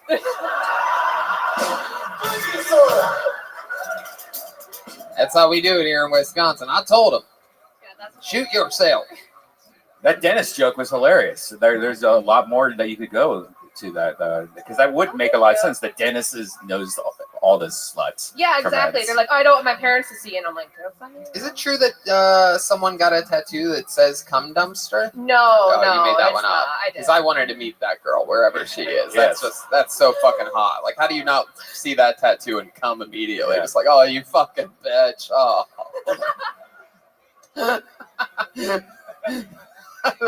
Simon, why do you seem disappointed at me? My name's Sherman. Sherman? Yes. I thought it was Simon. I've been away from my wife for the last 30 years. Oh, man. What do you think's going to happen if you ever blow a load? A whale will die. Wow. So, Breck, 21 and 44, huh? 44-year-old husband. You got married this year? We did, yes. Right. Because you can't get married before 21, 44 in the city, you know, where known for its bars and alcohol. Where'd you meet this guy? I met him when I was 18. Sure you did. Yeah, absolutely. not Totally. 16. Totally 18. Uh-huh. He was the owner of the tattoo studio we work at. So I came in and got an apprenticeship, and that's when we met. I bet you did. Yeah. 1 in the ink, 2 in the stink. Let's do this. Class is in session. You might feel a slight burn. Wow, that is crazy. Truly 18. How soon after your 18th birthday did you go? Oh my God, it was like 3 months later. So I was so lucky, you guys. I was so Right. lucky. And He's so lucky. What are you talking about? yeah. Yeah. 1 in the pink, tattoo in the stink. I already did. Anyway, wow. So 18, and then how soon after that did you guys? Was your first hookup at the tattoo shop? Oh my God. Yes. It Wow, was. you just had an orgasm just remembering that. Yeah. That's incredible. He stuck you with his needle. Yeah. Right. So, like, You're can right, you you explain to us how that first session went down? Like, did you guys sort of had a crush on each other? You were closing up the shop, right?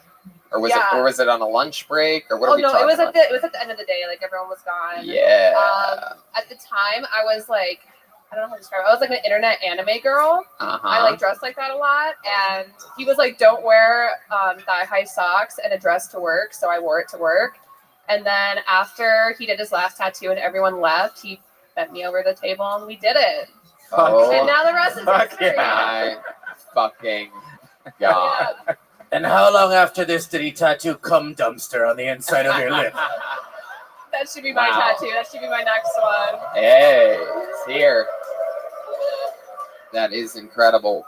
Wow. What is the worst tattoo you've had to give out? Oh my God, I did a guy's girlfriend's name on his face. Oh, Yeah, no. it was when I was an apprentice. I couldn't say no. I just had to do whatever. Oh, But it was Juanita above his eyebrow. Like Juanita. That's the worst name, and I'm Mexican. And she was there during the tattoo. Like watching. Of course she was. He probably fucked up, and she's like, "We're going right now." Yeah. Bold like I move, said- since especially most of the Juanitas I've ever met don't know how to read.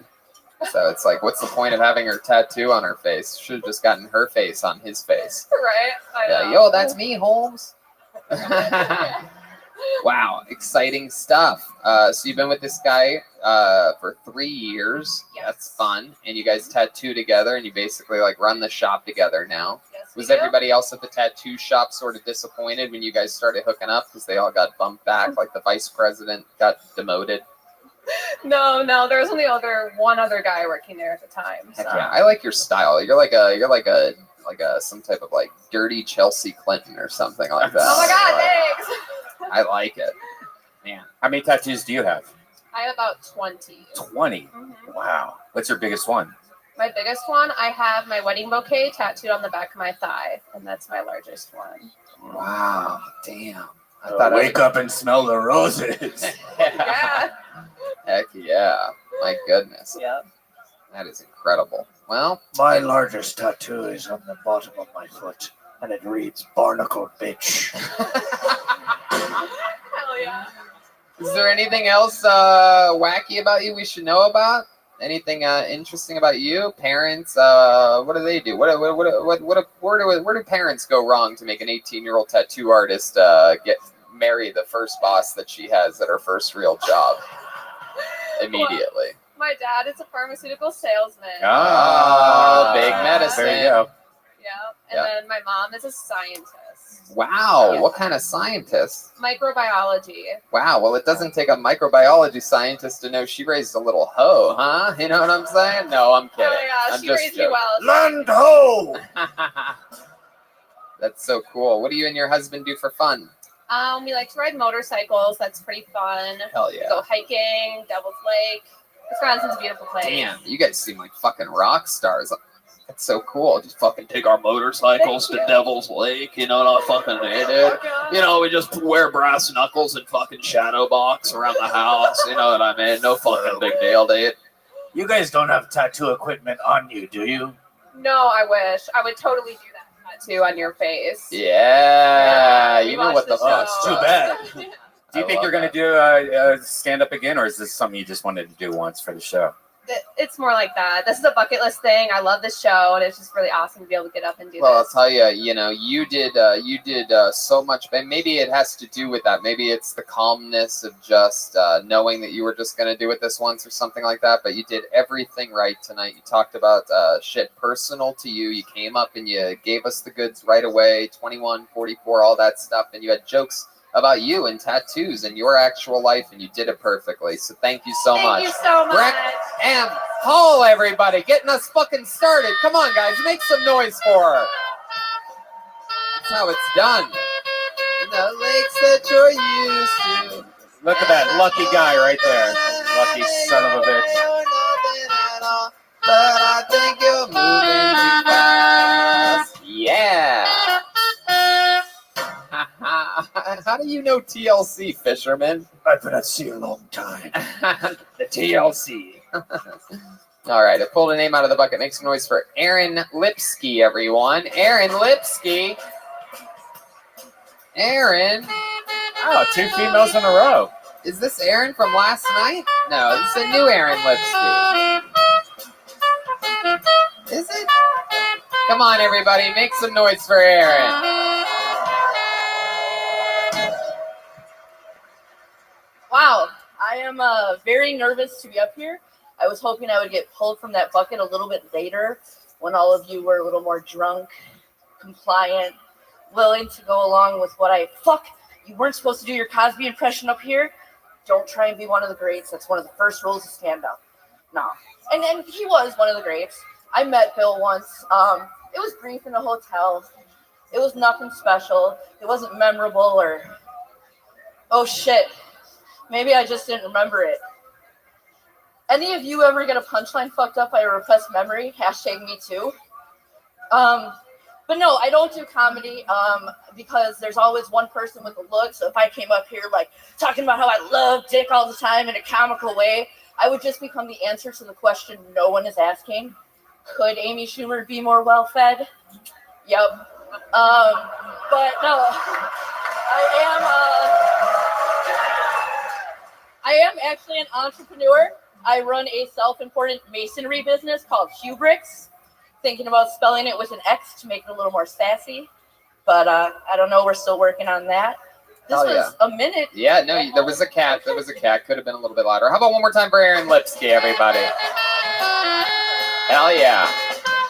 That was fun. You got me with the Amy Schumer thing. I love a good fucking Schumer joke. No doubt about it. Thank you. Love that. Let's check in with Sherman over there. The reason the first joke didn't work was because no one believes that Bill Cosby would roofie you. I did actually meet him once, though, in an elevator briefly at a double tree. Yeah. Did you ask him for pudding? I did not talk to him at all. It was before all the Hannibal drama and everything. I didn't like the guy because he had a problem with comics swearing, and fuck that. Wow, look at you. Hell yeah. I like I'm your a fan. I like your style. Look at you. You're a wild one. Thank you. Thank you.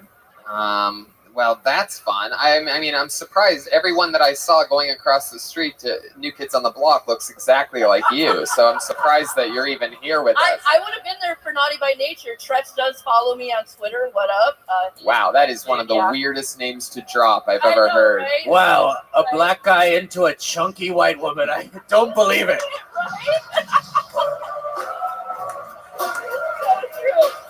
Oh, hell yeah.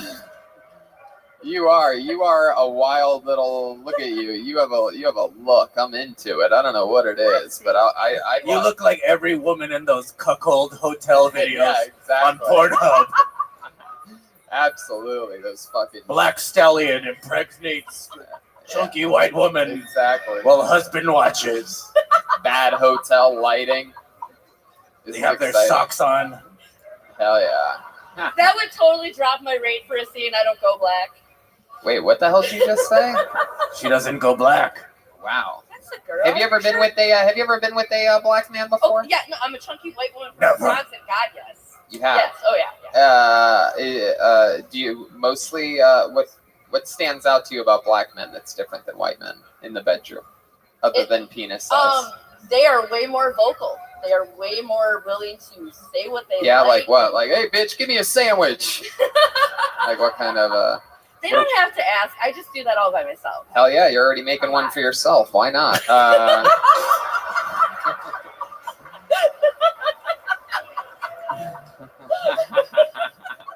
love how you're taking these. You laugh at these harder than anybody here.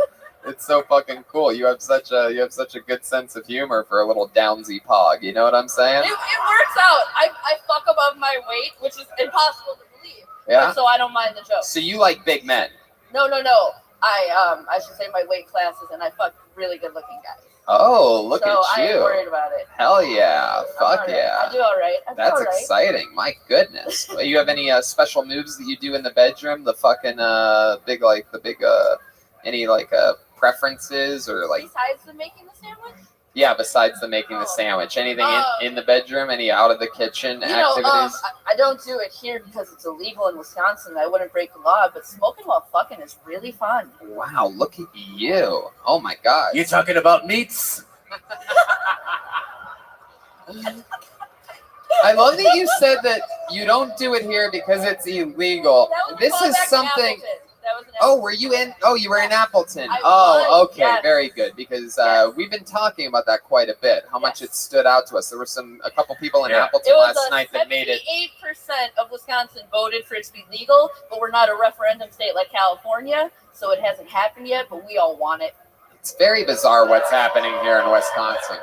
It seems after being here for a couple days since being a fan of Making a Murderer, I've realized that the entire state is a bunch of. The entire state does to everybody basically what they did to the Avery family. They just fucking arrest anybody they can for absolutely anything immediately. It's a total police state out here. We even went to play pool last night, and the bartender was like, "We don't want any trouble from you guys." And we're like, "What the fuck?" And he goes, "There's a police officer sitting right out there," and we look, and it was an empty bar, by the way, big empty bar on a Tuesday night in Appleton. And we looked out, and the only person in the parking lot was sitting there was a fucking cop in an unmarked car, just sitting with his car waiting for trouble. And by the way, you guys don't even think this is weird. That's the weird part. That is very true. That's weird, but you don't know it's weird because you fucking live it. You're just like, yeah, you get arrested if you fucking do anything. What's your question? I don't understand. By the way, you are the second sexy Benjamin Franklin we've had on this show. I rate on that. Hell yeah. I don't see it. A little bit. I don't see it It's for me. it's a little bit of a stretch, but then again, so were those pants you're wearing. My goodness. I love you, Aaron. You are so cool. I love you. I love the way you laugh, take all these jokes. You fucking love it. What do you do for fun? For fun? Yeah. I actually, stand-up is a really big thing for me. A lot of my friends are in the scene out here, so I go to their shows and help them run shows. I'm a big podcast person, of course. We know you're a big podcast person. I'm a lot of things. Go big or go home. I love it. I love it. Absolutely.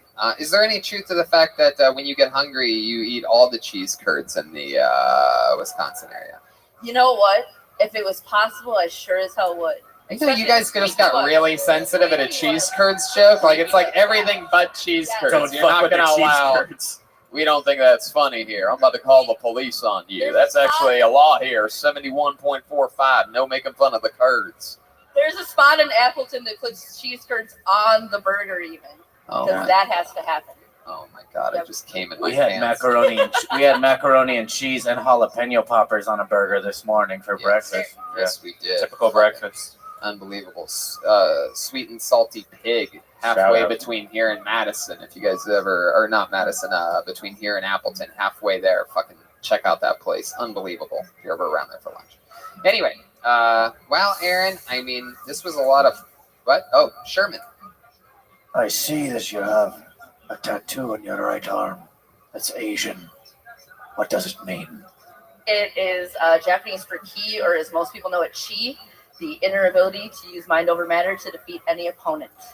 Wow. Hell yeah. In what? Hot dog eating competitions? I'm a red belt in Taekwondo. I can hold my own. Oh, very cool. Fucking Taekwondo. I like that. You got Chinese on the I'm Melody outside. Bravo, but I can hold it. I can do my own. I bet you fucking can. I bet you would beat the shit out of me. I bet Quad 2 would love her. And anyway, yeah. Well, I guess Inside that- joke. Yeah. Oh, okay. Anyway, well, Aaron, I had a lot of fun with you tonight. Did you have fun? Absolutely. I am so happy doing this. Thank you so much. It's fantastic. You're awesome. Thank you, Aaron. There she goes, Aaron Lipsky, everybody. Hey, I didn't ask you. Is that your Aaron? Is that your first time? First time doing stand-up. There she goes, everybody. Aaron Lipsky. We're having fun. Wow, so far, females kicking the guy's ass. I know. I love that. We've had 3 pussies on this stage tonight so far. 2 of them are wet. What? Oh my god. All right, pull another name out. Make some noise for Andy Fish, everybody. Andy Fish. Let's see what happens here. His last name's Fish, guys. How cool is that? With the fisherman up here. Where the hell's Andy at? Is this There him? he Here he comes. comes. Andy Fish, everyone. There he is. One more time for Andy. All right. Thank you, guys. All right, so about the last 6 months, I've been taking this thing called Accutane just to help with my face, acne reduction, things like that. One thing they tell you, the only thing they told me was that it's going to be helping my face. It's going to be getting really dry, irritated. What they didn't tell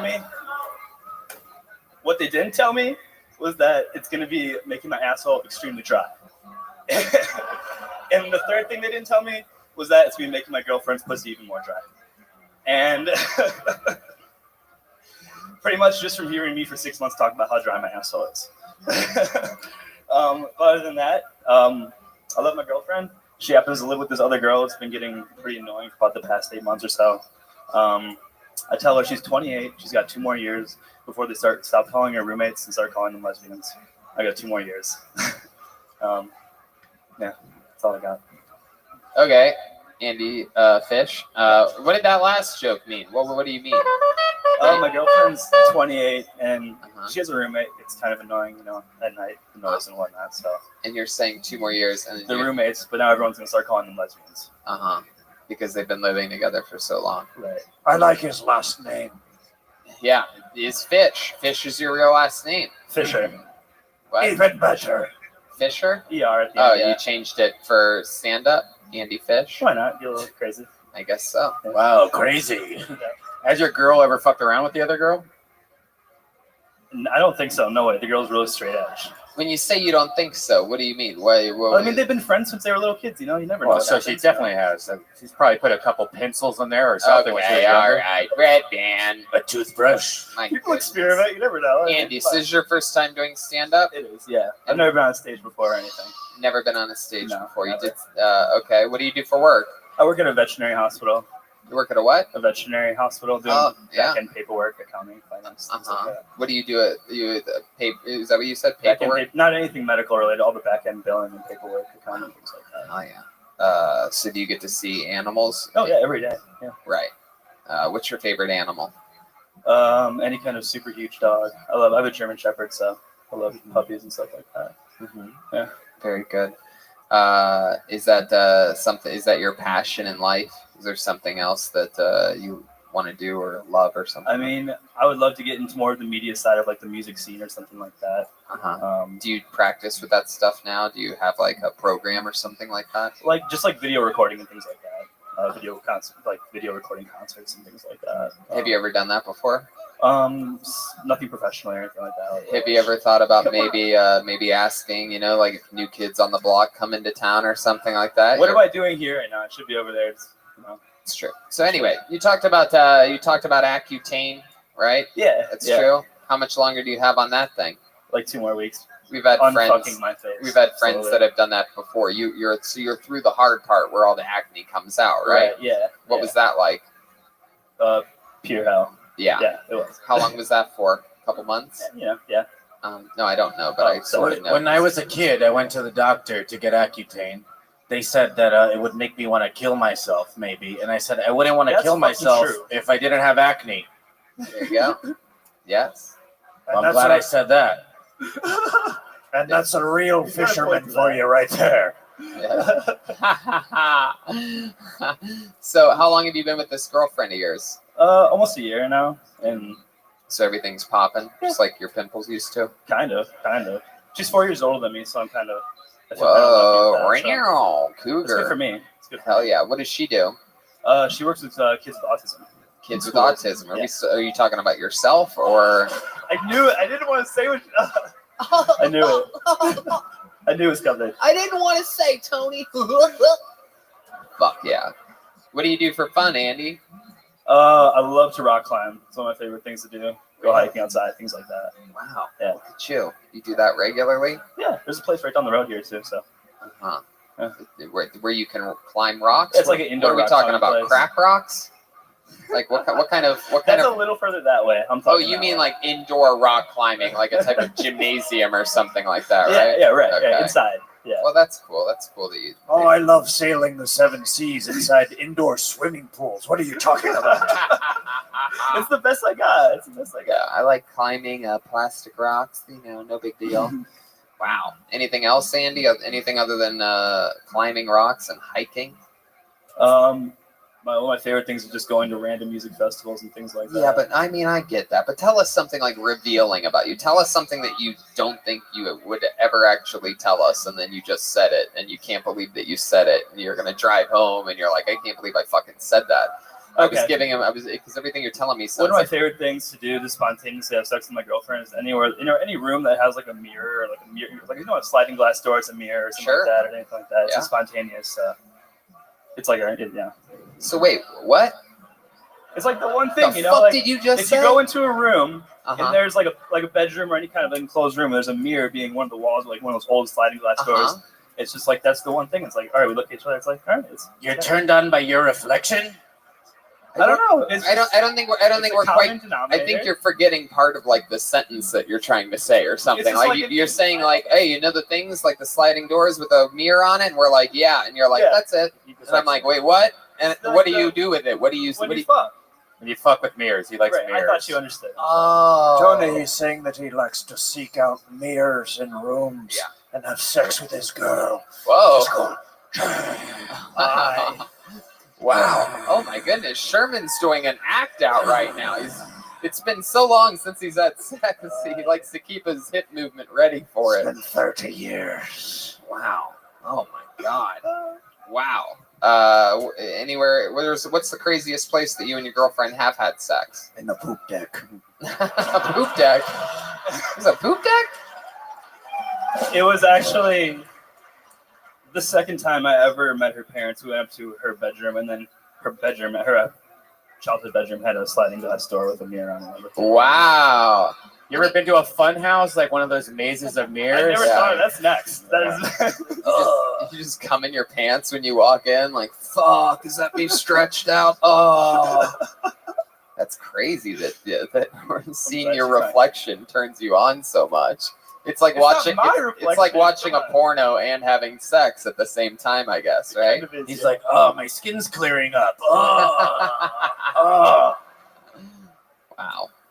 Well, Andy, very cool. Is this stand-up something you've always wanted to do? I've been a fan of the show forever, so this has been a bucket list thing. I love it. Did you have fun tonight? Yeah, I'm glad I got to meet you guys. This is there awesome. you fucking go. There he goes. Andy Fish, everybody. Back to the sea he goes. Good fish.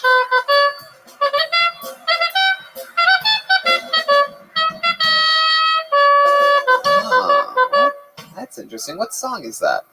An original. Oh, wow. How about a hand for the band tonight, huh? They're here. It's the real fucking deal. Jeremiah Watkins, coming off fresh off Reagan and Watkins. Joel Jimenez is here. Make some noise for your next comedian, Donald Dargan. Here we go. Donald Dargan. Let's see what happens here. Here it comes.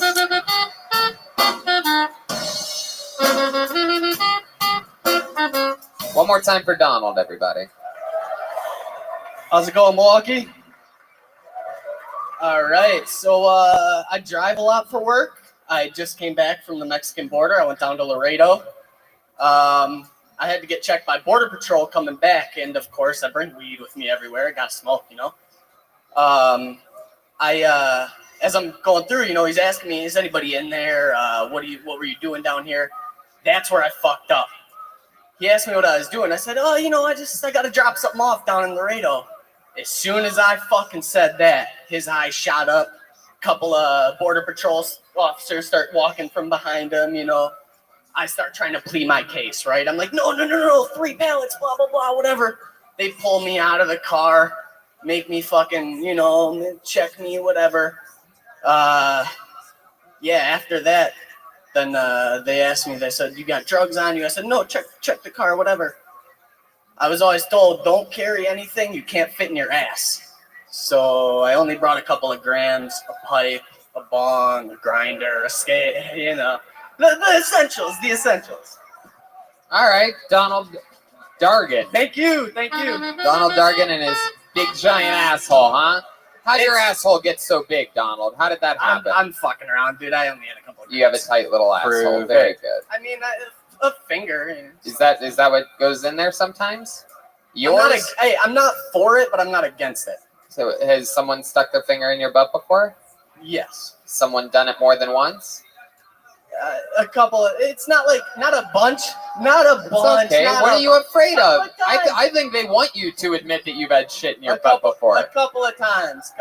One finger is called a gay fishhook. You ever put your own finger in your butt when you masturbate? I've tried it, but only once. It wasn't as good. That's called a bait and switch.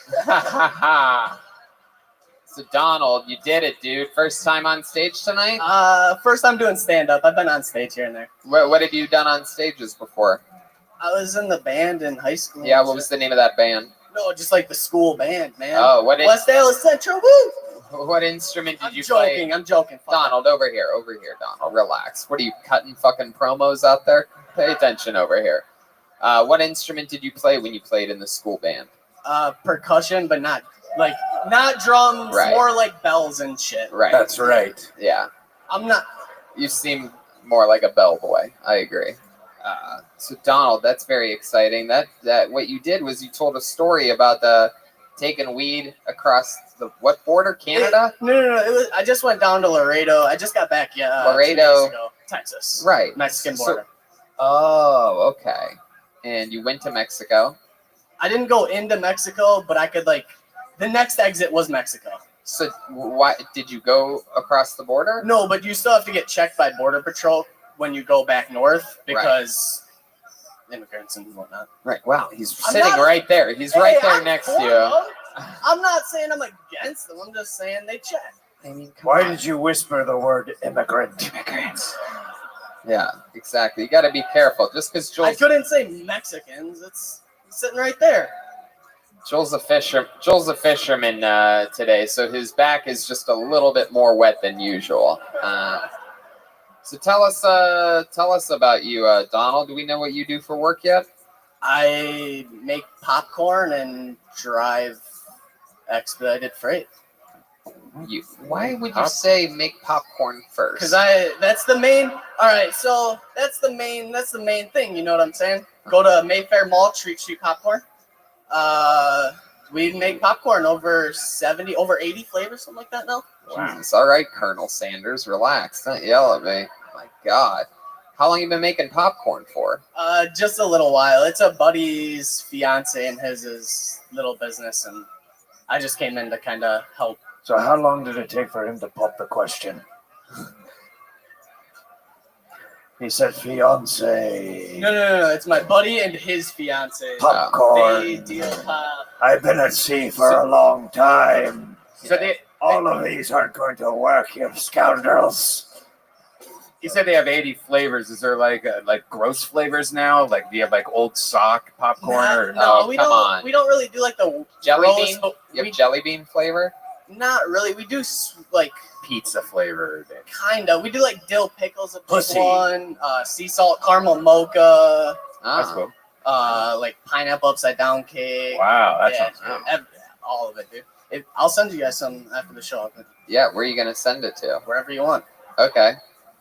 I don't have it on me. I didn't bring fucking popcorn here. I don't know. Relax. Yeah. You don't have to pop off like this, man. Just chill out. This is an 8 Mile. Yeah. Yeah. Settle down, Orville Redenbacher. I mean, my God. All right. So you I'm make surprised popcorn. he wasn't done 3 minutes ago. Yeah. And the other thing is what about freight? What'd you say? Drive truck? What is it? Expedited freight. So like things that it's like overfill for semis and shit or like last minute deliveries. They'll call me and be like, hey, you want to go to Texas today or you want to go to Kansas today? Whatever. So then, yeah. Okay. Well, that's interesting. And you said this was your first time doing stand-up. Yes, sir. How old are you? 24. 24. What do you like to do for fun? What are like hobbies that you have when you're not fucking making popcorn? I don't know, skateboard, act. I don't know, run and shit. What's your Twitter name? NBA drunk contest. Yeah, what's that mean? I don't know, like the dunk contest, but I drink a lot. You drink a lot? Yeah, all of us do, really. Yeah. I know. What's the most you ever drank? What happened that night? Tell us about it. So we did a night back in college called "Oh Captain, My Captain." It was just first. We love it. So first group of 3 done with 175 of Captain Morgan won, and my group won, but I ended up getting in a fight with a couple of random kids on the street. When you say kids, are you talking about the new kids on the block? No, that's later, man. Yeah. Were they younger than you? What do you mean by It was kids? just some college age. I don't know. They're probably about my age, 21, 22-ish. How'd that fight go for you? One of my buddies got hit in the face with a bag of ice that this girl threw at him. Wow. I mean, that doesn't sound that bad, to be honest with you. No, that was pretty much the most of it. I missed like 3 punches. We were all smashed. Nobody really hit each other. It was just so a shitty story. All right. Yeah, I don't know. We drank a lot. Yeah. What are your parents still together? No. Duh. This is Milwaukee, man. Yeah, you have a favorite out of your parents, mom or dad? My mom, for sure. Yeah. What does she do? I don't even know, really. I think she works at a gas station now. Wow. You guys seem to have. And that's she does. She's had a lot. That's the parent you're closest with, huh? Yeah. Oh, yeah. No idea. I think she might work at a gas station. In fact, she might need my help. But go on. I like your style, dude. All right, Donald. Well, congratulations. I mean, Thank you you. like to drink. He makes popcorn, expedited freight. I like it. There he goes. Donald Dargan, everyone. He's on NBA Drunk Contest on Twitter. This is fun. That's a real Wisconsin guy right there. You know what I mean? He does what he has to do. He expedited freight, makes popcorn. That's a real Wisconsin dude. That's what all the men are like here in Wisconsin. They're all like Donald. There's a collective no from this audience responding to what you just said. Make some noise for your next comedian, everybody. Nick Davis. Here we go. Nick Davis. Here he comes.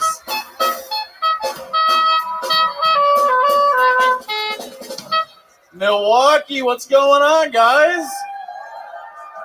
Hell yeah. I've been single for like 3 months now. Not much has changed, except I'm way happier. I find myself watching more porn now. I'm not proud of that. I'm not proud of some of the video holes I go down. Recently, I found myself watching videos called Glory Hole Secrets, which I think is an oxymoron, because if I did anything in a glory hole, I would definitely keep it a secret. But I'm very passive in relationships. Like, I'm so passive, I have a body pillow, and it's the outside spoon. So if I ever found myself at a glory hole, all I would ever do is put my hand through it and hope somebody holds it. They would never hold it. Thank you.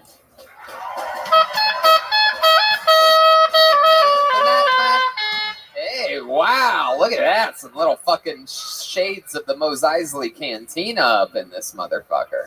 Great set, man. I know that. Thank you, I appreciate it. I know that song. You look like if Harry Potter dropped out of Hogwarts and then gave everybody Hogwarts. Have you ever been to a place with a glory hole for real? I've never actually. Well, I've been to Superb Video in Kenosha. I don't know if anyone is. There's probably a glory hole, but I haven't confirmed. I think it's probably. I think it's probably pretty easy. Everywhere I've seen so far in Milwaukee has been a hole in the wall. So everywhere in Wisconsin's a hole in the wall. Oh, okay, yeah. I guess I'll be more broad next time. Yeah, I'm not even from here, bro. Come on. I love it. Look at you. Yeah. Look at you. You look like Johnny Depp when he's in between projects. Like when he's just like let himself go. He's been on a bender for a month. Look at you. What do you do, Nick? I am an Olive Garden server. What? Yeah.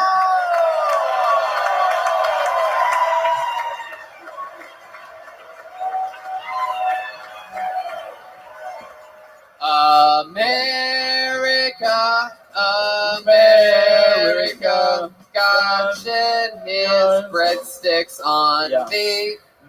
He looks like Mark Maron with no ambition. Mark Moron. How long you been at the Olive Garden?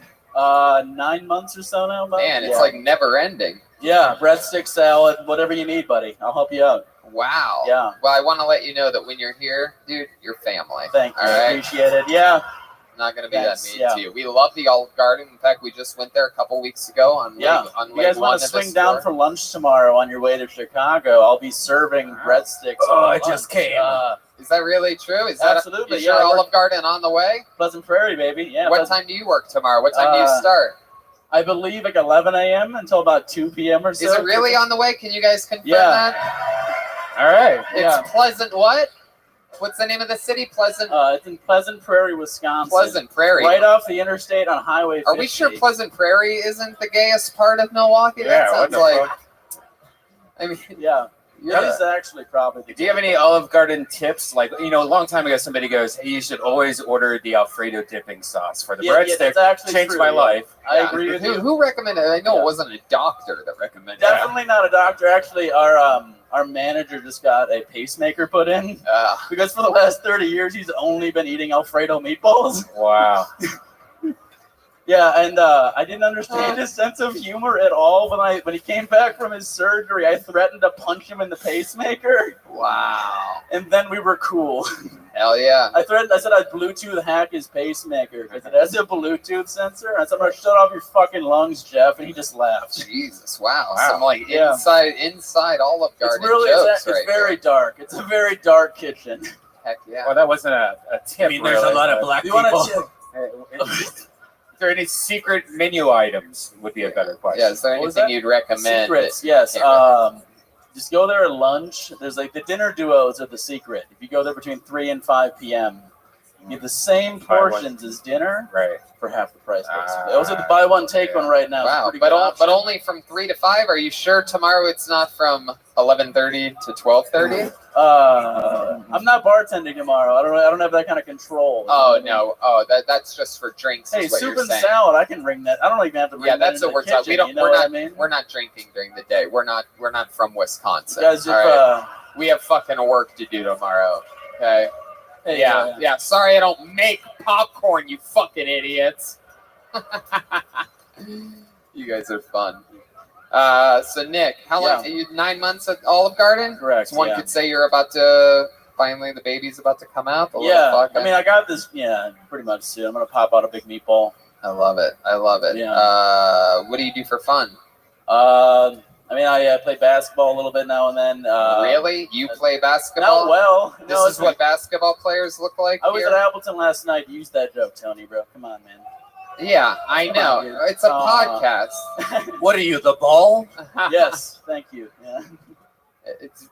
I also. Oh, go ahead. Sorry. Go ahead. No, you go ahead.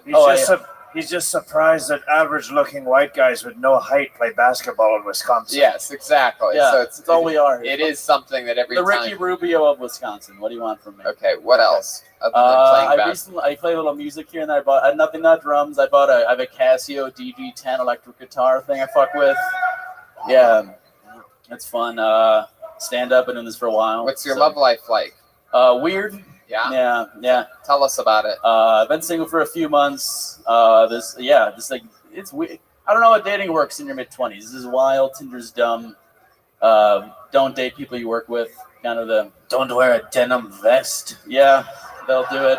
I mean, you say don't date people you work with, but Yeah. I know about the restaurant business, okay? And Yeah. I can imagine what it's like working in an Olive Garden. You know, you see these fucking you think you first of all you can relate to them. You go out for drinks afterwards. All of a sudden, your fucking little breadstick starts getting a little hard. You know what I mean? Yeah. Last what? What about it? Yeah. No, I never said that I worked at Olive Garden, but I have worked in restaurants, multiple restaurants, Ruth's Chris Steakhouse, Luis's Trattoria. What's the one right by you in Burbank? Market City Cafe. Yeah. Are you? Would you like my fucking resume, you piece of shit? You worked at Starbucks. Yeah, I fucking did that too on my way to becoming one of the top young rising comedians in the world. You son of a bitch. Yeah. This fucking guy over here. Yeah, People telling me I'm repeating jokes. People correcting me. What the fuck is happening, Milwaukee? I've worked for like 12 years as a waiter. You just Yeah. you fuck everybody. You go out It's true. drinking every night and spend all your money. Yeah, that's why I'm broke as fuck. Yeah. I took off this week to go. I'm going to 4 dates, by the way. It's the second of the 4 shows I'm going to. And took off the week so I didn't have to work. And then I got broke as fuck from drinking all the time. So now I'm working the whole week and coming to all these shows. So, yeah. The drinks are so cheap out here. How do you go broke from drinking? Because you're not making anything. I'm out a of it. server at Olive Garden. I'm not making much. Yeah. It's all relevant. Okay. Yeah. Yeah. I work lunches at an Olive Garden. You think those old No, waiters- we're already Yeah, sad. yeah. Let's move on. Okay, thank you. Keep me in line, yeah. Well, Nick, I mean, who knows? You might get lucky. We might swing by Pleasant Prairie tomorrow and have lunch with you. Yeah, I'll be there, man. Request me. Maybe Yeah, we could for get sure. maybe we could get a lot of these people here to go to have lunch Pleasant with Prairie you. tomorrow. Go to Pleasant Prairie Olive Garden tomorrow. you, Go guys. see Nick. Thank Tip you so him much. well. Yeah, Guy needs fuck yeah, some guys. money. Thank you. Olive Garden party. Olive Garden party tomorrow, Pleasant Prairie. We'll say 11:45. And check out my song on YouTube, Olive Garden Butthole. It's true. Me too. Red Band loves Olive Garden, but really everybody loves Olive Garden. Have you ever been to the one that's like a Red Lobster and an Olive Garden together, and they give you both menus when you sit down? Oh my god! There's a few of those out there. I just came in my pants again. Olive Garden and a Red Lobster. I mean, that is just. What did you die for a little bit and then come back? Did they like shock you and you came back to normal life? I wonder where that is. What happened? I was just at an Olive Garden Red Lobster hybrid restaurant. We should definitely find out because we're on the road so much where one of those is. Yeah, that's what that's the quality of food that we're looking for. Can I just say the local beer here is great? Well, they are the this is Brew City, my friend. This is Joelberg's first time in Milwaukee, his first time in Wisconsin, his first time to the Midwest. So your next comedian goes by the name of Andrew Martins, everyone. Andrew Martins. Here we go. Wow, right from the front row. Here we go. Hey. Hi, everyone. So, you guys ever have that coworker at work who just doesn't do shit? I have one at my work today, who came into work. They sat down, sent out an email that said, "My throat is shot. I am not going to be on the phones today." We work in customer service, so that's the whole job. So immediately after she sends that email, she stands up and she walks around and talks to literally everyone in the office. She's laughing. She's having a great time. And honestly, I get pretty fucking sick of it pretty quick. So I stand up and I go, "Susan, I swear to everything holy, if you don't get a goddamn groggy throat in about 5 seconds here, I'm going to drown myself in this goddamn delicious pomegranate LaCroix in front of everyone in the office." She sits down, daggers at me. Ow. Go ahead. Well, I think I have a meeting with HR when I get back to work, and they're going to ask me about my suicidal comments about the LaCroix. Okay, Andrew Martins. Fuck yeah. Look at you, Andrew. You seem like such a nice guy. Look at you. You're so wholesome. You're like a real happy guy. You seem excited. You're smiling. Your parents are still together, right? How did you know? How did I know? Because look at you. Look how happy you are. You're wearing penny loafers. Penny loafers. Your shirt's tucked into your pants. You're wearing a belt. You look like nobody else here in Milwaukee. You're all put together properly. His parents are still together, though. You're being honest, right? Yeah, they're still together. How long have they been together? 30-some years or something crazy, right? I kind of wish I knew. I know it's above 25. See, that's how nice of a guy he is. Man, I really wish I knew, Tony. I really don't, though. I just walk around happy and jolly all the time. Your parents are super rich. Your dad's very successful. Your mom's a stay-at-home mom. My dad's a tool and dime specialist, so he's kind of like the light blue collar dream. Right. What does mom do? Gym teacher. Gym teacher? Oh, wow. Look at that. You ever caught your mom with another woman?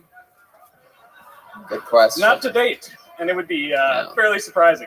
I would. He's so nice. I would like to see what a name-calling contest between Jeremiah and him would be like, using no cuss words. No cuss words allowed. But be mean. But be mean with one another. I like this idea. You ready for this? Let's have a. Sure. You guys ready to have a name-calling competition with Jeremiah? You just caught. All right, I'll do it. I'll do it instead of Jeremiah. Let's have a name-calling competition. No cuss words allowed. You're a nice guy. Let's see if you have a mean side to you. All right, you ready? You look like a gay fat weatherman. I find your jean jacket disrespectful.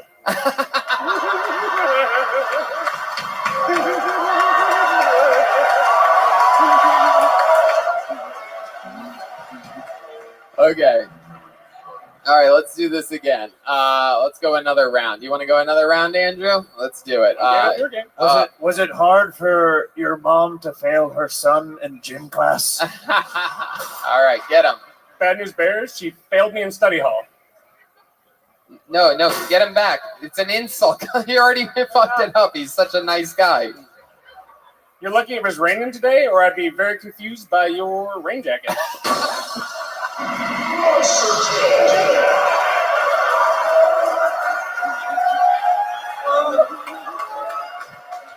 Those are fighting words where I come from. Oh my God. This is the greatest thing ever. This is brilliant. Joel, you're a genius. This is your comedic voice. You're Andrew the nice roaster. This is you.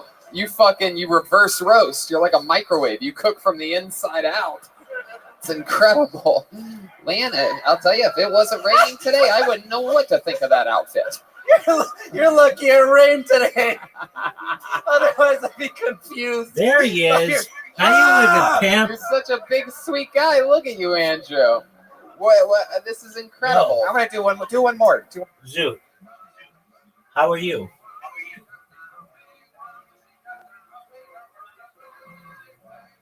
Zoot, remember that time I asked you how you were doing, and you were like, "Oh, I've been doing really well. How are you?" Zoot, can you hear me?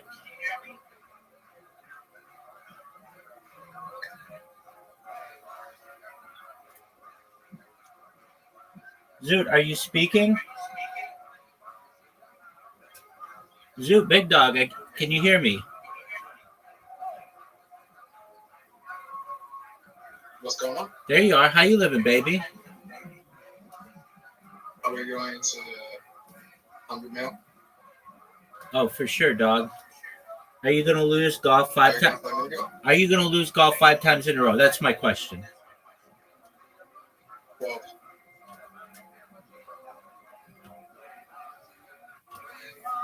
Now, you're catching me off guard. I've got to use the restroom. But once I do that, I'm going to beat you like it's going out of and then style. I'm gonna beat you 12 times in runs go. That's what I like to hear. That's music to my ears, big dog.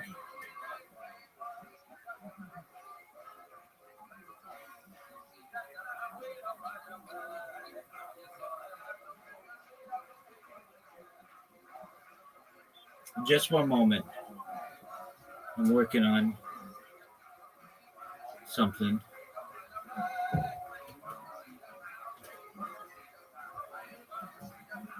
But I'll play you in a second. Not only will I play you, big dog, but I'll beat you like it's going out of style.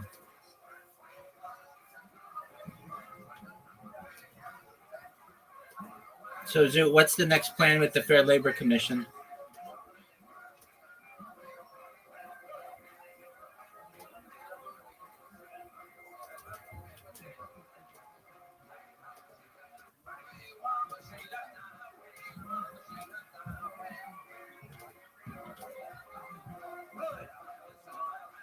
So, do you happen to remember that time I asked you a question? What's the deal with the Fair Labor Commission? What's the next plan of action?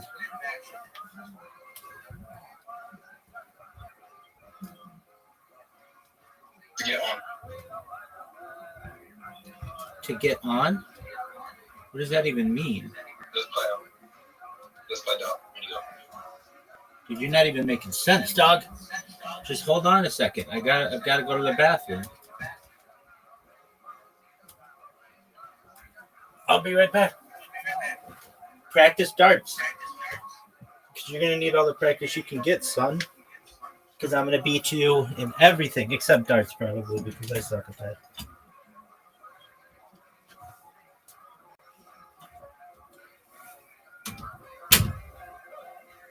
You can't pay me a dog. Doss is like you know I'm actually kind of a dog.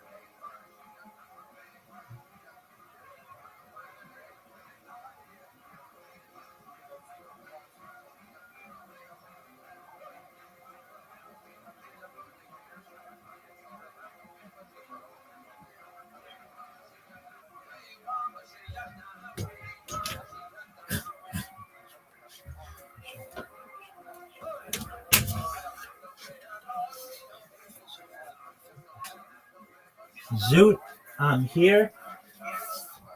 Never fear. Get over it.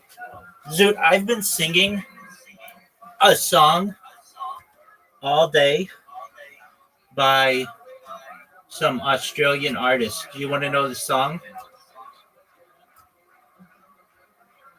Do you want me to guess? Yeah.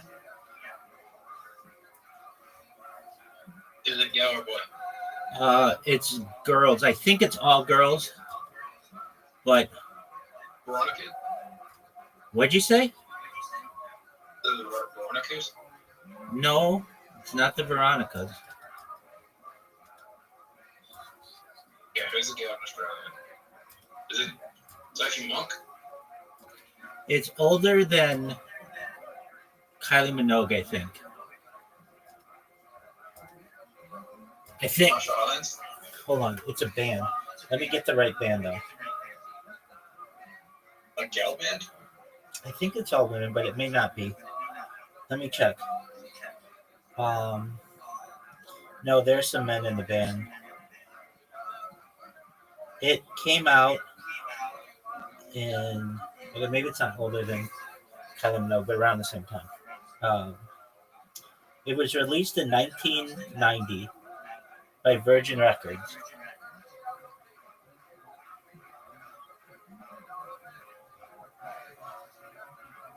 Oh, no.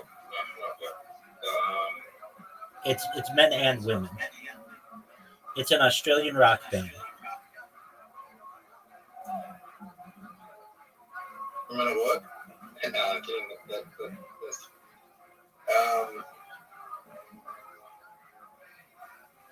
I have no idea. Have you ever heard of the Divinals? No. They sing the song "I Touch Myself." Okay, do you want to let me go? Because I don't want to hear you touch yourself. No, it's a song called "I Touch Myself." It goes, I don't want anybody else. When I think about you, I touch myself. Oh, haven't you heard that song? Okay. Let me go. I'm about to play you. Haven't you heard that song? You have? Good morning. How are you, Miss Aquarius? How's life? Rise and shine, sunshine. Did you get your beauty rest? Yes, I did. Excellent. Lovely to see you. We hope you have a wonderful day. And when you are all done and you're ready for tonight, we will love to play you in bowling and anything else you wish. Alrighty. I'll see you later. Have a great day. You too. Take care, Miss Aquarius. Shout out to Miss Aquarius. All right. Later, Rabbi. Take care. All right, you too. Thank you. Zoo, do you know Miss Aquarius? Yep. She's like the nicest person ever. So Zoo, do you know who the Divinals are?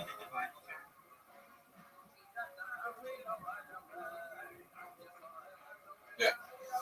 No. You never heard that song? No. It's really popular in the United States, or it was. Was Jet popular in the United States? Yeah. Like their one song, maybe they had two songs. Won't You Be My Girl? Are You Gonna Be My Girl? Are You Gonna Be My Girl? What's the other song you're saying? Yep. Cold Hard Bitch. Yeah, Cold Hard Bitch is another. Yeah, I knew they had two songs. Cold Hard Bitch and Are You Gonna Be My Girl are banger songs. They're like amazing.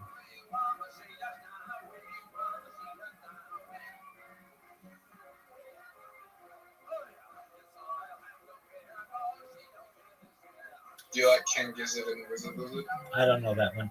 Dog, do you want me to try to fuck you?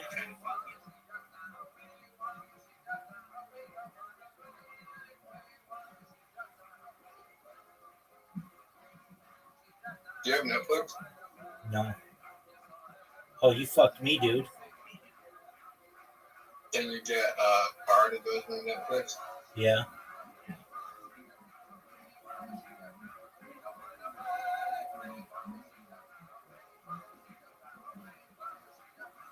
Dude, I shouldn't have let you win. This hole is so difficult when you're playing against somebody.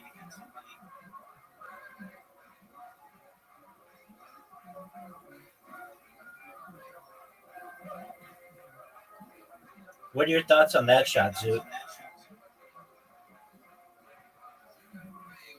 I was thinking before.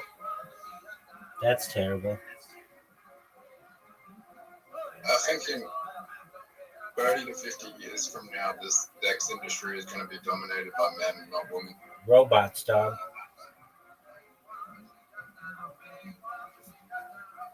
That too.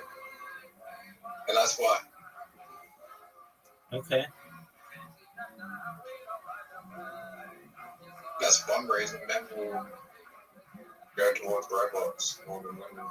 And then,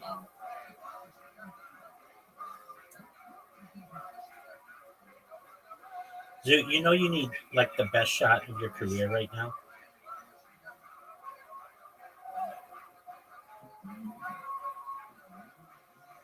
Zoot, are you gonna try to beat me?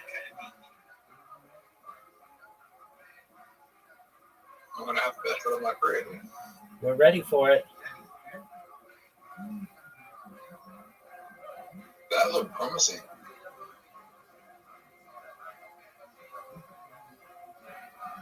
Rabbi, Yo, pimp. I have a feeling you're going to block the next shot. Dude, don't you think that's a good shot? Oh, that's awful. I have a feeling you're going to block the next shot. No, dude, that's good. Oh my god, you can do it in 2 shots. 3. Per shot. It's for your record. No, I've done it in 3. Now 2. Have you done it in 2? No, I've never seen anybody do it in 2. I think it's possible to do it in 2. Yeah, probably. Have you ever? Zoot, did you know that it's impossible for you to win? Like, no matter what you do, you're not going to win. Did you know that? You could water bump me. I could go into the black tar pit. I could water bump you, but I don't even need to. Zoot, I thought you were going to beat me. I don't want anybody else. When I think about myself, I touch myself. Oh, I don't want anybody else. Oh. Zoot. I missed that on purpose. I bet you didn't even know that I missed it on purpose. But I did. I could have had a perfect game if I wanted. Look at this. Look at this. Just perfection. I don't want anybody else. When I think about myself, I touch my... What up, baby? Why do people not like seeing other people they know become more successful than they are? It's envy.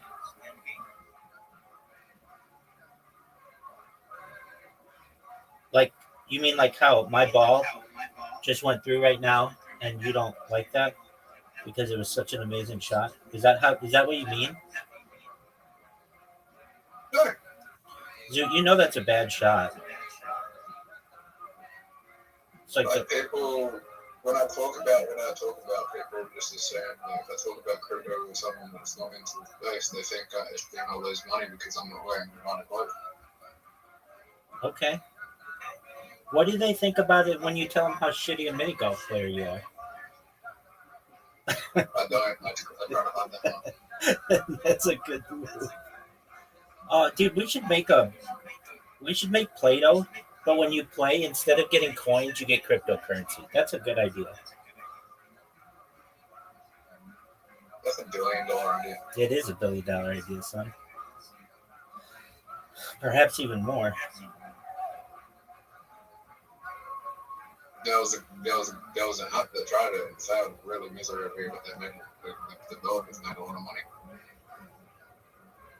Did it have as good a games on it as Play-Doh?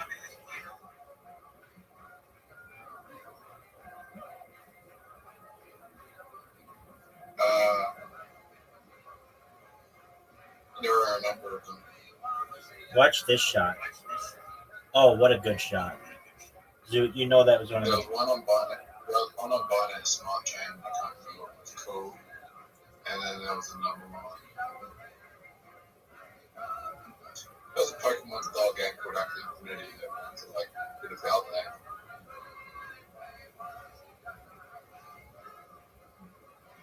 Zoot, did you know that you're losing 2 games to none? Or 2 holes You to know none? that I will come back. You know that I'll come back. You know, if you do, it would be the... It's unprecedented. Anybody ever coming back from 2 games and winning 3-2? I think. I could be wrong, but I think. Oh, look at this shot. Oh, I almost did it in 2. What's the most famous Australian song in America? Right now, in my head, it's the Divinyls, I Touch Myself. Aside from that, it's Men at Work's Land Down Under.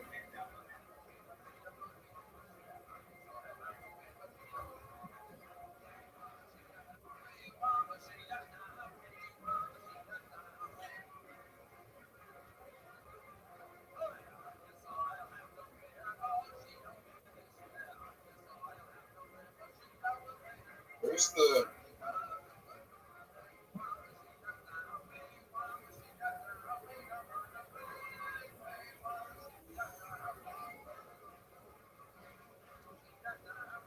So there's an Australian show that I have not watched yet that we should watch called Boys Follows Universe. It's on Netflix. Boys for Miss Universe? Boys Follows Universe. Okay, what is that?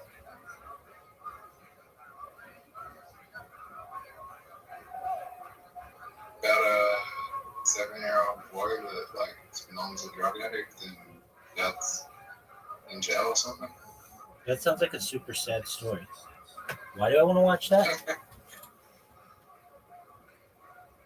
Because like really it's a really big TV show over here and it's one of the awards.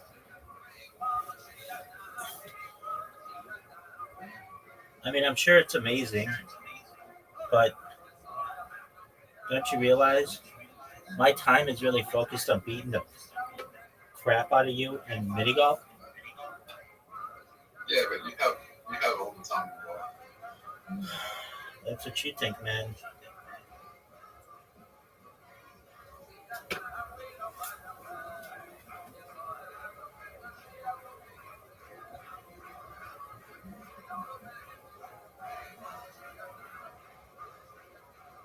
When do you think you're gonna go viral? Before May. What? Before May. May? Yeah. Why? Because people keep tweeting about me on Blue Sky, and it's just a matter of time until somebody starts looking into what I do. What about?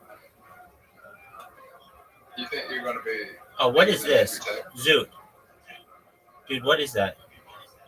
I don't even know why that person's famous. They kind of seem like an asshole to me. But I don't know. I don't know them personally, so I don't want to say that, but they have a bad reputation, I can tell you that. Because they blew up the social media algorithm on Instagram, TikTok, YouTube, Twitter, everywhere. Okay, well, then I'll be way bigger than that person. Oh, what a good shot. Ready for this water bump? I don't know if you will. I'll be so much bigger than that person. You know how much content I have? We're creating content right now I don't know what you were doing with that Is shot. all your content available? No.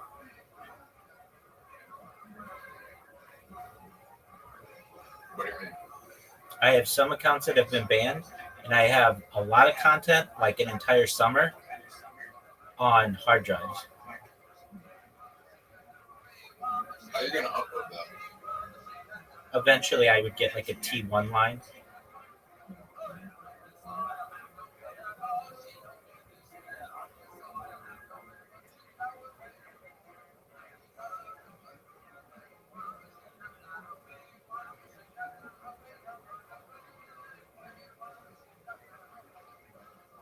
Are you serious? Look at this water bump, Zoot.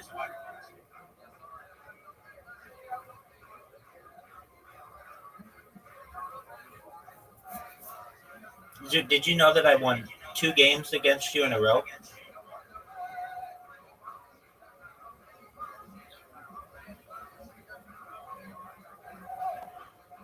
Zoot, are you ready for this? Clear all this stuff for me, big man. Clear it all.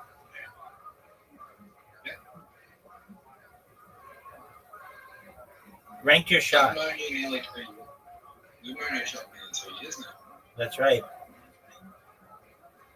That means you've known that I'm the sexiest man on earth for 2 years.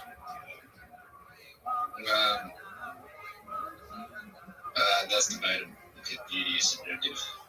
I will agree with you on that. Good on you.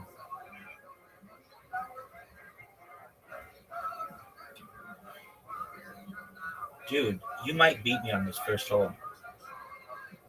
I don't think I can make it.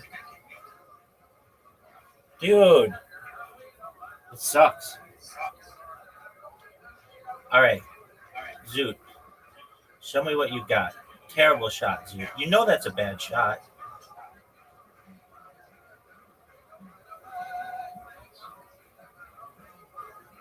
You know this is an amazing shot. But maybe not, because you have like a really good angle to make it. Maybe that's what you should do, is what you just did. And make it. Make it. Nice shot, Zoot. I think you've got a good strategy there. All right, Zoot. Am I the only one that ever get a 2-shot in this one? No, a lot of us have. Okay, this would be the ultimate comeback in the history of this game. No one's ever come back 0-2 and won 3-2.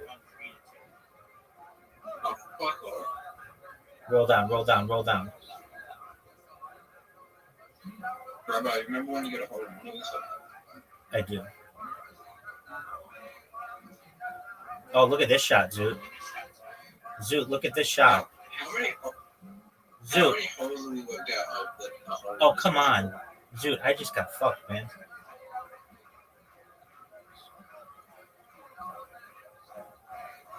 How many holes do you think a hole in possible? Almost all of them. I mean, this You one, know, not really. this one, yes.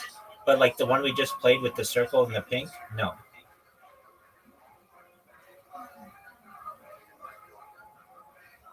All right, Zoot. You know what? Zoot, You know what? Zoot. You were up 2-0. This would be the ultimate choke. All you have to do is make this. So this is a hole in one. Awesome. For sure.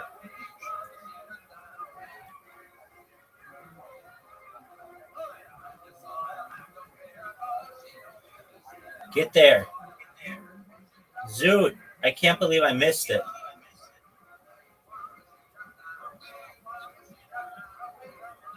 Easy shot for you. You just won.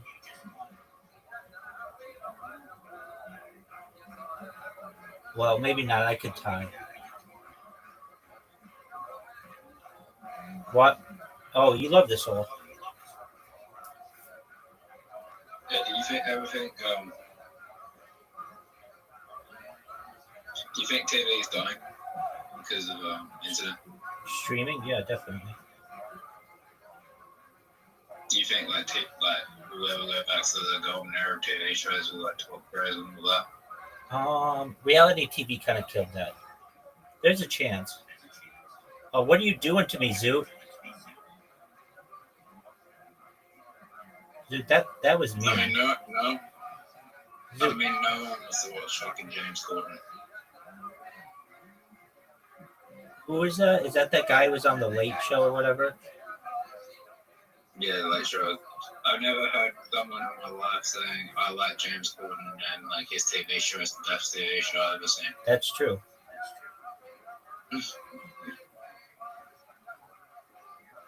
He's that fat British guy that's like really big on TV.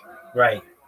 And Americans don't really like him. They like one thing that he does. Do you know what he does that they like? The karaoke coffee scene. Yep. Zoot, you won.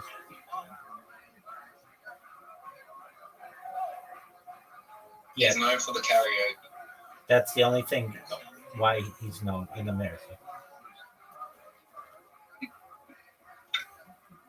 Do you think it's possible to make it on this hole in one? I used to watch David Letterman all the time. Yeah, I mean, I used to watch The Tonight Show every night. What tonight? What's the Tonight Show? You don't know what The Tonight Show is? No. It starred Johnny Carson for many years and then Jay Leno.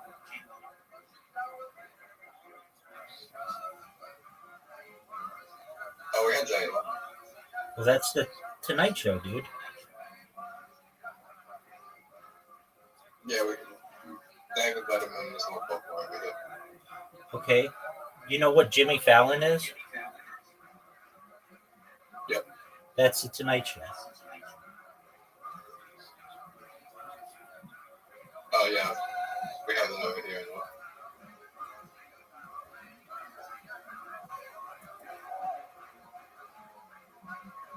Is it exactly the same? Like, don't you get sick of it being like American news? No, we didn't have. It was on like really late at night.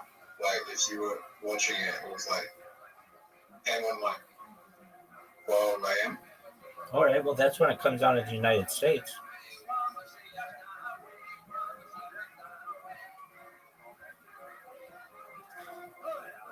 Do you remember Conan O'Brien? Yeah. He was my favorite. Johnny Carson is my favorite late Tonight Show host. Maybe Joan Rivers. But Johnny Carson or Conan O'Brien had this show. It was called Late Night with Conan O'Brien, and it was so funny. It was funnier than the Tonight Show. That's why he got the Tonight Show gig. And then they screwed him over and only gave him like a year to do it, and he didn't. And like they screwed him because this is what they did. Jay Leno had the first show, which was the Tonight Show, and every night, and then Conan O'Brien had the second show every night. Okay, for years. But then they basically told Jay Leno that you need to retire, or you have to give the Tonight Show to Conan O'Brien, and he worked out a deal where he would do a different show before Conan O'Brien's Tonight Show. And they're basically, yeah, and people think that was really mean of Jay Leno. Do you know anyone who has one? Who has what? No, sorry. Do you know anyone from Australian TV show? Like, did you get Robe over there? Who? Robe. Oh, was that like Donahue? It was like Oprah? No, Robe White. No, nobody knows what that is. Yeah, that was Australian TV host. That was like biggest. Oh man, I can't believe you missed that show. Wasn't it like Oprah? Sorry? Is it Wogan? No. Robe. Yeah, no one knows what that is. What about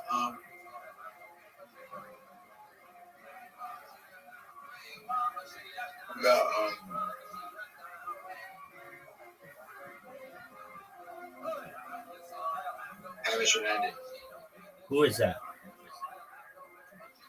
are the biggest radio personalities in Australia. No one knows it. No one knows who that is. People barely know American radio, let alone Australian radio.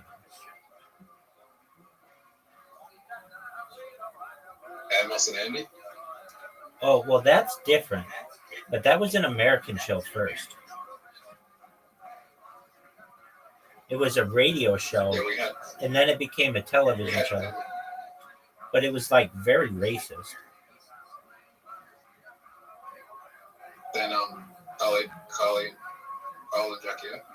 No one knows what that is. Carly and Jackie. We barely know who Kylie Minogue is. Like, you could ask a random person, American, on the street, do you know who Kylie Minogue is? And they'd say no. The only person, Australian, who Americans can name are Margot Robbie and Chris Helmsworth, basically. And hold on. And but living people. And Hugh Jackman. Those are the only ones.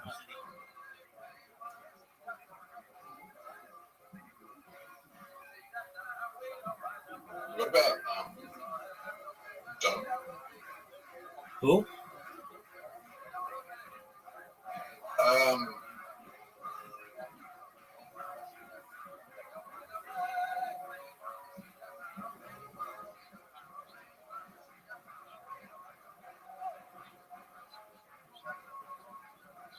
What about who? I'm trying to think. There's one guy on the Australian Today show. Who's the guy who was on Australian Today show? Oh, Stefan. Yeah, people I think know who. No, people don't know who he is. They don't know who he is. The one reason why they might know anything about him is because he's been in a meme, but just not a lot of them, just like one. Do you know Clint? Do you know Clint? No one knows who that is. Clinton. Bill Clinton? No. Do you know Waiting for a Mate? No one knows what that is.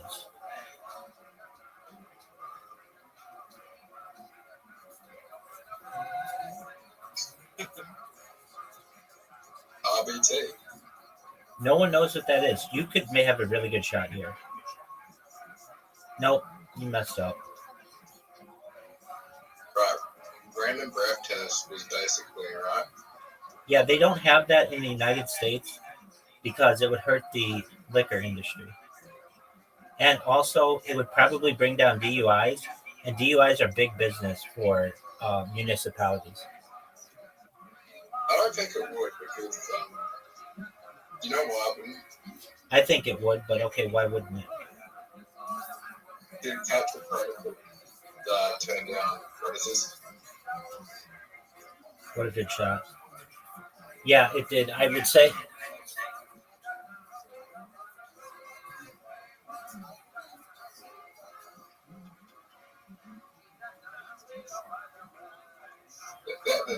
I don't think it is.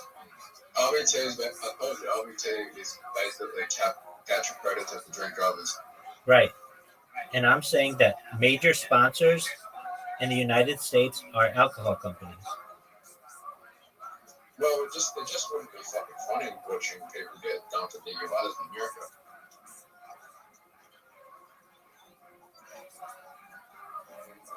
Why wouldn't it be funny? Go watch Waiting. Go to YouTube, type in Waiting. I'm just waiting for A, and tell me it's not the funniest fucking thing you've ever seen. I'm just waiting for a what? Just waiting for me. I'm just waiting for a meme? Waiting for a mate. Waiting for a what? Waiting for a mate. Oh, I'm just waiting for a mate. Dog, you're gonna win again. Wait, maybe not. When I was in high school, it was the biggest name in Australia. Do you understand that Australia is very like? What's the population of all of Australia? 24 million. Okay, that's like half the size of California. It's small. The United States is like 400 million people. Yeah.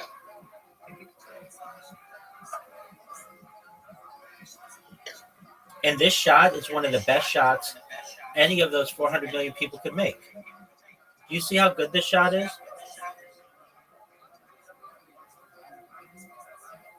Just waiting for me. Okay.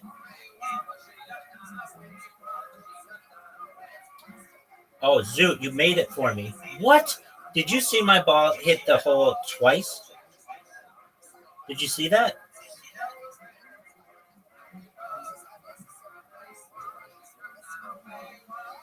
How often do you drive?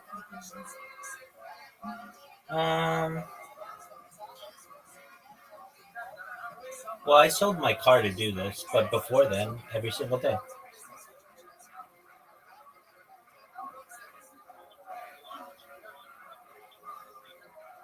What's your favorite?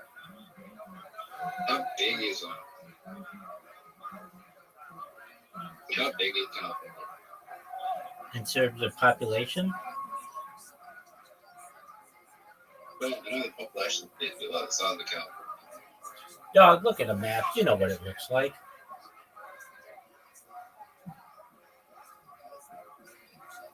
You have like fucking 8 major cities in one fucking state. That's correct. And I can't even name them. I can name 5. I don't think Los Angeles. One. Los Angeles. San Francisco. 2. San Diego. 3. Sacramento, which is the capital. Yeah, that's not a major city though. How is it not a major city? It's not. The capital. That's okay. It's not that big. Just like Canberra isn't that big in comparison to Sydney. Yeah, but it's still a major city. It is not. Canberra is still a major city. Oh, well, Sacramento is not.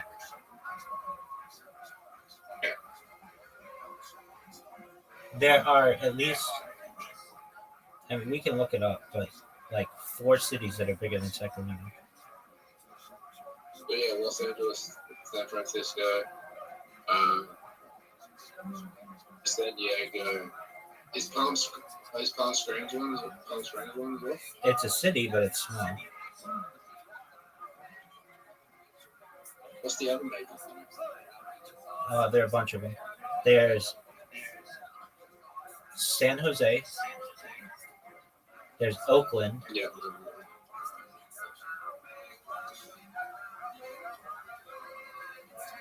Oh, Orange County. That's not a city. There's Anaheim. It's not a city? No. It's a collection of like 40 cities.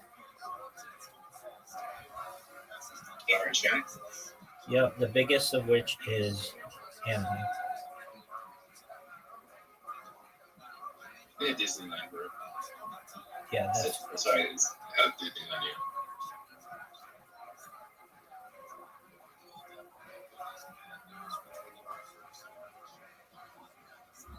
Is Disneyland big? no.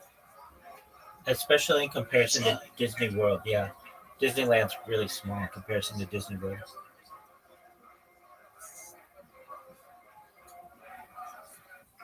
Where's Disneyland? Orlando.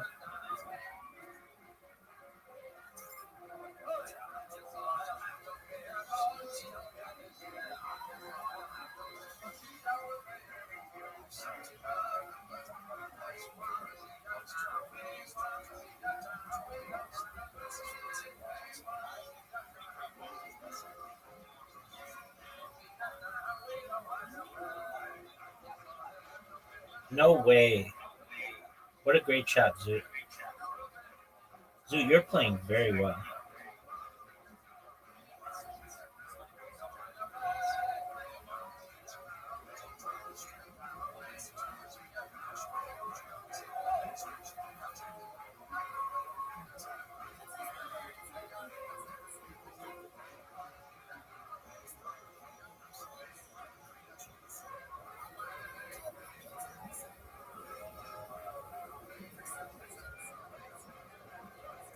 There's also Long Beach. I can't read it. Excellent. You didn't name I Long, can't read it. Long Beach and Riverside are both pretty good too.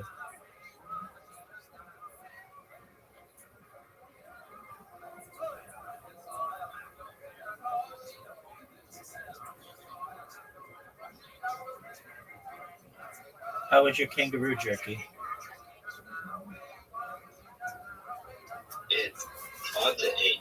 It's hard to explain. It's not easy to eat. Is it chewy? Yeah. Does But it it's worse than that. does it taste like beef jerky? Does beef jerky have a lot of salt? Yeah. Then yeah. You've never had beef jerky?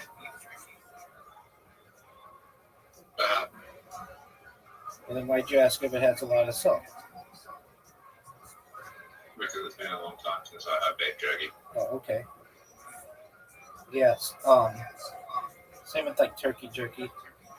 I just like saying turkey jerky. It's fun to me to say turkey jerky. Can you get turkey jerky? Yep. Okay. That wouldn't be bad. Is jerky bad for you? I think it's really good for you. It's expensive.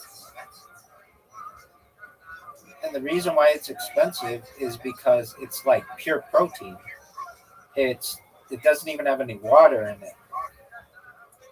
And you can store it for a really long time.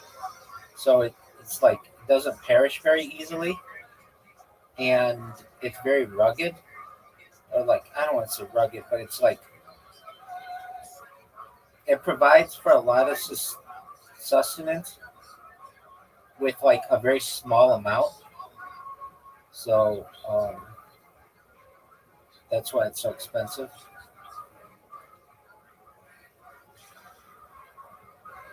At one time on the stream, I just said I want to make an entire, like, whenever I eat jerky, I never eat enough of it, or like I always want more. I don't know, it's the salt or something like that. So I said I'm gonna eat on this stream. Oh, great shot, Zoot. Great shot.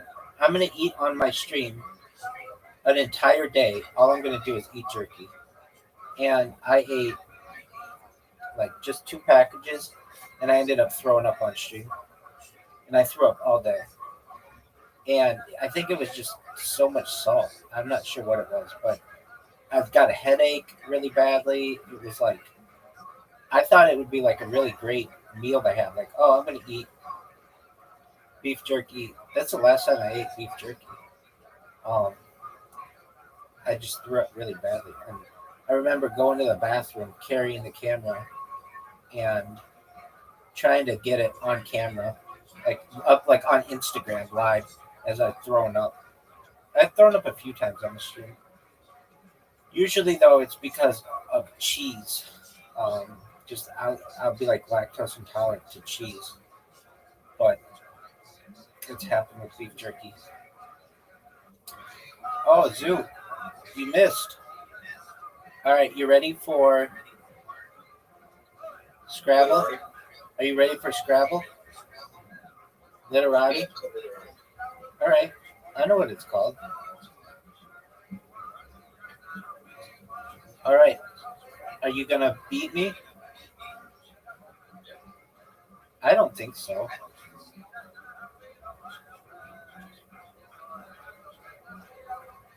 I have one of the best fucking starting. Look, if not, had a better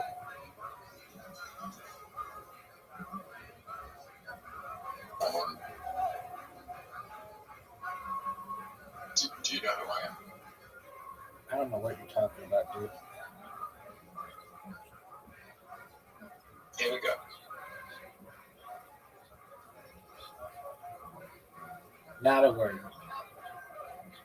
Not a word. Not a word. Not a word. Malto? What the fuck is that? Seriously, what the fuck is... What is Malto?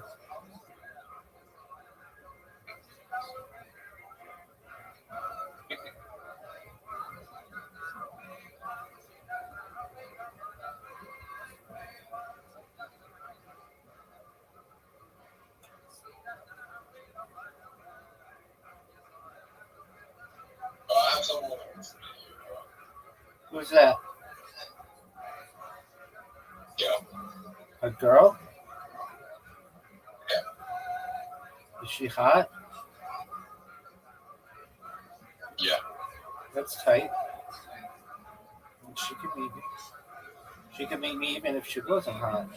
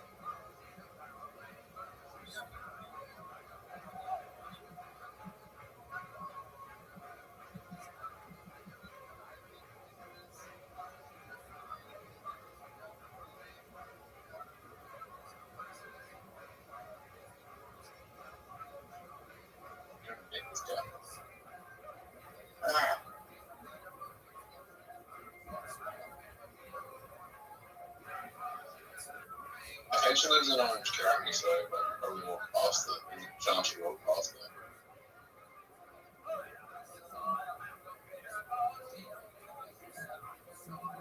If you left your house.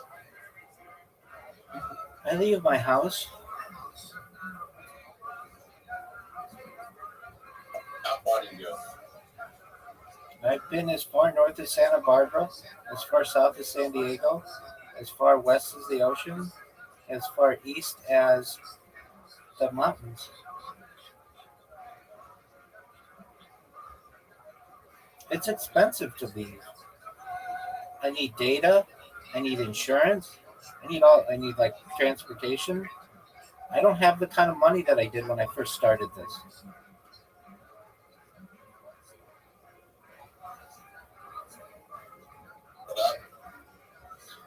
It's expensive. I had a job when I started this.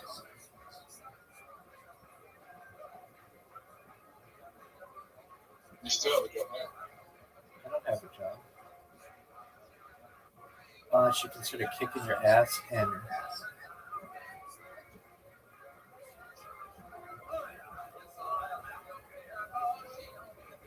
I know this isn't going to give me the highest score, but it's funny.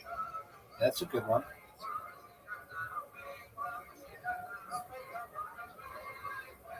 That's a very good one.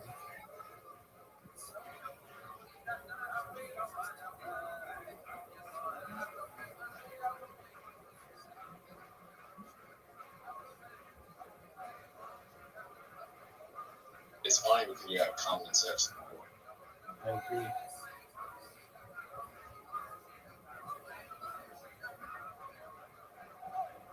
And any 11-year-old would be having a field day with his boy.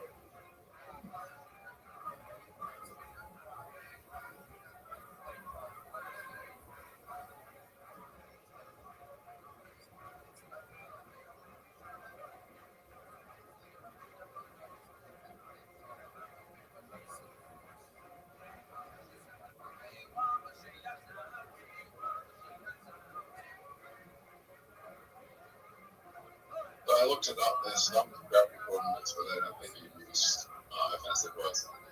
Okay. Actual really words or words or racial slurs.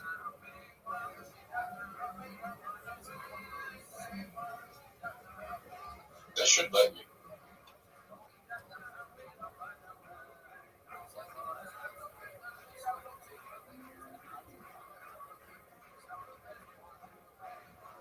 Rabbi, I want.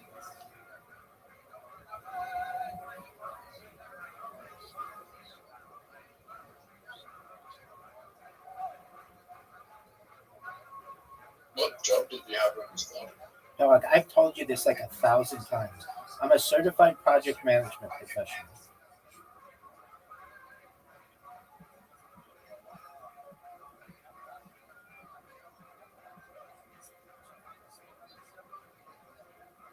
How do I do that?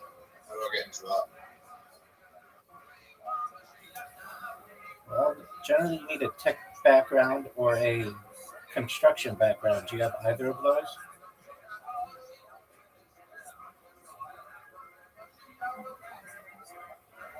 I can turn on the computer. Yeah, I mean, do you have like a certification of any kind or like a degree in any kind of technology? I have a degree in blockchain and AI. In what? In blockchain and AI. Like a college degree? The blockchain and AI course. Not a course. I mean, do you have a degree from a university? It's not from a university, but it's Okay, so first thing you would need is a degree from a university or like 7 years of experience and it was a year. Was it a university? I mean, do you have a degree? Like, it's kind of a simple question. Yeah, I do. Okay, is it a bachelor's degree? Yeah. Okay. Is it from an American university? Australian. Okay. Well, it's a bachelor's in what? Blockchain and AI. No. Is it like what kind of bachelor's degree is it? Blockchain and AI. That's not a type of bachelor's degree. That's a major. Yes, it is. How many credits do you have? 0. Okay, so you need a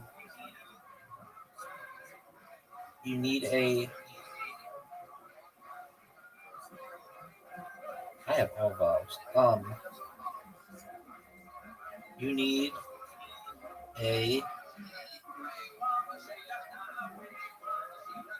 you need 120 credits for a degree, at least in the United States. I don't know how it works in Australia. Do you have any college credits? Okay, so you would need. Okay, it's a diploma of applied blockchain managing machine learning and artificial intelligence. Okay, that doesn't tell me what kind of bachelor's degree it is. That tells me what your. It's not a bachelor's.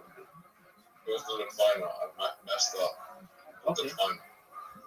Okay, so you would need a college degree from a university generally. There is a way to get it without, and this is just my certification. There are lots of certifications to get, but you would need a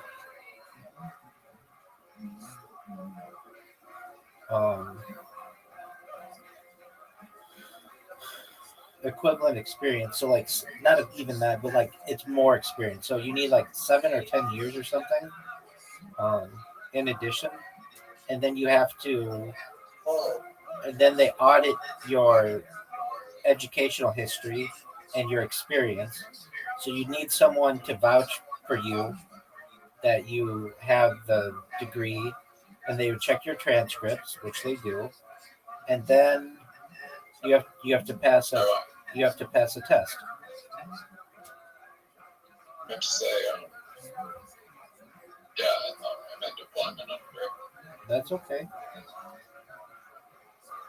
I said it. I can't say fucking bachelor's degree instead of unarmed.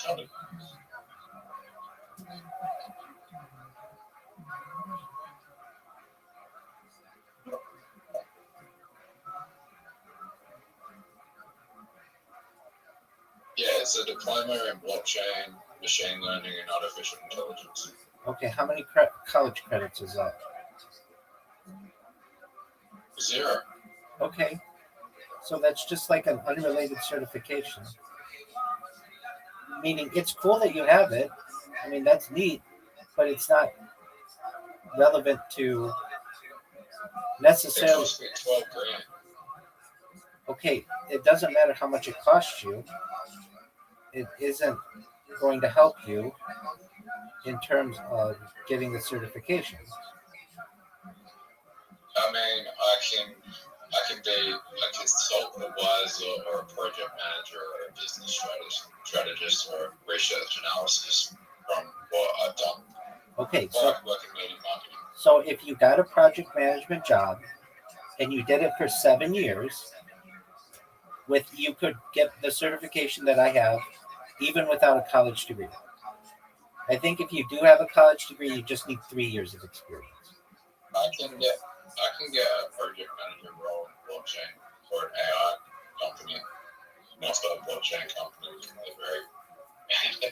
they're not most reputable companies. Exactly. It needs to be reputable to the point where it will pass an audit. So it can't be like Bitcoin Obama.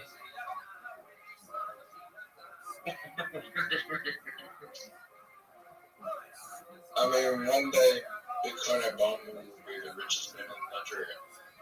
Okay. I am in agreement with you on that. I am in agreement with you on that. All he needs to do is one scam. I've been worried about it. One time.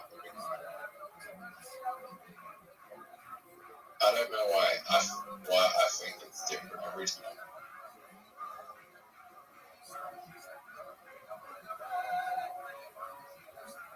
So think about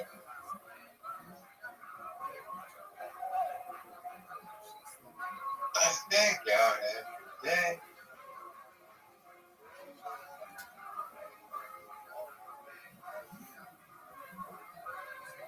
Are you ready to lose? How many Jewish?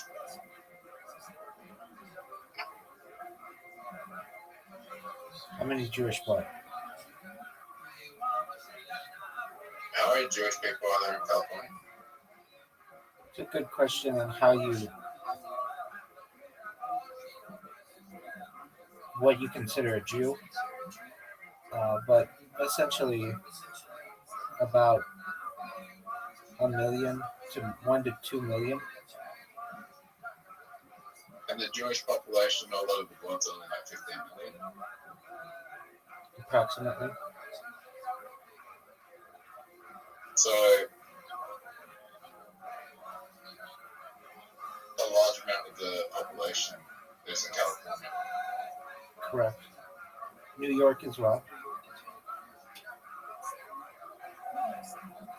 In America. Yeah, in America it's like 7 million. What? 7%? 7 million? No, not 7%. 2% of America. 50%? 2.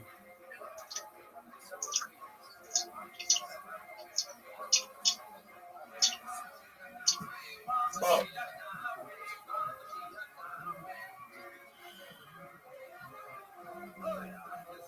Faggots. Who do you call a faggot? Is that Audie? Yeah, I don't know why she's being mean. Hello, Audie.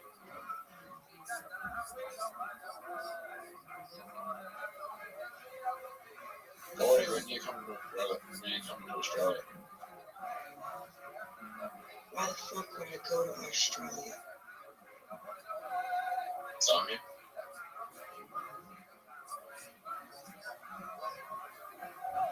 Fuck you. Why are you being so mean? Why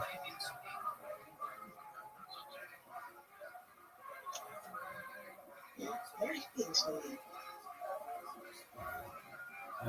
Are you talking in your sleep?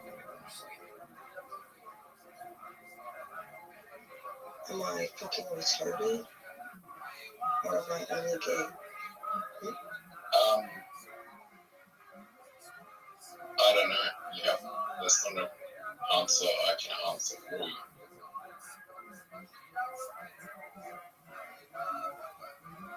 Have you ever done have you ever done an IQ test?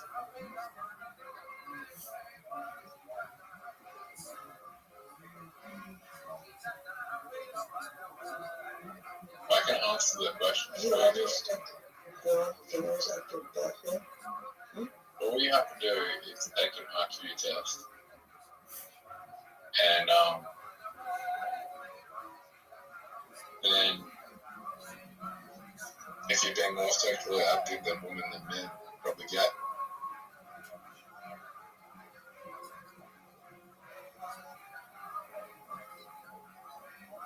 Why do you have to take an IQ test to figure that out? Wouldn't it just be like, have you ever fucked or been fucked by a dude? No, she asked if she was No, yeah, just stop. What was that? What was that? What was that?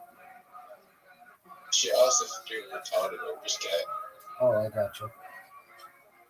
Well, I want to know. No, what was this?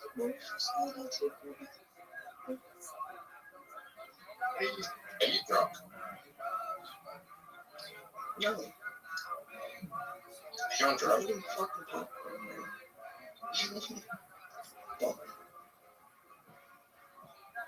It's just kind of very weird, being very rude.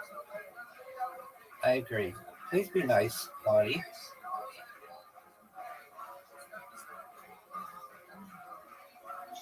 Okay. You can ask me that.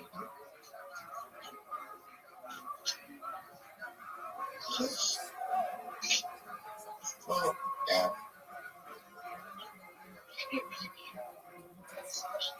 Oh, don't tell me you have an ass. Is it legal to play the same word twice literally? Yeah.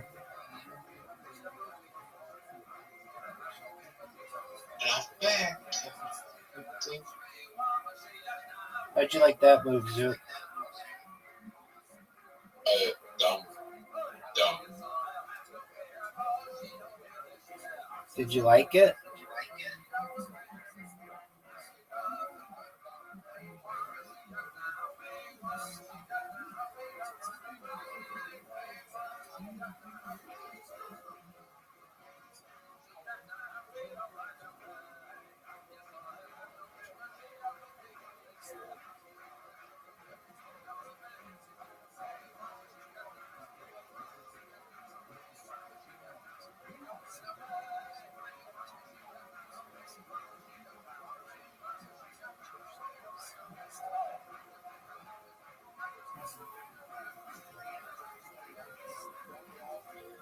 Do you know that the score is 191 to 132?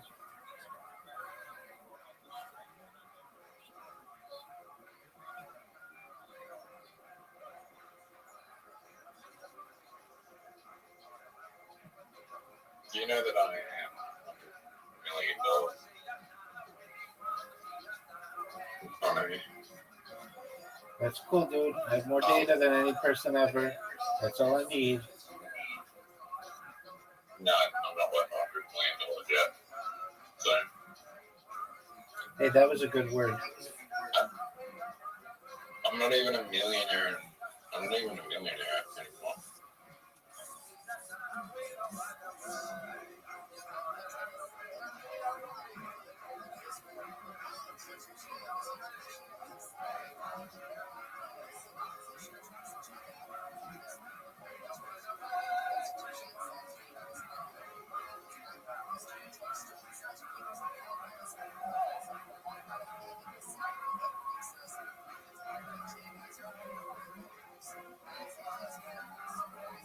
What are you at?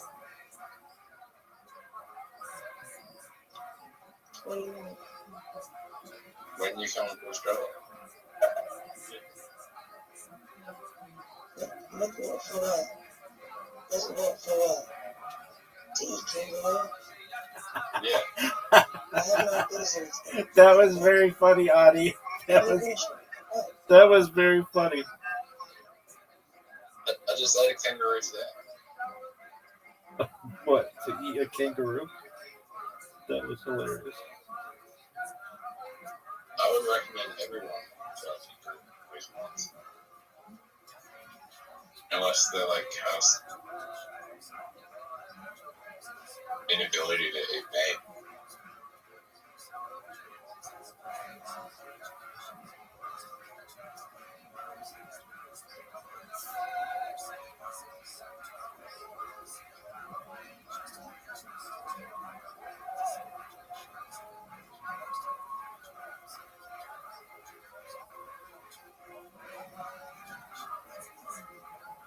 Should I go vegetarian again? Do whatever makes you happy, big dog.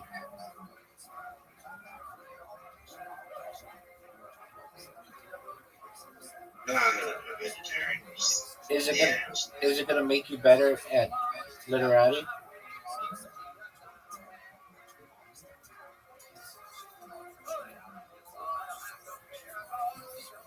Probably not.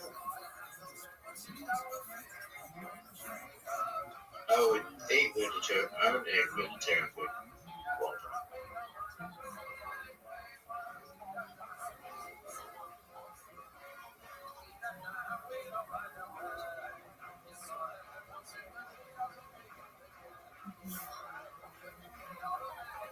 Rabbi, you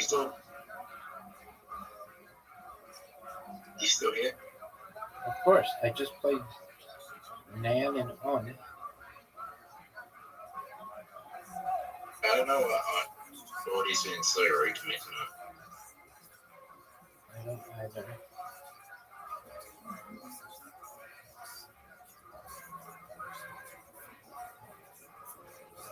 You know, that's so funny. I was thinking that about Rabbi.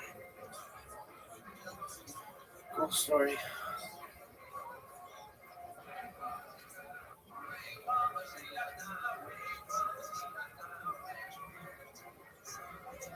What if you could be anywhere in the world right now, where would you be? What? If you could be anywhere in the world right now, where would you be? With my son. Maybe your son. Yeah. Yep. Okay. That changed. Yeah. That makes a lot more sense.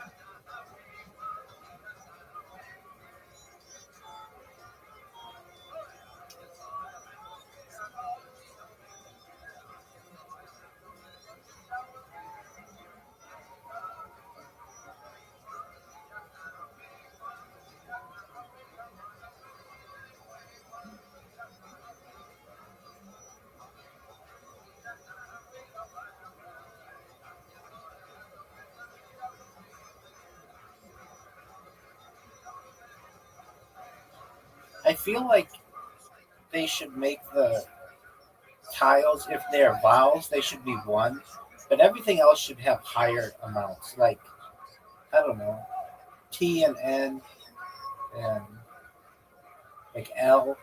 They seem like they should be at least two. I'll have to write the Parker brothers and let them know my thoughts.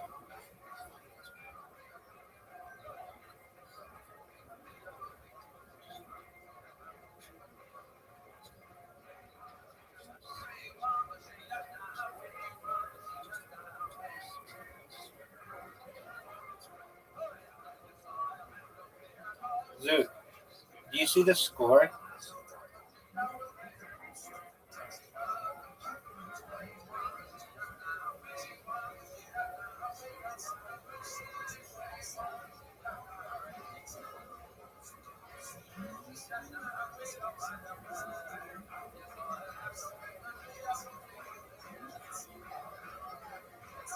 What's up in Afghanistan to America?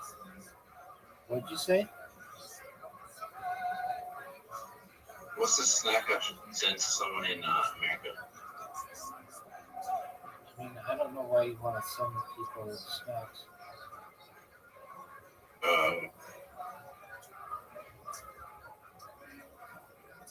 Pampa.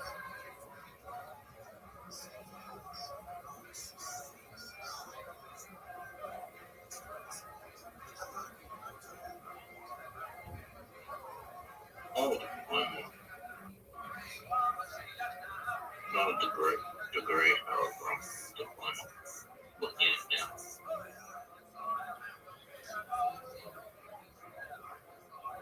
There's too much personal information to send the deployment here forever. What'd you say? There's a lot of personal information in the deployment. Dude, I don't care.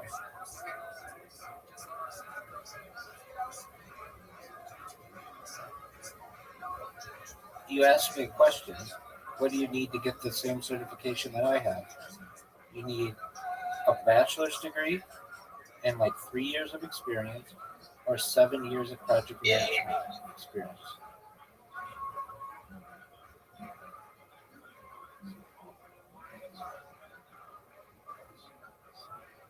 Is there a lot of people with your skill set? It's becoming more common, but not necessarily. I mean, what I have is somewhat unique. I mean, I've launched apps on the App Store and Google Play. That's pretty unique. Not everybody can say they've done that. I mean, like big apps that like millions of people have downloaded. That's a lot. Oh yeah, I can have some Google Play and install it at home too. Yeah, but nobody will download it. I've had millions of people download my apps.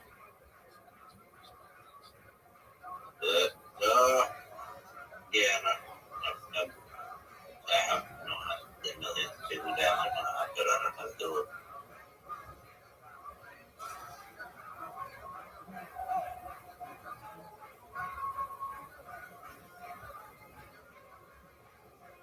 It's not that hard to do. It is very hard to do. It's hard. No, I mean the little shit sense it's not that hard to do. It's hard to get the users. You have to have the marketing. Were you part of the marketing team as well? I was the marketing team. Okay.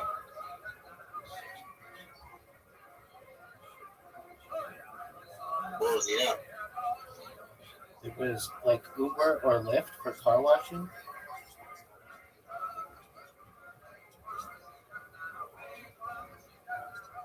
What the fuck? Somebody would come to your house and wash your car. What?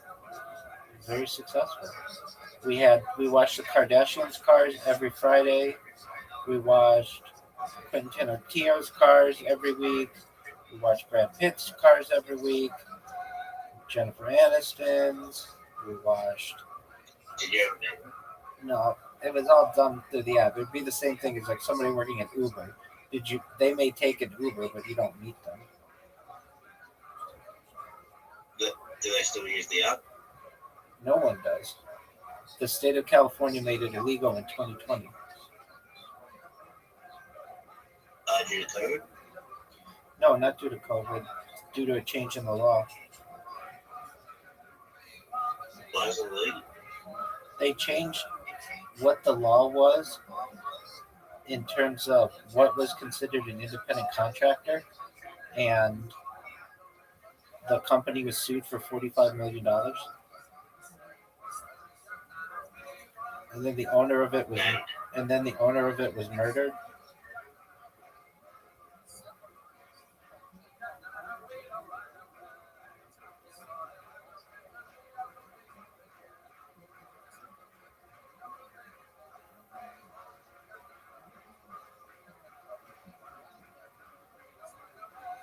This isn't me saying they were murdered. This is the Las Vegas Review-Journal. They died in Las Vegas. And the Las Vegas Review-Journal, or the people in Las Vegas, the authorities, charged the 3 people with this person's murder.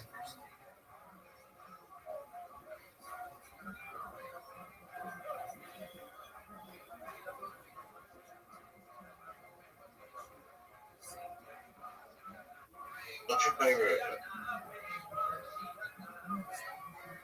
app to use? Shut up. Rabbi, why don't you tell me what the fuck? I know you can never say something. How many times have I lost the end of the running? Like 25. Now, how disingenuous is that? Being very rich man.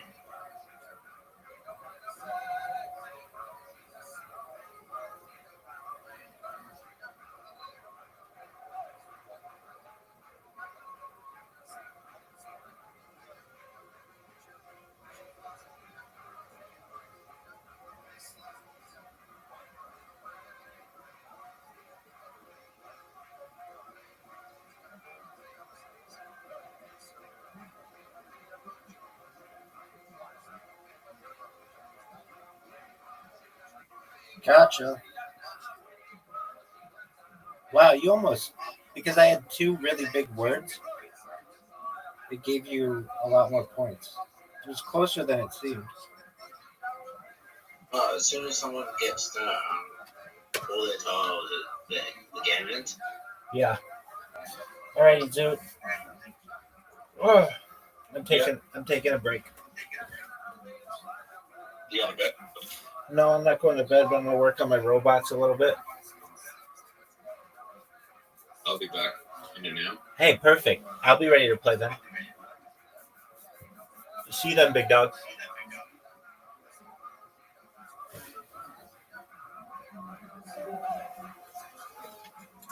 Do one more. Yeah, okay. Andrew, here you go. You look like the kind of guy that's watched every episode of Bosch on Amazon. I've been standing here this whole time wondering if you drew your mustache on with a pencil or a permanent marker. Oh, you son of a bitch. You son of a bitch. That was actually a pretty good one. And the answer's pencil. It looks like the hardest drug he's ever done is snorting cheese curds. You want to get him back? Get him. Get him back, Andrew. Cheese whiz, actually. Whoa! How about one on this audience? What do you think about this audience? Be mean to this audience. Come on, look at them out there. What do you got? What do you got? Just the whole audience. You guys ever watched a Packer game and looked at the audience? Yeah. Fucking horrible. And that's what you guys look like. There's too many people. You're adorable. Andrew, what type of office do you work in? I work at Direct Supply, so it's like a company that services senior living. I'm like a dispatcher, so I send. We need 2 both ramps places. over in the retirement home. Yeah. Interesting. Wow, someone just booed you working at a place that helps senior citizens. That's so nice. How dare you? My God. So Andrew, tell us something hard about you. You seem like a nice guy. Tell us something that would surprise us about you. Is that a little tattoo I see sticking out of that sleeve? Whoa, what is that? What is that a tattoo of? The work you have to do tomorrow? What is that? They call Khaleesi the mother of dragons, but I call myself the father of dragons. Show that. Wow, the father of dragons. Oh my goodness, that is incredible. Fucking lame of thrones. And by the way, you are a stepfather of dragons. No one would claim you as their actual father. I didn't walk out of the fire, but I sure raised him good. What kind of car do you drive? You know An what? honest car, whatever it is. A 1996 Buick LeSabre. Wow. Pimp. God damn. Buick LeSabre. You got that? That's a hand-me-down from your parents? My grandmother, Vivian. Booyah. You're damn right. Wait, what is this William Montgomery's brother? What did you say your grandmother's name was? It was Vivian. Twas. Hey, what's the weirdest thing you ever Googled on a porn site? Like, what's the weirdest search thing you've ever? Boobs. Delicious breasts. Vagina. Women's emotional state. No, but for real, you watch girls poop or something? Yeah, kinkiest thing you've ever gotten into for a little bit. Kinkiest thing you ever looked up honest. twice. Old lady Come on, porn? be honest. I did yeah. one time look up Devil's Threesomes, which I feel like is fairly kinky, an old pig roaster. Devil's Threesomes. Are you talking about the old, are you talking about Judge Kavanaugh shit? You found out about, like... I didn't know about it till I saw him on the grandstand. Wow, that is, again, this all plays right into your thing. That is fucking incredible. Well, thank goodness for the passing of Supreme Court nominee Judge Kavanaugh. I found out what a Devil's Triangle is. That's incredible. My goodness. What is that for those of us who It was a thing that was signed in Judge Kavanaugh's yearbook when they went back and looked at everything the poor fucking guy's ever done before in his entire life. And it was it's a Devil's Triangle. He said that it was a drinking game, which is hilarious because he had to so that he could be a fucking Supreme Court justice.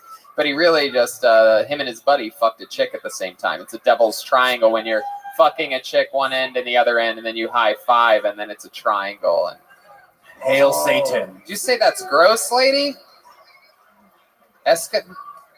What? Yes, very good. We all know. Very good. Thank you, lady. Thanks for helping us so much. Yes, they are Eskimo brothers, but it's a little bit more because it's at the same time. It's like Eskimo Siamese twins in a weird way, basically. Have you ever seen old lady porn? That's pretty fucking crazy. Like there's one where it's like the lady's 100 years old and she doesn't even know she's there. Check it out. It's fucking awesome. Wow. All right. Yeah. Go watch that. Little segue there from Redvan. I like how Redvan went into that. He said, "You ever seen the one where like it was an episode of Golden Girls that we've all seen?" Yeah, I think it was. Yeah. Dun, dun, dun, dun, dun. Thank you for being a slut. All right. Andrew, anything else we'd be surprised to know about you? Naughtiest thing about you. Come on, Andrew. Think hard. Think deep. What's the meanest thing you've ever done? The baddest ass thing? You ever fucking ride a motorcycle into a goddamn fucking like soup kitchen to feed the needy or something like that? I one time rode my bike into a truck, which is pretty exciting. Yeah, you rode your bicycle into a truck. Which is a felony in Wisconsin. What was that last thing you said, Andrew? The training wheels were off. The what? Training wheels. Training wheels. So Wow. you crashed into the back of a truck. And that's the toughest thing you've ever done in your life. That's the most badass thing you've ever done. Or like the naughtiest thing. Like something like that we'd be surprised to think that such a nice guy did. You never like stole anything from anybody or took something or fucking like kicked a baby. Hand job at massage parlor. You ever ridden a bike into a truck? Oh my God. All right. I believe you now, Andrew. Well, you did it here tonight. This was your first time doing stand-up, right? I love it, man. You came up here, you did it, you handled everything, you know who you are. I'd work on that nice roasting, man. That could be your fucking calling. There you go. Andrew Martins, one of the nicest guys we've ever had on the show. He's on Twitter at amartins1991. Wow, look at that. People already shaking his hands. Excited for him. It's very cool. You guys having fun out there?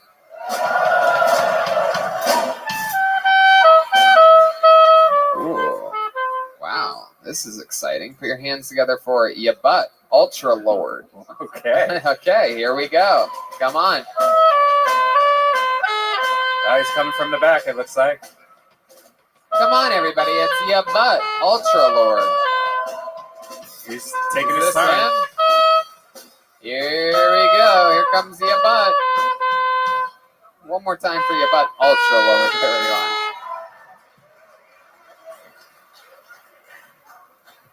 So, how's it going, guys? Excuse me, I'm addicted to nicotine, so I'm gonna hit this thing right here.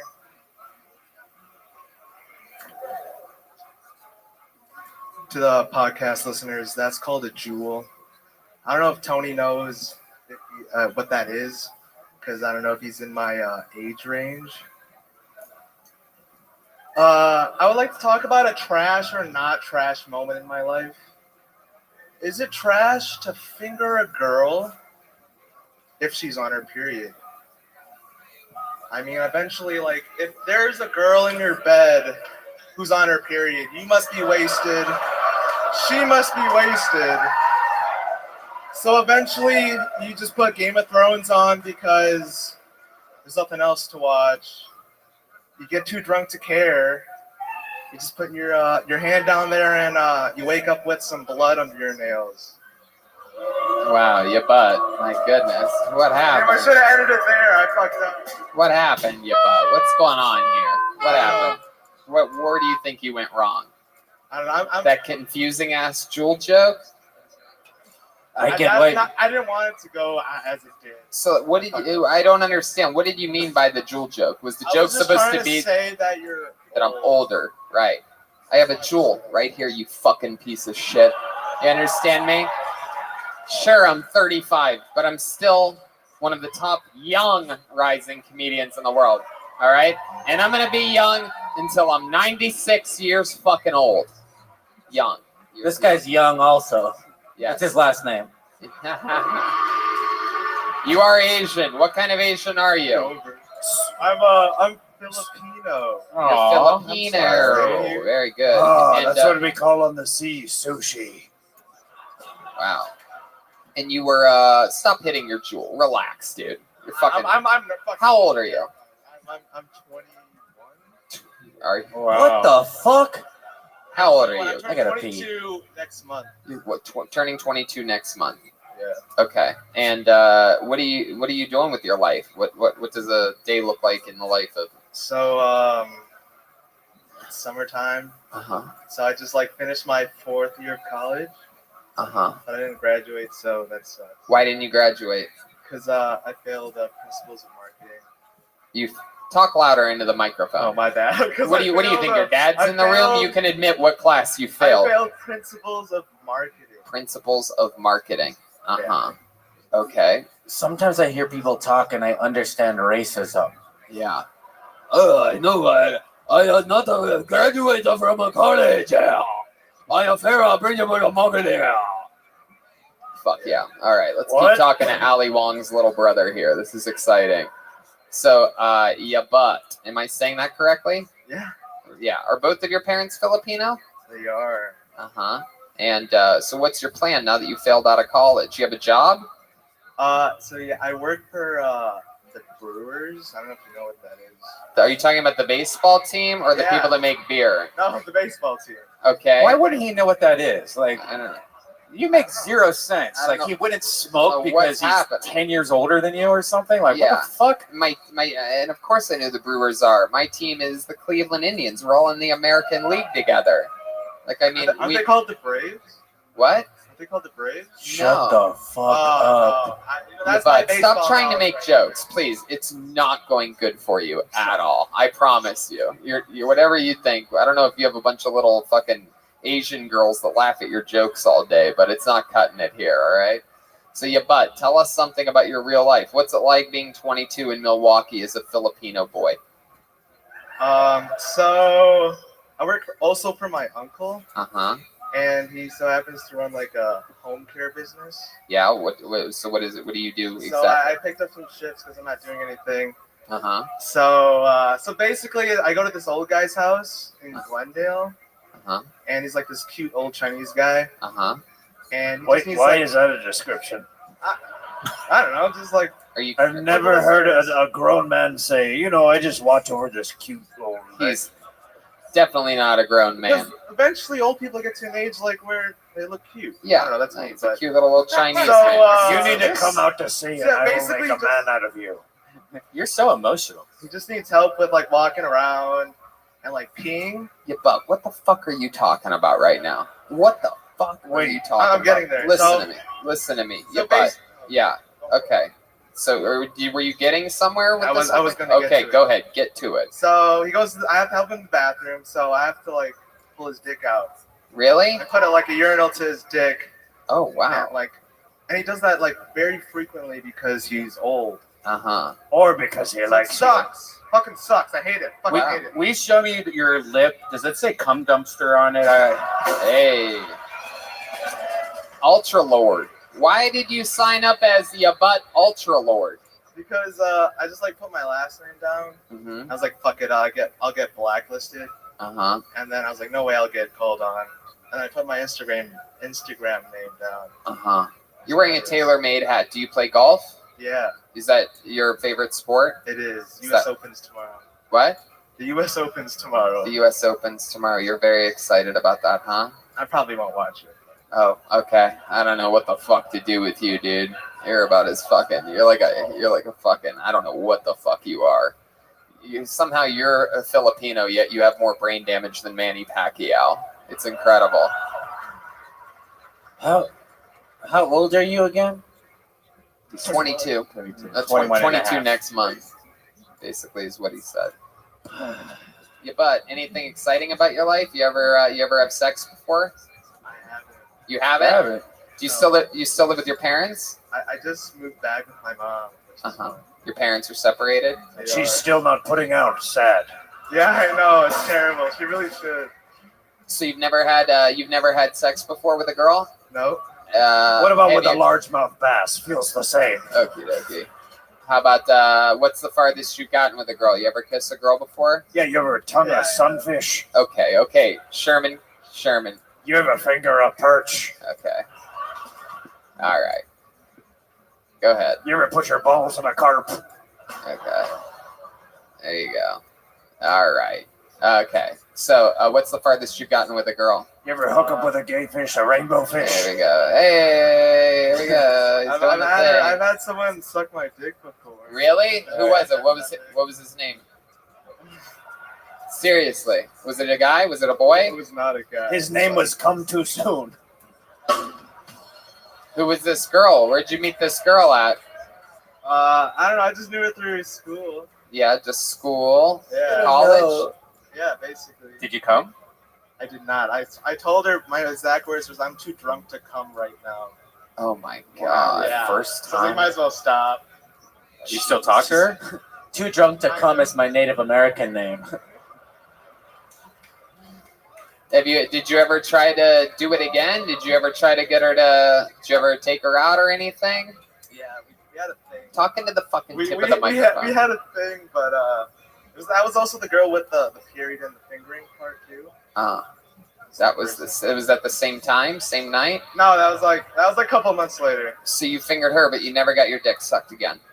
No, I did also. Oh, okay. All right. Well, there you go. Still a virgin? Yeah. What do you think's gonna happen with that? You plan on doing something crazy? You think about visiting one of your aunt's massage parlors and What are you doing to the mic? He's jerking off the mic right now for the audio I feel like this listeners. has been a long time. yeah, we love you long time, dude. That's what's fucking happening right now. Fingering a girl on a period. Was she also Asian? Yes. Yeah, was she Filipino as well, or did you disgrace your father's name? I did not disgrace She was Filipino. anybody. Yeah. Do you find yourself only attracted to Filipino girls? No, not at all. No. What's your favorite type of chick? Blonde, white girl, blue eyes. I would love a light-skinned girl with green eyes. Wow. Racist. Look at that. I saw one of those girls at work the other day. One of those girls. Beautiful. I kept walking up and down. I believe the video game is called Sims.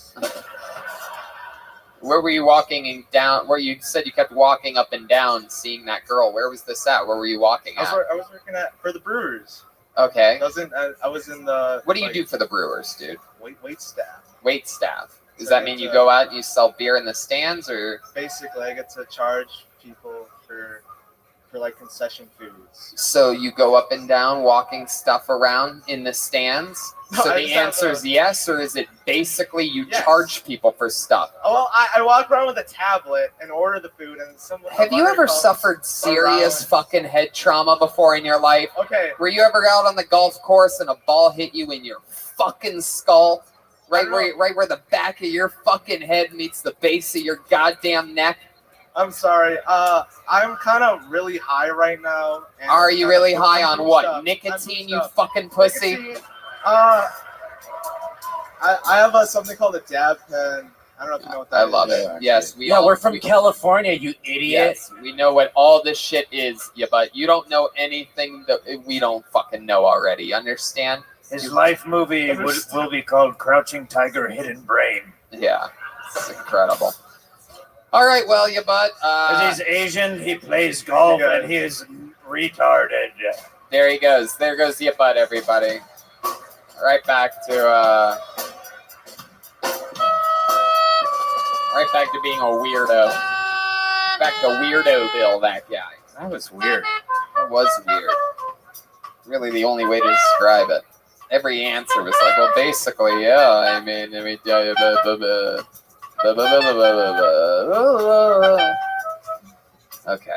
Put your hands together for your next comedian, Burhan Al-Waisi. Burhan Al-Waisi. Here he comes. I wish that you would step back on that ledge, my friend. One more time for Burhan, everyone. So my name's actually Burhan Al-Waisi. It's kind of a weird name. It's actually from the Middle East. I know you guys wouldn't be able to tell by the way I look. I'm kind of like an undercover Arab. I'm like a whitey in the street, Muslim in the book, burqa sheets. Something about me is I do jiu-jitsu. If you guys don't know what that is, it's kind of like wrestling with a little bit more choking, which is a good thing because I got a fetish. And it makes winning my spars really easy because nobody wants to keep choking the guy that's getting a boner.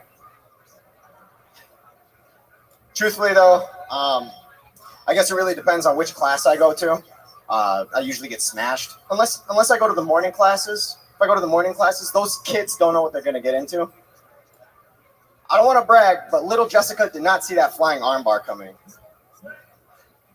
I don't know. I guess is this a true fact that like Pompeii, they were the first people to play the floor as lava?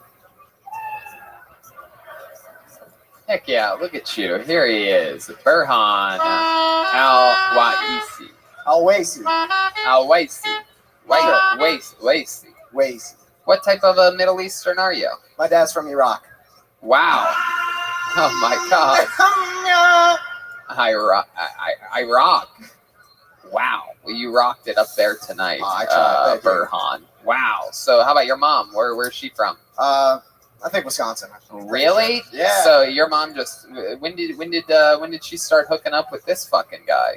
So she went to college in Texas. Uh-huh. And a place that literally teaches you not to fuck Middle Eastern men. True. Funny thing is, she got hooked up with my dad from like her boyfriend knew my dad, so he got a visa and came here. They just pass her around, huh? Yeah, basically. It took my dad like 4 or 5 times before she said yes to marrying him. Wow. Yeah. Please, for the love of God, marry me. I need a green card. I need green card and buy these airline tickets for me, please, under your name. That's cool. What does your dad do? He's a manager at U-Haul. Manager at Yeah. U-Haul, so a place that has giant storage trucks. He has infiltrated our country, so he could possibly put things in these trucks. An insider is what they call it, right? Undercover. Wow. All right. And you are extremely white. Yes. Did they stop you at airports? Have you traveled before? No, yeah, we travel. My family and I, but my brother does. He's darker skinned than me. Mm-hmm. Why do you think your brother's darker skinned? Did your dad pass your mom around like her boyfriend originally did? No. Just regular old, just Iraqi shit. Mm-hmm. Sometimes the sand falls a little bit harder from the tree. All right. So, how old are you? How old? Yep. 22. 22 years old. Look at the difference between this 22-year-old and that last piece of shit. A real goddamn Iraqi American. I never thought I'd say this, but I like the Iraqi a lot more than the last guy. Heck yeah. Well, that's exciting. So, wow. I mean, when was your mom going to Texas for school? Like, what ballpark? What age? Definitely in the Bush presidency, right? It's like the Gulf War had to at least have started. I think before that. I mean, My mom there was a Bush 60. before this last Bush. Oh, your mom's 60. Yeah. Wow. I'm the last of the three childs. Oh, okay. But she knew it was wrong what she was doing, and that's the point that I totally. want to get to. Hell yeah. So that's fucking cool. What do you do? I work as like a lab technician for dentistry. Like not actually at a dentist. Like the dentists send us fucked up teeth, and then we make like the prosthetics for them. Oh, okay. That's cool. That's a big, clearly a booming business here in Wisconsin. Absolutely. It's helping people whose teeth are falling out of their skull. That's fun. You're 22. Have you lost your virginity yet? Yes. Heck yeah. You know how to fill up a U-Haul. Fuck yeah. Who was this girl? Like my friend's friend. Yeah, friend's friend. No, I don't want her name. I'm just saying, like, where'd you meet her at? How'd it go down? Whitewater. I made friends with these neighbors, and like she brought her friend over from Dickeyville, which is like right next to Idaho. Iowa, not Idaho. Heck yeah. So, did she go down on you like Tower 7? Yes. Did she go down on you like Tower 7? Did she? She did. I'm just impressed that Red Band has that historical reference. Yes. Well, that's fun. And you've done that a couple times or just once? Oh yeah, a couple times. Yeah, a couple times. Hell yeah, you get around. You know what the hell's going on. How about now? You have a girlfriend? Unfortunately, no. Unfortunately, no. That's an interesting answer. Normally, it's unfortunately yes. Yeah, I guess that's true. I don't want a relationship. I'm trying to grind out my early years, and then later on, maybe settle down. What do you do for fun? What does a 22-year-old Iraqi do for fun? What do you do? Fly paper airplanes into buildings? I gone skydiving a few times. That'll come in handy. Yeah. Skydiving, shooting guns. Very good. Are you sure this isn't ISIS training that we're talking about right now? Video games too. CS:GO, Counter-Strike. Yeah. Headshot. There you go. So you know how to operate a drone as well. Very good. Yeah, all right. We're finding out all this. Can someone call Homeland Security, please? This is exciting. What's the most Iraqi thing about you, do you think? What stands out my to you? name or the food I eat? Yeah. What's your favorite type of Iraqi food? Bamia. Bamia? It's like you did that for most of your set tonight, so that's fitting. You are what you eat. I guess. How about that? What's the whitest thing about you? Your white side. What do you think? I don't know. Let me see. The way you probably dress. the way I sound. Yeah, the way you sound's a good one. Yep. Hey, me too, man. What is your shirt? You're wearing some kind of Funhouse. Yeah. It's a YouTube channel. Rooster Teeth. Funhouse. Woo! I love it. There you go. A little shout out to that. Wow. All right. Relax. Okay. Fucking model runway. Oh, Jesus Christ. Fucking what a What are you slog. doing? What's happening right God, now? he's doing his What little have you done? native dance. He's belly dancing. Oh. Okay, very good. No, you settle down. Any other any hobbies or anything? You good at anything? Fucking Jiu-jitsu. I try that. jiu-jitsu. There you go. Really? Yeah. You, what belt are we at? You're one strike Iraqi, white. so it One might strike be. white belt. Oh, okay. Oh, would you like to try to choke Joelberg out? Would you like to do that? I don't know. What? Wow. Oh shit. These guys are fucking. Something's going down here. Wow. What's happening? I think they're fighting. Wow. Oh my God. This is very. All right. Wow. This is exciting. Wow. Oh, Joelberg's got him in a choke. Joe's got? Wow. All right. He's gonna. I think he's gonna. There's a tap. He tapped. Wow. Look at that. That was one of the. And Joelberg, to be honest, Joelberg's wearing a gi. I mean, that's pretty much a gi, That's a pretty rubber gi. impressive. That's the gayest thing Milwaukee's seen since they closed Lacoste. Yeah.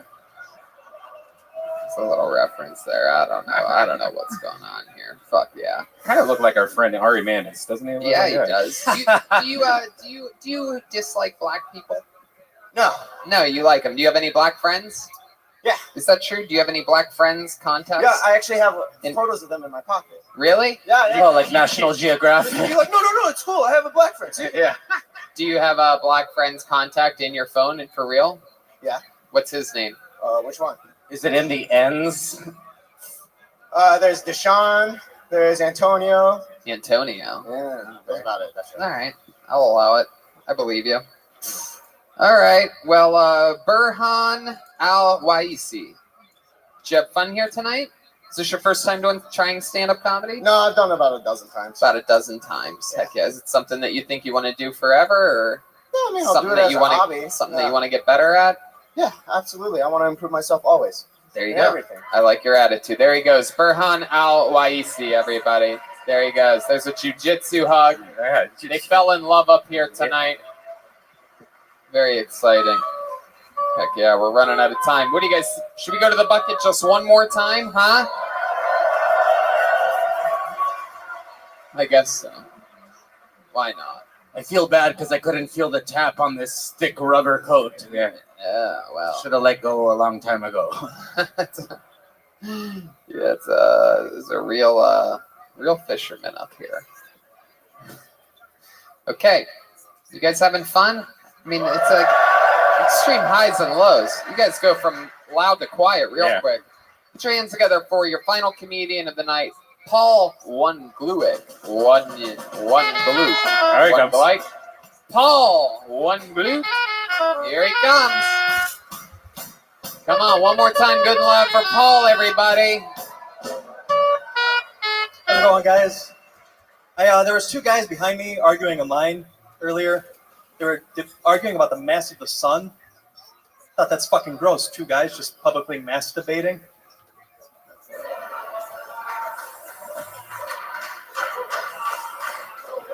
I work in customer service. It sucks. I hate people. But like that customer service switch is always on. Like I'm always just too nice. Like I've been accused of being Canadian. Like I've developed this tic where people will run into me. And I'll just go, oops, sorry. I've never been to Canada. I don't know where it came from. It's like they get bumped into by a confused ghost. I want to get a vasectomy. Yeah, I went to Google and I was like, where do I get a? And it just auto-completed vasectomy. Fuck you, Google. Like, there's this list of requirements you need to meet to get a vasectomy. Like, you can't be addicted to drugs. You need to be stable mind. I don't get why we don't have those requirements to have kids. Like, all right, Paul. Welcome. This is your first time doing stand-up comedy, correct? No? Is that bad? No. How long have you been doing it? About a year. About a year. All here in Milwaukee? No, I'm from Chicago. Oh, wow. South of Chicago. Heck yeah. You came up here just for this? Yeah. Oh, very cool. You going to be there tomorrow night? Absolutely. At Thalia Hall? Hell yeah, that's going to be a big one. Well, that's fun. You've been listening to this show a while? Oh, yeah. That's what got me into it. It's what got you into it. Was there a specific moment in Kiltony history in which you're like, you know what? I can do this. You guys had the Iron Patriot on for that long. It was kind of, if he could do it, I could get on stage. Who the fuck is that guy? Don't worry about it. Who the fuck? He still thinks he's on the show. I love it. Sorry. So, welcome, Paul. You've been doing it a year. Very fun. How do you make a living? I work at Trader Joe's. Hey, look at that. Ring the bell. As what, Trader Joe himself? No, I wish. Yeah? What do you do there? Just one of the Kinda Hawaiian shirt wearing No. floaters? I did that for about a year, but I fill the dairy box most of the time. Heck yeah, the dairy box. Hell yeah. I know, super fun. Right. How about for fun? What do you do when you're not You working? fill the dairy box? Yep. Is that what they call having sex with a woman in Wisconsin?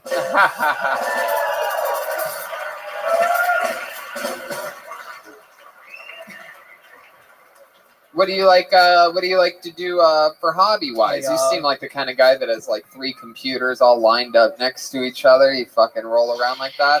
It's only 2. Really? Video game, yeah. Yeah. Video games. I bowl. Wow. Yeah, you bowl. What's the best game you've ever bowled? 298. 298. No, you wow. did not. My God. It's No, very you impressive. didn't. Very impressive when someone Liar. bowls their weight, and it's incredible that you were able. I was to do gonna that. guess cereal. Did you really bowl a 298? Yep. Fucked up the last ball. Yeah. Really, the very Impressive. last one, frame 10. Yeah. Yeah. Oh my God. It's pretty crazy. Man. Do you remember Wait a like second. what happened? Like, Oh, were it you thinking about something, or like what happened? No, I just fucked up. I mean, Right. it's still. This was like 8 years ago, and it still haunts me. Uh huh. So wait, you on frame 10, you got you didn't get a strike? Because isn't it like to get 300, you have to have like 3 strikes in a row? Yeah, it's 12 strikes in a row, Right. so the 12th one. Wow. Man. I had a chance to kill the Loch Ness Monster one time. Yeah. What happened? I choked. Wow. It winked at me, blew me a kiss, and I never saw her again. My goodness. And that haunts me to this day. What part of the 7 Seas were you at when that happened? Lake Ontario. Lake Ontario. Wow, very close to here. That's incredible. Paul, so you see, you're a pretty, you could admit that you're a pretty sort of like nerdy guy. A lot of computers, bowling is your go-to. Anything else? Anything crazy about you that we'd be surprised to know? Probably not. You ever almost die before? No. You ever save someone's life? No. Sometimes I hear her call in the middle of the night. The Loch Ness Monster? That's the noise that she makes? Was she a baby owl? I don't know. It may have been. All right. Paul, is there anything that scares you? What are you afraid of? Public speaking, probably. Public speaking. Wow, so you get into You comedy. can see the sweat. I'm terrified. Well, you just look like the kind of guy that sweats all the time. Also true. Yeah. You're a pretty hefty guy. What's your favorite food? Ooh, probably pizza. Yeah, you're a Chicago guy. That makes sense. What's your spot in Chicago for pizza? Ooh, no. I don't know. Whoever that first lady was sounded fat. I believe her. She yelled out Giordano's, and he said Lou Malnati's. Lou Malnati's.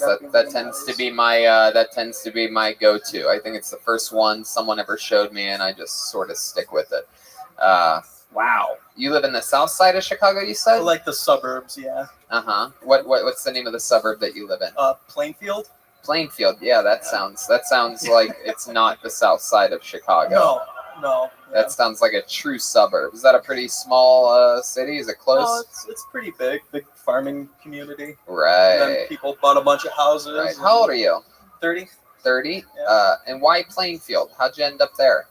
That's where my parents live. Oh, you still live with your parents? Oh, yeah. Oh, cool. You in the basement? Yep. You are in the basement? Yep. Guilty. Fuck yeah. Parents are still together? Yep. What does your dad do? He works at a power plant. Wow, a real man. Yeah. Look at that. That's incredible. How about mom? Stay at home. Stay at home. Are you a Simpson? Yeah. Homie. That is incredible. Heck yeah. It's true, he is. He's Blart Simpson, combination of Bart Simpson and Paul Blart, Mall Cop. 'Cause he's fat too. Go in the basement. Wow. So your mom's a stay-at-home, just like you at age 30, still there. Yeah. Fucking awesome. You ever get into an argument with your dad? I mean, about what? Ooh, that's a yes. Not lately. I mean, we've argued about bowling. Did he ever bowling? Does he bowl too? Yeah. You go bowling with your dad? Yeah. Every Was week. he there when you bowled at 298? Yep. And he's like, you Wow. know what? This is just the story of your fucking life, Paul. Is that better than he has ever bowled though? Probably. No, he's had He's had 300? 7 or 8. Yeah. Oh, wow. 300 games? My sister had one in practice, and she still holds that over my head. Wow. Damn, that's crazy. She's taller than you. No. Oh. No. Fun fact about bowling balls: I had a really nice bowling ball that a professional bowler gave me, and had said my name on it, and I left it in my car, and it blew up because there's little water particles in a bowling ball, and in heat it expands, so it's like a bomb. Why don't you fuck off, cunt?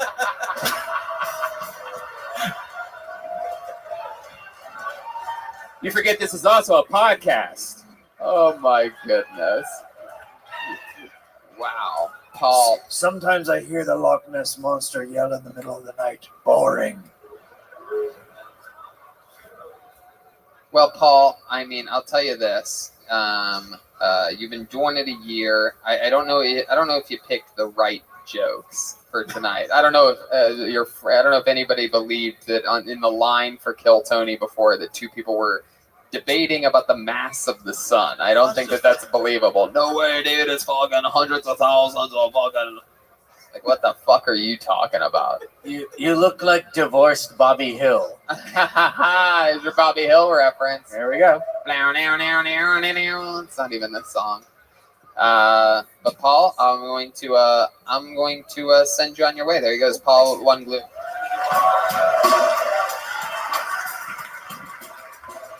I mean, I love you guys, and I don't want you guys to get the wrong idea, but I have to say that I think we need to go back to the bucket one more time. Now, that's not to say that I don't like this episode.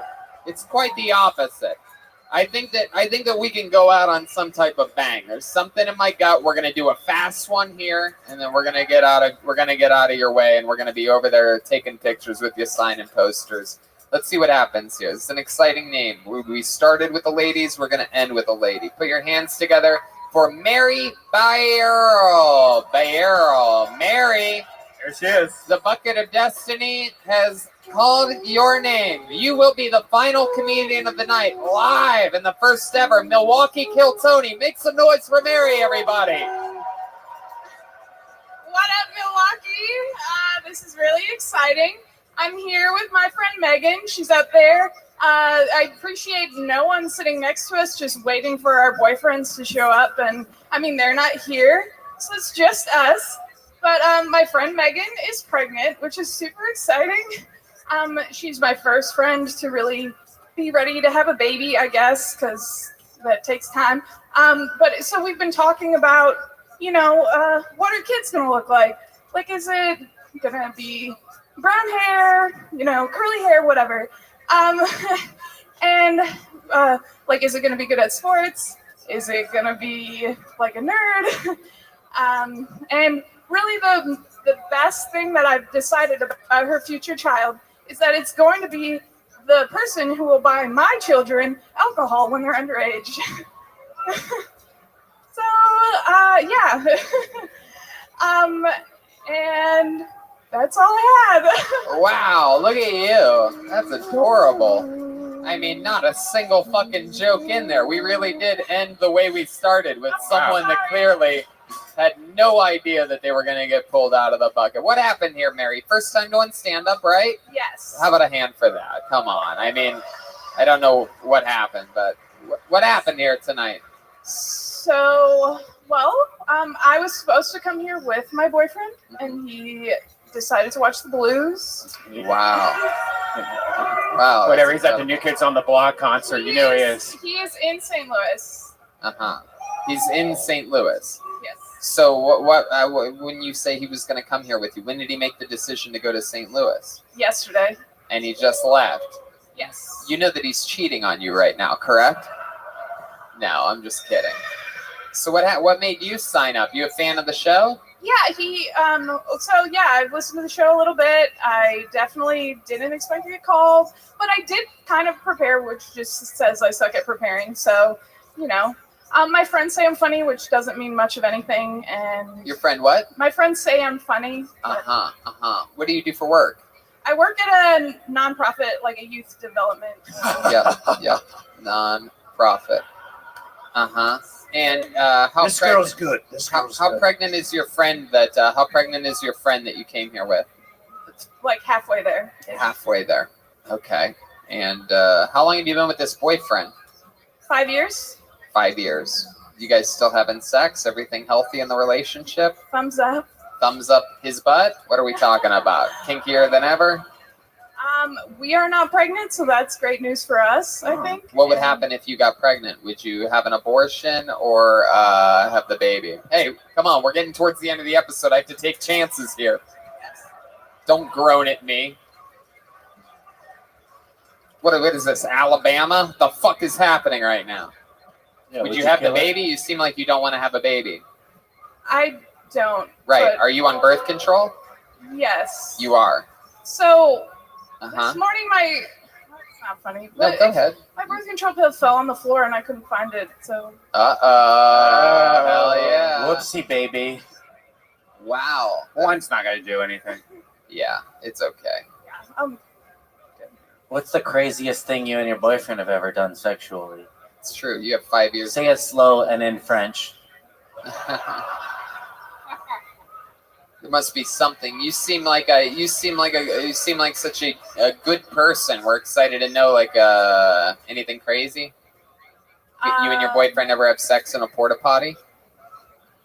No, nothing like Did you get your sweater from the movie Grease? Did you? Did you get the sweater from the movie Grease? No. Tell us something about you that we'd find interesting. Something that you think makes you different than all these other people here. I loaned someone money once for collateral. They gave me a gun. Wow. Sick. That's crazy. You bought a gun. You know that? You bought a gun. Yeah, that's true. How? What kind of gun was it? Do you remember? The 22. Yeah. Do you still have it? Did they ever get Yes. You're the one that you still have the gun? Yes. Do you know if it's like stolen or like are you allowed to have a gun? How much did you let them borrow? Like $200. $200, and you're like, okay, but I need something that to know you're gonna pay me back. And they're like, here you go, here's this gun. And you're like, okay, I'll keep where do you keep the gun? In a purse in my closet. Wow. Heck yeah. Interesting. Can we not gloss over the fact I guess exactly what type of gun it was? I mean, it's a 20. I mean, There's it's not that probably amazing. honestly 3 options. Yeah, There's a 22. Yeah, it could have been 49. any of the other 3, you idiots. Wow. Jesus All right. Christ. Okay. Okay. Well, Mary, anything else that you think we'd be surprised to know about you? I've crashed my car 3 times. 3 times. That's normal for a female. Yeah, I don't know what's going on here. This is an interesting one. Now, you say that you didn't. One of my jobs when I was in college, I made toilet paper. Go ahead. So- Keep going. So with that, the worst part of it really was working with the older men who were there, and it's not that they were like sexual harassing or anything.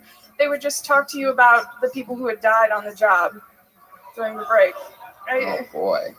My it's God. That's incredible. Sure. Yeah. Oh yes, Sherman. Yes, I've got a question. You seem like a very bubbly, nice person. What is the worst thing you've ever done to somebody? Good question. Worst thing you've ever done to somebody?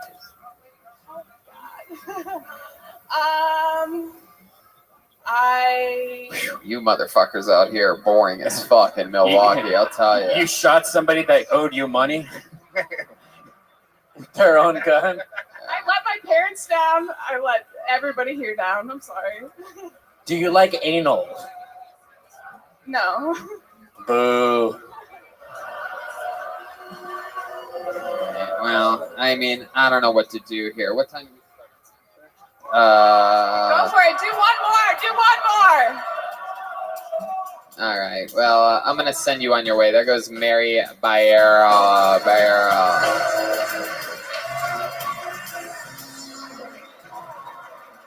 I don't know, man. We've reached our maximum. What's the longest?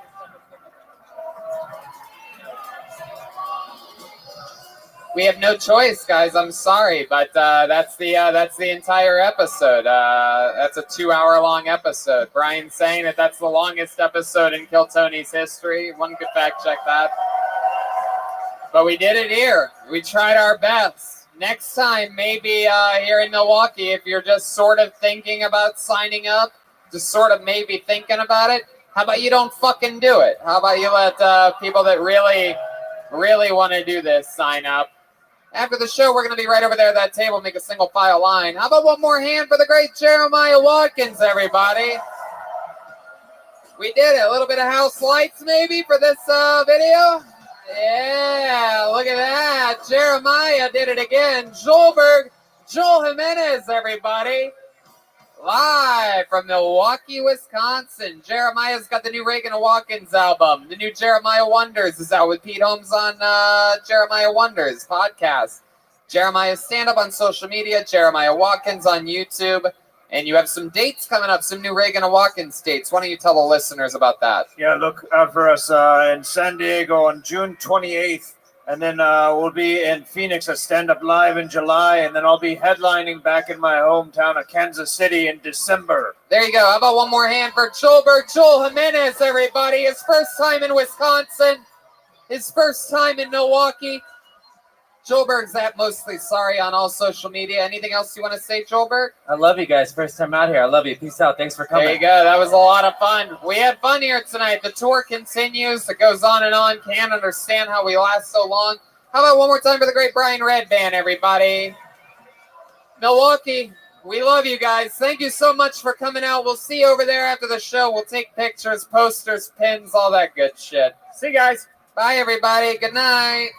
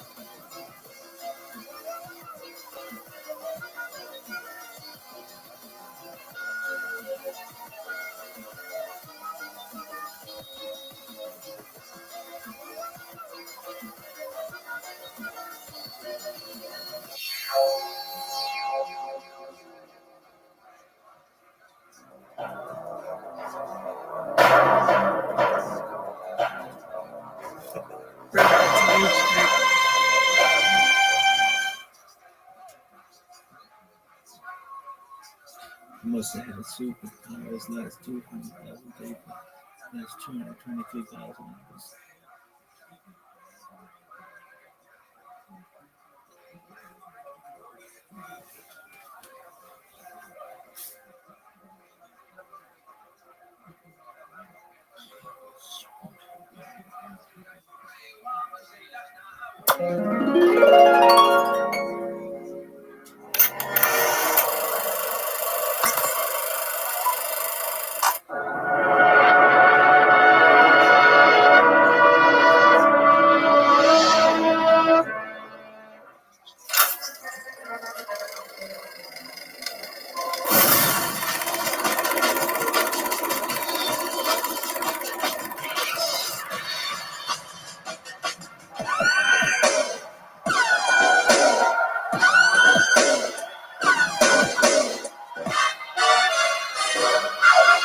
Hey, this is Rabbi coming to you live from Chicago for a brand new episode of Kill Tony. Give it up for Tony Hinchcliffe.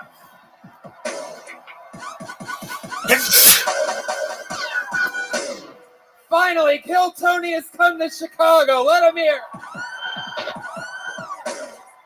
Yowie, wowie, Red Band is here. It is the moment you have all been waiting for. Believe it or not, we've been all around the world, and finally, Chicago, Illinois, ladies and gentlemen. How fucking exciting is this? Packed damn house here at beautiful Thalia Hall. Exciting times. Am I saying that right? Thalia Hall? Oh, yeah.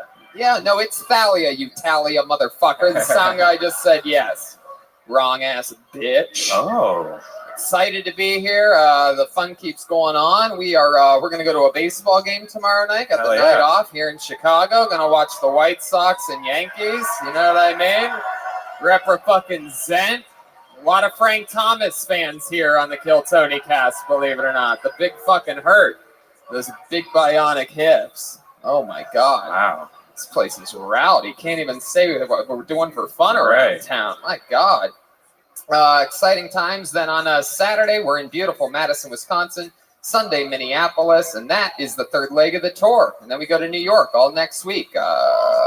Poughkeepsie, 2 shows in New York City at the Gramercy Theater before going crazy at Skankfest, June 21st to the 23rd. You mean Shafir Fest, right? Yeah. Exactly. We're going to beautiful Philadelphia at the Fillmore. Tickets just went on sale today over our friends over at Live Nation. Use the promo code GROOVE. You can get them today, or you can wait till tomorrow like a peasant. That show is in Philadelphia at the Fillmore, July 25th. Literally our biggest show ever. Over 2,000 people all at once in Philadelphia. That's insane. We sold out, I think, 5 or 6 shows there in the past. And who knows, maybe Chicago. Maybe one day we'll be doing Wrigley Field. Who knows? We could possibly dream. For the chance to sign up. People are booing that, too. Well, you what just the can't fuck? win in this fucking city. Maybe we'll do it at the Blackhawks ice rink, huh? Yeah. Is that something we can all agree on, you motherfuckers? Jesus Christ. This place is out of control. Of course, Ryan J. Evelt couldn't make it. He's back in L.A. watching old movies and westerns and shit. However, he did send along with us an amazing Ryan J. Evelt print that is this leg of the tour, this leg of a tour poster that we'll be selling, taking pictures with you, shaking hands. There's also some pins for sale from our friends over at Rockin' Pins, a cool glow-in-the-dark Death Squad pin, the brand spanking new Kill Tony pin. I got one right here. Look at that fucking sly motherfucker. And Tony Hinchcliffe pins. And the new Reagan and Watkins album is also available, I do believe, for sale after the show. Exciting stuff. As always, on the road shows, we're going guestless tonight. It's just going to be the core of the show. However, even though we don't have a guest, believe it or not, Chicago, we do have a band. Yes, it's true. Every single episode they commit to being in and staying in different characters. Maybe it's a brand spanking new character. Maybe it's a character that we've seen before that we love on this show. This is Joel Jimenez's first time in Chicago.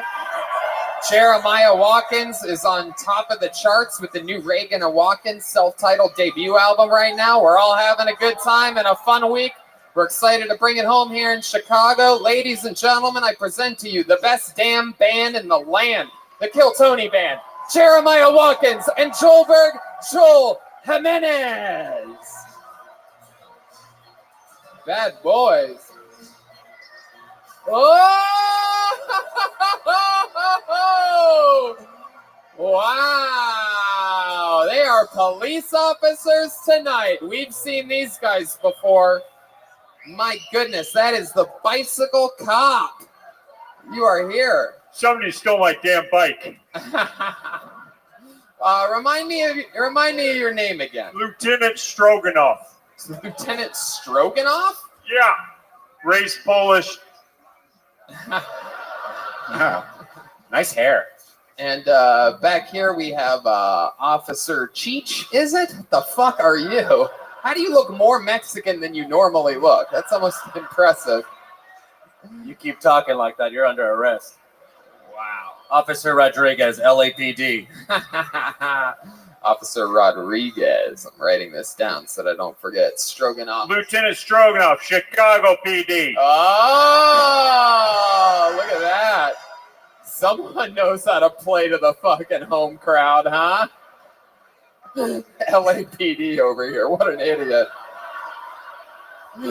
Yeah, I'm the police officer for the Philadelphia Phillies. You know what I mean? It's the name of sports team that they hate here. Good thing it's not Milwaukee PD in the house, you know.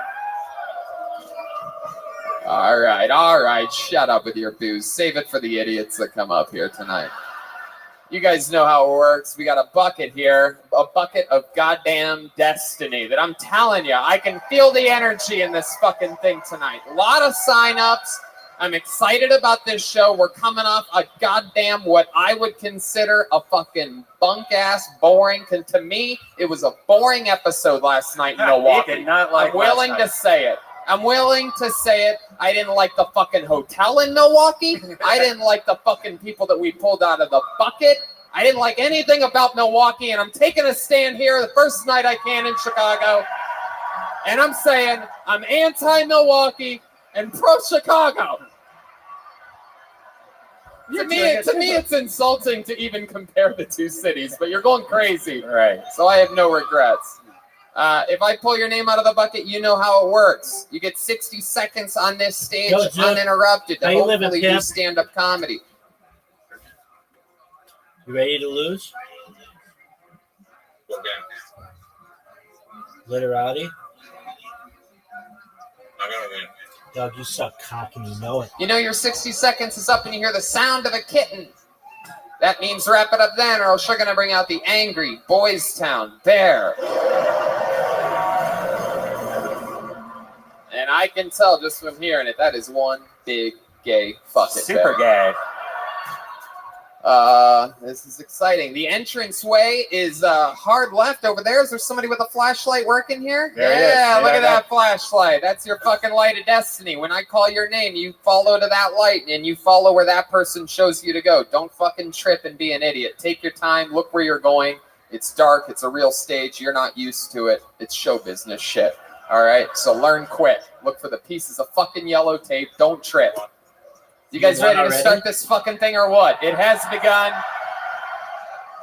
Lieutenant Stroganoff is back. Officer Rodriguez, Brian Redband, the Bucket of Destiny. Here we fucking go. Oh, I found my other Sharpie marker. That's where I put it right there. Cap off. You guys ready to start this bitch? Dude, quit with the questions. Yeah. Now remember, Chicago. Oh, this one's blank for some reason. How did a fucking blank one end up in there? Just a reminder to all you fucking day drinking idiots that have infiltrated the system. Do not heckle the comedians, no matter what. During their 60 seconds, don't interrupt them. Okay? We'll talk to them afterwards, all together, like a bunch of fucking adults. You got it? Don't be an idiot during somebody else's 60 seconds, or I've told the staff to literally kick out immediately anyone they see yelling during anyone's 60-second parts. When they're done with the 60 seconds, we can boo them all together if they're that bad. Good one. Your first comedian going up tonight, getting an uninterrupted 60 seconds, goes by the name of Dan Margansky, ladies and gentlemen. Here we go. It has begun. Hey. Chicago, Chicago. How about a hand for the band, everybody? They're here in the flesh. Here's your first comedian kicking it up, Dan Margansky. Fuck yeah, I'm feeling good, man. Went over to the aquarium last weekend, man. It's a great place to spend the day right there, man. It's like $20 for a ticket to get in, another 20 for a little baggie of mushrooms, right? It's a fun combination right there, man. Now you guys don't know where to get any mushrooms from? Here's a little tip for you.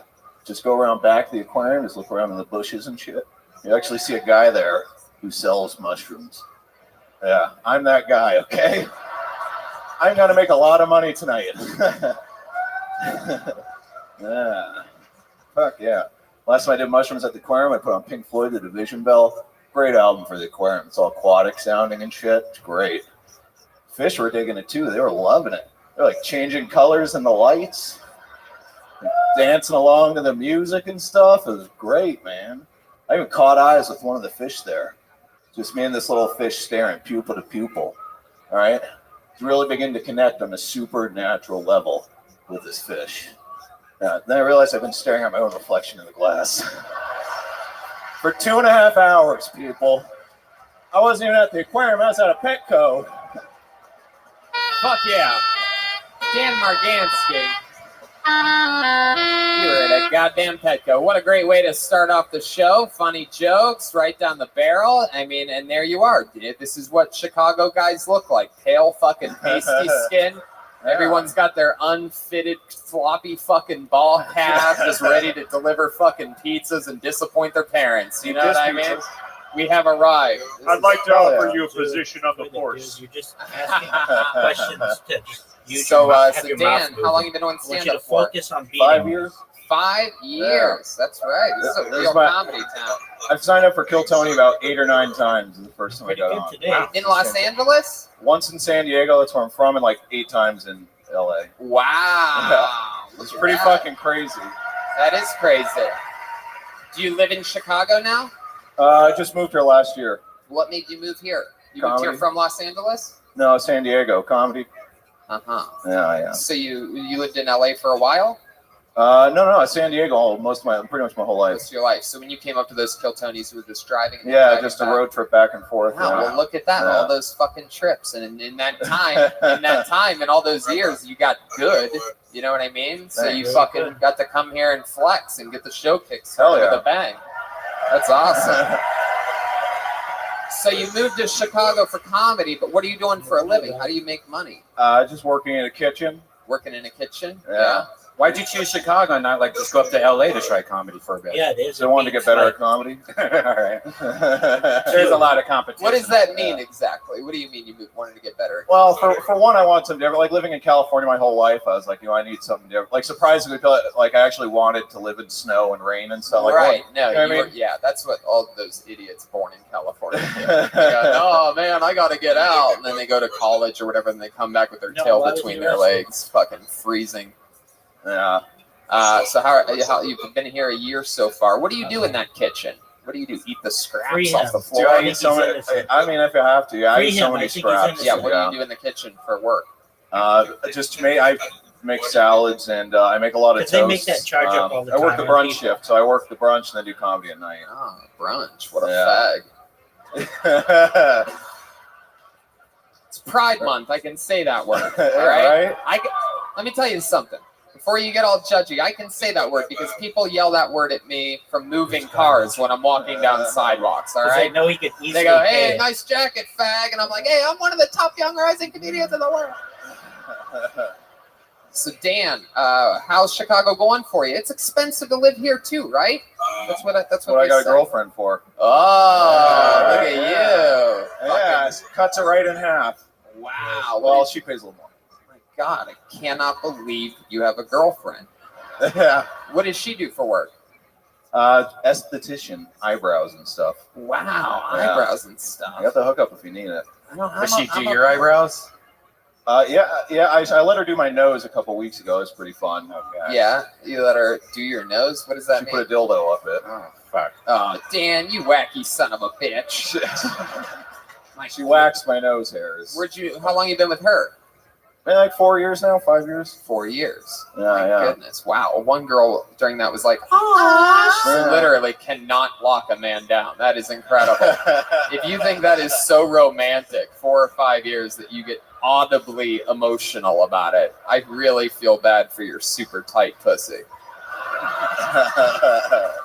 What the fuck? Tony. That is incredible.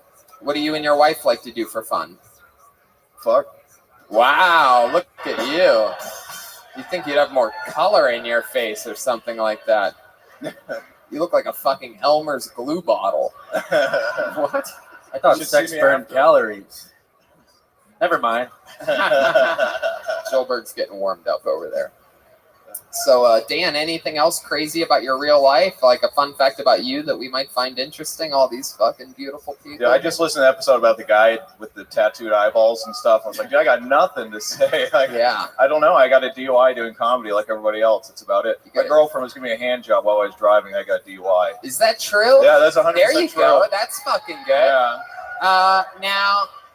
So how much did you have to drink that night? That's when I knew I was going to marry her. Wow. What was it? I had maybe like 4 or 5, like a few 4 or drinks. 5 drinks, and then you're in the car, and she starts jerking you off. Are we talking spit? Like left? First of all, let me ask you this: she's right-handed, correct? She's in the passenger seat, correct? Yeah, I think so. Yeah. Okay, just answer the fucking Oh, questions. I had a couple okay? to drink. Yeah. Okay. Does she go left hand, awkward style, That or was does she good. reach over her body and go right hand? I'm just curious because I would assume I'm the left. kind of guy that can only go straight to blowjobs. There's no, if anybody's doing anything we're going straight. There's no fucking hand jobs in this world, but your nerdy little pasty world, I understand. Hell So yeah. I'm curious as to how a car hand job works. What do they call that? Road hand? Yeah. The fuck even? I don't even know how She that had happens. lube with her. Can you drive stick? She was prepared. Come on, Dan. I'm 100% I want to know. serious. I want to know the real answers. No, I'm not even joking. I got a DUI with lube on my dick. Like, that was Wait, I'm not even joking. How did you had a bottle of lube in the car? No, I think she brought it with her. In her purse. In her purse, yeah. Just a bottle of lube. It's probably hand sanitizer or something like that. Yeah. My goodness. It just sounds fishy to me. No, it's true though. It's true. Shooters open mic in San Diego. How close were you to finishing? Were you like, officer, wait 1 second? I thought you Once looked I saw the familiar. lights come on. Did you zip it up and everything? Oh, Were you good able to one. put it back in? And Yeah. I thought that might make it worse, so I was like, I gotta like put this away quick. Yeah. Right. Still thought I'd get It's out. always but- awkward when they make you stand on one leg with your dick out still. Hard Yeah. lube dripping off it. How about her? Was she drunk? Yeah. Yeah. So you just had to leave the car there that night or whatever? No one could Oh no, drive I it home? towed baby. Yeah. Wow. She offered to drive home, and like, yeah, no, you're not. They dropped her off at a gas station. Uh-huh. Like they gave her a ride to a gas station. Like, all right, you find your way home, and then To protect and serve. I love it, dude. Well, you hand job, whatever job, you did the job tonight to get us started, Dan Margansky, and I appreciate the hell out of that. Be safe going back to your seat. There he goes, Dan Margansky, everyone, and it has begun.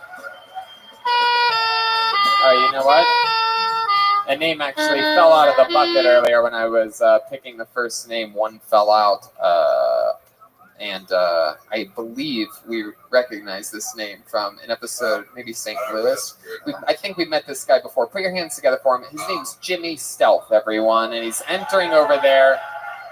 Oh, right in the middle. Here he comes. Oh yeah, we know this. There he guy. is. It's Jimmy Stealth. This way, Jimmy. Over there. All the way, buddy. Son of a bitch. This is a like how you're talking big about place. your You gotta strategy. move your fucking You should ass, just try buddy. to win. 4th of July. People laughing as they sing sad songs. Chicago, everybody. Here's Jimmy Stealth, everyone. Thank you. I don't think you can call yourself pro-choice if you don't support suicide. Don't tell me what to do with my body. No, don't get me wrong. I'm not against abortion. On the contrary, back in my day, All of them. I used to lay babies out like Game of Thrones style, motherfucker. I paid for so many abortions. I was like fucking Khaleesi on that fucking dragon, just burning kids all through.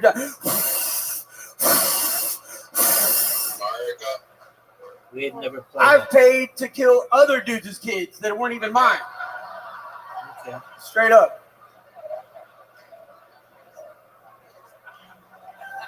I've killed so many kids.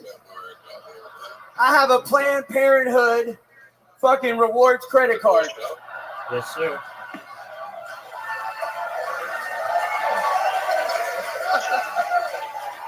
Difficult.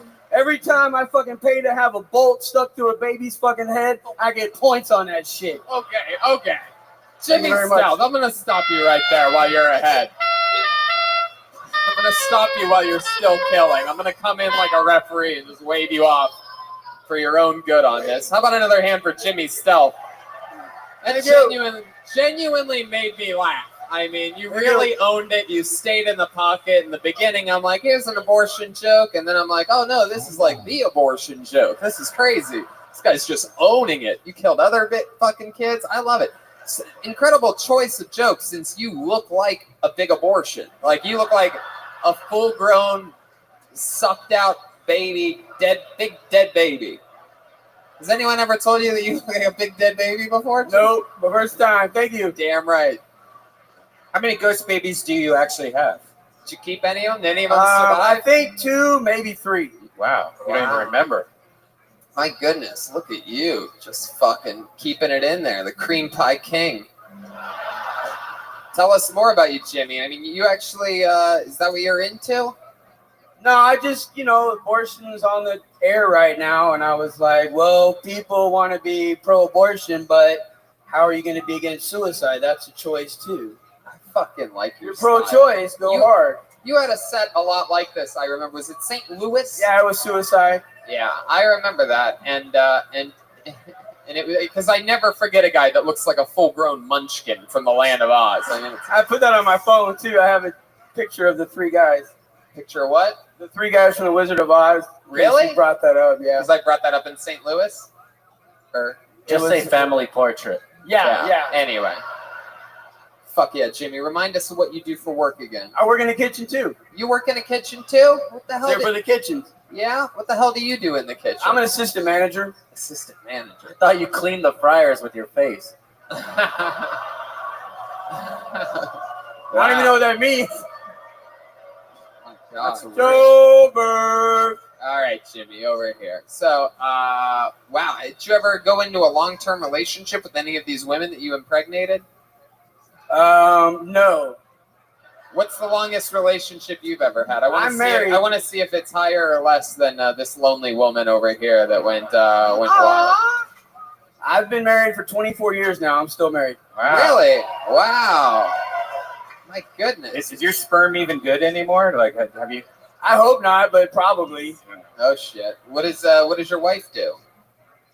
She works for my dad. My dad's here tonight. I brought you a present. If you want to bring my dad up here, that's Why the a hell would whole I bring- nother level. Explain to me why I would want to bring your dad up. Trust me, if you brought him up. No, I need a fuck. I just asked you a fucking question, Jimmy. He is crazy. He is crazy. That's not enough. Okay, I can't explain it. How old is he? 74 or something like that. Hold on, turn house lights on for a second. Let me see Dad, this stand up. motherfucker. There he is. Get up here. I gotta Come see on. this fucking guy. Come on. Wow. Oh my god. Wow. Look at this fucking shit. He walks faster than you do. The guy's Come on, let's 75 go. years old. Look at this fucking steady pace. Holy shit. This is fucking exciting. We have 2 generations of the Lollipop Guild here tonight. This is incredible. They have every type of union here in Chicago, including the motherfucking Lollipop Guild. My God, look at this. Holy shit. Jimmy, what's your dad's name? His name's Jimmy too. Jimmy Senior. Fuck yeah. Look at this badass motherfucker. Holy shit, you look like you're gonna single-handedly make America great again. See, that's part of one reason he wanted to get me up here, because what I do for a living, you would not believe. I fucking love When all you. of you people think you have a drudgery work and you don't want to go to work in the morning, you have the worst job in the whole world. I own a septic company. I literally suck shit. Man, I thought his name was Jimmy Jr. And my trucks are just outrageous. They're always on the internet. You've probably seen them. Has the American flags on the side of them. Says hauling political promises. And I've got the donkey and the elephant both up there. Wow. You're a badass motherfucker, man. Look at you. No. People remember me. Yeah. And they remember those trucks. And then the phone rings. You're crazy. I want to see you. I like your style. Tell us something embarrassing about Jimmy that he wouldn't want you to tell all these people and You all of already mentioned it. Huh? He's short. The best part of him run down his mama's leg. Wow, look at that. You just got fucking lit up by your father in front of the world.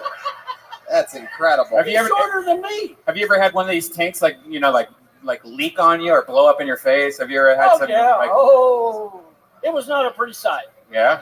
What happened? Well, then you immediately try to wash it all off, wipe it off.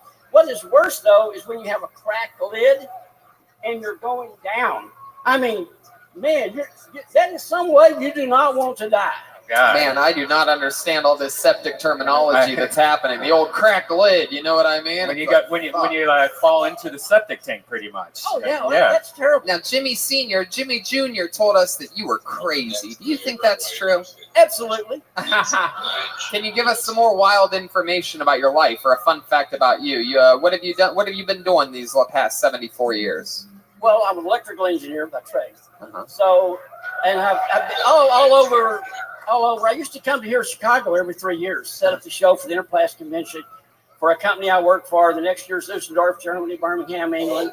I've been all over the world, literally. How many times did you vote for Donald Trump in this last election? I only voted 4 times for him. Where do you got live? an absentee ballot. You know, Where do you live now?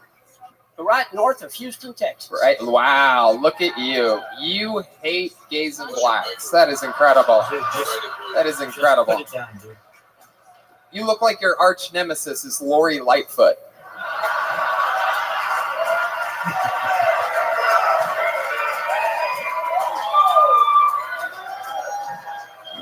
So stupid. I love it, man. Heck yeah. And so you still married? You single now? Oh, no, I'm still married. Okay, hell yeah. How long you been with that septic tank for? You know what I'm saying? I'm so glad he laughed at that when I said it, by the way. That could have gone. What did you say about my wife? Could have been literally Kill Tony here live. James has been married 2 years longer than me. Really? Oh, yeah, I've been married so many times it's unreal. Wow, hell yeah. Just like a septic tank. Some of them just blow up in your face. You know what I'm saying? One, you get one with a cracked lid, next thing you know, whole shit's everywhere. Try to wipe it off, try to wash it off, but it just ain't going nowhere. Just like his job, all of his marriages went to shit. My goodness. Do you have any you're wise, you're old school, one could say. You have any tricks in the bedroom that you could teach us that that you could explain to us, like some type of like finishing move or something like that? Yeah, Do not force your way into anything. If you want to get there, you got to start slow and work your way in. Fellas,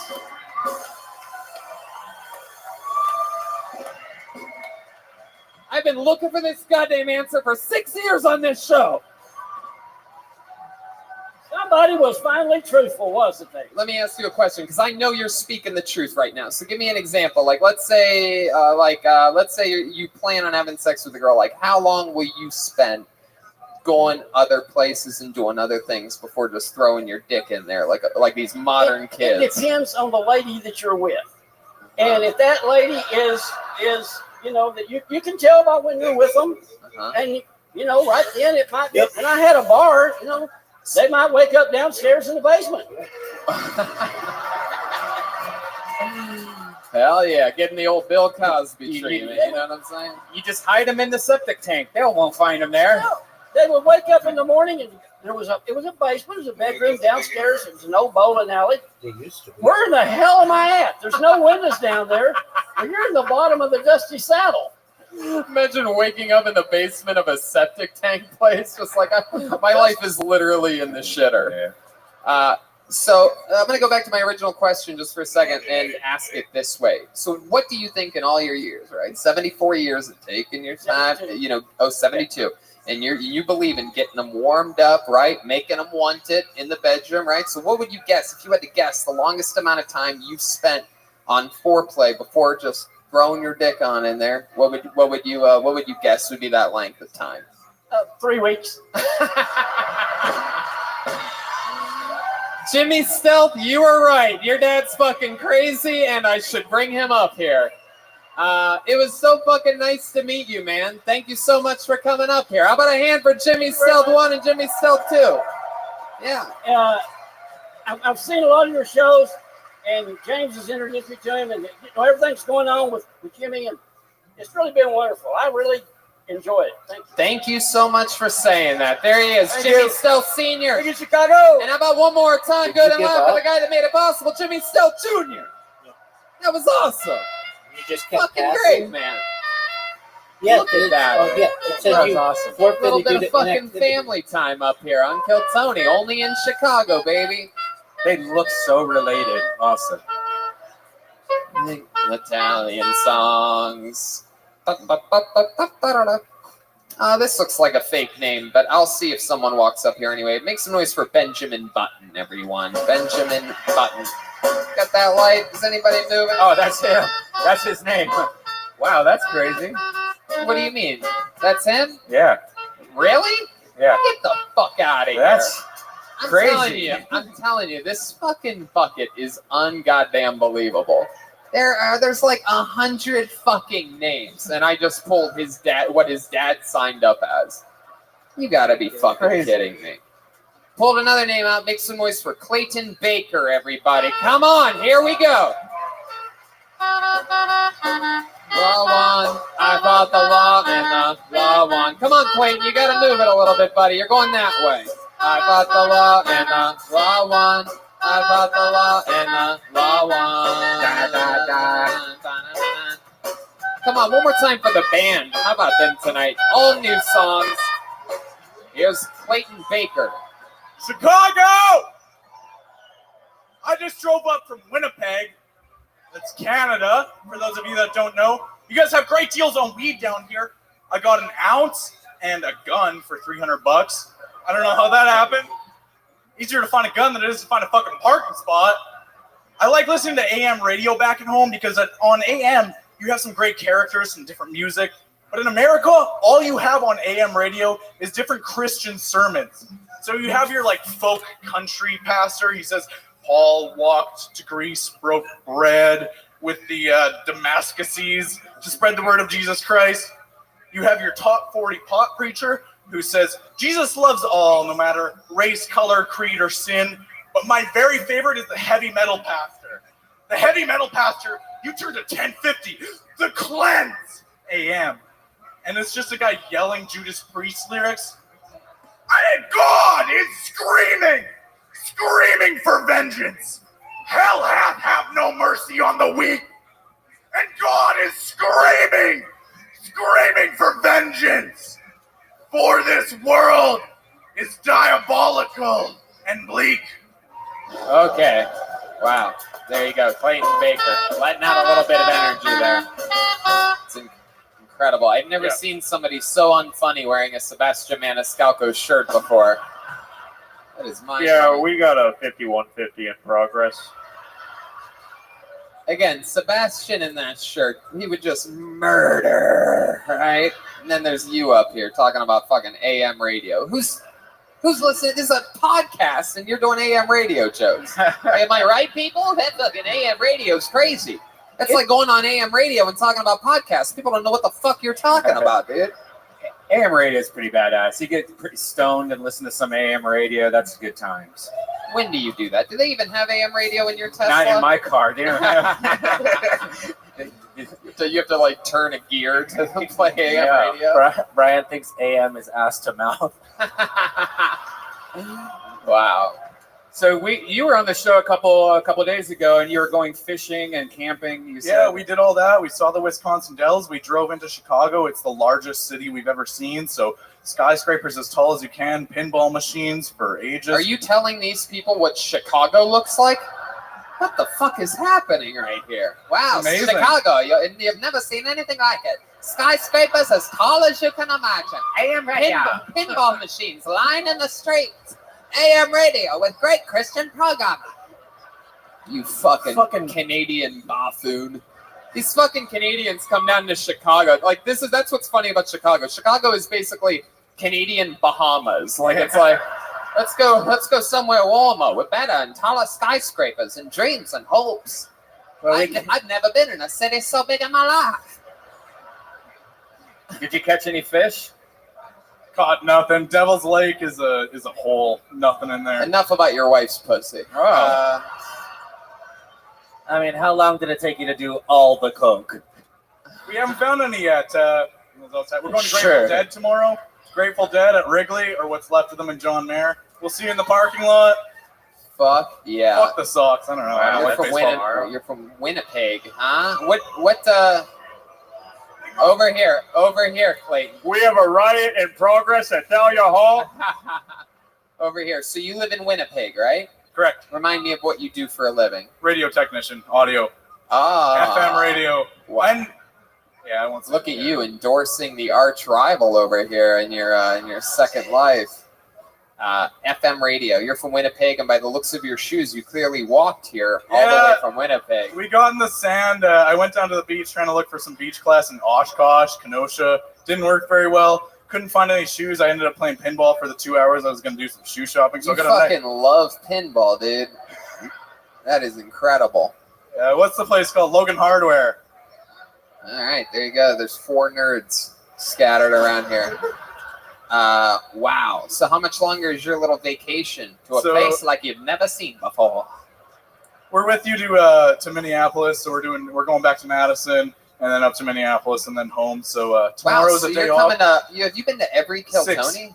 6 shows. Des Moines was our first. I think that's the longest on the tour so far. There's some other people I've talked to that have done 3, 4, maybe 5. I did. I went to Olive Garden today. You guys didn't show up. We did want to go to Olive Garden, but we actually kind of forgot. we didn't Shout end out up to Nick. I making think it. Nick's here. But I will say that I had one of the best dinners of my life tonight. We all did at a great place called Tavern on Rush.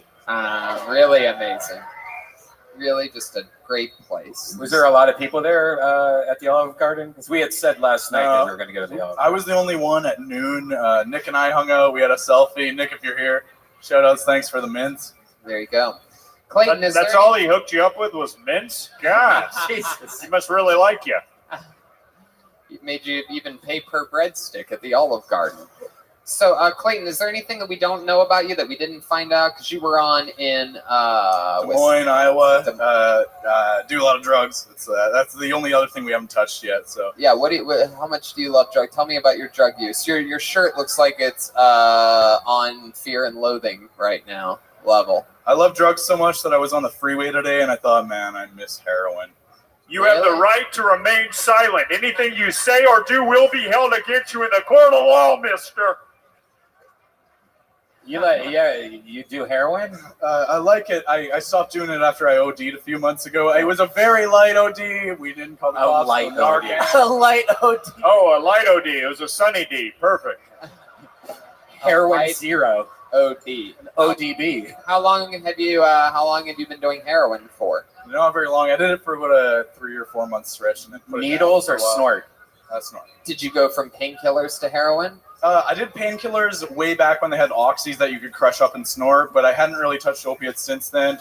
And then I just came across some heroin, fentanyl type stuff, and it was great. You know that stuff doesn't end well ever. Yeah, that's why I switched to speed. That doesn't end well either. That is my favorite Keanu Reeves movie. Is that true? Do you do speed sometimes? Yes, it is true. It's a great film. I do way too much speed. Waking up early in the morning on radio. Did you do some today?